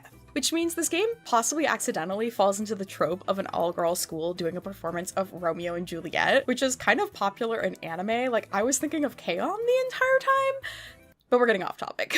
So we help set up the performance, buy a headset, comfort an actress with stage fright, and then I do my final challenge, which is direct the play. The next day, our friend Jordan needs our help in the library. Jordan is a bookworm who's in charge of the school magazine, wears a sweater covered with the letter H, but isn't Hope. Let it be known. She has us take photos for the magazine, design the cover, get articles, and deliver it. All of which, again, were either time-consuming or weirdly hard. We then go buy a cell phone, with what money, I don't know, and I do my final job as the paper's editor. Our final main chapter has us meet up with Megan, no relation to Joy, to help her plan the end of year party. All of these mini games were bad. I decide that I am going to DJ, because again, it's a rhythm game, so I have to go buy turntables. I play really good Bratz summer music, and we make the front page of the news. Reaching what I thought was the end of the game, it then assigns me my Everscope. Now everyone, I want you to think of which you think represents me the best. I like making videos, playing video games, I love creating music, I'm pretty happy to speak in public and on a stage, and I've always really enjoyed fashion and makeup. So keeping all of that information in mind, the game assigned Sky to me. Or the lightning bolt. I don't know if the scope is the character's name or just their icon. I've never quite figured that part out. But that's such an interesting choice, considering, again, I've never been a very, sporty person. I also hated the sports mini games in this game, but I think the determining factor is I did a lot of things that were leadership focused, and for some reason the Sky character is both sporty as well as a leader. So, that's my true self. But with that, I figured it was time to retire from my gaming. But I was wrong. You see, there's another level. And through the entire game, they make all of these references to a summer camp or going to camp. I thought this would just be a little end credit scene, but no, it turns out it is a whole other level where you go to camp. And at first, I was like, oh yay, because I was a camp kid. I love summer camp. But then I was like, oh no. Because it turns out they sent me to the Iron Girl contest camp, and I had to compete in all of the mini games that I already hated from earlier in the game. This feels like it would have been the ultimate nightmare scenario for me as a kid. My parents were trying everything they could to stop me from drawing anime cat girls by sending me to my personal hell. And for some reason, I thought this was just how the game was and how it ended no matter what. We all went to the Iron Girl contest, but it turns out no. Depending on which Everscope you get, you go to a different camp. So for some reason, because in the Ever universe, being a leader means you have to like sports, I'm stuck here instead of at band camp where I belong. This game did a better job of psychologically profiling me to create a nightmare than Silent Hill Shattered Memories ever could. Is he just gonna say I need to get laid? I'm not getting enough. What? I am a middle-aged man who got in a car crash, who's trying to find his daughter, and the therapist is like, you need to have sex. Now, because I originally thought the games were produced by the same company, I wasn't really planning on playing the Game Boy Advance game because I figured it would be pretty well the exact same. But then I got super sick and had a lot of free time and an emulator on my phone, so I figured, oh, I might as well play it. And it turns out they are very different games. In the Game Boy Advance game, you're told that your aunt has purchased an old theater, and you and your housemates in the Ever House spend the game working together to transform said theater into a cafe. The Ever House is kind of like a boarding house where it's just a group of tweens that all live together with no adults, which I would have loved as a kid, but as an adult, I'm like, Where's the supervision? In the game, you do a number of missions with your friends/housemates, Taryn, Stephanie, Chloe, and Karen. I always forget Karen. So this usually includes just like finding them around town and then getting or delivering items for them. The game is pretty adorable graphics-wise, and each of the levels also features a little mini game like this roller skating one or these rhythm ones. The plot itself is pretty bare bones. Basically, you'll do a task for a friend that's for the cafe, you'll go in and decorate the cafes, that chapter will end, rinse and repeat. You go through and make all of these improvements to this cafe, and then like 10 chapters in, your aunt calls you and is like, actually, I'm selling the cafe. And despite that, you continue working on the cafe until it opens. And then once it opens, you do a really impressive dance number, and only then does your aunt decide that she's going to keep the cafe. I wish I was making this up, but the dance number really sold it. The game does also have a lot of customization options. You can decorate your entire bedroom, adding in different pets, accessories, and furniture. You can change the color of your hair and full outfit, as well as you can pretty thoroughly customize all of the cafe. The different levels also will have these little like side quests that you can do, except I wasn't able to get them to successfully work for some reason. Like there was one where I was supposed to catch butterflies and I couldn't figure out how to use my net. And then one of the characters later like referenced the fact that I had the net, and I was like, I hope I don't have to use it. I don't know how.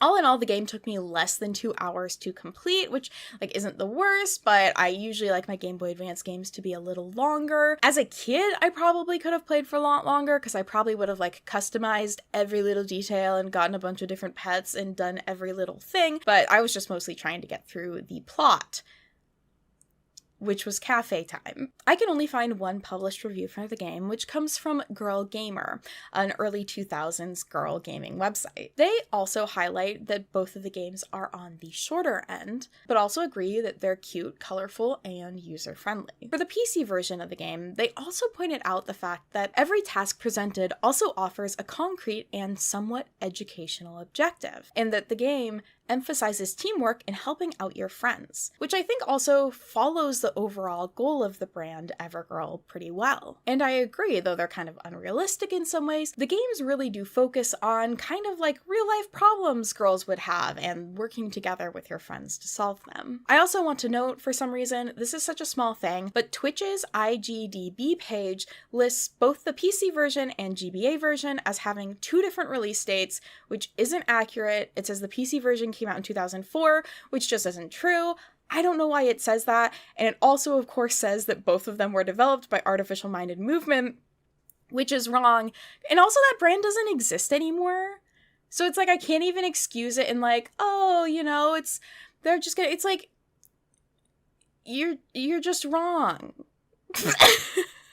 Me playing everGirl, you're just wrong. So while I can't really gauge how well the game sold based off of numbers or anything, we can assume that it probably did pretty bad, considering I can hardly find any official reviews for it, basically can't find any advertising for it, so we can comfortably assume this wasn't selling well. And I don't necessarily blame anyone for not wanting to buy the game. The cover and the box art give you no information about what the game is. No graphics. Like, when you look at this, you have no clue what to expect. And even if you are a fan of the everGirl brand, it doesn't really lean into the brand.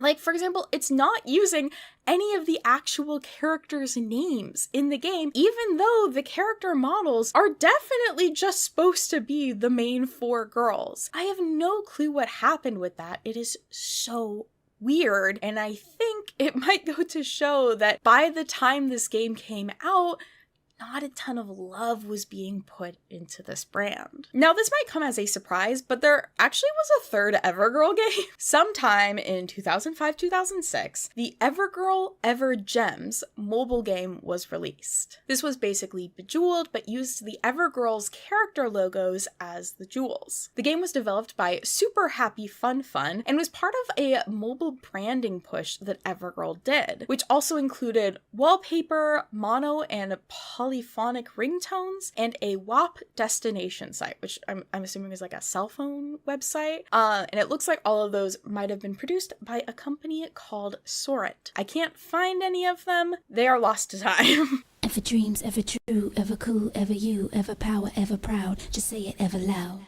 In this section, I'm going to try and quickly cover all of the tidbits of everGirl lore, merch, and other bits of branding that I found hints about, but not much more. So first small thing is a document from the June 2005 licensing show lists everGirl as a brand that's going to be making novelty food products like fruit snacks. Never saw anything come of that, but I'm curious about what foods exist in the Ever universe. Secondly, we have Ever VIP. When digging through the website using the Wayback Machine, I found this banner ad advertising the Ever VIP Club. This specific link was saved in December of 2005, and I can't find any other information about it or what VIP on the website could have entailed. So very curious about what it meant to be an Ever VIP. Third is a book. In some editions of Chicken Soup for the Teenage Soul, Deborah Reber is credited as having worked on a tween fiction novel, everGirl, based on the new property being launched by Nickelodeon. Deborah's work with everGirl would be cited in another Chicken Soup book she worked on as well, and I actually was able to reach out to her about it. When I asked her, she said that I wrote a fiction book based on the everGirl characters. It was a middle grade novel. It was part of the brand's package and was building out a story for the everGirl characters to bring them to life. But no, I don't believe it was ever published. That's really all I remember. And lastly, a movie. You might remember my odd censorship of a screenshot about ads that were created for everGirl by the company Heads Up Creative, and well, the reason for that is because it also lists everGirl the movie, an animated feature film, as one of the things that they created. The executive director for Heads Up Creative, Michelle Band, also wrote that she oversaw creative for Nickelodeon's animated feature film everGirl in her About Us section. She's also credited as directing the music videos for Play's everGirl. So it definitely seems like she was involved with the brand. But this means two possible things for me. The first is perhaps this movie is actually what ended up turning into the webisodes. Like they cut down the movie into shorter segments that they then put on the website. Or our other option is that we supposedly have a completely lost everGirl movie that for some reason this company is still listing on their website even though it never saw the light of day. In this segment, I also want to highlight one mistake I see online all the time. People often say that they were planning a television show for everGirl. I can't actually find anywhere officially published that references this plan. It's actually pretty consistently reiterated that the plan is not to have a TV show, just the online webisodes. So I'm not sure where this piece of information came from that's been shared in other videos that I've seen or on web pages, but as far as I can tell in my hours of research, there never was a plan to make an everGirl TV show. Just the web series and possibly this movie. Ever dreams, ever true, ever cool, ever you, ever power, ever proud. Just say it ever loud. May of 2006. There's a shift in the atmosphere. The everGirl website starts redirecting people to a page that says that the website is currently getting a makeover and to click back later. Little did the users of everGirl know that click would never come. Merchandise ceased production, with any remaining stock going on sale never to be replaced. And by 2008, the webpage for everGirl started redirecting users to Nick's website. The era of everGirl was ever over. So what happened? I can't find any one specific reason that led to the end of the brand, but I have found a number of key factors I've conveniently organized into a numbered list for you. First, oversaturation. everGirl was not alone in their attempt to catch the eye of the tween market. There were a lot of brands doing very similar things at the same time, and I don't think everGirl was doing quite enough to catch the eye of young people. For a brand that was planning to be heavily advertised, I can't find any ads that highlight the dolls, the electronics, any accessories that they sold, or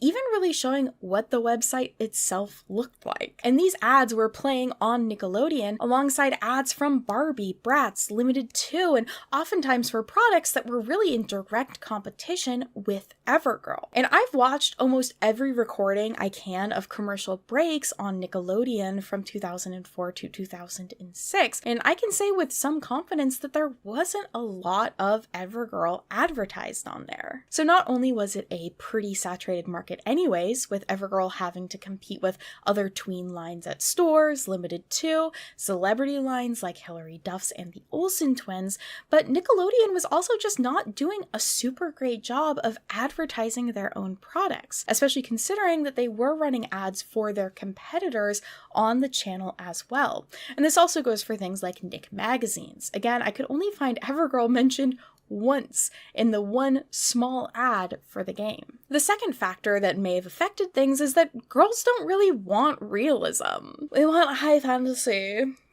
I want to be in the woods punching bears. So a lot of the everGirl brand was built around wanting to be relatable and realistic. The only issue is girls at this age don't necessarily want realism. One study on the culture of girlhood by Claudia Mitchell and Jacqueline Reed Walsh notes the power of unrealistic dolls like Bratz and Barbie in that because the dolls are obviously caricatures or cartoons, they could not be constructed as models for children to imitate. This non-modeling aspect could lend to their play appeal. These dolls as a type could indicate a move of material tween culture into the parody mode of burlesque, from what was formerly a representational form that has been largely constructed as realistic. So these researchers were finding that there was an appeal in tweens to basically playing out a parody of being a teen or adult. Growing up can be kind of scary, but leaning into the glamour, fashion, drama, or aesthetics over the substance of it allows for a more manageable way to handle the emotions that come with growing up. A newsletter from 2008 highlights some of these ideas around marketing to tweens. In it, they note that teens are rooted in reality. Kids love fantasy. For tweens, a fantasy-reality combination is the most appealing. Think of tween-oriented shows such as High School Musical, The Sweet Life of Zack and Cody, and Bindi the Jungle Girl. The newsletter also highlights that in 2008, the most popular website for tweens to visit at the time was Webkinz, saying, better yet, look at what the #1 tween site, Webkinz.com, has done by combining their plush animal dolls with their website. Talk about interactivity. Webkinz.com is the holy grail of where reality and fantasy merge in the tween mindset. everGirl might have been trying to be a bit too real for what tweens really wanted. The third factor is the Viacom split. Getting into the more nitty-gritty details as to why I think everGirl disappeared, we have the Viacom split. In 2005, Viacom announced that it would be splitting into two companies, Viacom and CBS Corporation. Viacom was a huge company, so the split was for a number of investment, culture, and management reasons that I really can't get into fully in an eloquent or easily understandable way. But to put it as simply as I can, the company split at the end of 2005, with Nickelodeon and thus everGirl staying a part of Viacom. While apparently Viacom thought this would be a really good idea, by July of 2006, their stock was dropping. An article from the New York Times reported that this was due to the youth-oriented networks, which had long been dominant, increasingly being challenged. And the company has been faulted for not being aggressive enough in making internet acquisitions, which is kind of interesting. I'm wondering what exactly they mean by internet acquisitions, because Viacom had actually acquired a little tiny, not so super well-known internet website called Neopets in 2005. There's even a saved everGirl link on the Wayback Machine, which makes it look like they had some sort of collaboration at some point, which was kind of fun. So like, what were they trying to do? I'm not sure, but at the end of the day, the split caused Viacom to struggle a lot financially. Factor number 4. FCC violations. Part of what might have caused some issues for Viacom and everGirl's online presence was the FCC. The Federal Communications Commission has a lot of rules, especially ones dedicated to protecting children, which at times have been less helpful for Viacom. For example, in 2004, Viacom had to pay over $1 million to the FCC for violations around advertisements on the Nickelodeon channel. This was partly due to them playing more ad content within an hour of broadcasting than was allowed, but also because companies are not allowed to play advertisements for toys or products that are based off of the show that's playing during that ad block. So, for example, during an episode of SpongeBob, they're not allowed to advertise SpongeBob toys because the FCC argues that basically turns the entire episode into a giant ad. And while that technically wouldn't be an issue for everGirl specifically, what could be an issue is the FCC's rules about advertising website links during broadcasting. In 2004, the FCC declared that website links could only be displayed during programming if 1. The website offers substantial amounts of bona fide program-related or other non-commercial content. 2. The website is not primarily intended for commercial purposes, including either e-commerce or advertising. 3. The website's homepage and other menu pages are clearly labeled to distinguish the non-commercial from the commercial sections. And 4. The page of the website to which viewers are directed by the website address is not used for e-commerce, advertising, or other commercial purposes. Example, contains no links labeled store and no links to another page with commercial material. So due to the everGirl website essentially being a big ad for the brand, Nickelodeon wouldn't be allowed to display the URL to the website outside of paid commercial time. And like we said earlier, Nickelodeon has to follow rules about how much paid commercial time can be shown per hour of broadcasting, which means they would have to pick between playing ads from their competitors who were paying them for that airtime or playing ads from their own brand, which I don't know if they would have been paid, and if so, it's like the company paying itself, which is not the most profitable situation. The fifth reason why I think everGirl ended up not continuing on is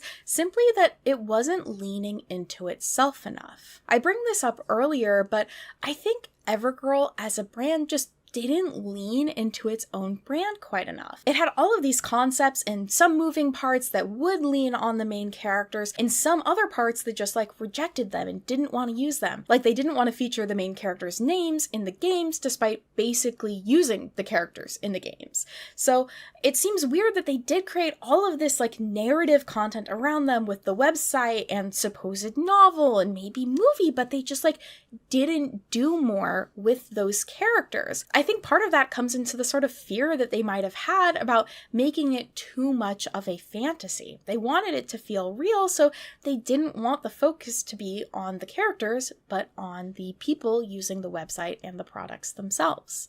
But in my opinion, Nickelodeon's products sell well because of the characters that they create. And I know that that probably felt at odds to the creators with creating a brand that was all about celebrating the diversity of girlhood and celebrating all girls. But if you think about it, the most successful part of the brand was its website, and that was one of the few places that really did lean into using these characters. So at the end of the day, I guess I'm kind of arguing that Nickelodeon didn't know how to make everGirl work or be profitable. They were throwing a lot of spaghetti at the wall, trying to get their footing. As well, the FCC regulations probably kind of threw a wrench in their plans as to how they wanted to drive traffic to the website. And once Viacom was struggling financially, it probably just seemed like the right cost to cut. The video game hadn't done well. We can't say for sure how well the clothing was selling. The doll line wasn't super successful. So all they really had left was the website. And even though it was getting a lot of traffic,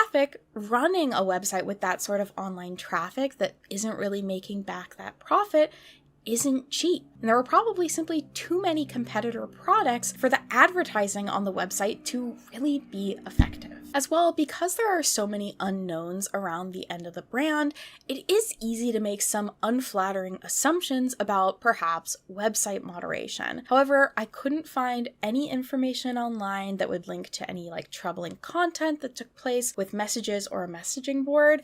I do believe they did have message boards on there or ways that users could communicate privately with each other. So it's possible that some less great things went down, but I will say Nickelodeon did win an award for child safety with their web pages in the past. So I'm kind of hoping that that wasn't where any of the issues lied, they weren't trying to cover up any less than ideal behavior. But I will say that's definitely another thing I considered with the kind of mysterious end of the web page. Ever dreams, ever true, ever cool, ever you, ever power, ever proud. Just say it ever loud.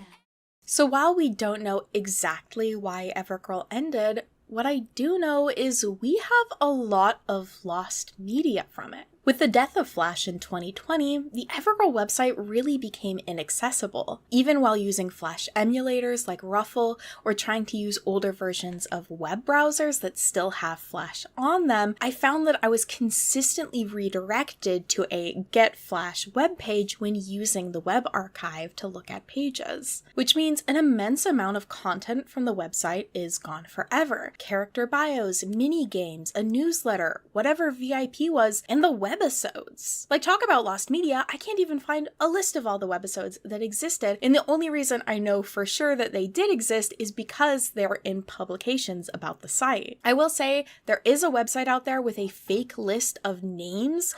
Don't fall for that. It's completely fan-made. I don't understand why people make stuff like that, but they did. So that's not the real webisode list. Not only are we missing these animated webisodes, but there's other videos as well that were hosted on the website. The Wayback Machine actually has a list of every URL it had captured for everGirl. And while we can't access most of them, we can get a little bit of information about what was included on them, such as there were videos with Emma Roberts, Brie Larson, and the musicians from the Be Heard tour concerts. And of course, not only is there the webisodes, but there's also a possible full movie that we'll never have access to, a commercial for the doll line, or at least like advertisements for the doll line, as well as the results from the Be Heard contest, if they ever made any music or any content with the contestants that won. I have attempted to reach out to a vast number of people who were connected to the brand in one way or the other, and I really only heard back from the two people that I already referenced in this video.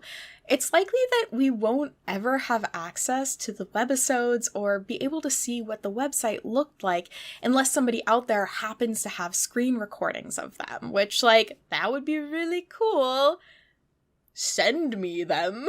It seems like Nick and Viacom haven't exactly cared to archive this history, which means that all we're really left with is a Wikipedia article stub, 2 really unpopular games, and a pop song which somebody to this day still makes celebrity fan edit slideshows to on YouTube. Shout out to them.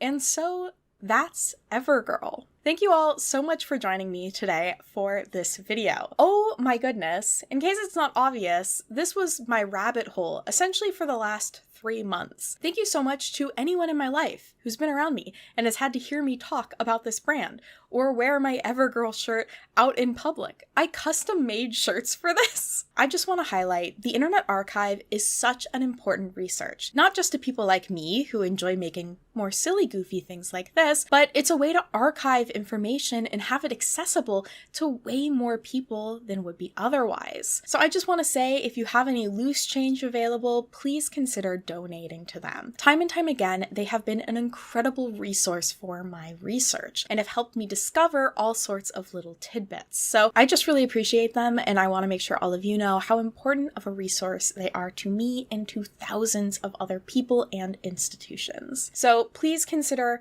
supporting the Internet Archive. Also, in general, support the archiving of content, especially internet content. As I've said multiple times, stuff actually isn't forever on the internet, and we're losing pieces of art and information all of the time. The more resources we have available in the world, the better. Also, if you have any memories or information about everGirl, please share it in the comments down below. I know that this isn't it. There are tons of people who have memories and experiences, possibly merchandise out there that I haven't been able to find. So if you're one of those people, please share your comments down below. I would love to know more about this brand, your personal experiences with it, or anything that you know about it. All right, with that, I think I'm ready to end the video. Thank you so much for sitting through this history of everGirl. Let us all be everGirls. If you'd like to see my sources, I have those linked along with my script in the description. So please feel free to check those out. There's a lot of articles, as well as I'll include my timeline of the everGirl brand that I used to help me research this video. Thank you all so much for joining me, and I'll see you all next time.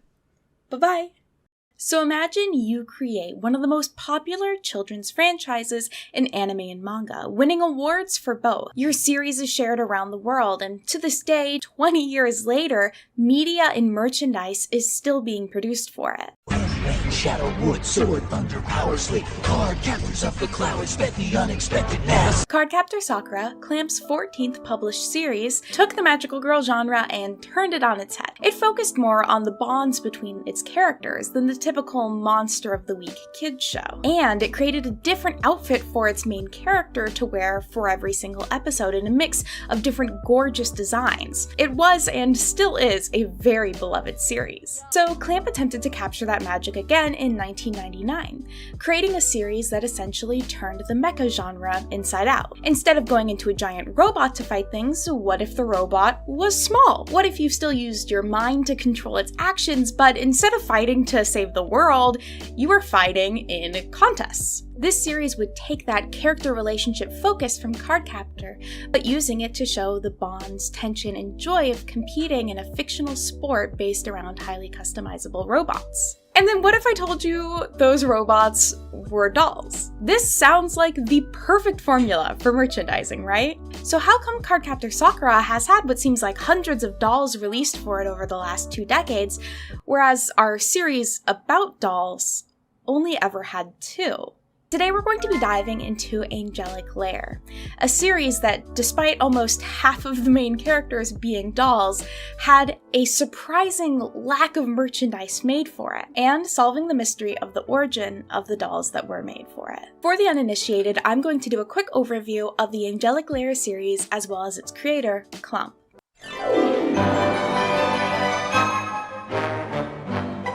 Clump is an all-female manga artist group, currently consisting of 4 members. Considered to be one of the most commercially and critically acclaimed manga artists in Japan, the group created works such as Magical Knight Rare, Cardcaptor Sakura, Chobits, XXX Holic, and Tsubasa Reservoir Chronicles, to just name a few. They essentially ruled the 90s to early 2010s of anime and manga. I don't think I knew a single anime fan growing up that wasn't into at least one of their series. They were huge. One notable feature about their series is they all kind of exist in sort of a Clamp cinematic universe, with many series referring to the others or even using characters from other series. And from here, we can get into Angelic Lair. The manga consisted of 5 volumes, and a 26-episode anime series came out the same year the manga completed. Angelic Lair is a series that follows our main character, Misaki, as she moves to Tokyo to try to reconnect with her estranged mother. While she's there, she discovers and falls in love with a competitive game called Angelic Lair. This game involves players designing, building, and creating a doll called an angel, and then using said angel to compete in battles with other players, using headsets that allow the players to control the motions of the doll with their thoughts, aka my literal dream life. I cannot express the joy that the first episode of the show still gives me. Just seeing Misaki design her doll and put it together, something about that I just want to experience so badly. It's essentially about a toy line. The main character goes to a toy store to buy her angel. But despite Japan being a very merchandise-friendly country, especially when it comes to kids' lines, I mean, just look at Precure, very little actually came of it. So why is this? Possibly one of the key reasons why Angelic Lair didn't reach the same level of acclaim and love as Cardcaptor Sakura was that it was published as a shonen.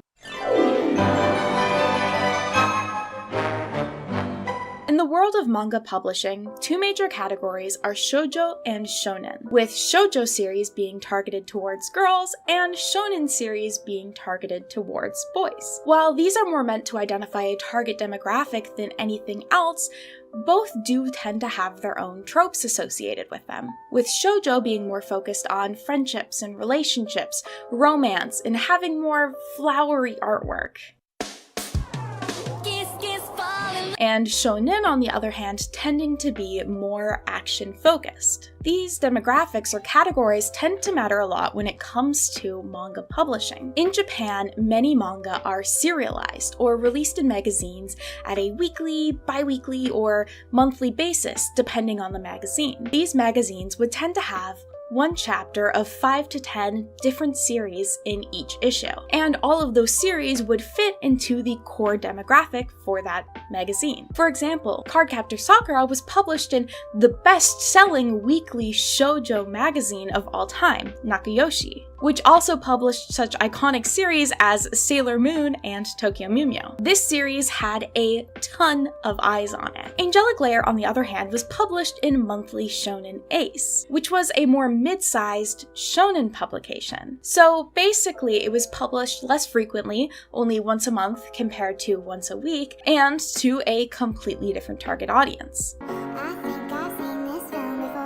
This is a complete side note, so bear with me. Something kind of wild to think about how Angelic Layer was published is that it's possible that it was published in the same issues, or at least around the same time, as the Neon Genesis Evangelion manga adaptation. Both were published in Monthly Shonen Ace. This was a series that was quite literally revolutionizing the mecha genre by looking at the emotions and relationships of the characters, and the relationship between the main character and an estranged parent. These series were essentially trying to do the same things, but in very opposite ways. So the idea of them being published at the same time is just very weird.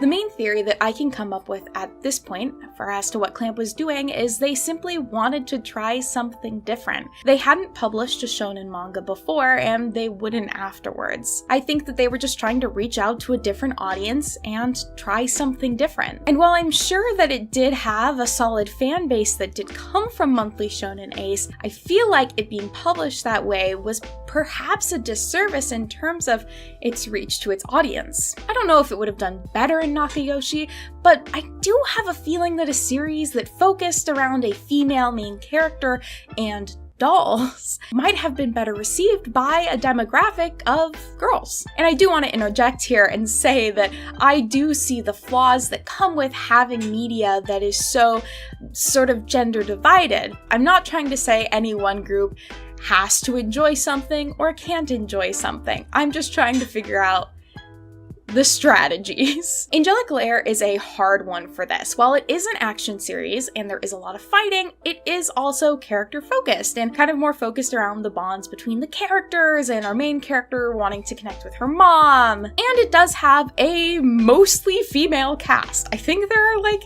2 or 3 guys in the entire series. Like, there's not a lot of men in this cast. Around the world, there are a lot of gendered expectations about what kids can or can't engage with. So it's possible that to a Japanese audience, which has historically had some pretty strong gender roles, that there were young people that simply felt like they couldn't connect with it or enjoy it. But unfortunately, there's also this layer of kind of just like, who knows? The 2000s is kind of a rough period of time for me to research, especially when it comes to Japanese media. First of all, I don't speak or read Japanese, so I have had to use Google Translate a lot of the time. And another layer with that is simply that the internet actually, despite what your parents might have said, isn't forever. And pages do become unpublished or no longer supported by their domain or etc. So there's tons of information online that we've just lost forever. So it's hard to know if there was anybody talking about Angelic Layer being published, if Clamp ever openly posted on their blogs about Angelic Layer being rejected or accepted by any sort of publisher, or if that culturally would have been an acceptable thing for them even to talk about. I really only have a baseline understanding of the world of manga publishing, so it could have been an attempt on Clamp's part to reach out to a broader audience and try something different, or it could have been limitations placed on Clamp by what publishers were willing to publish. I just won't quite know. Angelic Lair didn't end up being a very long series either, with it only being 5 volumes and I believe about 28 chapters. We can compare that to Cardcaptor Sakura, whose original series ended up being 12 volumes, so more than double the length of Angelic Lair. Another thing I find quite curious about this is pretty quickly after the manga had started publishing, they must have started working on the anime, because the same year that the manga finishes, the anime started airing, which is a pretty quick turnaround, I feel like. I couldn't find any specific stats about the readership of the series and, how many eyes were on it, but it must have either been successful enough that they were able to get an anime started for it, or I don't think it would be totally unfair to assume that Clamp's status in the industry helped them a lot with getting a studio to sign on to the project of making the anime. And what also might help was that it was a fairly new studio.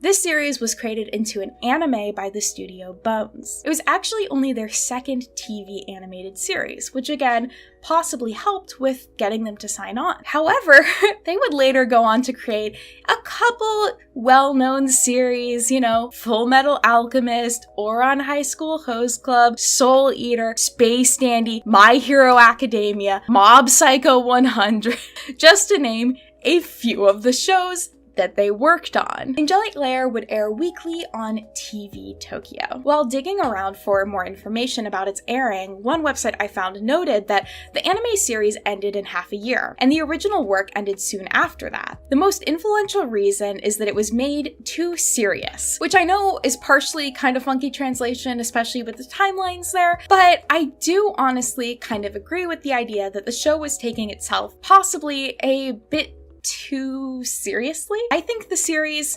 maybe wasn't written with the best idea of what exactly it wanted to be, and a lot of critics or users who have left reviews in general kind of agree that it's a meh series. I think that to possibly more adult fans, it would be really hard to be invested because there wasn't a ton of conflict when it comes to would the character win or lose. However, I still believe that this was an enjoyable series as a kid to watch or read, mostly speaking, again, from my own personal experience. I loved this as a kid. So with that in mind, let's dig into the world of Angelic Lair merchandise.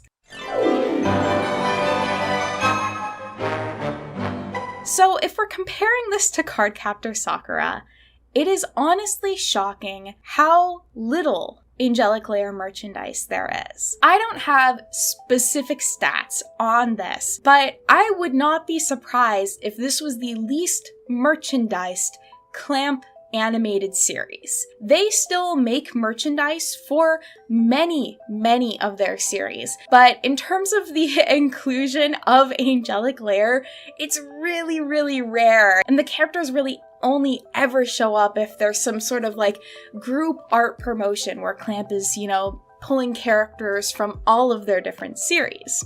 Out of the 130 different items available on the official Clamp merch website, only 6 of them include character artwork from Angelic Lair. One of those being a bar of soap. This bar of soap, I think, is in fact the only thing that you can buy from their website that only features an Angelic Lair character. You otherwise have to get a set of these hand sanitizers or a piece of merchandise that features this group artwork. So again, that is only 4% of all of the merch that they offer right now, including an Angelic Lair character, and only one item that just has an Angelic Lair character on it.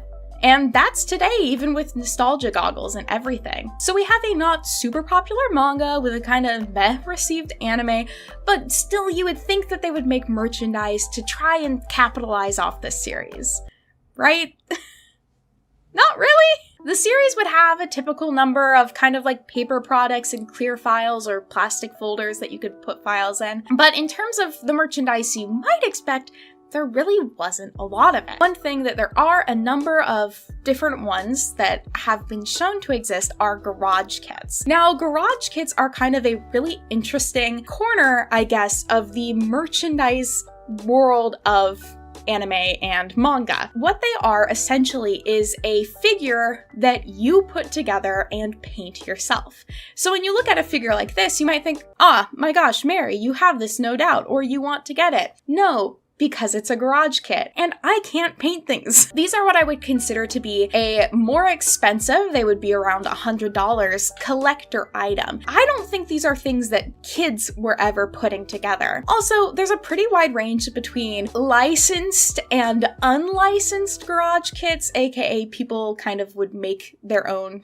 figures. I do believe that we have at least one example of a licensed one here, but then we have all of these other ones. I don't know if they're officially licensed or not, and it's really hard to find information about that. So kind of right from the get-go, we can see that the merchandising isn't necessarily aiming towards a younger audience. Garage kits, again, are not something necessarily that kids would be building because there is kind of an expectation of you having things like an airbrush and patience, and they are somewhat expensive. There were 4 technically figures that were released for this series.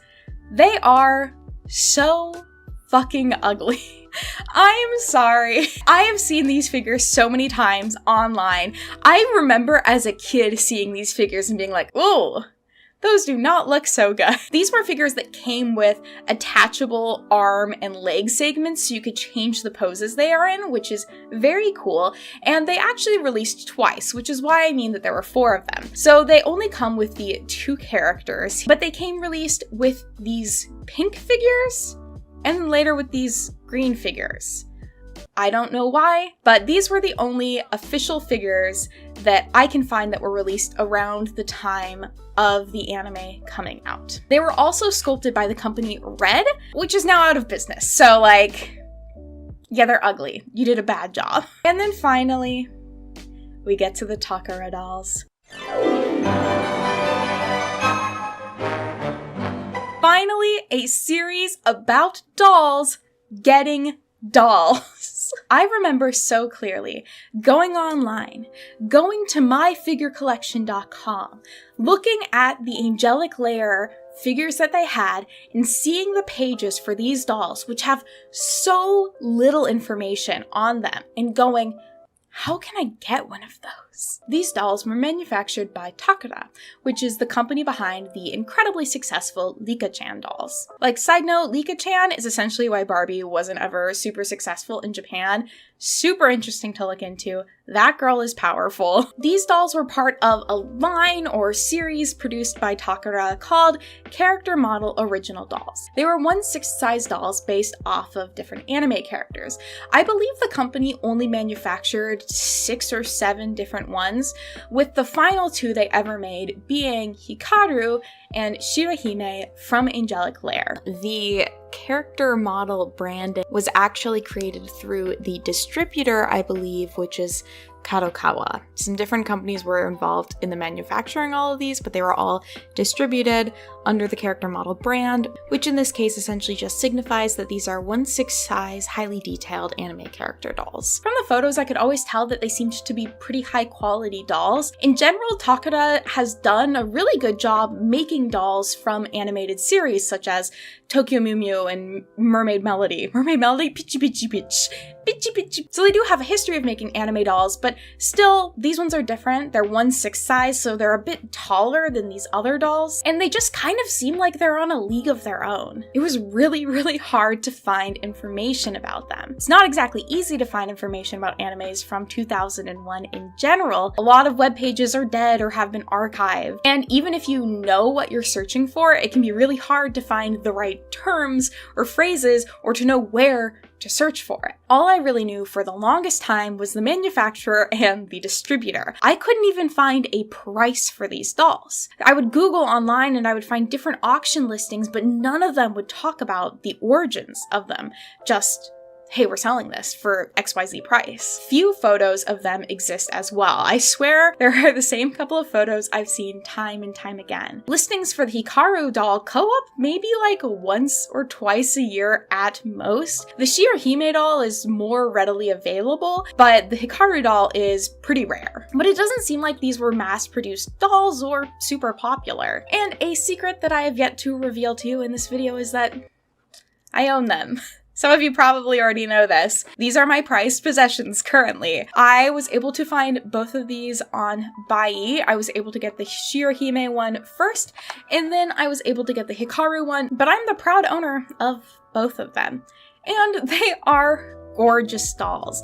I do tend to keep them in their boxes because I don't have a proper way of displaying them just yet, but once I do, you better watch out. I'm gonna be posting so many pics of these bad boys online, if only for the sake of people knowing that they exist. And so there are other photos available of them. But I was hopeful. I was thinking, hey, I finally have these in person. There should be a hint on the box, right? For where they were sold or why? No. There's nothing on these boxes that detail their origin in any way other than they were manufactured in Japan. However, we have a few hints here. We can use our thinking caps. The first thing is that there is no information about where it was sold, and right down here, you can't really see it, it says that these dolls are recommended for ages 14 and up, which means these were not intended for a younger audience to play with, likely more so that they are collector items. Also because they come with stands and different kind of customizable pieces, which is a very cool feature of them. It again kind of leans into the idea that these aren't for kids. These are for collectors. Some other factors that help imply some more information about them is, first of all, there isn't a window on the front. The packaging very much does not look like something that you would see in a store. And what also helps imply that is there is no sort of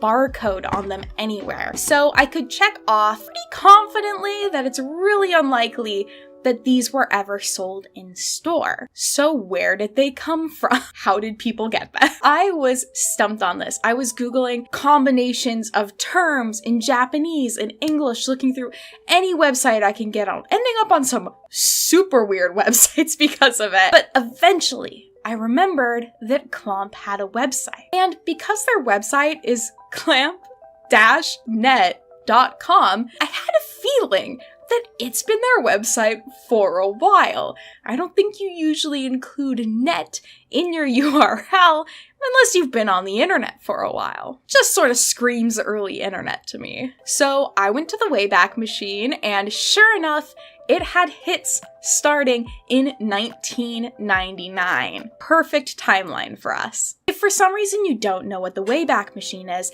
it's a part of the Internet Archive that essentially saves web pages from different points in history. It's really fascinating. I highly recommend you go on it and play around with maybe different websites you went on as a kid, or if you want to see what old YouTube used to look like, definitely check it out. Also, please consider supporting the Internet Archive.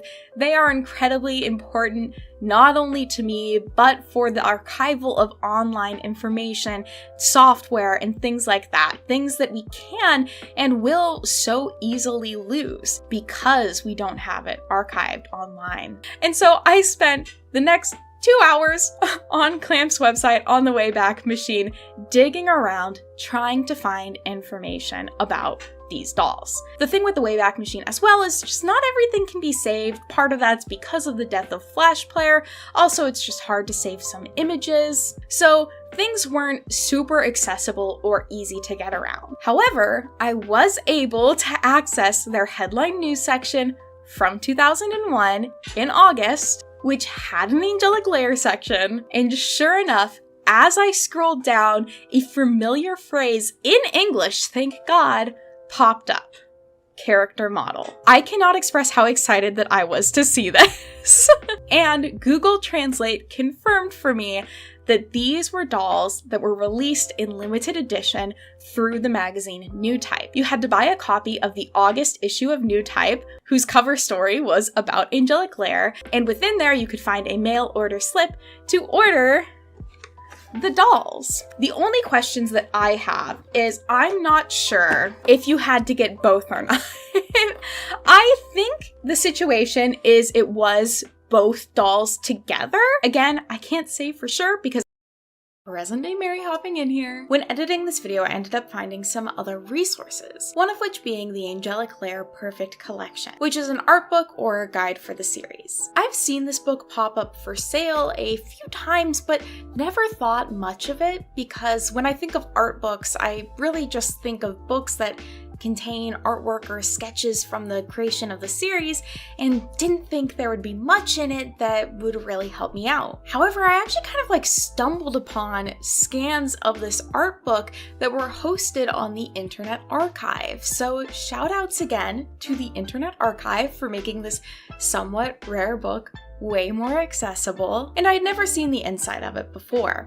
It contained lots of artwork from the series, character sketches, scenes from the manga, bits from the anime, character profiles, but it also had more. It had interviews with Clamp, the voice actors, some behind-the-scene details about the theme song, and it had a merchandise section. Now, this section only highlights a few products, but first of all, confirms that one of the garage kits I wasn't sure about was officially licensed, which is very cool. This one's also just really cute in general. And then right underneath that, it has the dolls, which includes their origins and how much they cost. Literally everything that I was struggling to find information on was just tucked away in a book that I never thought to look in. So these dolls were actually sold individually for 12,000 yen each, which equals about $88 today. I think that's actually a bit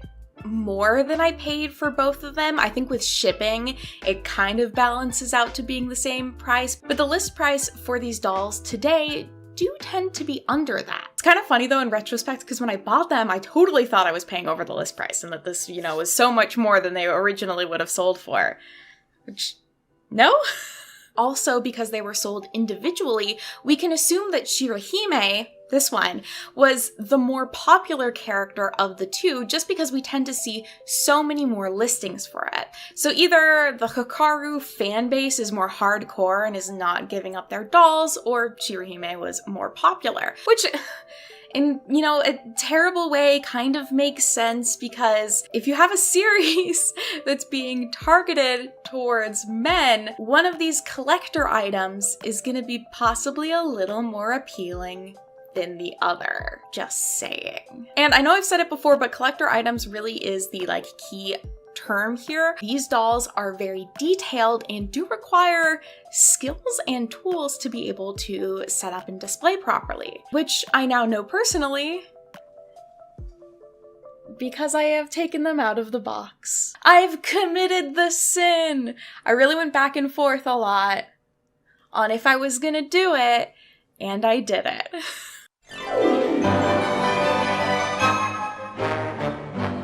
Now, this is not their permanent home. I actually have a glass case on the way to store them in, mostly because I don't fully trust my cat to not knock them over. So they will be moving, but I really wanted to show you all them in depth for this video because, again, we don't have a lot of super close-up footage of these dolls. Taking them out of their boxes was such a cool experience. It was amazing to kind of release these dolls that have been packaged for decades and get to appreciate all of their details. And it was also really scary just because they're so old and I wasn't sure how delicate they were going to be. You can never be too sure how well different materials are going to age or what exact materials they're even made of. So I definitely was working with very careful, if possibly shaky hands. In some ways, they definitely are showing their age. Shirahime is missing a gem on part of her dress, and one of Hikaru's shoulder cuffs was actually breaking off. Also, all of Hikaru's details that were originally gold have faded to either this dark gold or even green color, so I honestly might even look into repainting parts of her just so she can, be looking a little more crisp and clean. And relating back to the skill aspect I was talking about, these dolls have different accessories that they come with to add in kind of all the final touches details. The dolls have different little antennas and stuff like that, which to add them on yourself required taking the dolls' heads off and putting holes through them. Like, the Google translated instructions seriously say to drill a hole in Shirahime's head, which I did not. I do not have the confidence to do that without possibly wrecking that doll. That's something to kind of keep in mind with these. Like, the expectation was that you kind of had like the tools that you could use to put on all of these final details. I've decided to hold off adding all of the finishing touches to Hikaru and Shirahime until I've done a little bit more research and just like have a bit better tools. I want to figure out what glue I should use for gluing on kind of like the final touches, because the adhesive on all of the tape in the box was just gone. So I figured anything that was a sticker originally might not work super well anymore. So I just want to do some research before I kind of fully dive into finishing them up, because I want to be, you know, treating them as best as I can. These dolls do mean a lot to me, and I want to be able to display them at their full potential and not damage them. The dolls' designs just translate so well into real life. In terms of the posing abilities, the dolls are kind of limited. They're definitely not ball-jointed dolls. They, you know, I kind of got them set up matching the poses on the box art, which was kind of just the main goal for now, for having them look good. And I'll be sure to post updates probably on here in the form of a short, and then as well on my Instagram and other socials as I continue to kind of finish up with these dolls and adding those final details to them. Again, like I was saying earlier, I really want to be able to have these be in their full glory and get some really nice photos and footage of them for other fans to be able to see. And like I was saying earlier, the list prices that I've seen for these is actually less than they originally sold for. So if that comforts you at all into possibly picking them up, I highly recommend looking into it. Just, you know, search for Angelic Lair in Japanese on BARBIE and keep an eye out for them. I'm overjoyed not only to know where these dolls came from, what their origin was, but also to own them myself.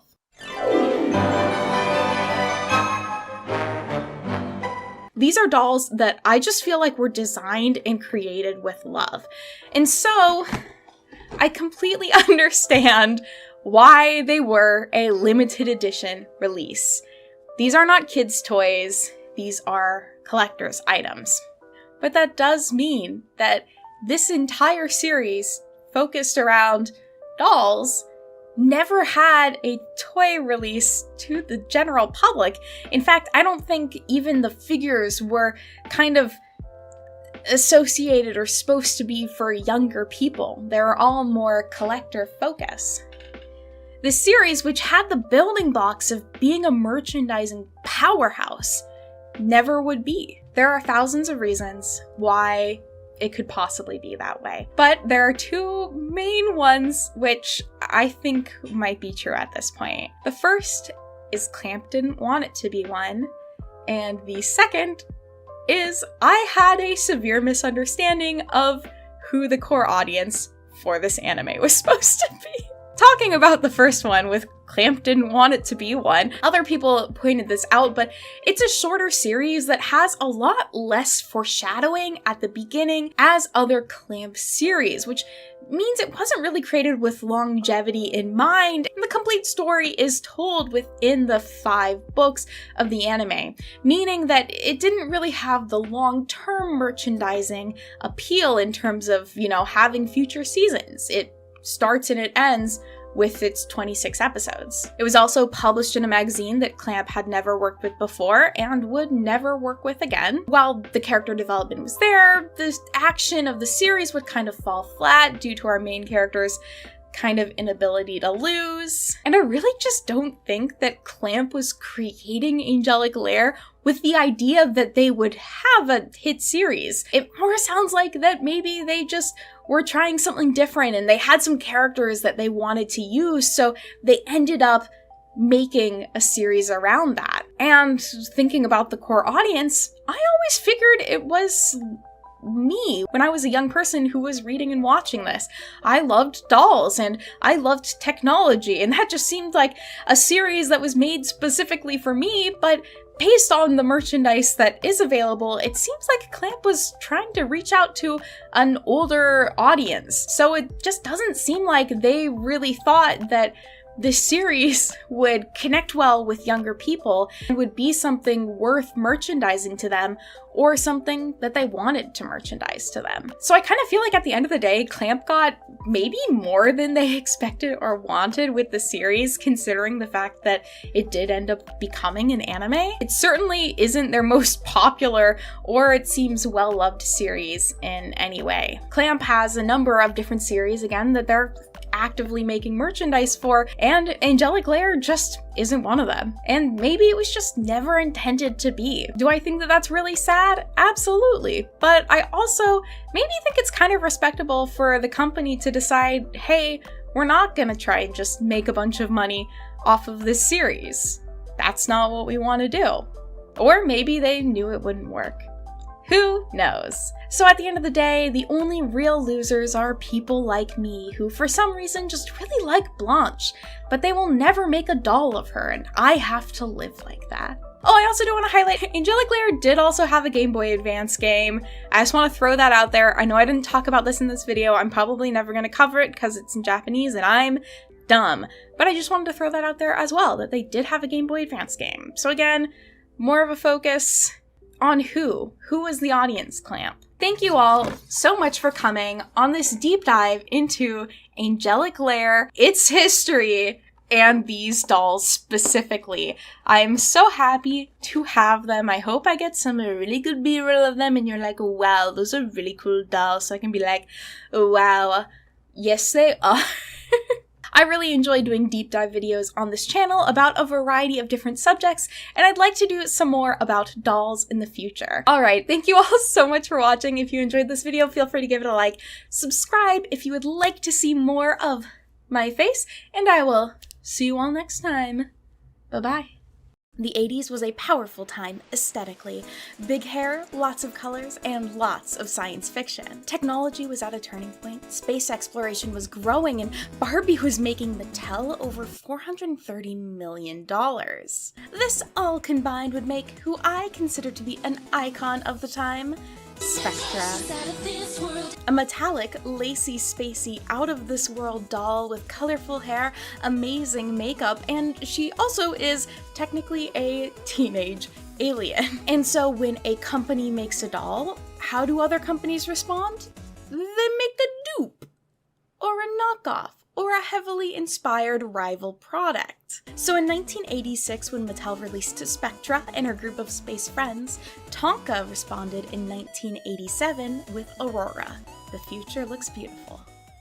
Knocking on my door? While some could argue that Barbie herself is a bit of a knockoff, her release in 1959 started a huge trend in the United States of the 11.5-inch fashion doll. Creating a doll that could look similar to or share clothing with Barbie not only made for more play opportunities, but more profit, which is what these companies were really going for. A lot of these knockoff dolls from the 60s are actually specifically referred to as clones, and I think that that's because a lot of them would use almost identical or replicas of the actual Barbie face molds as they were made in Hong Kong, and legislation around that was a bit looser at the time, or at least harder to legally manage. While the popularity of making like exact clones of course faded with time and lawsuits, other toy companies would constantly be looking towards each other for inspiration or to try and compete with the new things that everyone was releasing. And this competition really only grew through the 80s and 90s, and of course still exists today. The toy industry is not only incredibly profitable, but it's also incredibly competitive. And Mattel would also be guilty of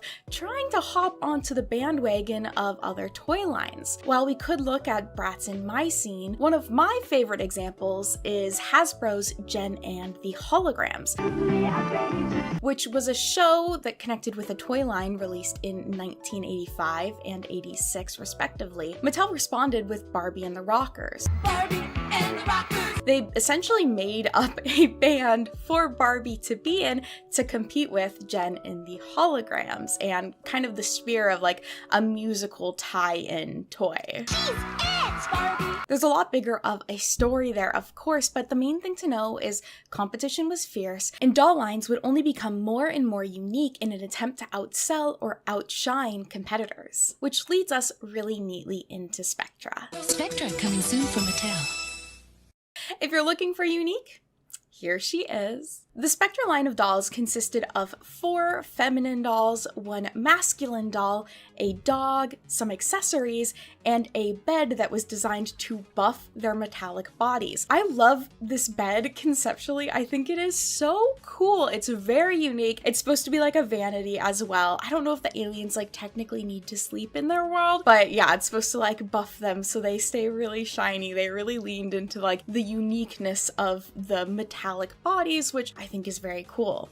Each of these dolls retailed for $16, which was actually more than Barbies at the time, but that was possibly due to their bodies. So first of all, they were metallic, so they had a coating on them, of course, but these dolls also had a lot of joint articulation, meaning that they could move their body parts at their joints, which was really unique for dolls. Barbie actually wouldn't start to incorporate this into their dolls until after the release of the Spectra line. They were really considered to be this like super posable action-y dolls, and you can see that from the packaging of them themselves. They're posed in like this very dynamic way, and the boxes themselves also very much fit with this brand of like lacy, spacey, so it has the lace at the top, Spectra and the rainbow logo, which I really love, and it's all about her looking different essentially from a Barbie. Like, this is a whole new thing. She's like dynamic, she's action, she's out of this world. The most space age girl around. And with all of that, Mattel apparently thought that they had a smash hit and that this would do really well, and it did not.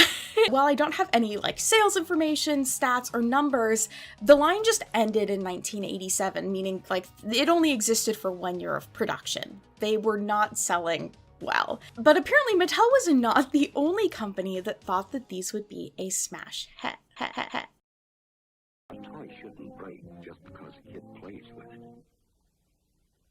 When you think of Tonka, the first thing that comes to mind is probably trucks. Beginning as a gardening company in 1946, Tonka would actually start making metal toys as kind of like a side product for their business. However, it was significantly more successful than selling their gardening tools. So in 1955, they decided to completely rebrand as Tonka Toys Incorporated and focus solely on toy production. While trucks would be the company's kind of iconic main brand item, they would also attempt to release a few different doll lines through the 80s. Interestingly enough, this might be because Tonka at the time had a little bit of a reputation of poaching executives from Mattel, and even them having like a Mattel mafia within their ranks, as reported in a news article at the time, which is just very interesting. The first doll line I can find from them of note was in 1984, with the company working on what was described in a People article as the next craze, a sort of Barbie goes to outer space toy called Star Fairies, which was almost a little on the nose for what would come. Like, that kind of sounds like Spectra, but it wasn't, and it wasn't Aurora yet either. The Star Fairies line wasn't like super space themed in my opinion. It's definitely more visually kind of like fantasy leaning, and actually the head molds as well as some of the outfits were from a completely different doll line called Flower Fairies by the company Hornby, which also featured this amazing snail carriage. As soon as I saw this, I was like, I have to highlight, like, this is so cute. This, like, what a cute concept. I want that for me. From the sound of it, the Flower Fairy line wasn't doing super well financially, and so Tonka essentially just bought the head molds and remaining stock of clothing from Hornby and used it for the Star Fairy line. This is actually a relatively common practice for this time period. A lot of different dolls released in this era had head molds made from different companies than the actual dolls were released from, essentially. And it just, people were throwing spaghetti at the wall and seeing what stuck, and doll heads were like going around the world on their little adventures. Now can we have a party? Because of that, I don't personally know who designed any of this or the clothing. It would have been, I'm assuming, someone at either Tonka or Hornby or somewhere else. It gets really kind of like hard to find that information considering how much stuff kind of like went from company to company. That being said, the Wikipedia article for Star Fairies actually has like a really in-depth description of the toy line, and it doesn't have a source, which means I'm pretty sure this was just like a collector who probably has a lot of the items writing the descriptions themselves, considering it also has like all of the product codes for everything. So shout out to the fans of the world who are putting in the work to archive this information, because we literally wouldn't have it if they weren't there. So I appreciate you. This line would actually go on to have a Hanna-Barbera television special as well, which included voice acting from child Drew Barrymore. So with Tonka having a few doll lines under their belt by 1987, they were ready to take on a real out-of-this-world Barbie with Aurora. Advertised as the ultimate posable fashion doll, Aurora is pretty visibly inspired by Spectra while still being unique. The doll line consisted of only 4 feminine dolls and a number of different fashion packs or outfits that were released separately. Aurora is a blonde doll with a gold metallic body, Mira with a silver metallic body, get it? She's like a mirror, ha ha ha. Lustra with a slightly darker purple metallic body, or it might be silver. It's hard to tell in photos. She's not one that I own, so she could just be silver, or she might have like a little bit of a purple to her. And lastly, there's Krista, who actually has a crystal body, or is made of a clear plastic that has glitter in it, which I think is really fun. That is one really unique choice that they made with having Krista be essentially different, the non-metallic one. I like her being made of a different material. I always like clear plasticky sort of stuff. It just looks really cool and really of its time, so I thought that that was a cool move to have like one more actually like totally unique option. These dolls also feature lacy outfits with these sort of like iridescent dynamic patterned skirts and sort of like shawls and capes. They also don't have shoes, but like I don't blame them. Do you really need shoes in space as a metal alien? I don't know. I don't think it like detracts from the looks from them not having shoes, considering the metallic body already looks really cool. And I will say, I do personally think that the outfits between Spectra and Aurora are quite different. I feel like Spectra has a lot, like leans really into the lace, whereas Aurora doesn't like quite as much. I mean, they're obviously both lacy, but I feel like Aurora utilizes the other like shiny fabric a little bit more than Spectra does. The hairstyle of these dolls also, I would say, is like slicker than the Spectra line. Spectra has this like big volume, and they actually have tinsel in their hair, which looks very 80s and very cool, whereas Aurora went for like a much more pulled back look for all of them. They still have colorful hair, but they're much simpler styles, and I also think it would be easier to like maintain the way the doll's hair looks and have it keep looking nice. Like the Spectra dolls, I feel like that would get quite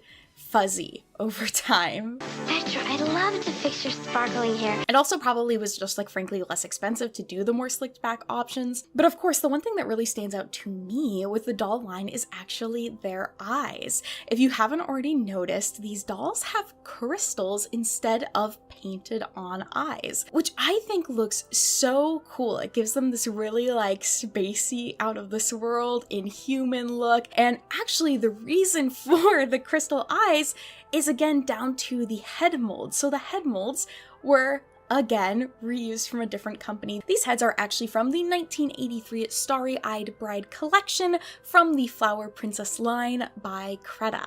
Now I will go more in depth on Creata in a future video because I'm planning on covering a doll line specifically released by them. Interestingly enough, Creata would release a one-off doll in the Flower Princess kind of brand called Stardust, which also seems to be kind of leaning into the spacey vibes of Spectra and Aurora. Very little is known about this doll, so I don't know what year she's from and how that like lines up with the timeline, but I do think it's really interesting to have another doll company kind of put out a like spacey, out of this world inspired doll around the same time. The 4 dolls of the Aurora line all share the same flesh color, which is unfortunate considering at least Mattel had a bit more diversity within their line for the head color of the dolls. These dolls are also shorter than the Spectra line. I think they're about 9 or 10 inches, whereas Spectra, I believe, is the 11.5 inches, kind of same as Barbie. That does mean though that they might not be able to share clothing, which is also a little bit of a bummer considering how similar they look. You would think that they would all like fit pretty well in the same universe, but maybe Aurora's like Spectra's younger sister, you know? You also may have noticed through this video that I do own 2 of the Aurora dolls. I actually got these from an estate sale auction, and I think I got each one for about $15, which I would say is a pretty good price. I want to note that I've seen listings online for these dolls for really extreme prices, and I frankly, like, no matter how cool you think these are, don't recommend spending like over $100 on them. I don't think these are worth that much. I get really frustrated when I see people on eBay listing a doll like this for like $250. These dolls, at least specifically, were sold at Hills, which was a discount store. They really specialized in toys at some parts of their business, so I don't know if these were exclusively sold there or if Hills worked like a TJ Maxx where they bought leftover stock and sold it for cheaper. Their listed price was $11.97. Not, I feel like, enough quality rise or frankly like historically wise for collectors to justify $250 on them. I know there's so much nuance with that conversation of how much stuff is worth that I can't get into in this video, but I'm just throwing that out there. I did not buy these for that much, and nor would I recommend anyone else buying them for that much. The other interesting thing is Hills, the company that sold these dolls, also would have sold Barbies, and assuming would have sold Spectra dolls, so it's kind of funny to think of these actually being on a shelf next to each other and like a kid having to go through and pick between them. I don't know why I find that so interesting. The 80s is a time period it's kind of hard to find like flyers from stores, pricing informations, photos of toy aisles. Like, are you gonna waste your film taking a photo of a toy aisle? Probably not. So it can be hard to reference things like pricing and sales demographics. So while I don't know exactly how well the Aurora doll line did, we can also assume that it kind of had the same fate as Spectra, considering we only had one release of the dolls and they also faded away after 1987. She's twirling down from space with galactic fun for you. So looking back on it, I think both doll lines had a lot of cool and really unique ideas, but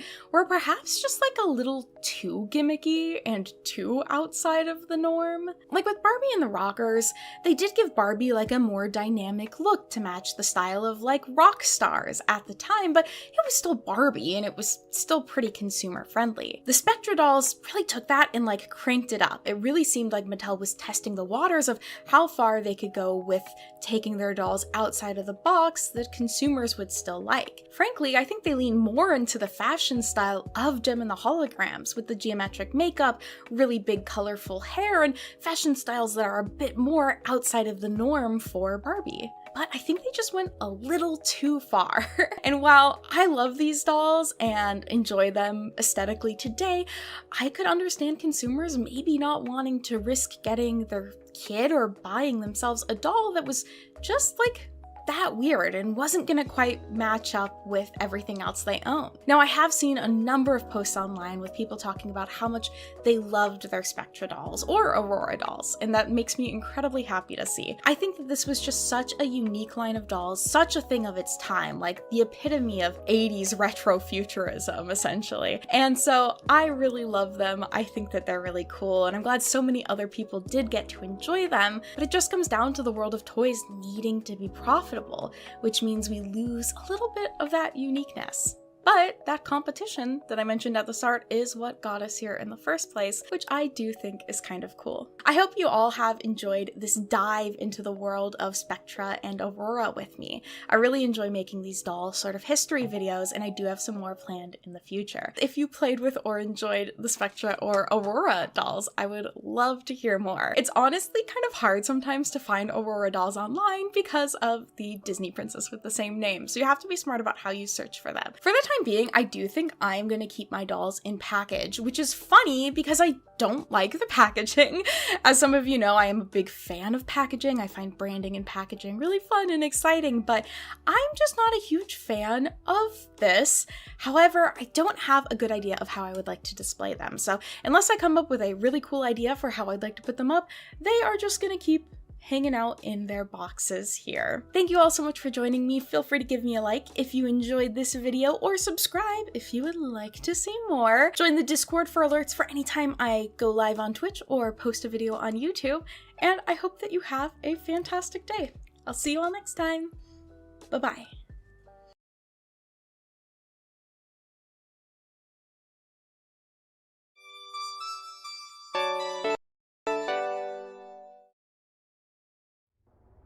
On Halloween night of 2007, a show would air on the History Channel which would change media as we know it and our perception of history itself. That show was MonsterQuest. Science searches for answers on MonsterQuest. So if you don't already know this about me, I love going to my local half-price books. Do I actually read that much? Maybe not.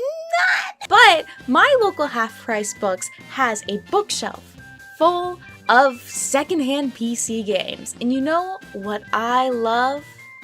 Secondhand PC games. Because there are so many PC games that I believe are maybe forgotten to time, a little bit old, a little bit outdated, that I think deserve a broader audience. I'm starting a little bit of a series on here called Thrift Games, where I find a game while thrifting and then we check it out together. Because we're gamers.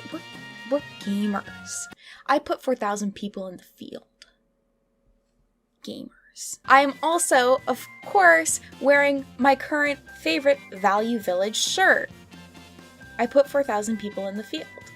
What does it mean? So I have my thrifted look, and I have my thrifted game. Today we're going to be checking out MonsterQuest, a PC game published in 2008 based off of the History Channel TV series.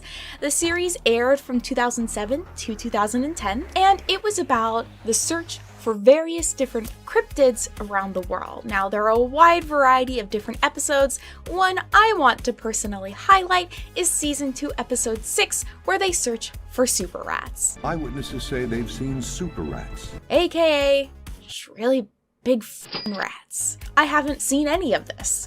I'm going in completely not knowing what the MonsterQuest experience should be, but I'm hoping this game will offer that to me. The front of the game box is labeled with "Seek and Reveal the Truth," based off of the Smash hit series Smash. This was actually created by Canopy Games and was the last game they ever made, so you know that's probably a good sign. This is rated E for everyone, with alcohol references, mild blood, and violent references. Let me give you the juicy lore. Fans of the smash hit series on history will have the chance to become a MonsterQuest investigator in a compelling and mysterious adventure in search of amazing and elusive creatures like super rats. The MonsterQuest game will place the player in the heart of those probing investigations. I'm probing because this is a disc game. You know what we gotta use?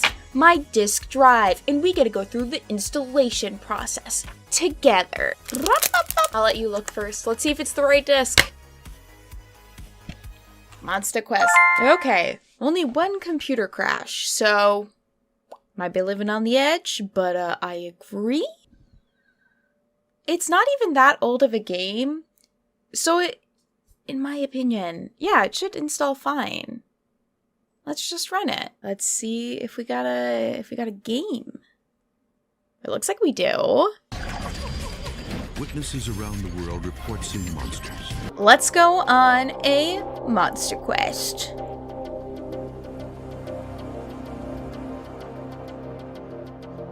I think we can probably skip instructions.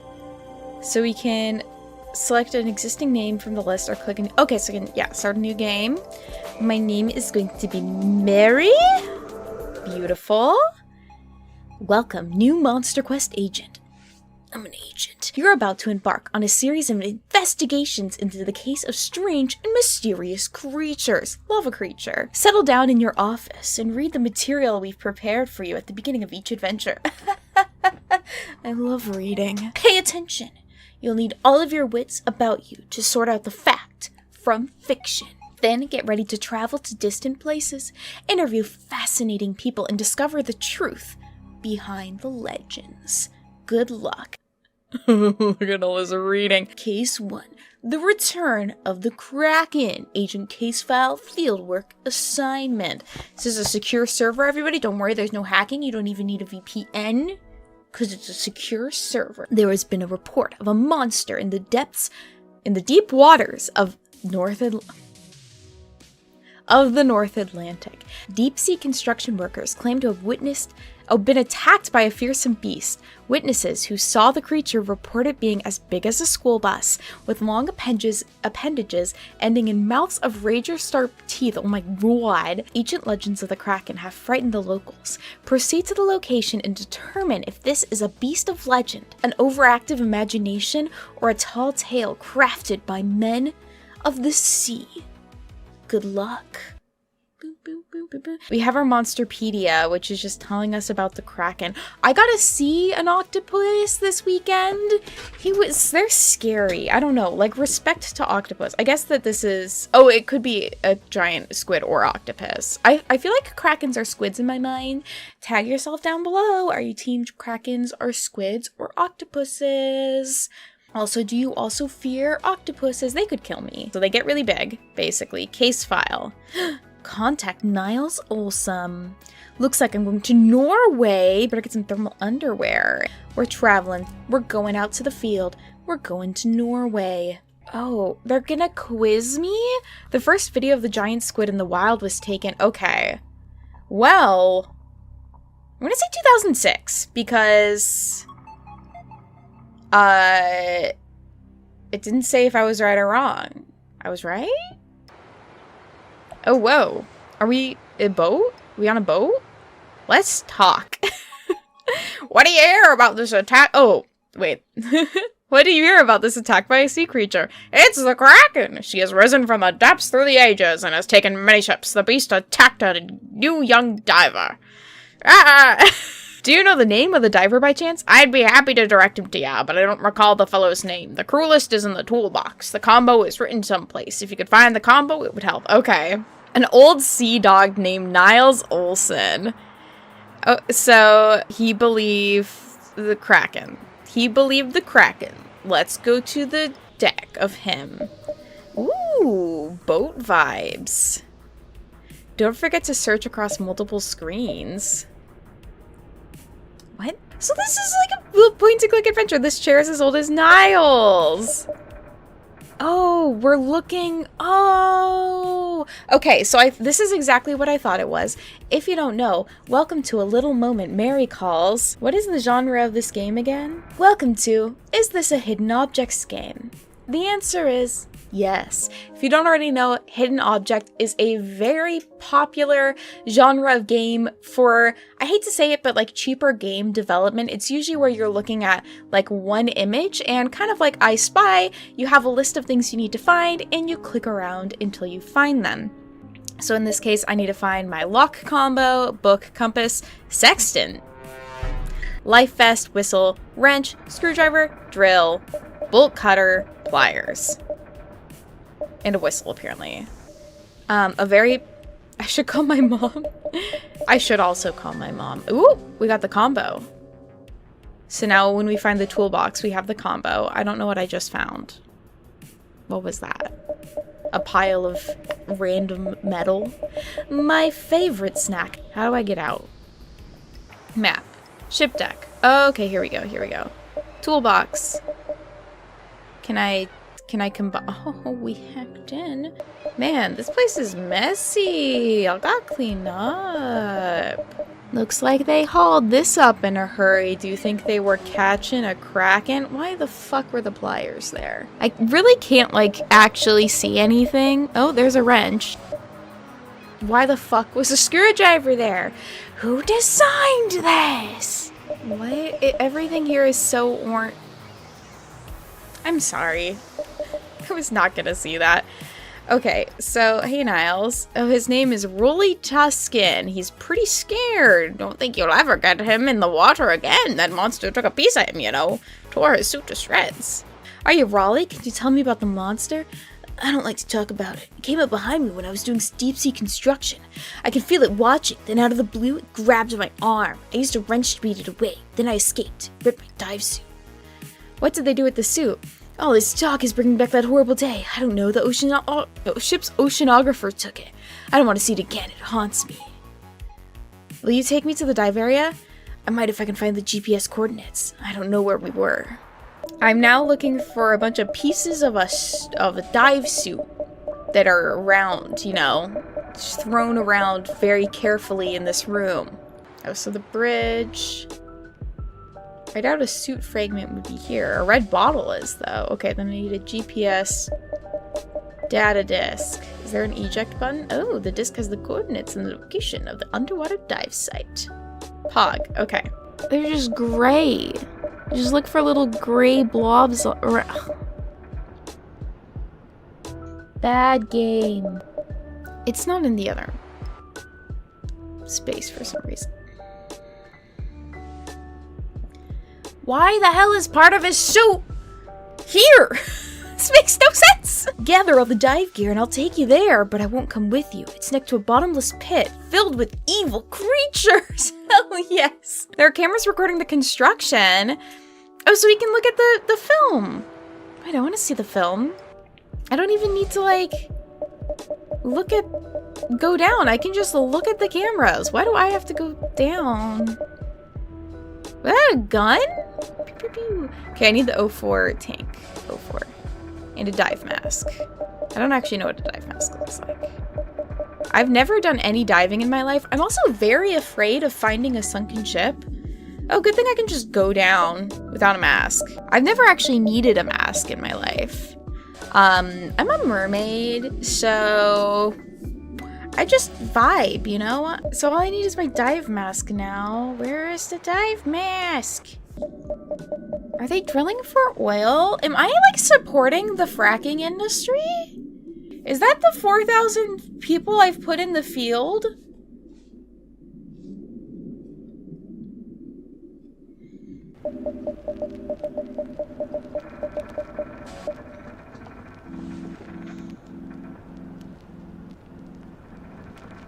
I get that this is what the game is. I get it. I'm still gonna get mad. I'm still allowed to get mad. Okay, so I have the evidence of the underwater camera, the torn dive suits, and the computer reconstruction. Okay, now it's time to determine if it's a beast of legend or fact. So we can just look at the cameras and see what happened. Source image analyze. Okay, compare the original underwater photos with the computer-enhanced versions of the image to detect signs of undersea life. I don't know how we've enhanced them. Like, what am I supposed to do? Oh, I'm supposed to look. I'm supposed to look for a giant squid in the background, I guess. What's the difference? Yeah, just a little squiddy. Just a little squid action. Wow, okay, that's looking pretty squid-like. Have I not seen all of them? I got 5. Okay. So now we need to apply the image enhancement technology in the lab. Oh, we've resulted in the appearance of an animal-like form in the water. I think it could be a kraken. Oh my god, it's the Seattle NHL team? Wait, why? I'm wearing the wrong shirt. Pretend I've been wearing this the entire time. So now we're going to... It looks like a large animal. It didn't look like a common fish. I answered the trivia question correctly. Nice job. So now we're gonna do a thing. A little puzzle moment. All right, Kraken. Lab test 2. We assembled the suits. Tech notes. Their suits are made of rubber. Yep, that sounds good. Okay, what caused the dive suit to be torn? Snagged. Oh, I answered wrong, so I have to do it again? What a cruel game. Why would you do this to me? Okay, now I actually have to read, because I have not, I clicked too fast. Okay, rings of tiny teeth. Wow. I think it's a kraken. Computer has generated body parts from the enhanced photos. You can make bodies with computers. We're just 3D printing a giant squid. Okay, so I gotta put it all together. I wonder what it could be. Write in the comments what you think that this is. I think it certainly is not possibly a giant squid. That would just be, like, too improbable. It's gotta be, like, Joe. You know, Joe on the team. They're gonna look at it and be like, oh my god, it's Joe! And just gonna be like, oh, guys, sorry. I thought you knew it was me. I didn't mean to spook you like that. Would you mean to tear your suit like that with my little rings of teeth? It's just me, Joe. And I'm like, ah, Joe. Real creature. Everybody, we found the Kraken. We found it. Oh, we didn't find the Kraken. We found a Humboldt squid. Is the Humboldt squid a Kraken? Because the Kraken's like a squid, right? Like, the Kraken isn't one specific squid, is it? It's like a general, like, sea monster. Maybe I should have read the lore. Maybe it would have told me more. We saw a giant Humboldt squid. So after examination, it seems like a squid. They're aggressive and vicious and often attack in packs. Imagine getting attacked by a pack of giant squids. Holy shit. That would be terrible. The Humboldt is a monster of the deep and may have been the source of the legend of the Kraken. Nevertheless, this case doesn't provide any evidence that the Kraken exists. But it does, because Krakens are squids. I'm confused about what the difference between a Kraken versus a squid is. I need more context, obviously. I guess I should have read the report file more clearly. Oh my god, look at my office! Wait, why doesn't my room look like this? Is that a little Mothman? Wait, where are the giant rats? Is there... I need to know. I need to know. It's like, I want to believe. I want to believe. I need to know. Okay, we have a new message. The werewolf of Johnson's Creek? Old Man Johnson and his werewolf. It's a man-sized creature that walks on two legs with an appetite for meat. Wow. That sounds like many middle-aged men. Case cracked. Cracked it wide open. It's just a guy. He's just kind of hairy, guys. You know, some of us just get hairy, okay? You're not gonna make a big deal out of it. They're going to Whittleton, Wisconsin. Yeehaw. Wow. The city life. What do I need to find? I'm going to the barn. Ooh. Yeah, this gives me such strong I Spy vibes. Okay, bag of plasters.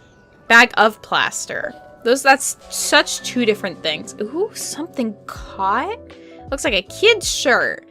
It's not a werewolf, it's a child! There's a foot! That's a suspicious footprint. Could be from a child. Bag? Plaster. Okay, so I just need egg shards. And claw marks 2. Different than claw mark 1. I have... Oh!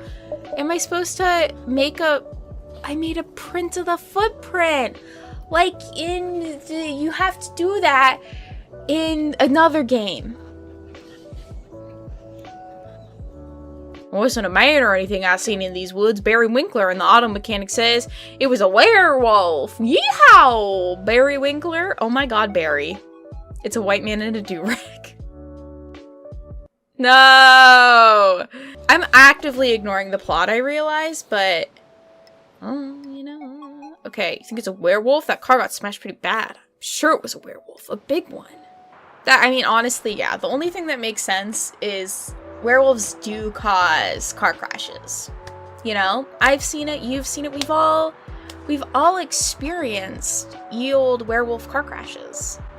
Is that a piece of paper? Oh, okay. License plate matches the invoice. Okay. Gladys Johnson must be the person who hit the creature.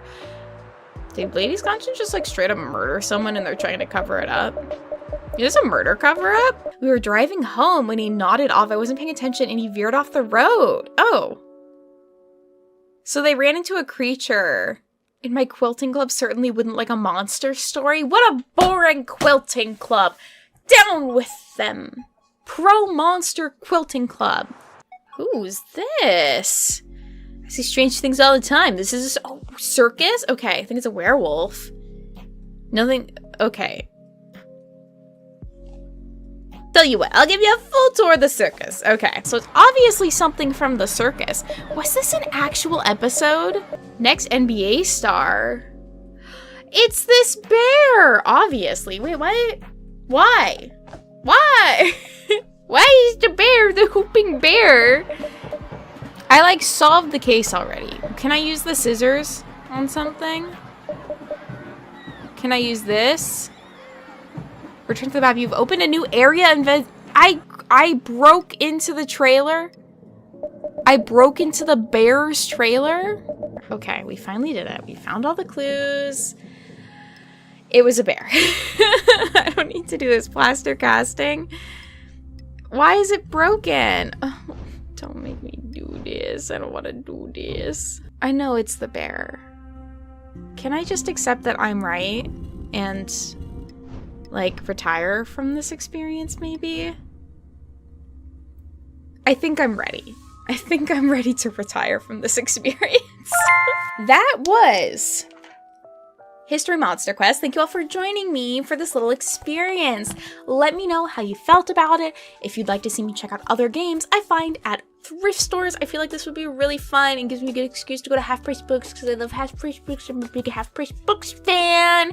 I give this a review of, I don't think it's good, but it was made in 2008. I'm not mad, just disappointed. Thank you all so much for joining me today. If you enjoyed this video, feel free to give it a like. Subscribe if you would like to see more. Feel free to join the Discord if you want to receive alerts anytime I go live on Twitch or post a video. And I will see you all next time. Bye-bye.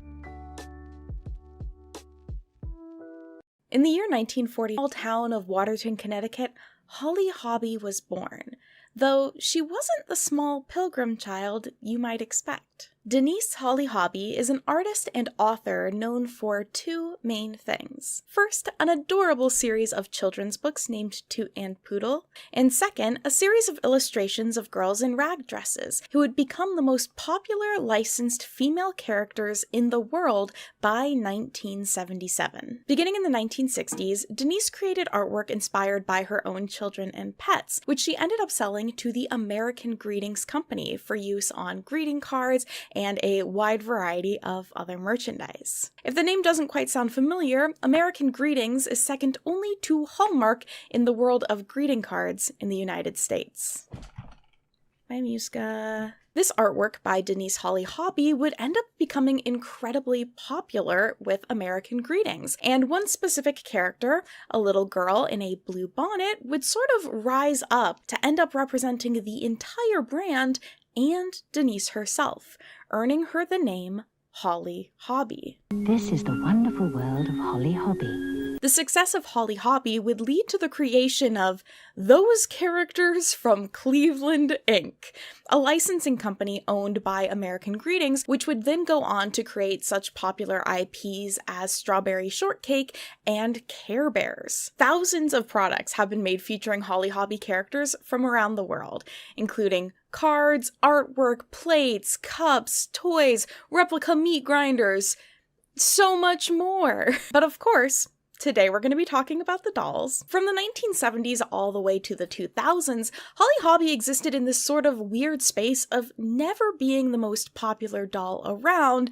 but having multiple reboots in an attempt to keep her in the spotlight. With a Holly Hobbie oven, it's fun for you to make tasty pies and a frosty cake too. If we're going to talk Holly Hobbie, we have to talk ragdolls. Ragdolls are actually some of the oldest known children's toys in existence, with evidence of them being found buried with children in ancient Egypt and the Roman Empire and numerous other cultures throughout human history. The act of taking scrap fabric or plant materials like corn husk or really just whatever was around you and using it to make a little figure for play or comfort is a frankly very human experience. And as with anything that is human, it must be mass manufactured. While throughout history at different points ragdolls would be a way for kids to practice skills like sewing when making their own, or would be handcrafted gifts made from loved ones, by 1918 one specific ragdoll would rise up to international acclaim: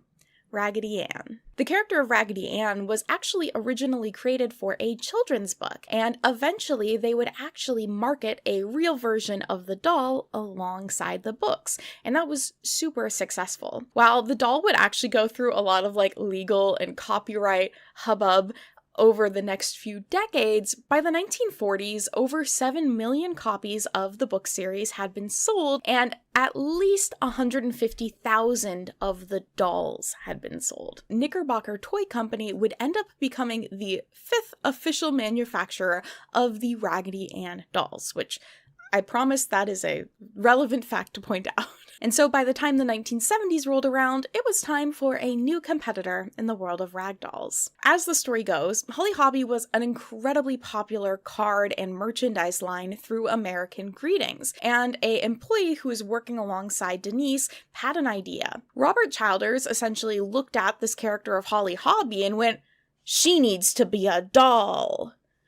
Something I say all the time. But supposedly nobody at the company took him seriously, so Childers took things into his own hands, going so far as to hand sew his own version of a Holly Hobbie ragdoll, and then bringing that into work as a way to try and sell this idea. And apparently that worked. American Greetings would reach out to Knickerbocker Toys to set up a licensing agreement where Knickerbocker Toys would create a line of ragdolls for the brand beginning in 1974. Knickerbocker, toys that love you back. Knickerbocker Toy Company was originally founded in the 1850s in New York, with the name Knickerbocker coming from a slang term for New Yorkers, which was inspired by baggy trousers that Dutch immigrants would wear. While the company originally produced educational toys such as Letterbox, they would transition into the creation of animals of distinction in the 1920s, aka toy animals.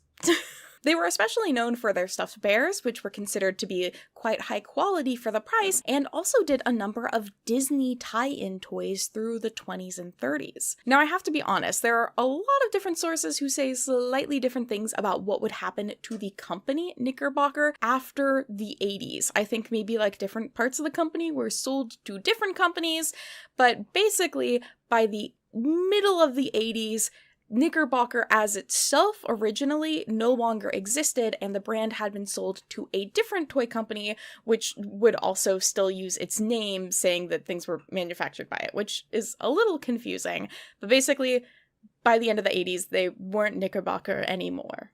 Rest in peace, the pants. I helped you through your first day of school. Back to 1974, we have our release of the first line of Holly Hobbie ragdolls. The ragdolls would originally start with just Holly herself, and then over the years add in different characters, such as Holly's friends Amy, Carrie, and Heather, a brother character named Robbie Hobbie, which is a name, and then also a grandmother character. The original line of dolls actually came in 4 sizes with 2 different packaging styles. So the biggest dolls, the 34-inch and the 27-inch dolls, came in what are called these display boxes that don't have a plastic window, and then the 16-inch and 9-inch dolls came in these windowed boxes. The dolls would all pretty much wear similar outfits with a dress, bloomers, and a bonnet, and Robbie wearing overalls. I think these are overalls?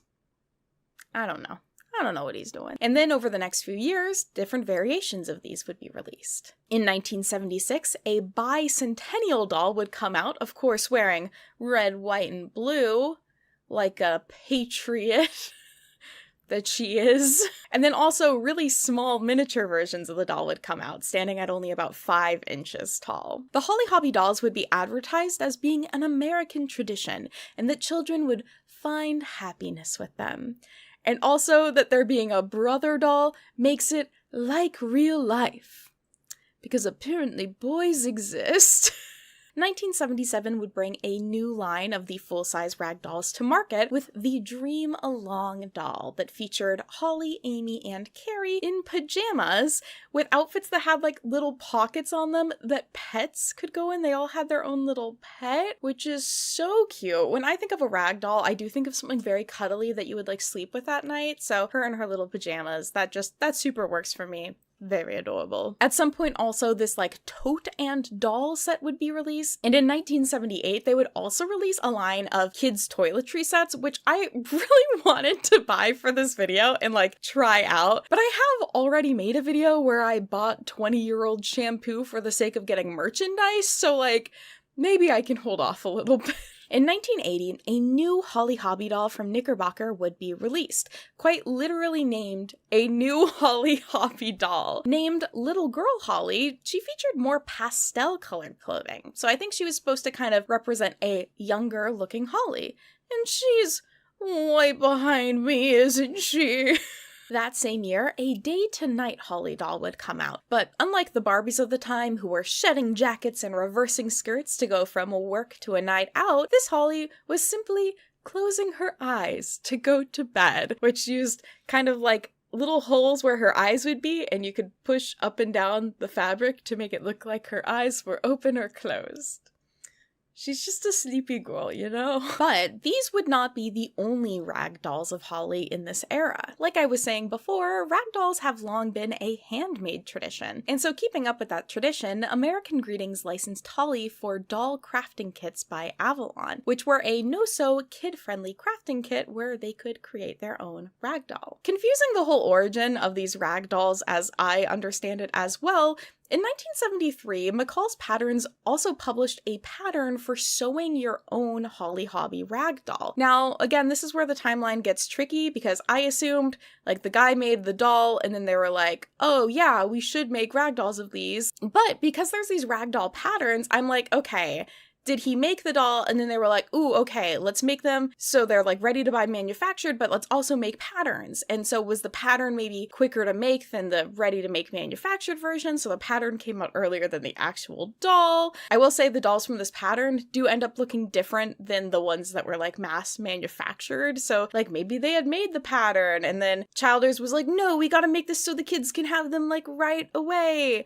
But upon further research, that story with Childers might just not be true. So I found an article from the United Press International that's from 1987, which said, and after a Holly Hobbie doll appeared as a prop in a 1972 advertisement, a manufacturing company called to ask for permission to use the character. That's when American Greetings decided to pursue the sale of the characters. And so it's possible that the doll that was in the photo for the advertisement is the one that Childers made. I just wish I had a very clear timeline about all of this. I'm obviously struggling, but it sounds, instead of like Childers being able to convince his bosses to make it, a company was actually like, let me make that. Let me make that. Hobbie cakes.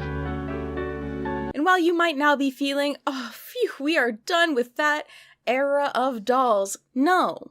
We have more. You see, not only was Knickerbocker creating the rag dolls, but they also released a series of vinyl dolls based off of the characters. The first line was released in 1974 and were 12 inches tall. I think these are like a tiny bit more on the rare side, at least to find in their original packaging, but they did have really lovely detailed dresses and bonnets. They also have like very interesting head shapes.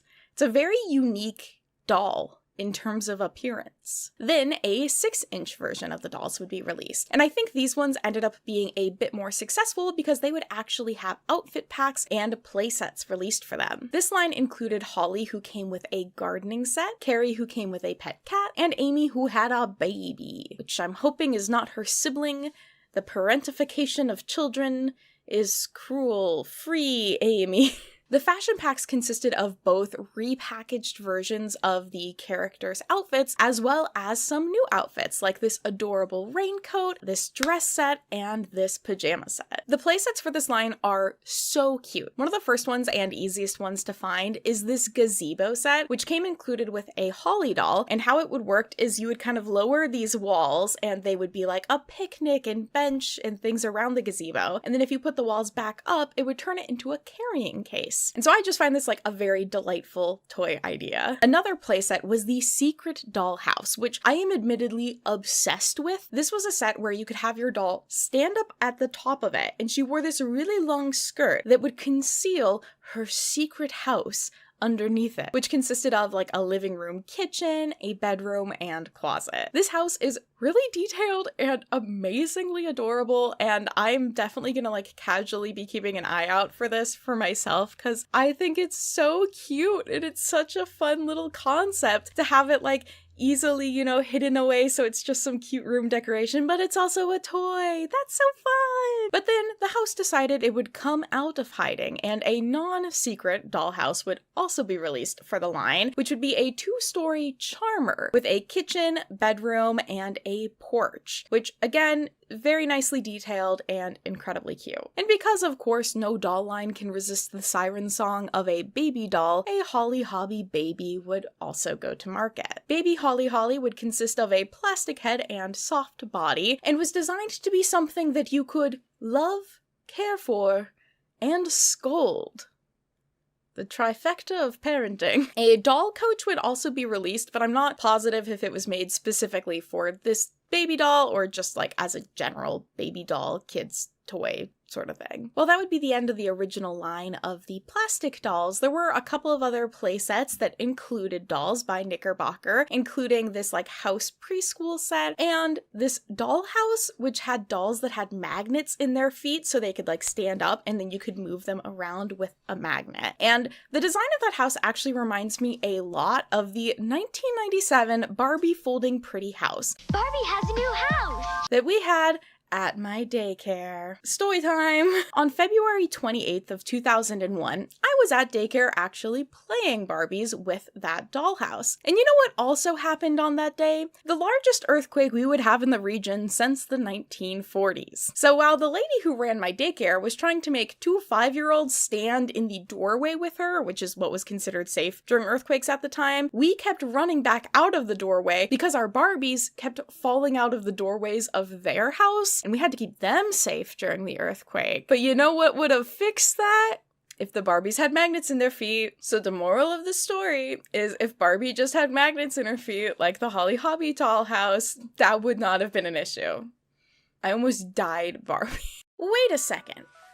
What's that thing? Throughout this video, you might notice a super cute little accessory I have next to me. This is a Devoom Ditto Plus, an adorable retro future designed Bluetooth speaker with a customizable display. Me and Devoom have worked together in the past, and they very kindly sent me one of these speakers to send to you. So if you want to learn about how you could win one of these adorable speakers in a giveaway, make sure you watch till the end of the video. Holly Hobbie toys for girls of all ages. In 1983, Knickerbocker would cease production of the Holly Hobbie toy line, likely due to the fact that they weren't really financially successful enough to stay open. And that's when, you know, Knickerbocker gets sold. But I'm sure that American Greetings creating their own toy company, AM Toys, in 1981, which would then produce soft ragdoll style dolls that wore pioneer clothing that would compete with their own licensed brand, wasn't an issue at all. While Holly herself would sort of fade into the background through the middle of the 80s, AM Toys would actually produce 2 seasonal collector's edition ragdolls in 1988. Light correction here, AM Toys would also release this kind of like classic style Holly doll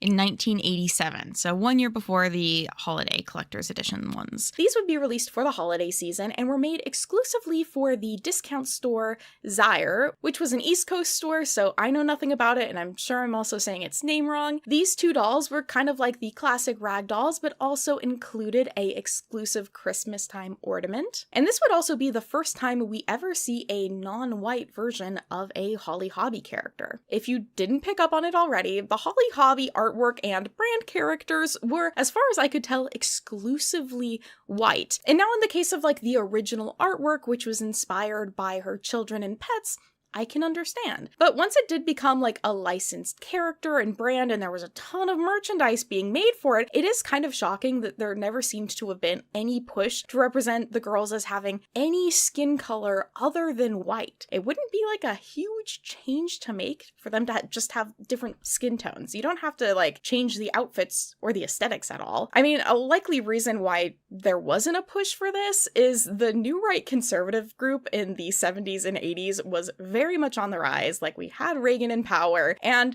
Holly Hobbie probably actually like really appealed to these people, seeing her as like a young, pure white American. And so I really doubt there would have been much pressure on any company involved to consider diversifying. They were probably making a lot of money off of evangelical Reagan voting white Americans, and like probably were like, what's a diversify? I'm doing cocaine. So them releasing a doll that is a different skin color is kind of like a hopeful shift for the brand, which they would then manage to completely throw away with the 1989 reboot of the brand. Hobbie socks, Holly Hobbie pants, Holly Hobbie doobie, Holly Hobbie wallpaper. Holly Hobbie just became everything. In 1989, Holly changed. Her patchwork dress became a pastel mix of blues and pinks, her hair a bright yellow blonde, and her package emphasized that every day was a holiday. Her branding went from earthy neutrals to pastels, and her fashion was modernized, with her classic bonnets becoming floppy hats. And so with the overall rebrand by American Greetings, it was time for a reboot of the Ragdolls. And so those characters from Cleveland Inc. licensed out the new designs to so many companies. This is what kind of originally got me interested in covering the video, because when I looked up this line of dolls, I was seeing some from Mattel, and I kind of went, oh, okay, this is when they started working with Mattel. But then if you look at the Wikipedia article, on Wikipedia, they say that this line of dolls was made by Tomy. And the more I looked into it, the more I realized that it all was kind of odd. Here is the Country Fair Holly Hobbie as made by Mattel, and here she is made by Tomy. Here's one from Irene and one from Arabopia?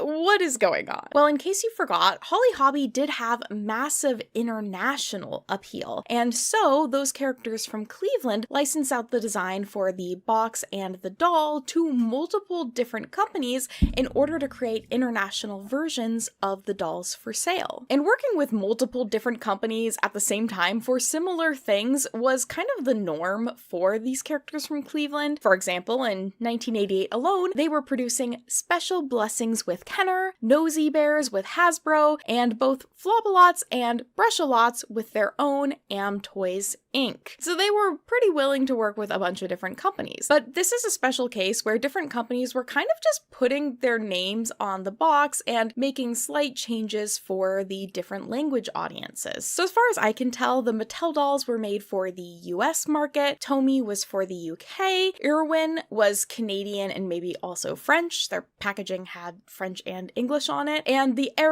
Popia was the German iteration. The Mattel and Tomy packaging for the dolls both say that the dolls were produced and packaged in China, so it's actually entirely possible that there's just one factory in China that was making all of these dolls with all of their like slight language variations, packing them up and sending them out to these companies just kind of for distribution purposes. That being said, it does sound like Mattel might have been responsible for the revival.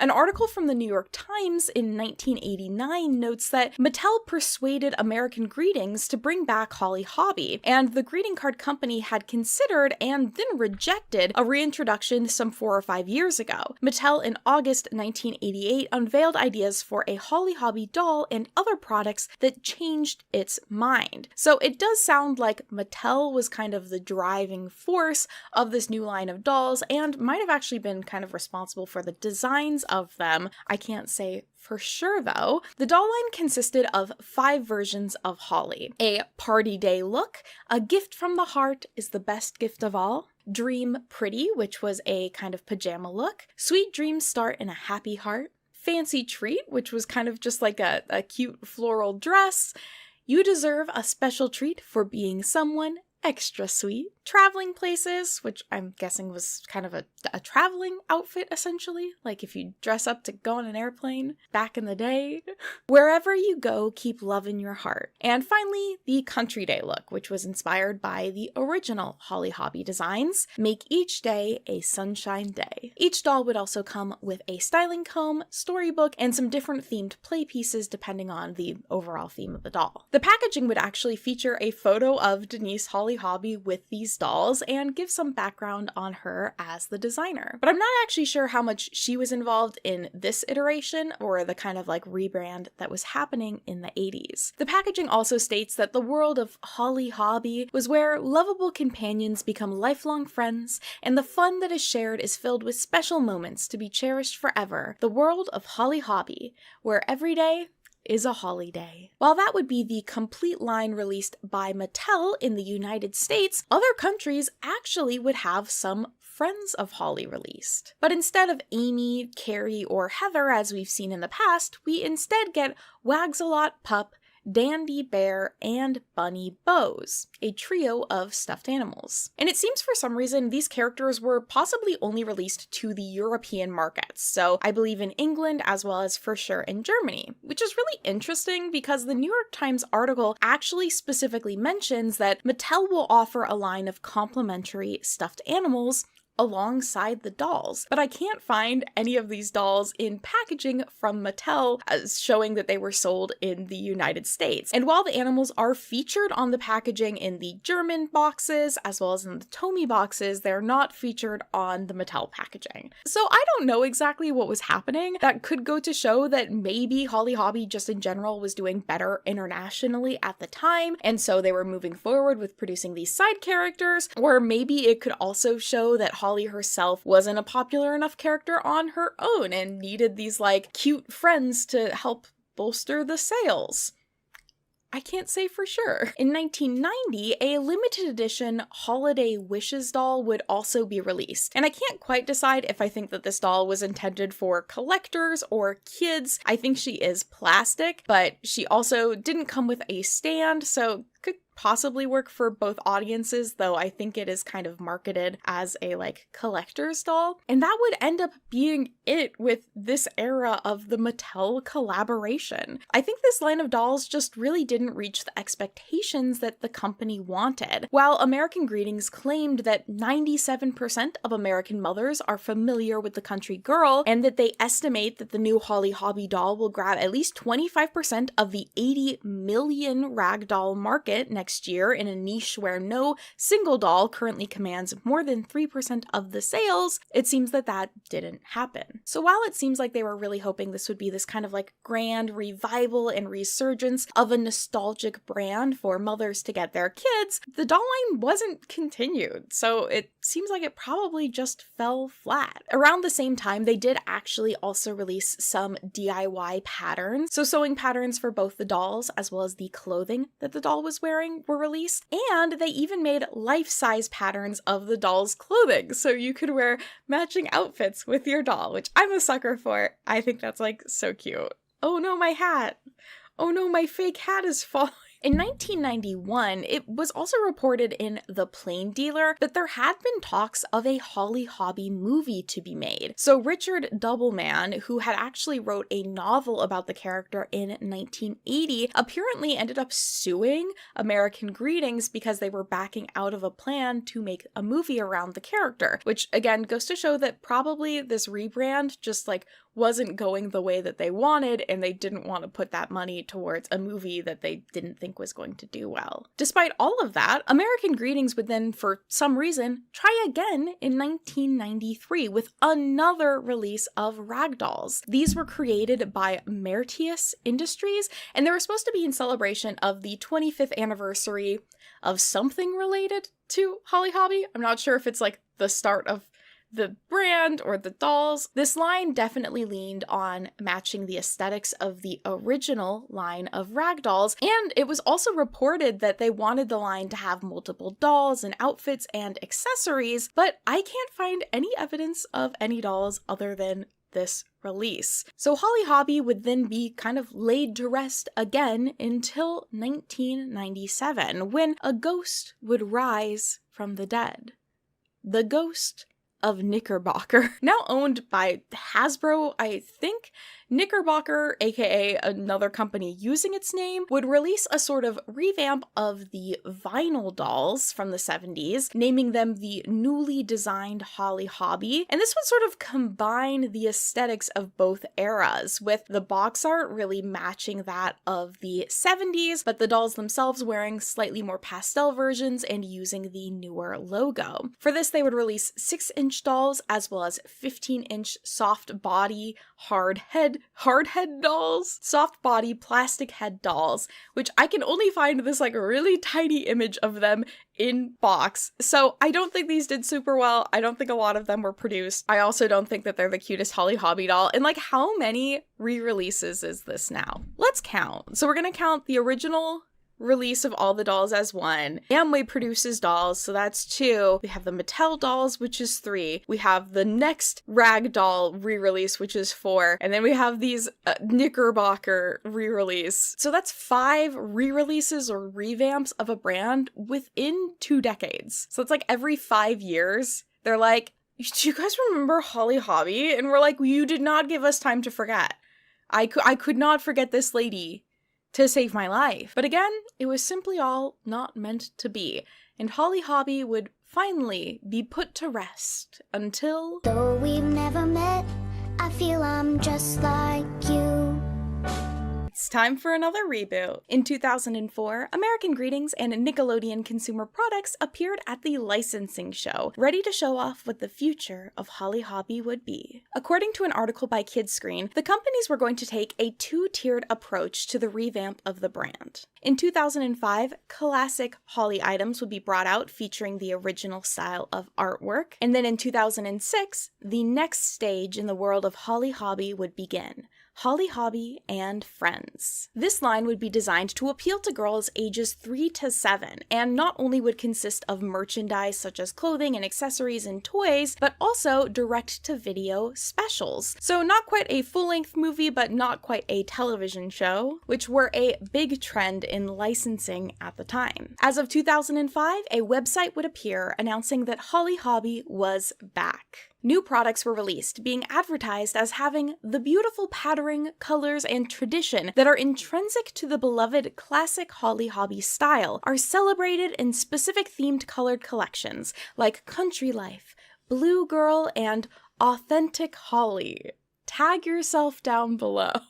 In terms of actual dolls that would be released, I can find evidence of a red, blue, and Christmas-themed rag doll, all of which had kind of a groovy girl vibe to them, especially in the face. Then it was time. 2006 brought us the new generation of Holly Hobbie.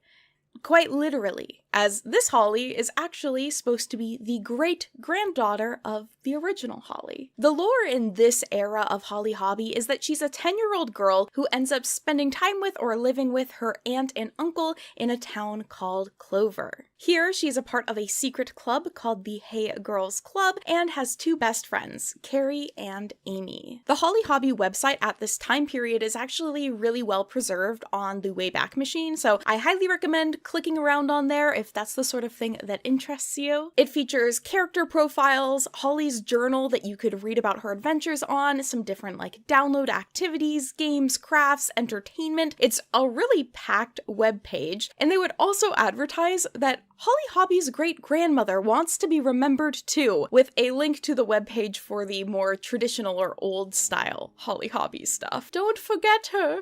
She wants to be remembered too. In case you couldn't immediately tell, this line wouldn't actually include any artwork from Denise herself, with her saying in an interview around the time of its release, "I'm not the creator of it, but I'm sort of the great-great-grandmother, and I approve of my great-granddaughter," which is a very cute thing for her to say. The brand would really begin with the release of the first special, which actually would premiere on Nick Jr. and have a video release, and also features a song by country western superstar Leanne Rimes. Every little girl watching this will be able to sing along to it. Here we would be introduced to Holly, as well as her friends Amy and Carrie. Heather, not invited. I quickly want to note, it is really exciting that one of her best friends is represented as a black girl, because again, diversity hasn't exactly been a strong suit of the brand, so I'm glad one of the 3 main characters isn't white.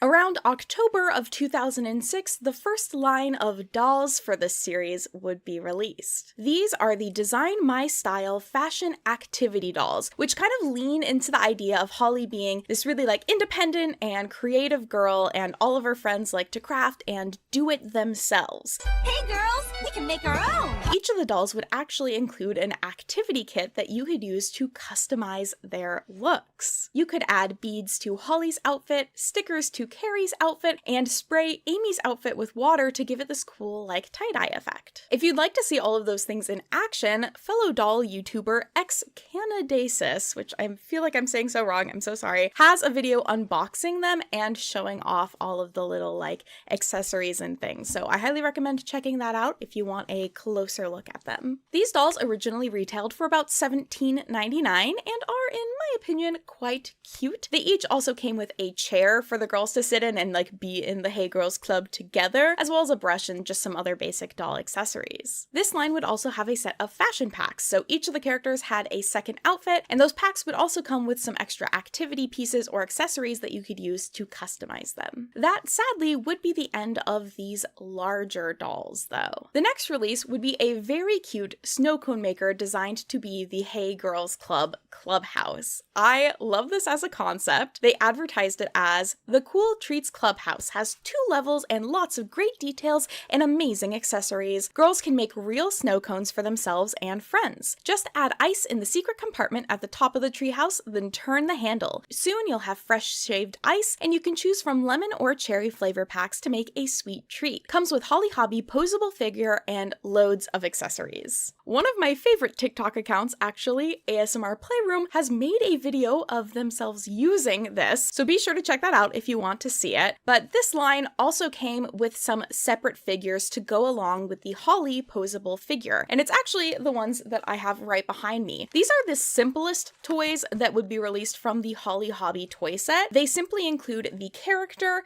as well as some scented stickers. It's kind of actually super boring, and I honestly regret buying this. I got the worst bang for my buck possible buying this one. But there you go. Up next, we would have another line of dolls, which would kind of be a mix between the larger dolls and these posable figures. So these are the Clubhouse Girls and Pet sets. These were sets that came with a 4.5-inch doll that had a second outfit, as well as a figure of her pet and some different accessories, a brush, and some crafting stuff as well. In general, this era of Holly Hobbie was really leaning into the crafting thing. Like, if you were a crafty girl, Holly Hobbie was here for you. And speaking of the characters' pets, there would also be a release of stuffed animals of them, so Cheddar, Bonnet, and Doodles were all available. Then in 2007, 2 more lines would be released. Our crafty DIY vibes would continue with the Sweet Treats line of toys. These ones shrunk our characters down to an even smaller size, and for Holly,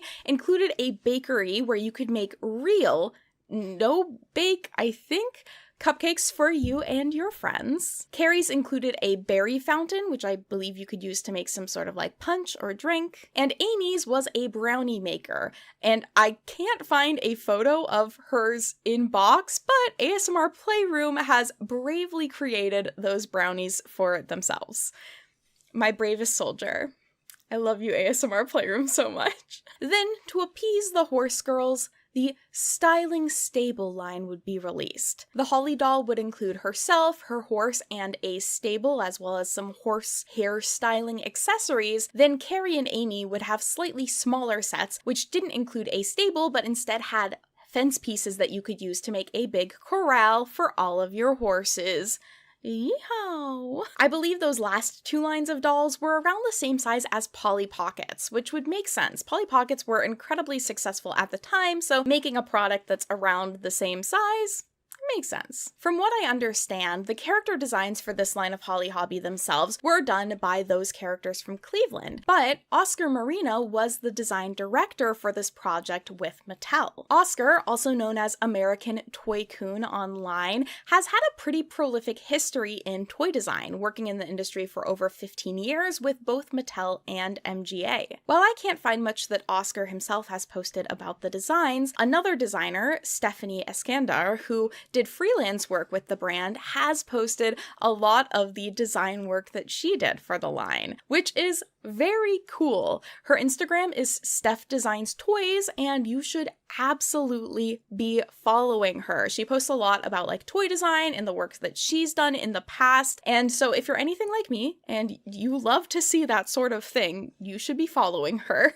It looks like there were a lot of different ideas that ended up transforming into actual releases and changing a lot in that process, and of course other things that wouldn't end up releasing. But it's really cool to look at those and kind of get a feel for what it was like to work on that toy line. It seems like the toy line would kind of end by 2007. The Holly Hobbie website itself stopped being maintained in 2008 and instead would redirect to a more general like kids page on the American Greetings website. American Greetings and Nickelodeon would continue to keep working on the video series. Overall, 8 videos for the series would be produced. In 2006 and 2007, there would be 2 episodes released a year, both of which would premiere on Nick Jr. and have individual DVD releases. Then in 2008 and 2009, both years would also get 2 episodes released, however, they wouldn't be premiered on Nick Jr., and the episodes would be combined into 1 DVD release for each year. So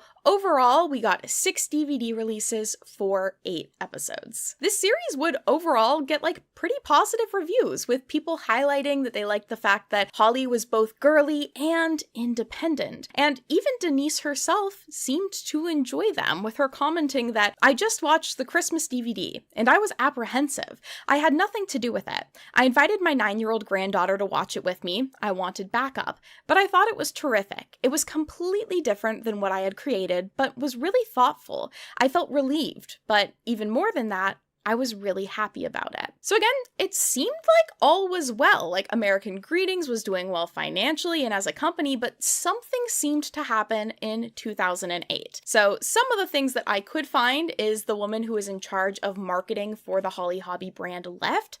Also, the CEO of American Greetings changed, and it seems like what might have occurred is they decided they wanted to put a bit more energy into the reboot of Strawberry Shortcake that was happening that year. Now, I did also find somebody online saying something about like American Greetings and Nickelodeon divorcing each other around 2008, and I just can't find what that was in reference to, but it makes sense. Something was happening between the 2 companies at the time, and they were like, we don't really want to work in the same way on Holly Hobbie together anymore.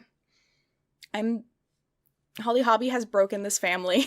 And so Holly Hobbie began to, once again, fade away, with the name of the final episode of Holly Hobbie and Friends offering a slightly like on-the-nose description of the brand. Reboot. Whatever. Sure, just walk away. Guess that's kind of your MO. You're right. I should finish what I started. What's that? It's time for another reboot? While Holly did get to rest for a good 9 years, it was announced in May of 2018 that filming had started on a live-action Holly Hobbie series. The series was described as a dreamer and a doer. Holly Hobbie has lived her whole life in the small town of Collinsville. Holly's a 13-year-old singer-songwriter who's got her best friends and a close-knit family by her side. But she's dreaming of ways to save the world, even if it's starting in her own backyard. The series would run for 5 10-episode seasons from 2018 through 2022, with a pandemic break in 2020. Interestingly enough, the 4th and 5th seasons, which both came out in 2022, were actually renewed by BYU TV, as in Brigham Young University TV, as in Holly Hobbie is Mormon approved. The series wouldn't have any toys made for it, and after 2022, Holly Hobbie would once again resume her cyclical slumber. So why did Holly work so well originally and then seem to not work again and again and again? The thing is, Holly came to be at what was the perfect time culturally for her. I already brought up the fact that at the time, the United States was swinging more conservative both politically and socially, which she appealed to. But there also was this general prairie revival going on at the time, with hippie fashions and kind of that free spirit look also taking from rural or prairie fashions. So Holly was actually kind of able to cross the line of politics aesthetics, age, and class. She had an appeal to people kind of regardless of how much money they have, whether they lived in urban or rural areas. She was dressed conservatively, so she appealed to those people who like that, but she was still kind of this like adventurous, fun,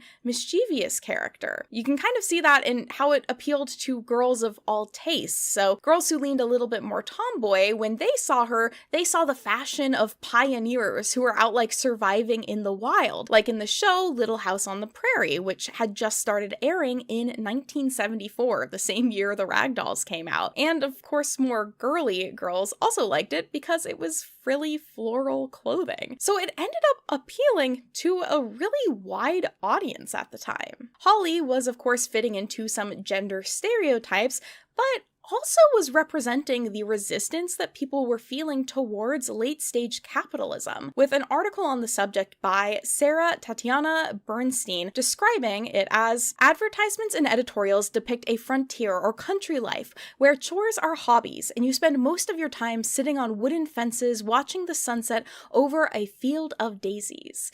And for adult women, when you're living in a culture that demands your labor but isn't prepared to offer fair pay or equal opportunities — the Equal Rights Amendment died in Congress in 1982 — the daydream of dropping out of a stagnant 9-to-5 to churn butter and watch sunsets sounds pretty good. But interestingly, all of that was unintentional. In her book, The Art of Holly Hobbie, Denise writes, "I never intended the girls in my designs to be merely quaint, old-fashioned, or any of the cliches that some people seem to attach to them. I wanted them to be seen as a bit eccentric and spiritually individual. And also that the character was escaping me.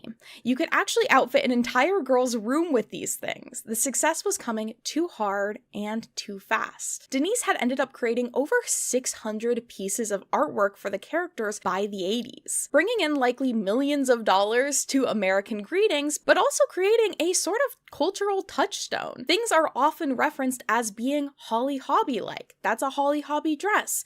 This is a Holly Hobbie pattern. Or people have used it to reference their own kind of innocent childhoods. I've seen so many articles talking about, oh, me with my Holly Hobbie lunchbox or my Holly Hobbie sleeping bag from, the good old days. But of course, that wasn't enough to fully keep the brand alive. The magic in Holly Hobbie was really that it came out at the perfect time culturally. And so as culture continued to move and develop in different ways, that magic just couldn't keep up. And while American Greetings and those characters from Cleveland would often try and lean into the idea that people know Holly Hobbie and have nostalgia for the line, that just isn't enough to sell things. And oftentimes, let's be fair, just because a mom or grandma likes something doesn't mean that the kids will. In fact, often it makes it so the kids like it less because they think, oh, that's like that old thing that my parents liked. For the reboot in 2006, that was a pretty full rebrand. And I think it would be kind of easy for Holly to get lost in the ocean of other blonde dolls and characters at the time. And without the constant reminder of her existence through, say, like a weekly TV show, I think it would just be easy for consumers to kind of forget that she exists or not even know that she exists. Like these specials were airing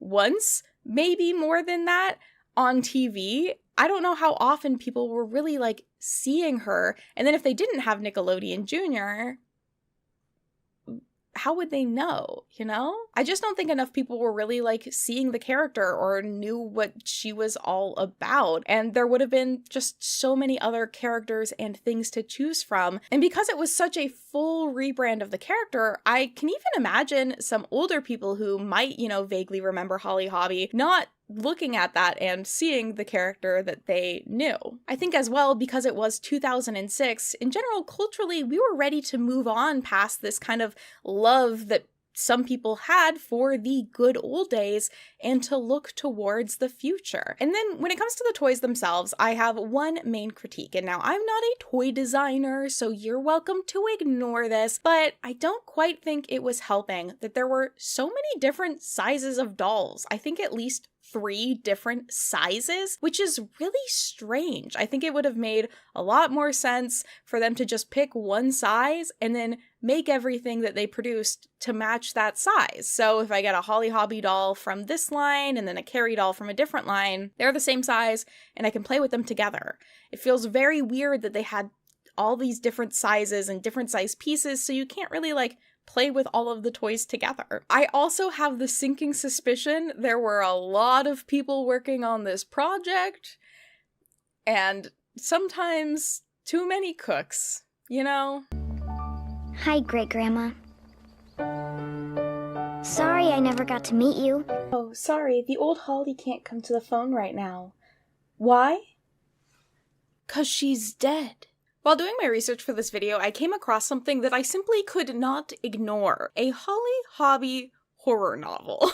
Holly Horror by Michelle Crapola is a teen horror novel that was published in 2023. I honestly came across an article talking about the book and didn't believe that it would actually be about Holly Hobbie. In the article, they were like, ooh, this is a new take on a classic character. And I was like, yeah, right. This is just like gonna be a weird coincidence. It's gonna have nothing to do with Holly Hobbie. It just has like a character with a bonnet on it, and it's called Holly Horror, and I bet the person writing this article is wrong. I also, like, admittedly really hate the haunted doll trope because none of my dolls are haunted, and I wouldn't want anybody hurting their feelings by calling them haunted. Would kill the vibe of my apartment. So anyways, I bought the book. I filmed the first half of my Holly Hobbie video today, and I have to wait a little bit to get some props for the second half, so I'm going to read Holly Horror while I'm waiting. This guy can't even read. Holly Horror follows our main character Evie as she moves to the small town of Ravenglass with her freshly divorced mom and younger brother. The family is moving into their ancestral home, Hobbie House, which is also referred to by the townsfolk as Horror House, and it's down a one-lane street called Knickerbocker Road. That's gotta be on purpose. I'm kind of obsessed. And is also the place that Evie's aunt, Holly, was last seen alive. I am genuinely, I think, excited for this. For Evie Archer, the story of Holly Hobbie's disappearance is something only told in hushed conversations within her family. I am obviously not in her family. I am not having hushed conversations about the disappearance of this doll line. So the story isn't about Holly Hobbie the doll, but rather Holly Hobbie, the relative of our main character, who disappeared under mysterious circumstances in 1982, which is coincidentally also the final year of production for the original doll line. The original owners of the house were from the 1850s, and a man was murdered in the house, and his daughter went missing. A young girl colloquially called the Patchwork Girl for the dress she had always worn. The rest of the segment will go into spoiler territory, so if you don't want to have Holly Horror spoiled for you, go ahead and skip to the next section of the video. So we're getting introduced to some dolls found in the attic. One of them is wearing a sailor suit. Another is a Raggedy Ann doll whose innards were spilling out of a broken seam. And a different one is a porcelain doll. So none of them are Holly Hobbie. I'm very upset. She found a bonnet and put it on, and then the talking doll talked without pulling its string. So Evie, our main character, is immediately noticing the vibes are off in Ravenglass, like on the way to the house, she's seeing weird shadows, there's weird vibes, and she kind of just slowly becomes obsessed with the disappearance of Holly. She ends up finding her aunt's diary, and it's really a spiral from there as she tries to figure out what is going on and why there are all these mysterious things happening, while also like being a teenager with kind of, you know, teenage angst about moving from the big city of New York to a very small town and dealing with things like bullies. The mean girls are bullying main character because she got partnered with male romantic lead in her home ec class. So classic high school. And boys, and missing your friends, but also not being the one to text them, just being like, man, nobody sent me any messages today. And it's like, girl, are you trying? Phones work both ways, Holly. Wait, her name's not Holly. Phones work both ways, Evie. The Holly character who went missing has a friend named Heather. Canonically accurate. I'm like having way too much fun reading this, I think. This book thankfully doesn't take the path of the haunted doll trope, but instead it just really like locks on to the aesthetic and eras of Holly Hobbie. Oh my god, she's gonna sew a Holly Hobbie dress for her sewing project. She would make a prairie dress, long and billowy, with voluminous sleeves and ruffles on the skirt and a modern neckline and bodice that married the vintage design of the past with the present. It would be a feminine, elegant, one of a kind. It would be her greatest creation yet. It's just gonna be Holly Hobbie's dress. With our main character kind of like becoming possessed by these like spirits of past missing girls and making her own Holly Hobbie dress to wear to her homecoming. Which honestly is kind of like fun and cute. There's like a romantic interest that at first I was like, who's this guy? I don't care about him. He asked her to prom by sewing Evie Archer, will you go to Hoko with me? Oh, it's not prom, it's homecoming. Embarrassing. On his home ec project that she was helping him sew. And it's genuinely really cute. Like, guys, it's really cute. But like I was saying, there is a lot of teenage angst in this. So if you hate going, no, stop, no, oh, you're so young and silly, you're like probably not gonna super love it. I did find this book so enjoyable. Okay, sorry for like spooky. This is how I'm reading. No, you know my truth. The main character just straight up assaulted her bully. Like, the bully so far had poured hot coffee on her, which fair enough. But she just, like, choked her and didn't realize she was doing it. It's just so fun. This book is so fun. I'm genuinely enjoying this. Nancy Drew reference. It is kind of funny to me that a plot element in this is Holly coming to terms with, like, a caffeine addiction that she's creating. She can't sleep at night in the haunted house she lives in, which fair enough. And she's like, oh my god, am I addicted to coffee now? Like, you got bigger fish to fry, princess. A figure in a bonnet is scaring Holly as she has her first kiss with Desmond. What the fuck, Holly Hobbie? Leave her alone. I think it took me less than 3 days to get through all of it. It's like 300 pages. Okay, I'm only on page 173, so I'm a little more than halfway. I just want to put my guess in before I get to the end.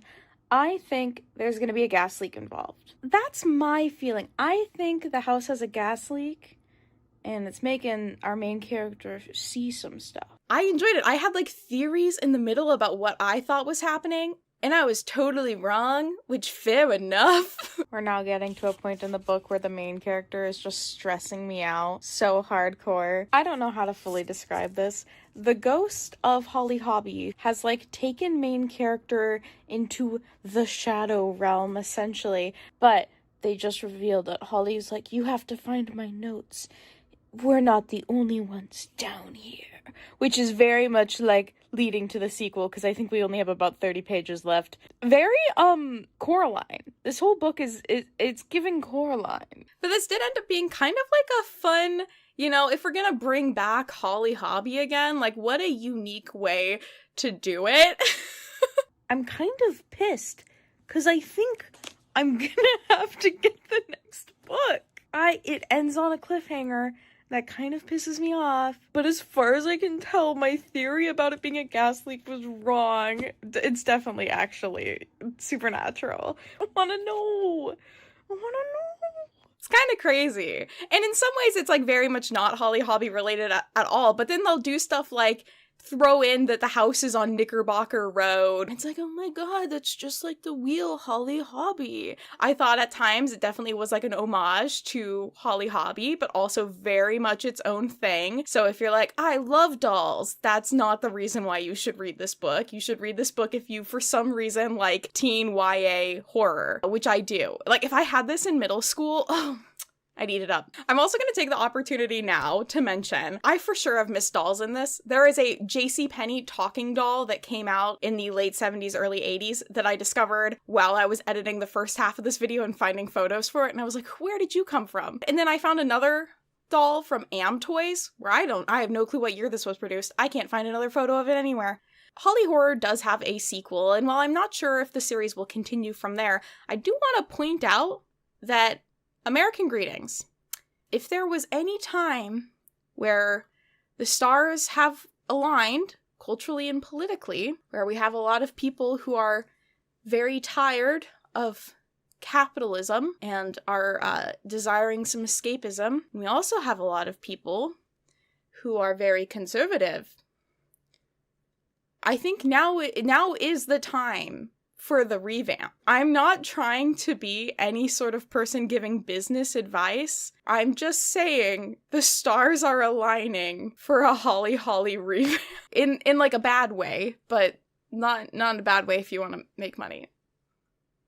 Now that you've made it to the almost end of the video, I want to tell you about how you could possibly win your very own Davoom Ditto. So this is going to be ran as a giveaway for people who are 18 and older and live in the United States. I'm so sorry, I would love to include other countries, but other countries have harsher rules about how giveaways are ran, and so I can't include everyone, so I'm so sorry. If you would like the chance to win your very own speaker, go ahead and follow the link that I have in the description to a Google form. There you'll be able to see all of the rules about the giveaway and enter in your own information. The winner will be decided randomly on January 1st, and I will reach out to you by the email address that you include in that Google form. But also, if you want one of these super cute speakers for yourself, check out the link to Davoom I have in the description. I'm a huge fan of mine. They are very handy speakers. You can fully customize what's on the screen, either drawing it yourself, or if you're like me and you're not quite that talented, using other people's designs that they've uploaded to the Davoom app. This also has mini games, can be an alarm clock, and has a pretty solid charge time. I love using mine when I'm cooking and cleaning, or want to be able to listen to stuff without having my phone too close to me, because my phone can be such a distraction when I'm doing other stuff. So be sure to check them out and consider getting one of your own. And thank you so much to Davoom for sending one my way that I could share with all of you. It was so awesome of them. You're welcome, by the way. For what? Thank you all so much for joining me today. This has been such a fun video to do research on. I've genuinely enjoyed it so much.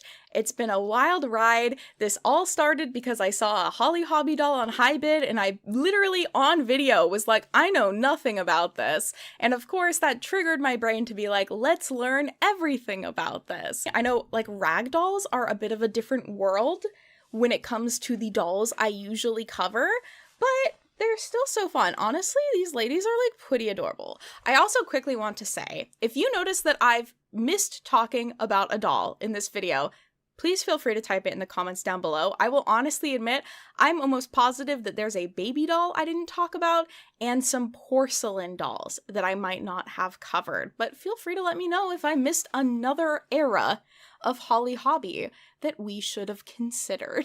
Thank you all so much for joining, all of us Hollies here today. I hope that you have a fantastic holiday season and a happy new year, and I will see you in 2025. Bye-bye!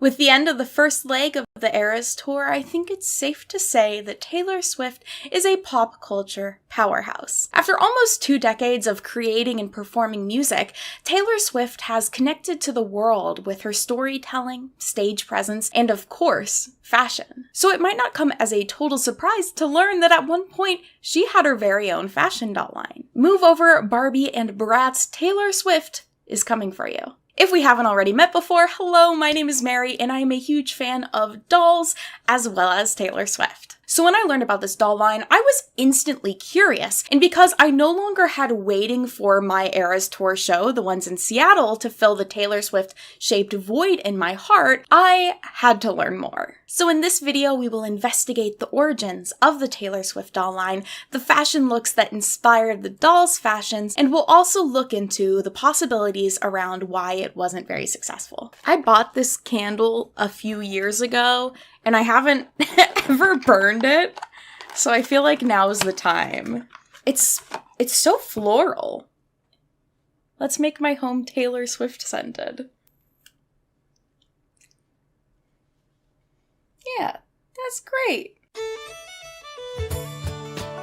On March 11th, 2008, Jakks Pacific announced a deal between themselves and Creative Arts Agency, which was the talent agency that worked with Taylor at the time. This deal was to launch a line of toys, including fashion dolls wearing Swift's fashions, arts and crafts kits, and roleplay toys. Jennifer Richmond, a Jakks spokesperson, said, "Tweens had developed a great connection with Taylor Swift, resulting in an aspirational following that not only enables girls to emulate this beautiful young country star, but encourages them to believe in themselves." Considering Taylor had really reached out to and connected with what had mostly been an untapped market of young women and girls in the country scene, this makes sense. There were probably a vast number of young women and girls watching Taylor's rise and essentially would want to play along or dream out that for themselves as well. In the Jakks Pacific news release for this, Taylor's quoted as saying, "When I was a little girl, I dreamed of becoming a country music star and having my very own fashion doll line. Now it's come true. I can't wait to see little girls play with my doll and rock out with my crystal guitar."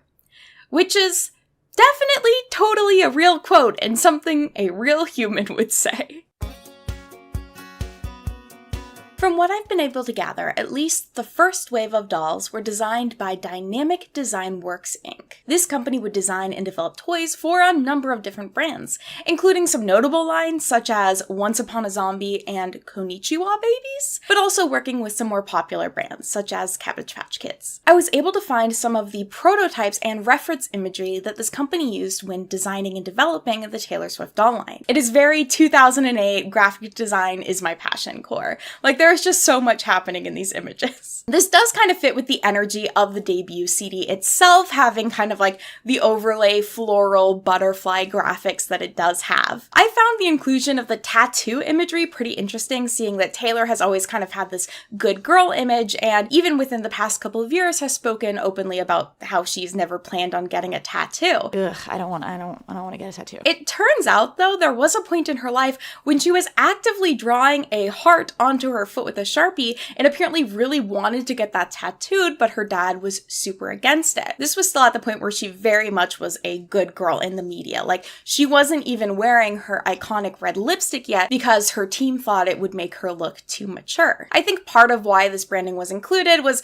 not only Taylor wanting this heart tattoo herself, but also that Ed Hardy was so popular at this time. Ed Hardy was at like the peak of its popularity in 2008. So I think they were just trying to capture a little bit of that energy as well, and kind of appealing to younger kids that are into this cool, hip Ed Hardy vibe that's going on right now. There's also a bit more pink here than I would like personally associate with Taylor. In my mind, she's like a blue-green girl, so I think this is possibly just trying to, you know, reach out to girls being like, ooh, it's pink, it's girly, it's cute, without it necessarily matching like Taylor's brand. While researching, I was actually able to find the Instagram accounts for one of the people that worked on designing this doll line. In an Instagram post about the doll line, she wrote that the dolls were originally created and pitched by the company to Jakks Pacific. The dolls were then developed at Jakks Pacific by an in-house designer. She also notes that a lot of the designs and assets that were used for the Taylor Swift doll line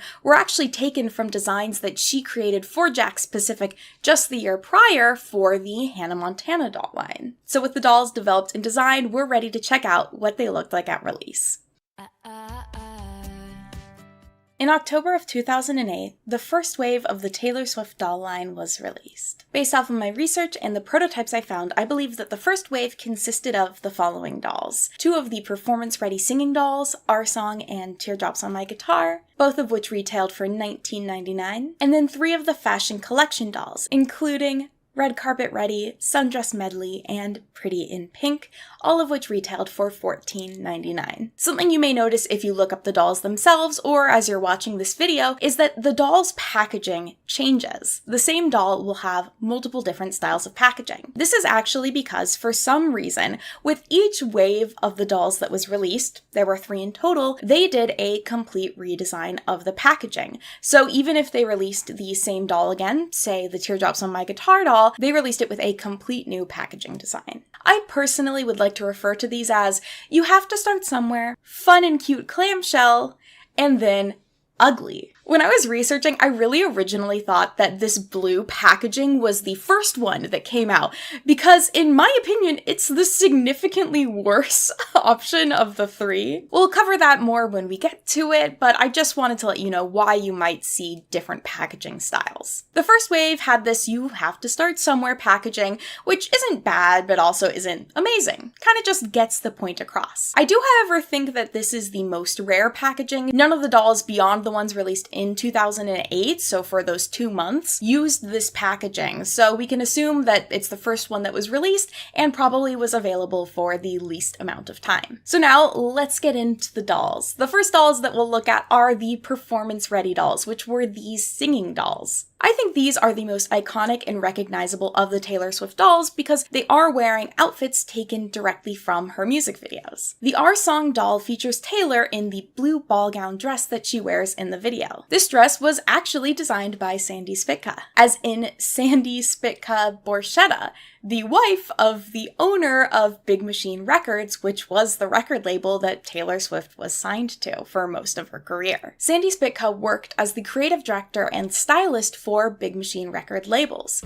Little Sandy! It's my makeup artist / stylist / dressmaker / hairstylist / like everything. And had also already been designing clothes for artists in the country scene for over a decade. Sandy Spitka has been designing Reba's clothes for over 8 years. So it makes complete sense that she would be working with Taylor. This doll also came with a silver hairbrush and holographic guitar, which was likely supposed to emulate the crystal or bedazzled guitar that Taylor used in her music video. This doll is also one of the ones that we have the prototype photo of, so we can compare the two. While we can't see all of the details, it's pretty clear that the face mold completely changed. They look quite different, as well as other details like the hair color have changed. This prototype was likely completely made by Dynamic Design Works Inc. and then was reworked by a designer at Jakks Pacific for the sake of creating a version that could be more easily mass-produced. The other notable difference is the VIP pass. All of the doll prototypes actually came with a human-sized accessory that kids were supposed to be able to use when they played along with their doll. While none of these are actually included with the dolls, they are mentioned in a bulk sale listing for the dolls.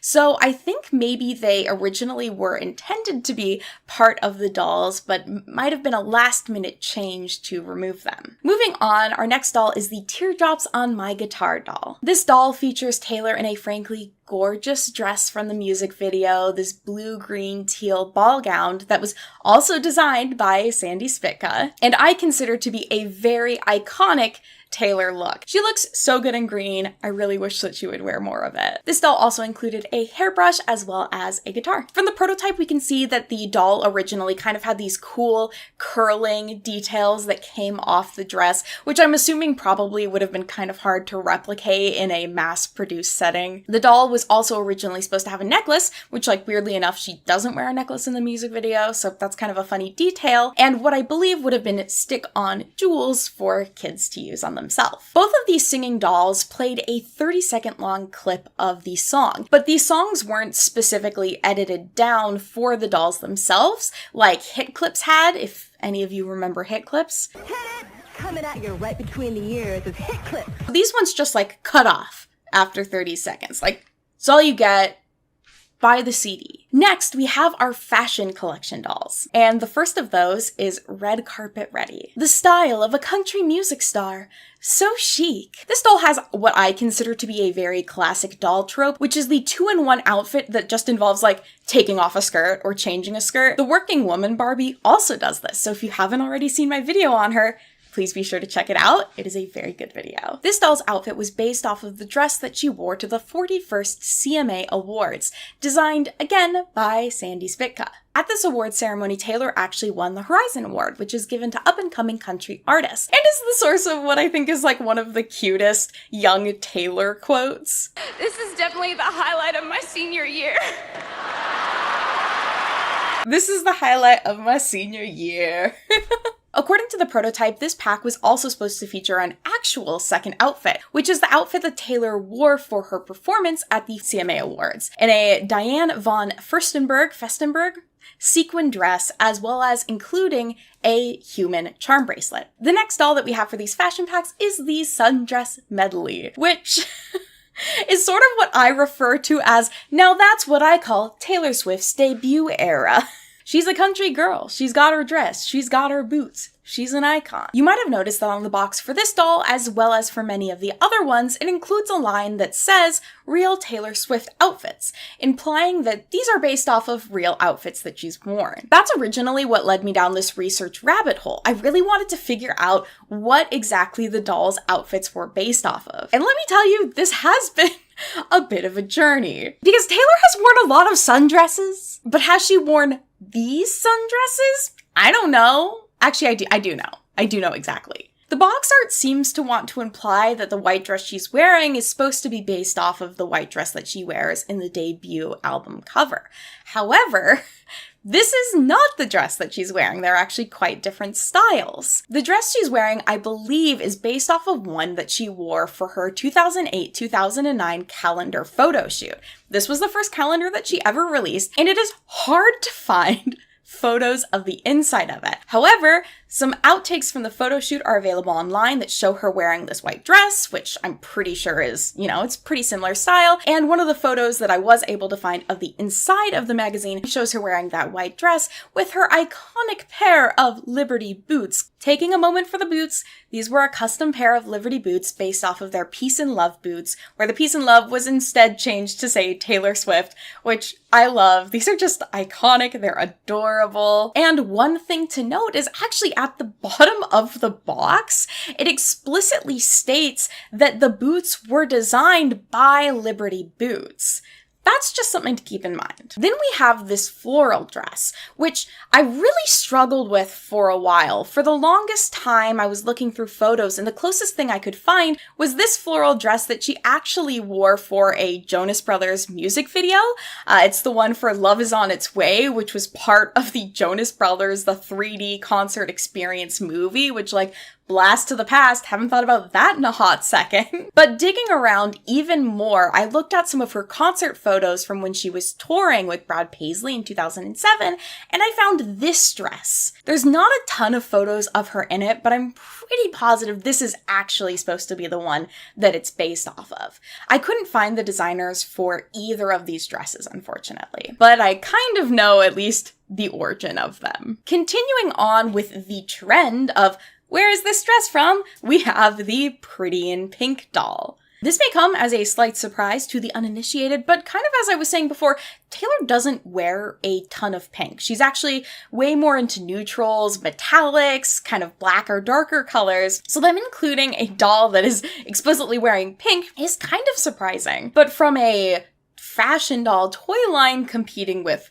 Barbie side of things, it makes a little bit more sense. This fashion pack is also interesting because for each wave that was released, it's slightly different. They change out the outfits in it, which is really weird. We don't see that with any of the other dolls. In the first pack, we have this sweatshirt dress, which is black. With the second wave, that sweatshirt just changes to being a pink and white striped version of it. And then the final version I've been able to find, they actually just changed the main pink dress to be a different style. So super weird. I've never seen something like this with a fashion doll line, and this only happens with this specific pack, the Pretty in Pink version. The pink dress that she wears with the first two waves is actually based off of a Betsey Johnson dress that she wore for her 18th birthday party, which was featured as the music video for Beautiful Eyes, which is included on the Beautiful Eyes EP. This is a super cute dress, just super adorable outfit in general. I am a big Betsey Johnson fan, but not big enough to be able to identify exactly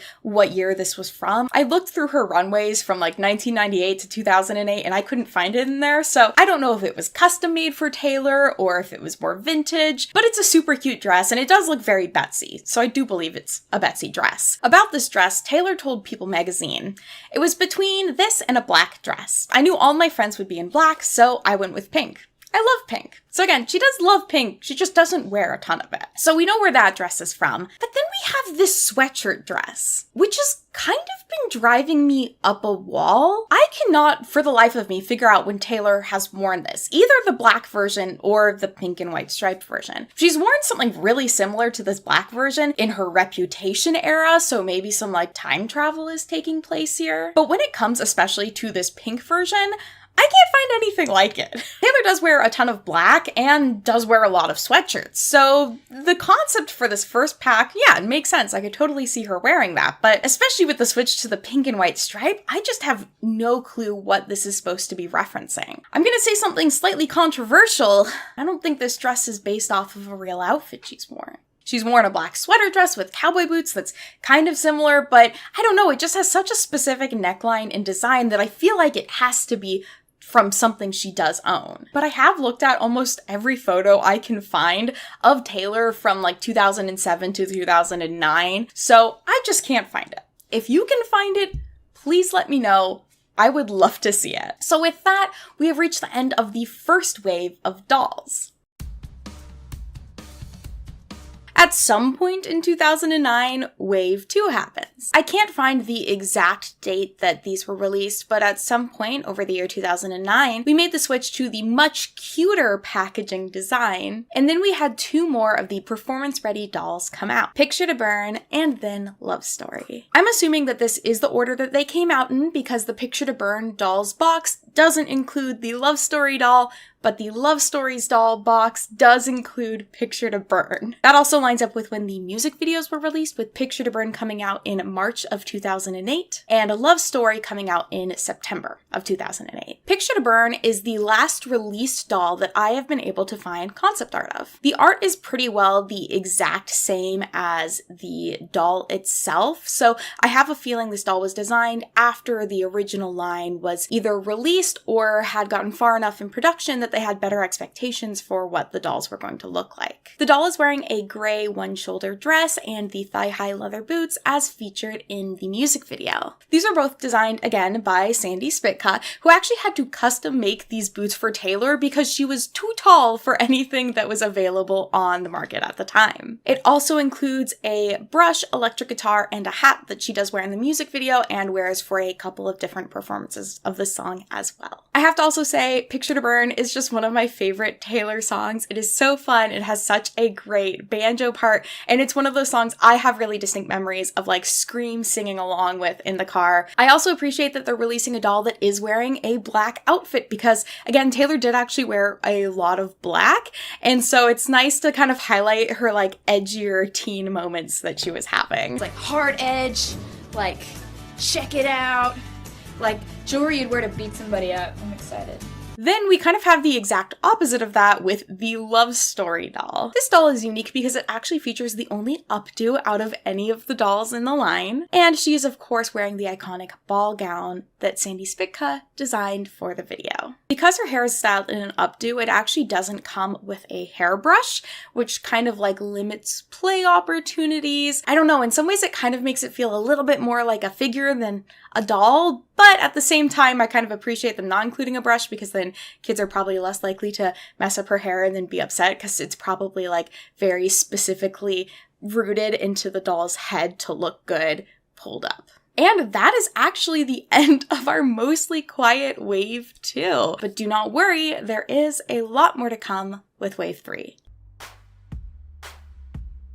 On December 3rd of 2009, Jakks Pacific announced the expansion of the Taylor Swift doll line. This would include the following items, which would be released spring of 2010. 2 new fashion performance dolls, 2 new fashion doll collection dolls, multiple Taylor Swift fashion packs, a fashion wardrobe set, and a song recording studio set. This wave is also, of course, the introduction of my least favorite packaging. All of these boxes feature just the same images of Taylor on them, and I feel like the plain purple background on them as well is a bit of a disservice and really highlights how little is included with some of these dolls. I think that the swirls and the artwork that they used on the previous packaging look a lot better and kind of give the illusion that you're getting a lot more that you're paying for than with this third wave of packaging. That being said, let's get into the dolls. Our first doll we're looking at is the You Belong With Me doll. This is what I consider to be kind of the least interesting of the Performance Collection dolls. It's frankly pretty visually boring. It includes Taylor wearing a white dress as featured in the end of the music video, a silver guitar, and brush. This is actually our first performance-ready doll in a dress that wasn't designed by Sandy Spitka and is instead from the brand Giovanni. The brand specializes in formal wear. This is actually a wedding dress, and Taylor would go on to actually use this dress during her Fearless tour for performances of Love Story, I believe. I think the choice to go with the white dress from the music video was the least interesting option. This music video has a lot of quite iconic looks, from the Junior Jewel shirt to the marching band uniform. Even the evil girlfriend outfit is really recognizable, so I'm sad that they didn't go for one of those looks. Or even just including maybe the Junior Jewels outfit in the pack would have been a super cool option. Those outfits felt a lot more relatable and, in my opinion, kind of offered a lot more play options. I can see a lot more kids going like, oh my gosh, I have those pajamas too and I match with my doll, or like, oh my gosh, I'm also in band, rather than just like, oh, she looks like a princess. I really think that the perfect outfit for this doll actually would have been the marching band uniform that Taylor wears during the Fearless tour that's torn off of her body. It's just such a cool outfit. It fits the song so well. It fits her theatrical persona when she's touring. So I'm kind of bummed that they didn't decide to pull from any of her tour outfits for these dolls. The final performance-ready doll to be released was a special edition holiday doll. In 2007, Taylor had released the Taylor Swift Holiday Collection, which was an EP of her singing some covers and some original Christmas songs. This doll sings the Santa Baby cover that's included on that EP. As far as her outfit goes, I haven't been able to find an exact match. The cover for the holiday EP actually uses a photo from her Teardrops on My Guitar look, so they didn't do a specific holiday-themed photo shoot, but Taylor has worn a ton of red dresses. Red is a color that looks good on her, she's worn it a lot, so I'm sure she's worn a very similar dress to this, I just couldn't find an exact match. From there, we can move on to the fashion collection dolls for this wave. The first one that we have is Night to Day. This doll features two outfits, the first of which is based off of the outfit she wore for the 2009 CMT Awards when she performed You Belong With Me. This is a Rebecca Taylor dress that has been slightly customized to add some sparkle along the top. The second look, the black and white striped shirt with the jeans, is from a shoot she did with Glamour magazine in 2009. I can't pinpoint the exact designers for this look. I think it was a bit of a mix, but it's definitely from that Glamour magazine shoot. I like this doll pack. I think it's a good mix of a more casual outfit for Taylor to wear when she's out and about, as well as a more performance-focused outfit. And even though the dress is kind of plain, I think it offers some more play options. Then we have the Camera Ready set. I really like the look of this set. I think it really matches Taylor's kind of aesthetic at the time,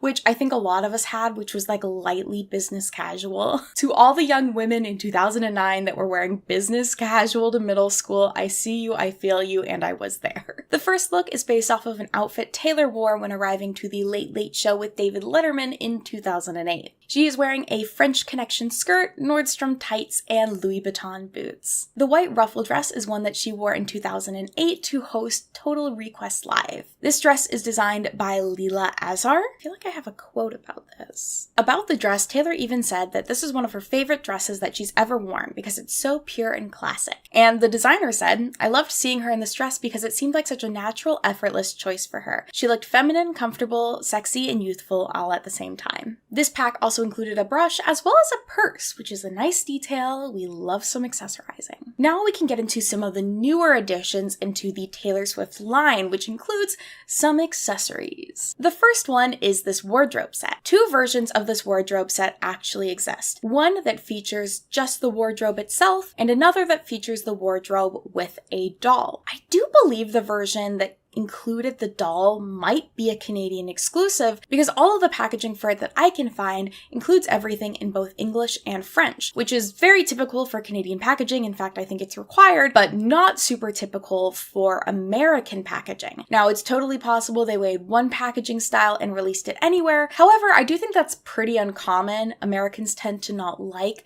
other languages on their packaging. I haven't been able to find an English-only version of this packaging, and I also haven't been able to find any of the other packaging that had both French and English on it, so that's what leads me to believe this might have been released only in Canada. The package that just includes the dresser also has an outfit in it as well as some hangers. I believe that the pink dress in this is based off of a Joanna Barenshi heiress boho dress that she was pictured in. It is a very cute dress. I absolutely love it. The accessories from the photos I've seen and this doll aren't a perfect match, so it's totally possible Taylor wore this dress a number of times and I'm pulling the wrong photos, or they decided to just go with some more basic accessories. To be fair, this packaging does not include the real Taylor Swift outfits labeling on it, so they are technically allowed to break the rules a little bit. However, our pack with the doll does have that label on it. I'm pretty sure that this dress is based off of another candid shot, this one being from when she was in London in 2009. I believe this dress is designed by Tracy Reese. Now, I wouldn't say that these are an exact match, but the texture of the two dresses look kind of similar, as well as the colors. It's a basic blue dress, so I'm sure she's worn that 1,000 times essentially, but just looking through the photos that I've seen, these are what I would say are the closest matches. Then we can get into our fashion packs. There were 4 fashion packs released with outfits for your Taylor Swift doll. The first 2, yellow sundress and pink sundress, were both designs based off of a collaboration Taylor did with LEI. These dresses consisted of 5 different styles, each of which retailed for $14 and were available at Walmart. I sort of miss the time when celebrities had really affordable clothing lines in stores. There was something really fun as a kid of being able to wear these clothes that your favorite celebrity had designed or played a part in or was just actively profiting off of, I don't know. But I thought that that was really cool as a kid and I kind of miss that today. The third pack is magazine cover, which features Taylor in this vested gold look. Another source that I found online listed as this specifically being from a Blender magazine shoot, which she does wear a vest and white shirt for, and that is the cover shot, but she's also wearing leather pants in it, and there's not a lot of gold going on. So based off of its name being magazine cover, I think that this is probably the outfit that inspired it, and obviously isn't an exact match. And then there's the Dance in the Rain set. Where is this from? I'm sorry. I have been researching for this video for almost 3 weeks. I have looked through so many photos of Taylor from 2007 to 2009, and I cannot find anything like this dress. It just looks so different from what she was wearing at the time. This blue Rebecca Taylor dress kind of has a similar vibe in that it is blue and has a bow on it, but it's obviously not the same. I feel just so confused and tired by this. This is such a specific outfit and a specific look, and my brain just cannot identify where it's supposed to be from. If any of you do know where this is from, please let me know because, again, I feel slightly feral trying to identify where this look is from. The last thing that released with this wave was the song recording set, which was essentially an accessory pack that included headphones, a chair, a microphone, a photo of Taylor, and a drink. So you could kind of play along that she was recording a song in her recording studio. Oh, you didn't think that that was everything, did you? You see, at some point in the later half of 2010, the final dolls for the Taylor Swift line would be released. For the longest time, I didn't even think that some of these had been officially released because I couldn't find any information about the releases online. But I found them enough in online auctions that they must have been available somewhere. The theme of this half wave, I would say, is reduce, reuse, recycle. And I think it was also a bit of a last push to make this line work. You know that time I was like, wow, I really don't think that this is based off of a dress that Taylor wore? Well, don't worry, because they just used it again. This jukebox pack is a really weird pack. It includes the doll of Taylor wearing the sweater dress that haunts my dreams, a Taylor magazine, records, a microphone, and a light-up jukebox that plays Picture to Burn and Love Story. It's a fun concept, but I've personally never seen Taylor Swift with a jukebox before, so it is kind of a weird accessory to include with her, because as far as I can remember, it really doesn't have anything to do with her brand. Slightly more relevant to her, we have the making a video set. You know that other time that I was like, oh, I don't think this dress is based off of one that Taylor actually wore? Well, don't worry, they also used that dress again. I feel like I must be wrong about these not being based off of dresses she really wore, considering that they keep using them, but again, I can't find what they're supposed to be referencing. I feel like this is a little bit more on brand for her, and I think it would be fun for kids to get to play with this and pretend to create Taylor Swift's music videos, because I think for a lot of kids, that's the way that they mostly see Taylor Swift, actually, is probably in her music videos. I just kind of wish that the outfit she was wearing is actually from one of her music videos. I feel like that would make a little bit more sense. The set included the doll as well as a light-up vanity and a camera. Then we have the decorate your own fashion doll set, which just really rolls off the tongue. This, I think, is the only arts and crafts related item that Jakks Pacific would release with the Taylor Swift line. It features Taylor again in a repeat outfit, this white ruffle dress, as well as with a plain t-shirt and jeans that you can decorate using rhinestones and glitter glue included with the set. I feel like it would have been kind of cute for them to lean into the Junior Jewels vibe with this set, maybe include some markers. So it's a little bit of a bummer that they went more in the glittery direction. I totally understand though, as a glitter fan. It does, however, end up kind of just feeling like you had extra parts and threw them together to make a set. I actually found someone on Mercari selling a sample of this doll, and so I reached out to them about it because I was curious. They never replied, which is totally fine, but from the sound of it, it sounds like Taylor and their team might have sent samples of some of the dolls to fans. This is kind of cool because I wasn't 100% sure how involved Taylor and her team were in the process of this doll creation, and so I think this kind of implies that they were involved, but again, can't say for sure how hands-on anything was. Then we have the final dolls released, which are also just sad. These are budget dolls, which is really normal for any doll line, but man, they just don't look so cute. The line is called the Melody Doll Set. It includes Taylor in 3 different dress colors of that Betsy Johnson dress from the Pretty in Pink doll set. These also included a guitar with them. These dolls also have the real Taylor Swift fashion label on them, which I'm going to call BS on because Taylor has not, as far as I can tell, worn these dresses in any color other than pink. So the blue and the purple one are lies. I know you're lies, Jakks Pacific. Okay? These dolls don't come with brushes, and they're quite obviously designed to be a budget option, and they definitely look it. Before we get into the gritty details of why I think this doll line didn't quite work, I did want to cover the 2 unreleased items that we have evidence of. The first is the LEI Jean collaboration doll. This is based off of the 2008 photo shoot that Taylor did with LEI jeans. This doll looks incredibly detailed and really, really closely matches the look from the photo shoot. It was labeled as being a Walmart exclusive, which would make sense seeing it seems that LEI products perhaps were exclusively sold through Walmart at the time, or at least Taylor's dress line also was. I do think that it is quite a bummer this one was never released because I think this is without a doubt one of the best looking of the dolls in terms of the amount of detail that went into it. Like, I personally don't love the outfit, but it's very of its time, and again, it looks really accurate to the photo shoot itself. The second item was actually a tour bus. This looks so over the top and cute. I love all of the little accessories. It has like a jacuzzi.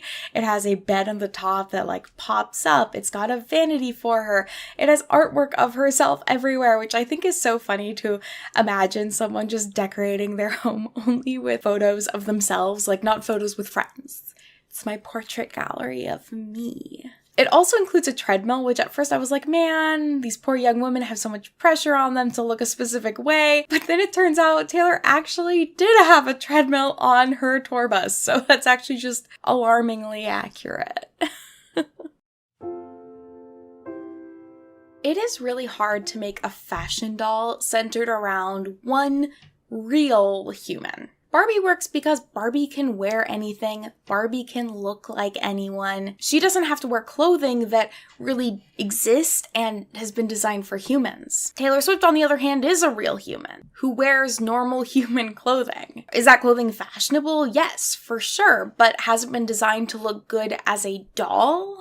No. You might remember at the start of the video, I mentioned that one of the designers that worked on this line had previously worked on the Hannah Montana doll line that was also produced by Jakks Pacific. Comparing these two is kind of wild because they were designed by similar teams, released at the same time, and were both about teenage musicians, but they look very different. The Hannah dolls tend to have a lot more detail. They have custom printed fabrics, belts and scarves, a lot of different layers and textures of fabric. And why is it that these outfits look so different? It's because Hannah's wearing costumes and Taylor isn't. Hannah Montana dolls work because she isn't wearing what normal humans would wear on a day-to-day basis. The looks are recognizable, fun, and appealing for kids. And they work in doll form essentially because they were designed to. Disney created Hannah Montana to appeal to kids and explicitly to be marketable. Taylor Swift, on the other hand, isn't being styled to specifically appeal to kids or to be making merchandise out of her image in that way. Like I said before, I do think the performance-ready dolls from this line are the ones that work the best because she's wearing those iconic outfits we've seen from her music videos. Essentially because she's wearing costumes. You know when and why she was wearing them. I'm not sure kids, aside from super fans, would have known about or cared about the origins of these outfits that she wore, which kind of then makes the whole real Taylor Swift outfits appeal pointless. Like, who cares if she's really worn this outfit if it's boring? So while as a fan of Taylor Swift, I love this concept, I just don't think it works for a toy line. And speaking of Hannah Montana again, these dolls were in direct competition with each other. They would have been sold at the same places at the same time, probably for around the same cost.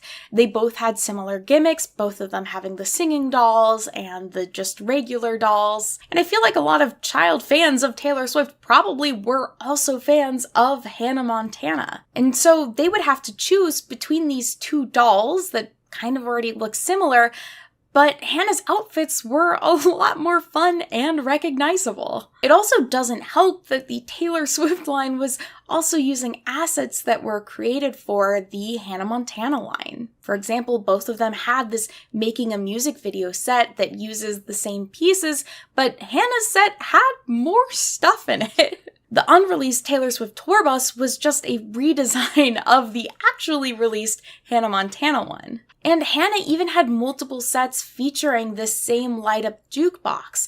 Except for Hannah, it makes sense because she had a jukebox in her room in the show. Because we as consumers have seen her room and we see the places that she interacts with, we see her life. It's much easier to buy these things because they have that kind of level of being recognizable. For Taylor, we don't see every aspect of her life in the same way that we do for a character on a TV show.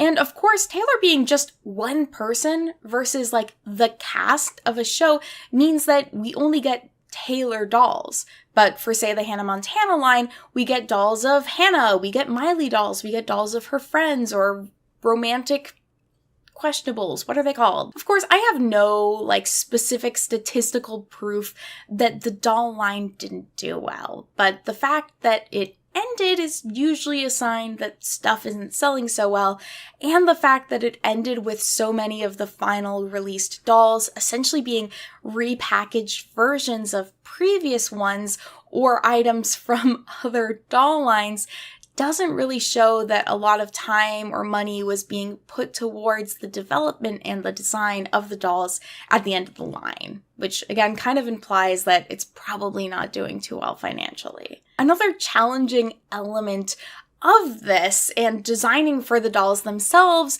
is the fact that Taylor was wearing designer clothes a lot of the time. Now, I'm of course no lawyer, but I did take the LSAT twice, which means I have no clue, frankly, what I'm talking about. You might remember me mentioning earlier with the Sundress Melody doll boxes that on the bottom of them, they explicitly labeled the boots as being designed by Liberty Boots Company. They wouldn't do that for any other article of clothing in these boxes, despite the fact that we found what they are based on. For the dresses designed by Sandy Spitka, I can understand. She was an internal part of the Taylor Swift team and thus probably was happy to say, yeah, you know, make these dolls based off of these designs I made. But when it comes to outfits designed by other people, I'm assuming it gets a lot more complicated. And for the doll line, they would have to make them different enough that it wouldn't cause any sort of legal issues with the designers. So I feel like that probably made a lot of restrictions around what Jakks Pacific could actually make or design without facing possible legal issues from the actual designers of these clothes. I didn't know where to put this piece of information, so I'm going to throw it in here now.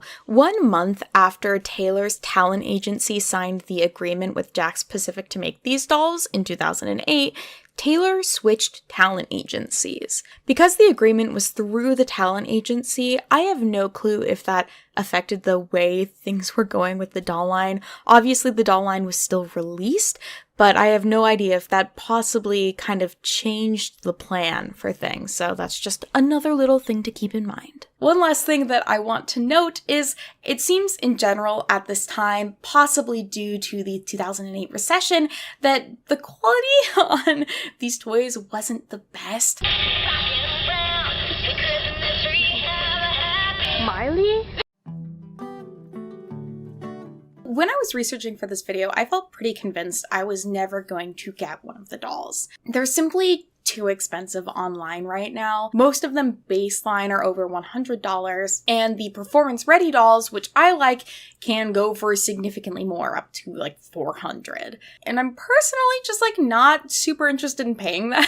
However, one of my friends, Anima, who knows I'm a fan of Taylor and love dolls, actually sent me somebody's Instagram story where they were showing the Taylor Swift doll in a toy store. The price on the box looked like it only said $100, so I said, fuck it. And I messaged the toy store and they were actually able to ship it to me. They didn't add any cost on for shipping, so I only paid $100 plus tax. So let's open up my Taylor Swift doll. She's packaged really delightfully in this flip soccer box. I'm a little scared when it comes to opening up a second-hand toy.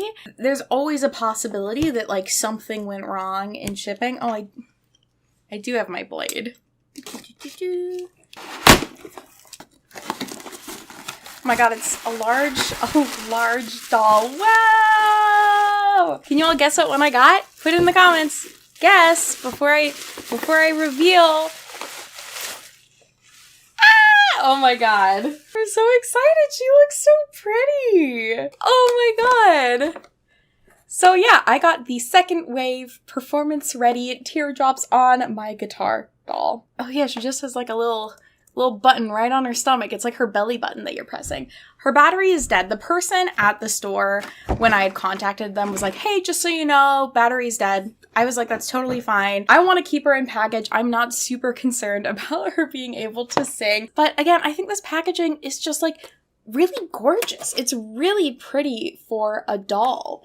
Oh, it does look like her hairbrush has fallen down, but that's fine. I don't really care about that. The guitar's still there. The doll's still there. The doll looks so cute. I like how they did the bodice with the ribbons. It's really cute. It like matches the actual style of the dress super well. Of course, we also have the back of it with this very large picture of her. And I'm just checking at the bottom. Again, we don't have any outfit credits. This is just like a very cool find, and I'm very excited to have her. in my home and in my collection. Now I gotta figure out where I'm gonna put her, because I got a lot of dolls.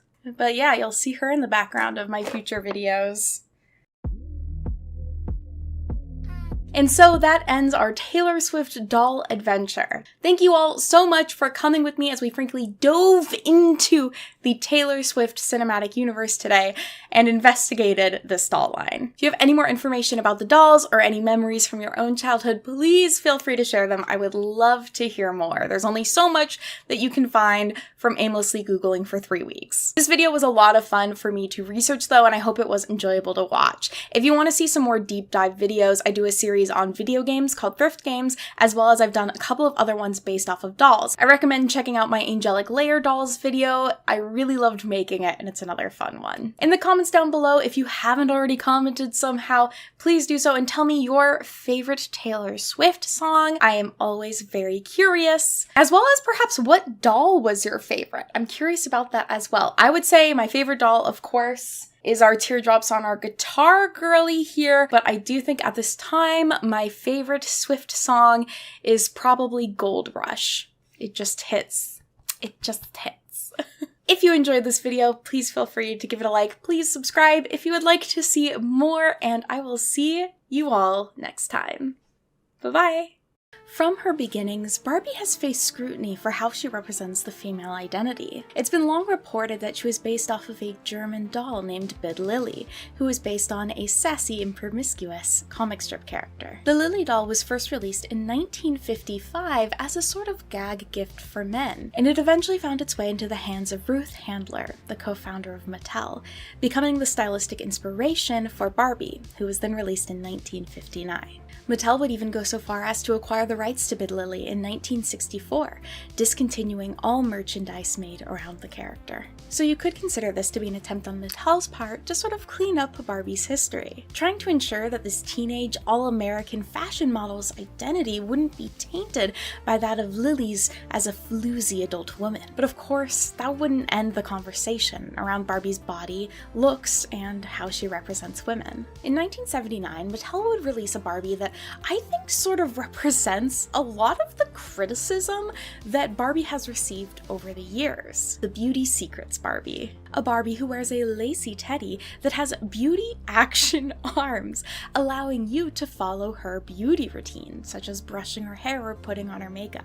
To be fair, I love this doll. I think she's gorgeous. I think the packaging is great, but I can admit that she's not doing a ton for like the bad role model allegations that often get thrown at Barbie. Excluding making her brush her teeth, we love a dental hygiene queen. So what happens when a competing toy company sees this doll and decides to take it one step further? We get the Glamour Secrets doll. Move over beauty secrets. It's time for glamour. You see, one day as I was innocently scrolling Twitter, I came across this tweet and it basically changed the direction of my life. She's got her lace bustier on, her panties scented and ready to go. Oh, she was that girl. Going feral and needing to know more. Sold at Toys R Us? Give me the deets. That's the conversation. In case you wanted to hear it. This was a doll sold at Toys R Us whose entire identity was tied to lingerie being a key feature of her outfit, aka absolutely wild. So today we'll be diving into the origins of this doll line, as well as what was happening culturally that made this doll line that would be way too risque today happen. Color, style, hair that's so wild. So I usually don't hop into my videos immediately admitting this, but I kind of mess up when doing research for this doll line. You see, for some reason, I thought these also were released in the 70s. So I was doing a ton of research around the cultural trends that were happening in the 70s and the women's rights movement and fashion, and putting together like this argument as to why I thought the dolls would be released looking like that. And no, it turns out they were released in 1988. But some of my argument still kind of is reflective of this. So I was originally going to argue that the trends of increased women's rights and the fight for those, combined with kind of this conservative pushback that was taking place that really was pushing for women to be in the home still led to the result that was this doll that was very focused on appearance. Now, it had a going out dress, so I think it kind of has a bit of that independent, fun spirit. She's going out on the town, she's an independent woman, but it still had that focus on like maintaining looks and maintaining the Barbie appearance, which you could argue leans a bit more conservative. Make up yourself. Don't know how I messed it up, but realizing the dolls actually came out in the 80s changes the context around them and actually makes it make a lot more sense in a weird way. You see, there were some kind of big cultural changes and fashion changes going on that I think kind of bleed directly into this style of doll. The first one is a trend that we've definitely seen come back before, and that's lingerie as outerwear. While lace in general was already a huge trend in the 80s, pop icons would be taking it a step further by wearing their lacy things on the outside. Take, for example, this photo of Madonna from the VMAs in 1984. This dress and outfit actually looks really similar to our Heather doll outfit from the Glamour Secrets collection. So I definitely think some inspiration probably came directly from this. But of course, Madonna wasn't the only celebrity at the time who was wearing lingerie as outerwear. For example, we have Grace Jones in this gorgeous look. So many Cher outfits that leave little to the imagination in a really gorgeous way. Another example we can look to for this is with the fashion of Jean-Paul Gaultier, who I think I'm pronouncing his name wrong, so sorry to him, but he's credited as really popularizing this lingerie as outerwear trend, and did a ton of looks that basically were taking lingerie pieces and reimagining them in new contexts. Of course, those are more high fashion examples, but we also have trends like the workout wear of the 80s that was very leg showing. And also, in general, lingerie was more available than ever. Brands like Victoria's Secrets, which began in 1977, and Fredericks of Hollywood, were making lingerie pieces more affordable and accessible to the average person. And of course, the lingerie also tended to follow the general design trends in the 80s. As Catherine Hennessy notes in Fashion, the Ultimate Book of Fashion and Style, as more women entered traditionally male-oriented work environments, they found it advantageous to dress as though they were in command and sure of their sexuality. This meant jackets with heavily padded shoulders, vibrant colors, big hairdos, bold accessories, and shoes with pointed toes and spiked heels. Standing out, being in control, and being confident in your sexuality and femininity were in. Lingerie at this time also became, I would argue, kind of more elegant. Lace, again, was really in, and that's really apparent on lingerie or nightwear at the time. So all of that considered, I don't think it was necessarily the weirdest thing to have dolls wearing outfits that were kind of lingerie inspired. It was culturally just kind of a thing that was happening at the time. Now that we have a bit of an idea as to why these dolls might have been made, let's learn a bit more about who made them. Flower Princess. Creata International Incorporated was created in California in 1982. At least I think so. I would be lying if I didn't say how confused I was with the origin stories of this company. Most resources that I can find, including the original copyright date of this logo for Creata International, are from 1982. However, there is also a Creata that still exists today. And if you look at their website on the Wayback Machine, you can see that they said that the company, Creata Promotions, originally opened in 1972 in Australia. Creata Promotions, which would become the brand known as Creata today, is a promotional company that works with a number of different brands making content for them, including toys. For most of the 2000s, Creata was actually the company that was designing and producing most of the toys for McDonald's Happy Meals. But is that Creata the same Creata that made these dolls? I don't know. This is something that I've really struggled with getting an exact answer for. It doesn't seem like Creata was producing like McDonald's toys till after the time period where they were producing the dolls that I'm going to cover, so it's totally possible they're the same company, but it's also possible that they're not. I got really lost in the trademark sauce trying to figure this out, just finding anything with like what brand owns this company or what company owns the brand, and I just don't know. Apparently there's a reason why trademark law is something that people like have to go to school for. But getting away from the trademark and Creata confusion, through the 80s and 90s, the brand Creata designed a number of different toys. Before I get into the dolls, here is a sampling of some of the non-dolls they created. In 1986, they released Uglies, which were a set of figures designed to be just gross, or the ugliest friend you have. In 1987, they did a bunch of bike accessories, including lock draws, which were these themed bike locks, which I kind of like. In 1988, they released Winner's Choice Tiny Horses, a tiny horse for you, and my personal favorite, drumroll please, troll ponies and pets. Oh my god, and they're suffering. So now that I've no doubt built your confidence in the quality of the products that Creata can produce, let's get into the dolls. And don't worry, there's so many. Unfortunately, there isn't any one specific resource or list of every doll they ever released. Crystalline Toy Box, which is a blog, does a really good job of trying to compile some of these and collects a lot of images of some of them. So if you want a little bit of a more in-depth look at some of these dolls, I recommend checking that out. I'm just going to give you a SparkNotes version of the releases for each year in the 80s. This won't be a complete list. A lot of these dolls had different color variations or fashion packs, but it'll give you a basic idea of what we're working with. Beginning in 1982 at the start of the company, this year would also be the beginning of the Flower Princess line, which would be Creata's most successful and longest lasting doll line. With that, we would have the release of the original dolls, as well as fashion fragrance dolls, which were scented dolls. How delightful. That year, they would also release a set with a prince and a princess in these really adorable matching outfits. I think these are quite delightfully designed. I think they are very cute. So we're off to kind of a good start, I'd argue.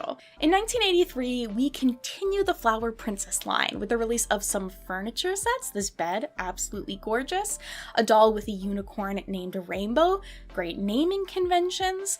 And we also have the starry-eyed bride dolls, who you might remember have the same head molds as the Aurora dolls I covered in a previous video. Lastly, we would have the first Flower Princess ballerina released. Moving into 1984, this year we have the release of the Fairy Tale Witch and Fairy Godmother, who I both love. I love the designs of both of these. The Fairy Godmother's like star crown piece is just so fun. It's super pretty.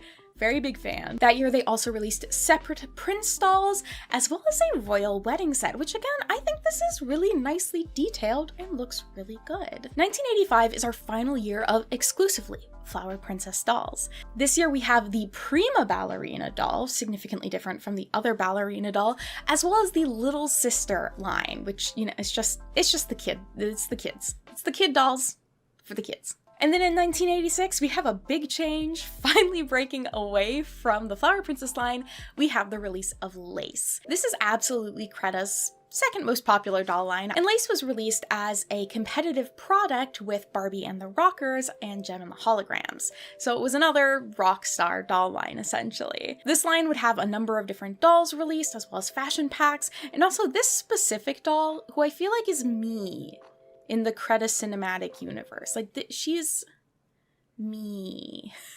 Lace must have done pretty well, because by 1987, Creata was going all out with the doll lines. First, they released the Bobby Socks doll line, which was based around fashions from the 1950s. 50s fashions, culture, and music had a little bit of a popularity or resurgence in the 80s. So while it seems out of place, it does kind of make sense, and it's kind of just following a general cultural trend that was happening. We also had the Sun Dreamer line of dolls, which were a line of tan-skinned, swimsuit-clad dolls that totally weren't based off of the California Dream Barbie released the same year. 87 also had the Prom Night line, a collection of dolls wearing formal apparel, joining Hasbro's Prom Perfect Maxi in prom releases that year. I also think this Bride doll was released that year. I don't know much about her. And of course, we also have some Flower Princess releases. So this year we have the Soft and Shimmering Ballerina, so number 3 on ballerinas, and Fashion Changes, which was all about quickly changing the style of the doll. Then in 1988, we'd have some secrets. The first being Suntan Secrets, kind of a predecessor to the Sun Dreamer line, wearing pretty similar outfits, but these dolls had a secret. They could tan. In the sunlight, their skin color would get darker, and then in the shade or the dark, it would get lighter. They also had like stickers you could put on your dolls, so kind of like in a tanning booth, you know, putting the sticker on so you have like a sticker outline when you get tan, which is in some ways fun, but being a like SPF 50 plus person myself, I'm also like cringing a little bit. I will say the boxes did highlight like, wear, you know, sun protection, wear sunscreen, but tanning was a trend that I do not think had a lot of long-term benefits for us as a society. That year, of course, we would also have the release of Glamour Secrets, but let's go ahead and get through the rest of Creata's releases before we dive into those. 1989 would also have a number of new dolls, the first one being a collaboration with the craft brand Pullip. This was a essentially like DIY project-focused doll kit. I really love this. I think this is fun. The dolls look really cute. Sounds like they were fairly popular. Something I think is slightly less fun is the Signature 17 line, which I think were intended to be like more high fashion looking. I personally just think they look pretty boring. I don't love the fashion, and I really don't love the packaging or the boxes, so it's kind of like, for me. Of course, we also have a Flower Princess release with the Growing Pretty doll. This one's actually pretty sweet. It comes with a pack of seeds, so you can grow flowers with your doll, which I think is quite adorable. And lastly for this year, we also had the Bright Eyed dolls. These were dolls I discovered only when kind of putting together this timeline. I don't really like them. They do kind of remind me of like the Big Eye Kid paintings, but something about them I don't love. I don't know. And yes, we did get through the 80s, but just covering kind of the final dolls that they released from 90 to 92, we have Today's Girls, which was a line based around being Today's Girls, Golden Girls of the West, which, wouldn't you know it, I own for some reason. Someone stop me. In 91, they released a line of magical mermaid dolls, and then in 92, they released these Mardi Gras dolls, which, like, I find a little unsettling for some. I think it's the mask. I just don't love the mask. This list is shockingly not exhaustive. There are probably tons of other dolls that I just haven't found in general, as well as some that I just like couldn't find a release year from, like the Flower Princess Stardust doll, which I mentioned in the Aurora video, as well as this Texas Wildflower doll, whose only photo I could find of it is just bald. A bald doll. If you wanted to know how rough things get in the world of like toy history and catalog, it's bad. To put together this list, I just like went through sales listings. But enough complaining. I know what you're here for. It's time to listen for some glamour secrets.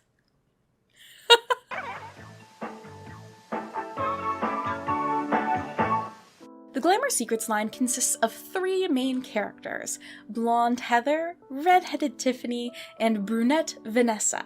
Or was it Blonde Tiffany, Redheaded Vanessa, and Brunette Heather? As far as I can tell, the main trio of dolls would have 2 releases. The first includes the girls in the following outfits, with artwork whose hair matches the color of the doll's hair, and the item of much controversy perhaps, the scented lingerie satchel, which we will talk more about in a bit. Then possibly that same year would come the second release.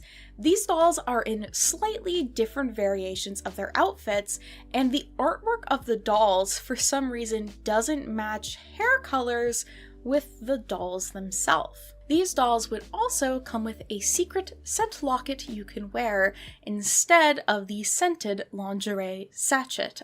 These are great sentences, you know? The other main difference between the dolls is with the second release with the scent locket, there includes a label saying that it conforms to British and European safety standards. So I think that the second release was released in the UK. However, I don't know for sure if it was released worldwide or just in the UK. These dolls did also come with some race variation. There were white and black ones, I believe, except I've only been able to find, I think, one example of a black variant so far. The doll line would also have an advertised 20 outfit packs released for them. However, I've never personally seen any of the bridal ones included in this lower section, so I don't actually know for sure if they were released, but I will say these outfits and the outfits the dolls are wearing, in my opinion, are really nicely detailed. They use a mix of different fabrics. They're very much intended to be layered on each other, which I think is nice. And as someone that likes a fancy little thing to sleep in, honestly a big fan of a lot of these. I think they're quite cute. Glamour Secrets would also have a budget doll that was released, which was called the Teddy Girls. These were 3 different dolls that were wearing a teddy with a teddy bear. I will say these dolls give me a little bit more of the ick than the regular dolls, simply because the line on the packaging that says, "Have you hugged your teddy today?" It just makes me feel kind of, I don't like it. But speaking of packaging, I do think that the packaging on the regular Glamour Secrets doll boxes is pretty fun. I like the front packaging with this kind of floral pattern and the gold foil. It makes it look very attractive. And on the back, we actually get to read some Glamour Secrets. There are tips for facial, nail, and hair care, including things like wearing sunscreen, filing your nails, shampooing your hair. Okay, so it's kind of basic hygiene stuff, but I think it's all, always great to have it reiterated sometimes, especially when you're a kid and getting the hang of it and maybe you want to feel more mature and you start washing your face every day. That can be an exciting achievement, and if it makes you feel more glamorous, I think you should go for it. However, the very last tip on the box does change depending on which version of the dolls you have. For the dolls with the secret scent locket, the box recommends wearing it around your neck and putting a little dab of perfume behind your ears whenever you want a refreshing fragrance lift. But the first version of the dolls with our sachet say to put the lingerie sachet in your drawer to give your clothes a delicate scent. And, ellipses, did you find the extra pocket in the sachet to keep your own little secret in? Which includes a drawing of there being a pair of panties in there. Now this is the point where I can feel kind of uncomfortable with this. The dolls themselves don't bother me that much, considering, again, it was the fashion trends at the time, and they're obviously designed to, look like adult women, but this part just, kind of gave me, again, that ick. I think they easily could have just called this, a clothing scent sachet, and that would have been totally fine by me. I think it's just the term lingerie feels a little bit weird on packaging for a toy that's intended for ages 4 and up. And I don't know if just kind of the general culture around the term lingerie has shifted, but it's definitely something I consider to be a little bit, more mature. I also want to quickly add that clothing scent sachets are totally a thing. You can just go out and buy those. That's not necessarily an unusual thing. In fact, I have a really fond memory of one. When I went to Japan with my family when I was, I think, about 10 or 11, I actually got to make what's called a kaori bonkoro, which is a traditional Japanese scent sachet, essentially, that has a bunch of herbs in it. And making those was really cool, and I got to bring them home. And so my childhood bedroom always smelled like sandalwood and cinnamon, and it was just so nice. And whenever I smell cinnamon and sandalwood now, I always kind of think of my childhood bedroom. So again, these are normal things. This isn't a weird thing to make. It exists in a lot of different cultures. Could have been a totally normal thing, but I think they just took it a little too far. And in terms of who they is exactly, I just want to highlight that I don't know who designed these dolls. I knew that they were released by Creata, but I don't know who made the face mold. I don't know who designed the outfits. I don't know who made the illustrations. That's just not information that's publicly available or on the boxes in any way. I'm realizing I have some really strong feelings now about the crediting of artists who create and design toys, but we don't need to get into all of that today. Because there was a switch from the sachet to the solid perfume, I have a feeling maybe when the company wanted to release these in the UK or outside of the US, that maybe they were how about you change this? Or maybe people got upset about it in the US and they decided to change it. I can't find evidence technically of either happening, but that's kind of what I would assume. Either there was some pushback about it, or the government was just you can't sell this here. And they were cool.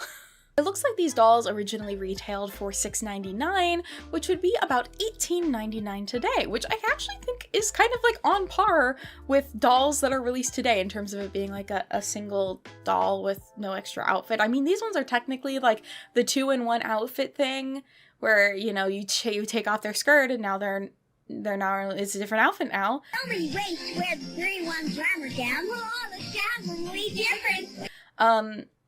I don't usually count that as 2 outfits. Now, I know at the start of this video, I assumed that these dolls were probably pretty heavily inspired by the Beauty Secrets Barbie, considering both dolls are focused around beauty tips and both have kind of like a day to night sort of thing, with both as well having kind of like the going out look and then you can take a piece off and it's like the staying in lingerie look. And of course, with both of the names including the word secret, I don't think it's totally unreasonable to assume that one inspired the other, even though they released a decade apart. I also can't help but assume a certain Victoria also provided some, you know, name inspiration as well.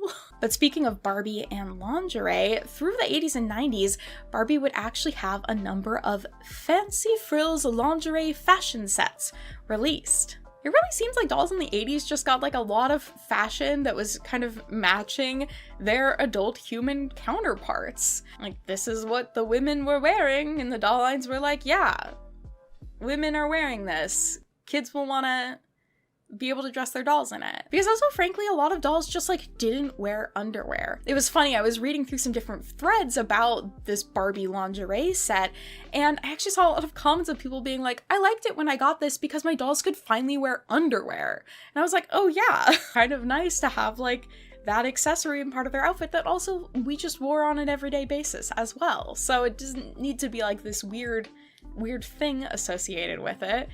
It's just Barbie wearing the clothes that people at the time were wearing. Again, I just want to highlight, I don't necessarily have an issue with the dolls themselves wearing the fashion. I think the line that more feels crossed was that like toy to user, like involvement, you know, that's the part it feels a little weird. Glamour Secrets line would only be in production in 1988, with Creata going on to, of course, produce different dolls and leave Heather, Vanessa, and Tiffany in the dust. But you know how I said I was going down kind of trademark rabbit holes earlier? Well, the weird thing is that I could never find a trademark for Glamour Secrets made by Creata. However, I could find one from Mattel. In 2000, Mattel would trademark Glamour Secrets for dolls, doll accessories, and play cosmetics sold together as a unit. Nothing would come of that as far as I know, but it just kind of goes to show how weird and often cyclical the toy world is at times. Well, thank you all for coming on this sort of deep dive into the Glamour Secrets dolls with me. I've tried to highlight it through the video with footage already, but I do own 3 of these beautiful ladies. My goodness. Vanessa and Tiffany are the first release, so they have, of course, the lingerie one. But this Heather has the scent locket, which I honestly want to smell. Should we smell it? Forbidden smell? So I'm kind of tempted, honestly, to try and get the other Heather, so I have a matching set of the 3, but I do think that would be a little excessive of me to try and do. Ew, it smells a little smoky. I think this came from a smoking household. I wonder if it'll smell like anything still. I'm afraid I'm gonna tear it open and it's gonna be it'll like scent bomb my home. It's empty. I'm kind of sad. Heather. These are cruel secrets. Yusuke's like, I do not care. Well, I didn't take close-up shots of the packaging before I did this, which is, I'll just have to tape it back on, won't I? Her green, pink, blue? Green, pink, blue? Twins? I'm a Glamour Secrets doll? Well, that's all. Thank you as well for all of the kindness and love and support on my last video, the Playboy one. That was just lovely to see because, as many of you know, I make just whatever my brain wants to talk about for a lot of these videos. So when one does well, it honestly is just like so nice. It's hard to to build a consistent audience on YouTube when you yourself are like the least consistent human on earth. And also, if you watched this entire video, thank you. Did you ever have a beauty secrets doll? Did you ever have beauty secrets? Share them, or don't. Thank you all so much for watching. If you enjoyed this video, feel free to give it a like, subscribe if you'd like to see more, and I'll see you all next time. Bye-bye! Some people out there like to claim that dolls are scary and creepy, and why are they looking at me? Why are they haunting me? As someone who likes dolls, I've never really felt this way, excluding some baby dolls. And in fact, there's one line of dolls that really leaned into the creepy cute thing that I have always adored, and that line is Monster High. Not only did I love the brand, but I would even argue that Monster High basically changed the game when it came to fashion dolls. They were the first doll line I know of that really pushed having webisodes, having unique characters and personalities, and leaned into the idea that being different and unique was good. So of course I loved them, and I wasn't alone. By 2013, only 3 years after its original release, Monster High had become the second biggest doll brand in the United States, second only to Barbie herself. But even before that, it was obvious that Monster High was doing something new and different, and it was working. So of course, other toy companies decided it was time for them to produce something for the creepy, cute, enjoying kiddos of the world. MGA, Mattel's major competitor, would come out with 2 doll lines in 2012 to compete with Monster High, Novi Stars and Bratzillas. Novi Stars were a line of dolls with huge eyes, no nose, and each of them were an alien with a specific power, such as Electric, who could light up. And I actually owned, I don't have her anymore, but I remember being really excited about getting her, and it being like a very hard choice for me to pick between Monster High dolls and Novi Star dolls. Good job, MGA, on that. Their other line of dolls, Bratzillas, or Bratzilla's House of Witches, were a spin-off of the Bratz doll line. These included some really cool designs. They took the basic Bratz face and body, but instead of them being fashionable teenagers, they were witches with different powers, and also had these really cool and like slightly off-putting eyes, but I do like them. Both Novi Stars and Bratzillas, as well as many other doll lines at this time, would follow Monster High's trend in having webisode series and an in-depth website with character profiles, sometimes even games, but Novi Stars and Bratzillas at least still had pretty unique vibes, with Novi Stars of course being space theme and Bratzillas being focused around witches. Even though they both had their own unique twists, both Novi Stars and Bratzillas wouldn't survive past 2013, joining the list of ill-fated doll lines which are now huge collector's items. But of course, that wasn't all. In 2012, another doll line would be released, one that absolutely used Monster High as its blueprint, but with a head-turning twist. And that line is Mystixx. Mystixx was created by the toy brand Playhut Inc. Playhut Inc. was founded in 1992 by Brian Zhang, the inventor of the pop-out windshield cover. He's now super into crypto though, so that's great. The company's hit product would essentially be pop-up toys. Tents, ovens, basketball hoops, laundry baskets. If it exists, it can be made to pop up. Because of this, their website through the years would have a how to fold link on it, which I do find very funny. As someone who has to Google how to fold up her green screen every single time I use it, I strongly relate. The company wouldn't do much else until 2003, when Brian Zhang decided to create Playhut Entertainment. Following the growing popularity of anime in the United States, the company would acquire over 30 animated series from China, with the intent to broadcast it in the United States and create merchandise from those series. The company would refer to these as being Chinamation, and really hoped that they would be the next big thing in entertainment. They weren't. Playhut's next step in branching out would come in 2005 with the release of 2 doll lines, Princess Prancers and Mystixx. both are half-human, half-animal creations, with Mystixx essentially being cat girls and Princess Prancers being a fashion doll My Little Pony hybrid. I can find almost no information about Princess Prancers aside from a blog by Crystalline Toybox in their attempt to find out more about the brand. And I also very sadly learned that the exact same website that I once hosted photos of the everGirl dolls from the New York Toy Fair that I couldn't get to work or see properly had also posted photos of the Princess Prancer line when they were at the Toy Fair, which are also now no longer accessible. Why is my life so hard? From the few photos that I can find of them, I think they're really weird. Like, I'm not one to judge, but if I were to say, like, find someone that had a house full of them, I would find that very off-putting. I can't lie. They look very interesting. Mystixx, on the other hand, would be somewhat successful as a toy line. Designed to be a competitor for Bratz, they actually had multiple releases and even produced a commercial. In a world beyond this world, Mystixx reveal their true identity. Big deal in my world of dolls. I would love to one day do a more in-depth look at the Mystixx line because I do love a cat girl, but we might even get to hear just a little bit more about them later in this video anyways. Foreshadowing. Playhut would then go back to focusing on their bread and butter of pop-up toys until the year 2012, when they would announce and release Mystixx. So what is Mystixx? Mystixx is a doll line that was designed to follow the Monster Girl vibe of Monster High, but with a twist.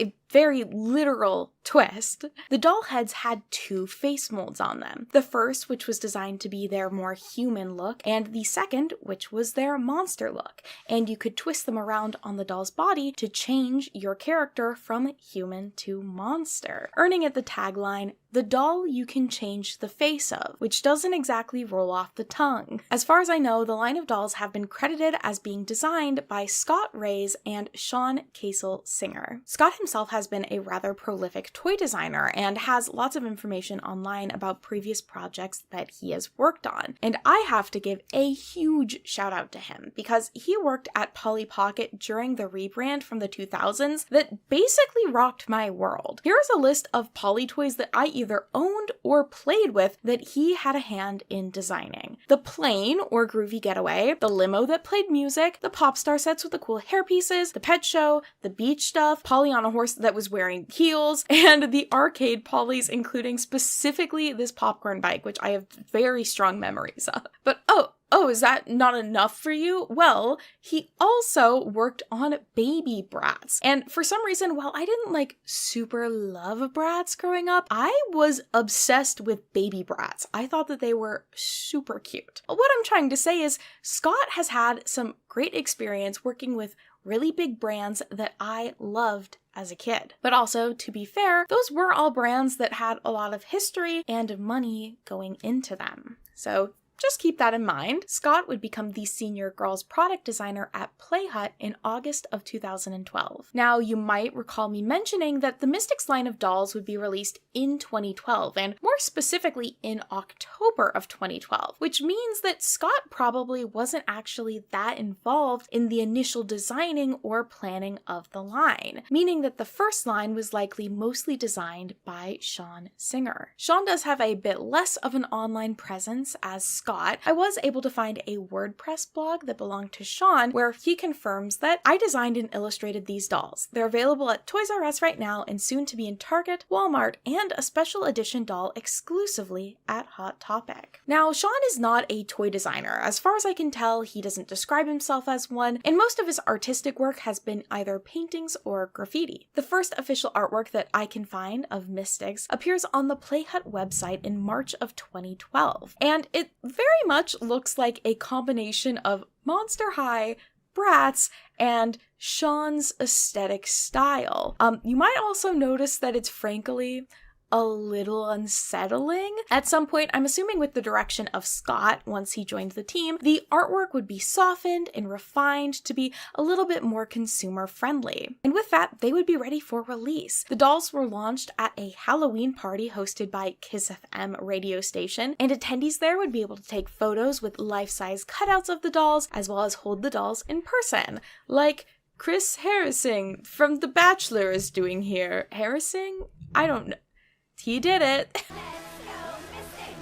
The first line of dolls, Mystixx Vampires, would consist of 4 dolls sold exclusively at Toys R Us for $19.99. They would also launch a website with some character profiles. These would act as the introduction to our 4 main characters. So first of all, we have Talon, the pink one. Her bio reads, is a beautiful and trendy girl that loves pink. She wears pink clothes and accessories and even has a pink car. The food she eats is only meat.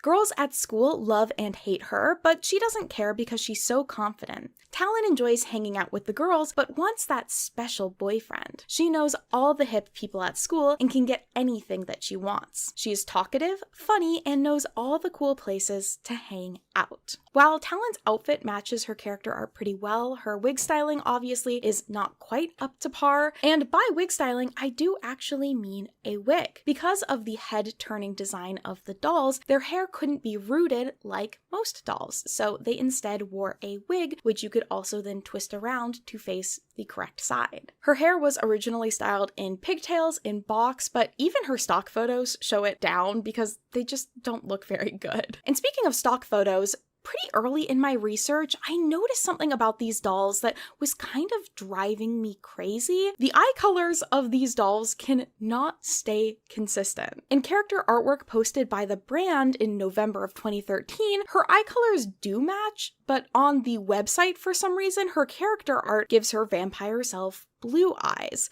And then even worse, if you look at the doll stock photos next to that, her vampire self has golden eyes and her human self has blue eyes. And I was thinking, why did her eye color change so many times? What is going on? Then, as I was looking at things and researching, I realized that Talon and Siva, another doll we'll talk about in a bit, have the same purple skin color. And whoever took the stock photos of these dolls managed to mix up the two of them. So their eye color is incorrect, which is sort of a wild mistake to make on your stock photos. Speaking of mix-ups, our next doll is Azra, the sporty one. Azra's character bio reads, loves being outdoors. She is competitive and driven and plays on the school's basketball, soccer, and tennis teams. Her favorite sport is snowboarding. So in the winter time, you'll find her enjoying the brisk air out on the slopes. While other girls are chasing boys and shopping with friends, she's busy beating the competition out on the field. Boys love being around her, but her adventurous spirit keeps her interested in other things. She's very direct and says what's on her mind, often gets her in trouble and can hurt others' feelings. But once a friend, you know you can always count on. Solid grammar. And now that I'm looking at things, I realize that her vampire form is supposed to be the blonde one, and her human self actually has more blue hair, so like, what is going on with this artwork and the dolls? One last thing is that if her whole character trait is like being the sporty one, maybe her wearing a like sporty vibe outfit would be a slay. I'm not trying to say you have to dress as your interests, but if we're gonna give them character tropes, why not like lean into that a little bit? Next, we have Siva, the royal one, and the second victim in our eye photo mix-up. Her bio reads, comes from a royal family of vampires from the old country. She wants to be a normal teenager, so she tries hard to hide her royal identity at school. She loves the color purple and has it all around her, from the clothes she wears to the food she eats. Tag your favorite purple food in the comments down below. She's very popular at school because others are naturally drawn to her, including the boys. She is sweet, caring, and fun, but slightly arrogant because ultimately royal blood still runs through her veins. Metallics must kind of like be her thing because her human look is gold and weird. And aside from having like the strangest outfits, she does actually match up with her character artwork pretty perfectly. So, slay Siva, aside from your stock photos also being incorrect. The rest of you's doing okay. And lastly, we have Kalani, the vegetarian, and my muse for this video's looks. Kalani's character bio reads, is a strict vegetarian that only eats green vegetables. She loves school and is extremely smart. Before high school, her parents, who are both professors, homeschooled her. She is nerdy, quiet, thoughtful, and feels most comfortable in a classroom or around books. Her shy personality and extreme intelligence scares off others at school, making it hard for her to socialize and make friends. Secretly, Kalani is jealous of all the popular girls and wants to be just like them, especially around boys. Her doll has gray eyes, her artwork has purple eyes.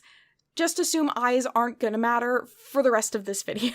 Her human form is wearing a blonde wig with green streaks, which, of course, doesn't really match her original character artwork with dark green hair. It almost makes me wonder if there was some sort of wig mix-up with Kalani and Azra. The styles obviously aren't quite right in the colors, but a black bob would be a little bit closer to Kalani's dark green hair, and obviously the blonde would be closer to Azra's blonde. So don't know for sure what happened, but something did. In November of 2013, the brand actually posted updated artwork onto their Facebook page showing the correct hair and eye colors for the dolls. However, they never would update their website, and so it only contained outdated artwork of the characters, and they wouldn't update the box art till far later down the line. So in case you can't already tell, there are some pretty interesting differences in our character art and the dolls themselves. To me,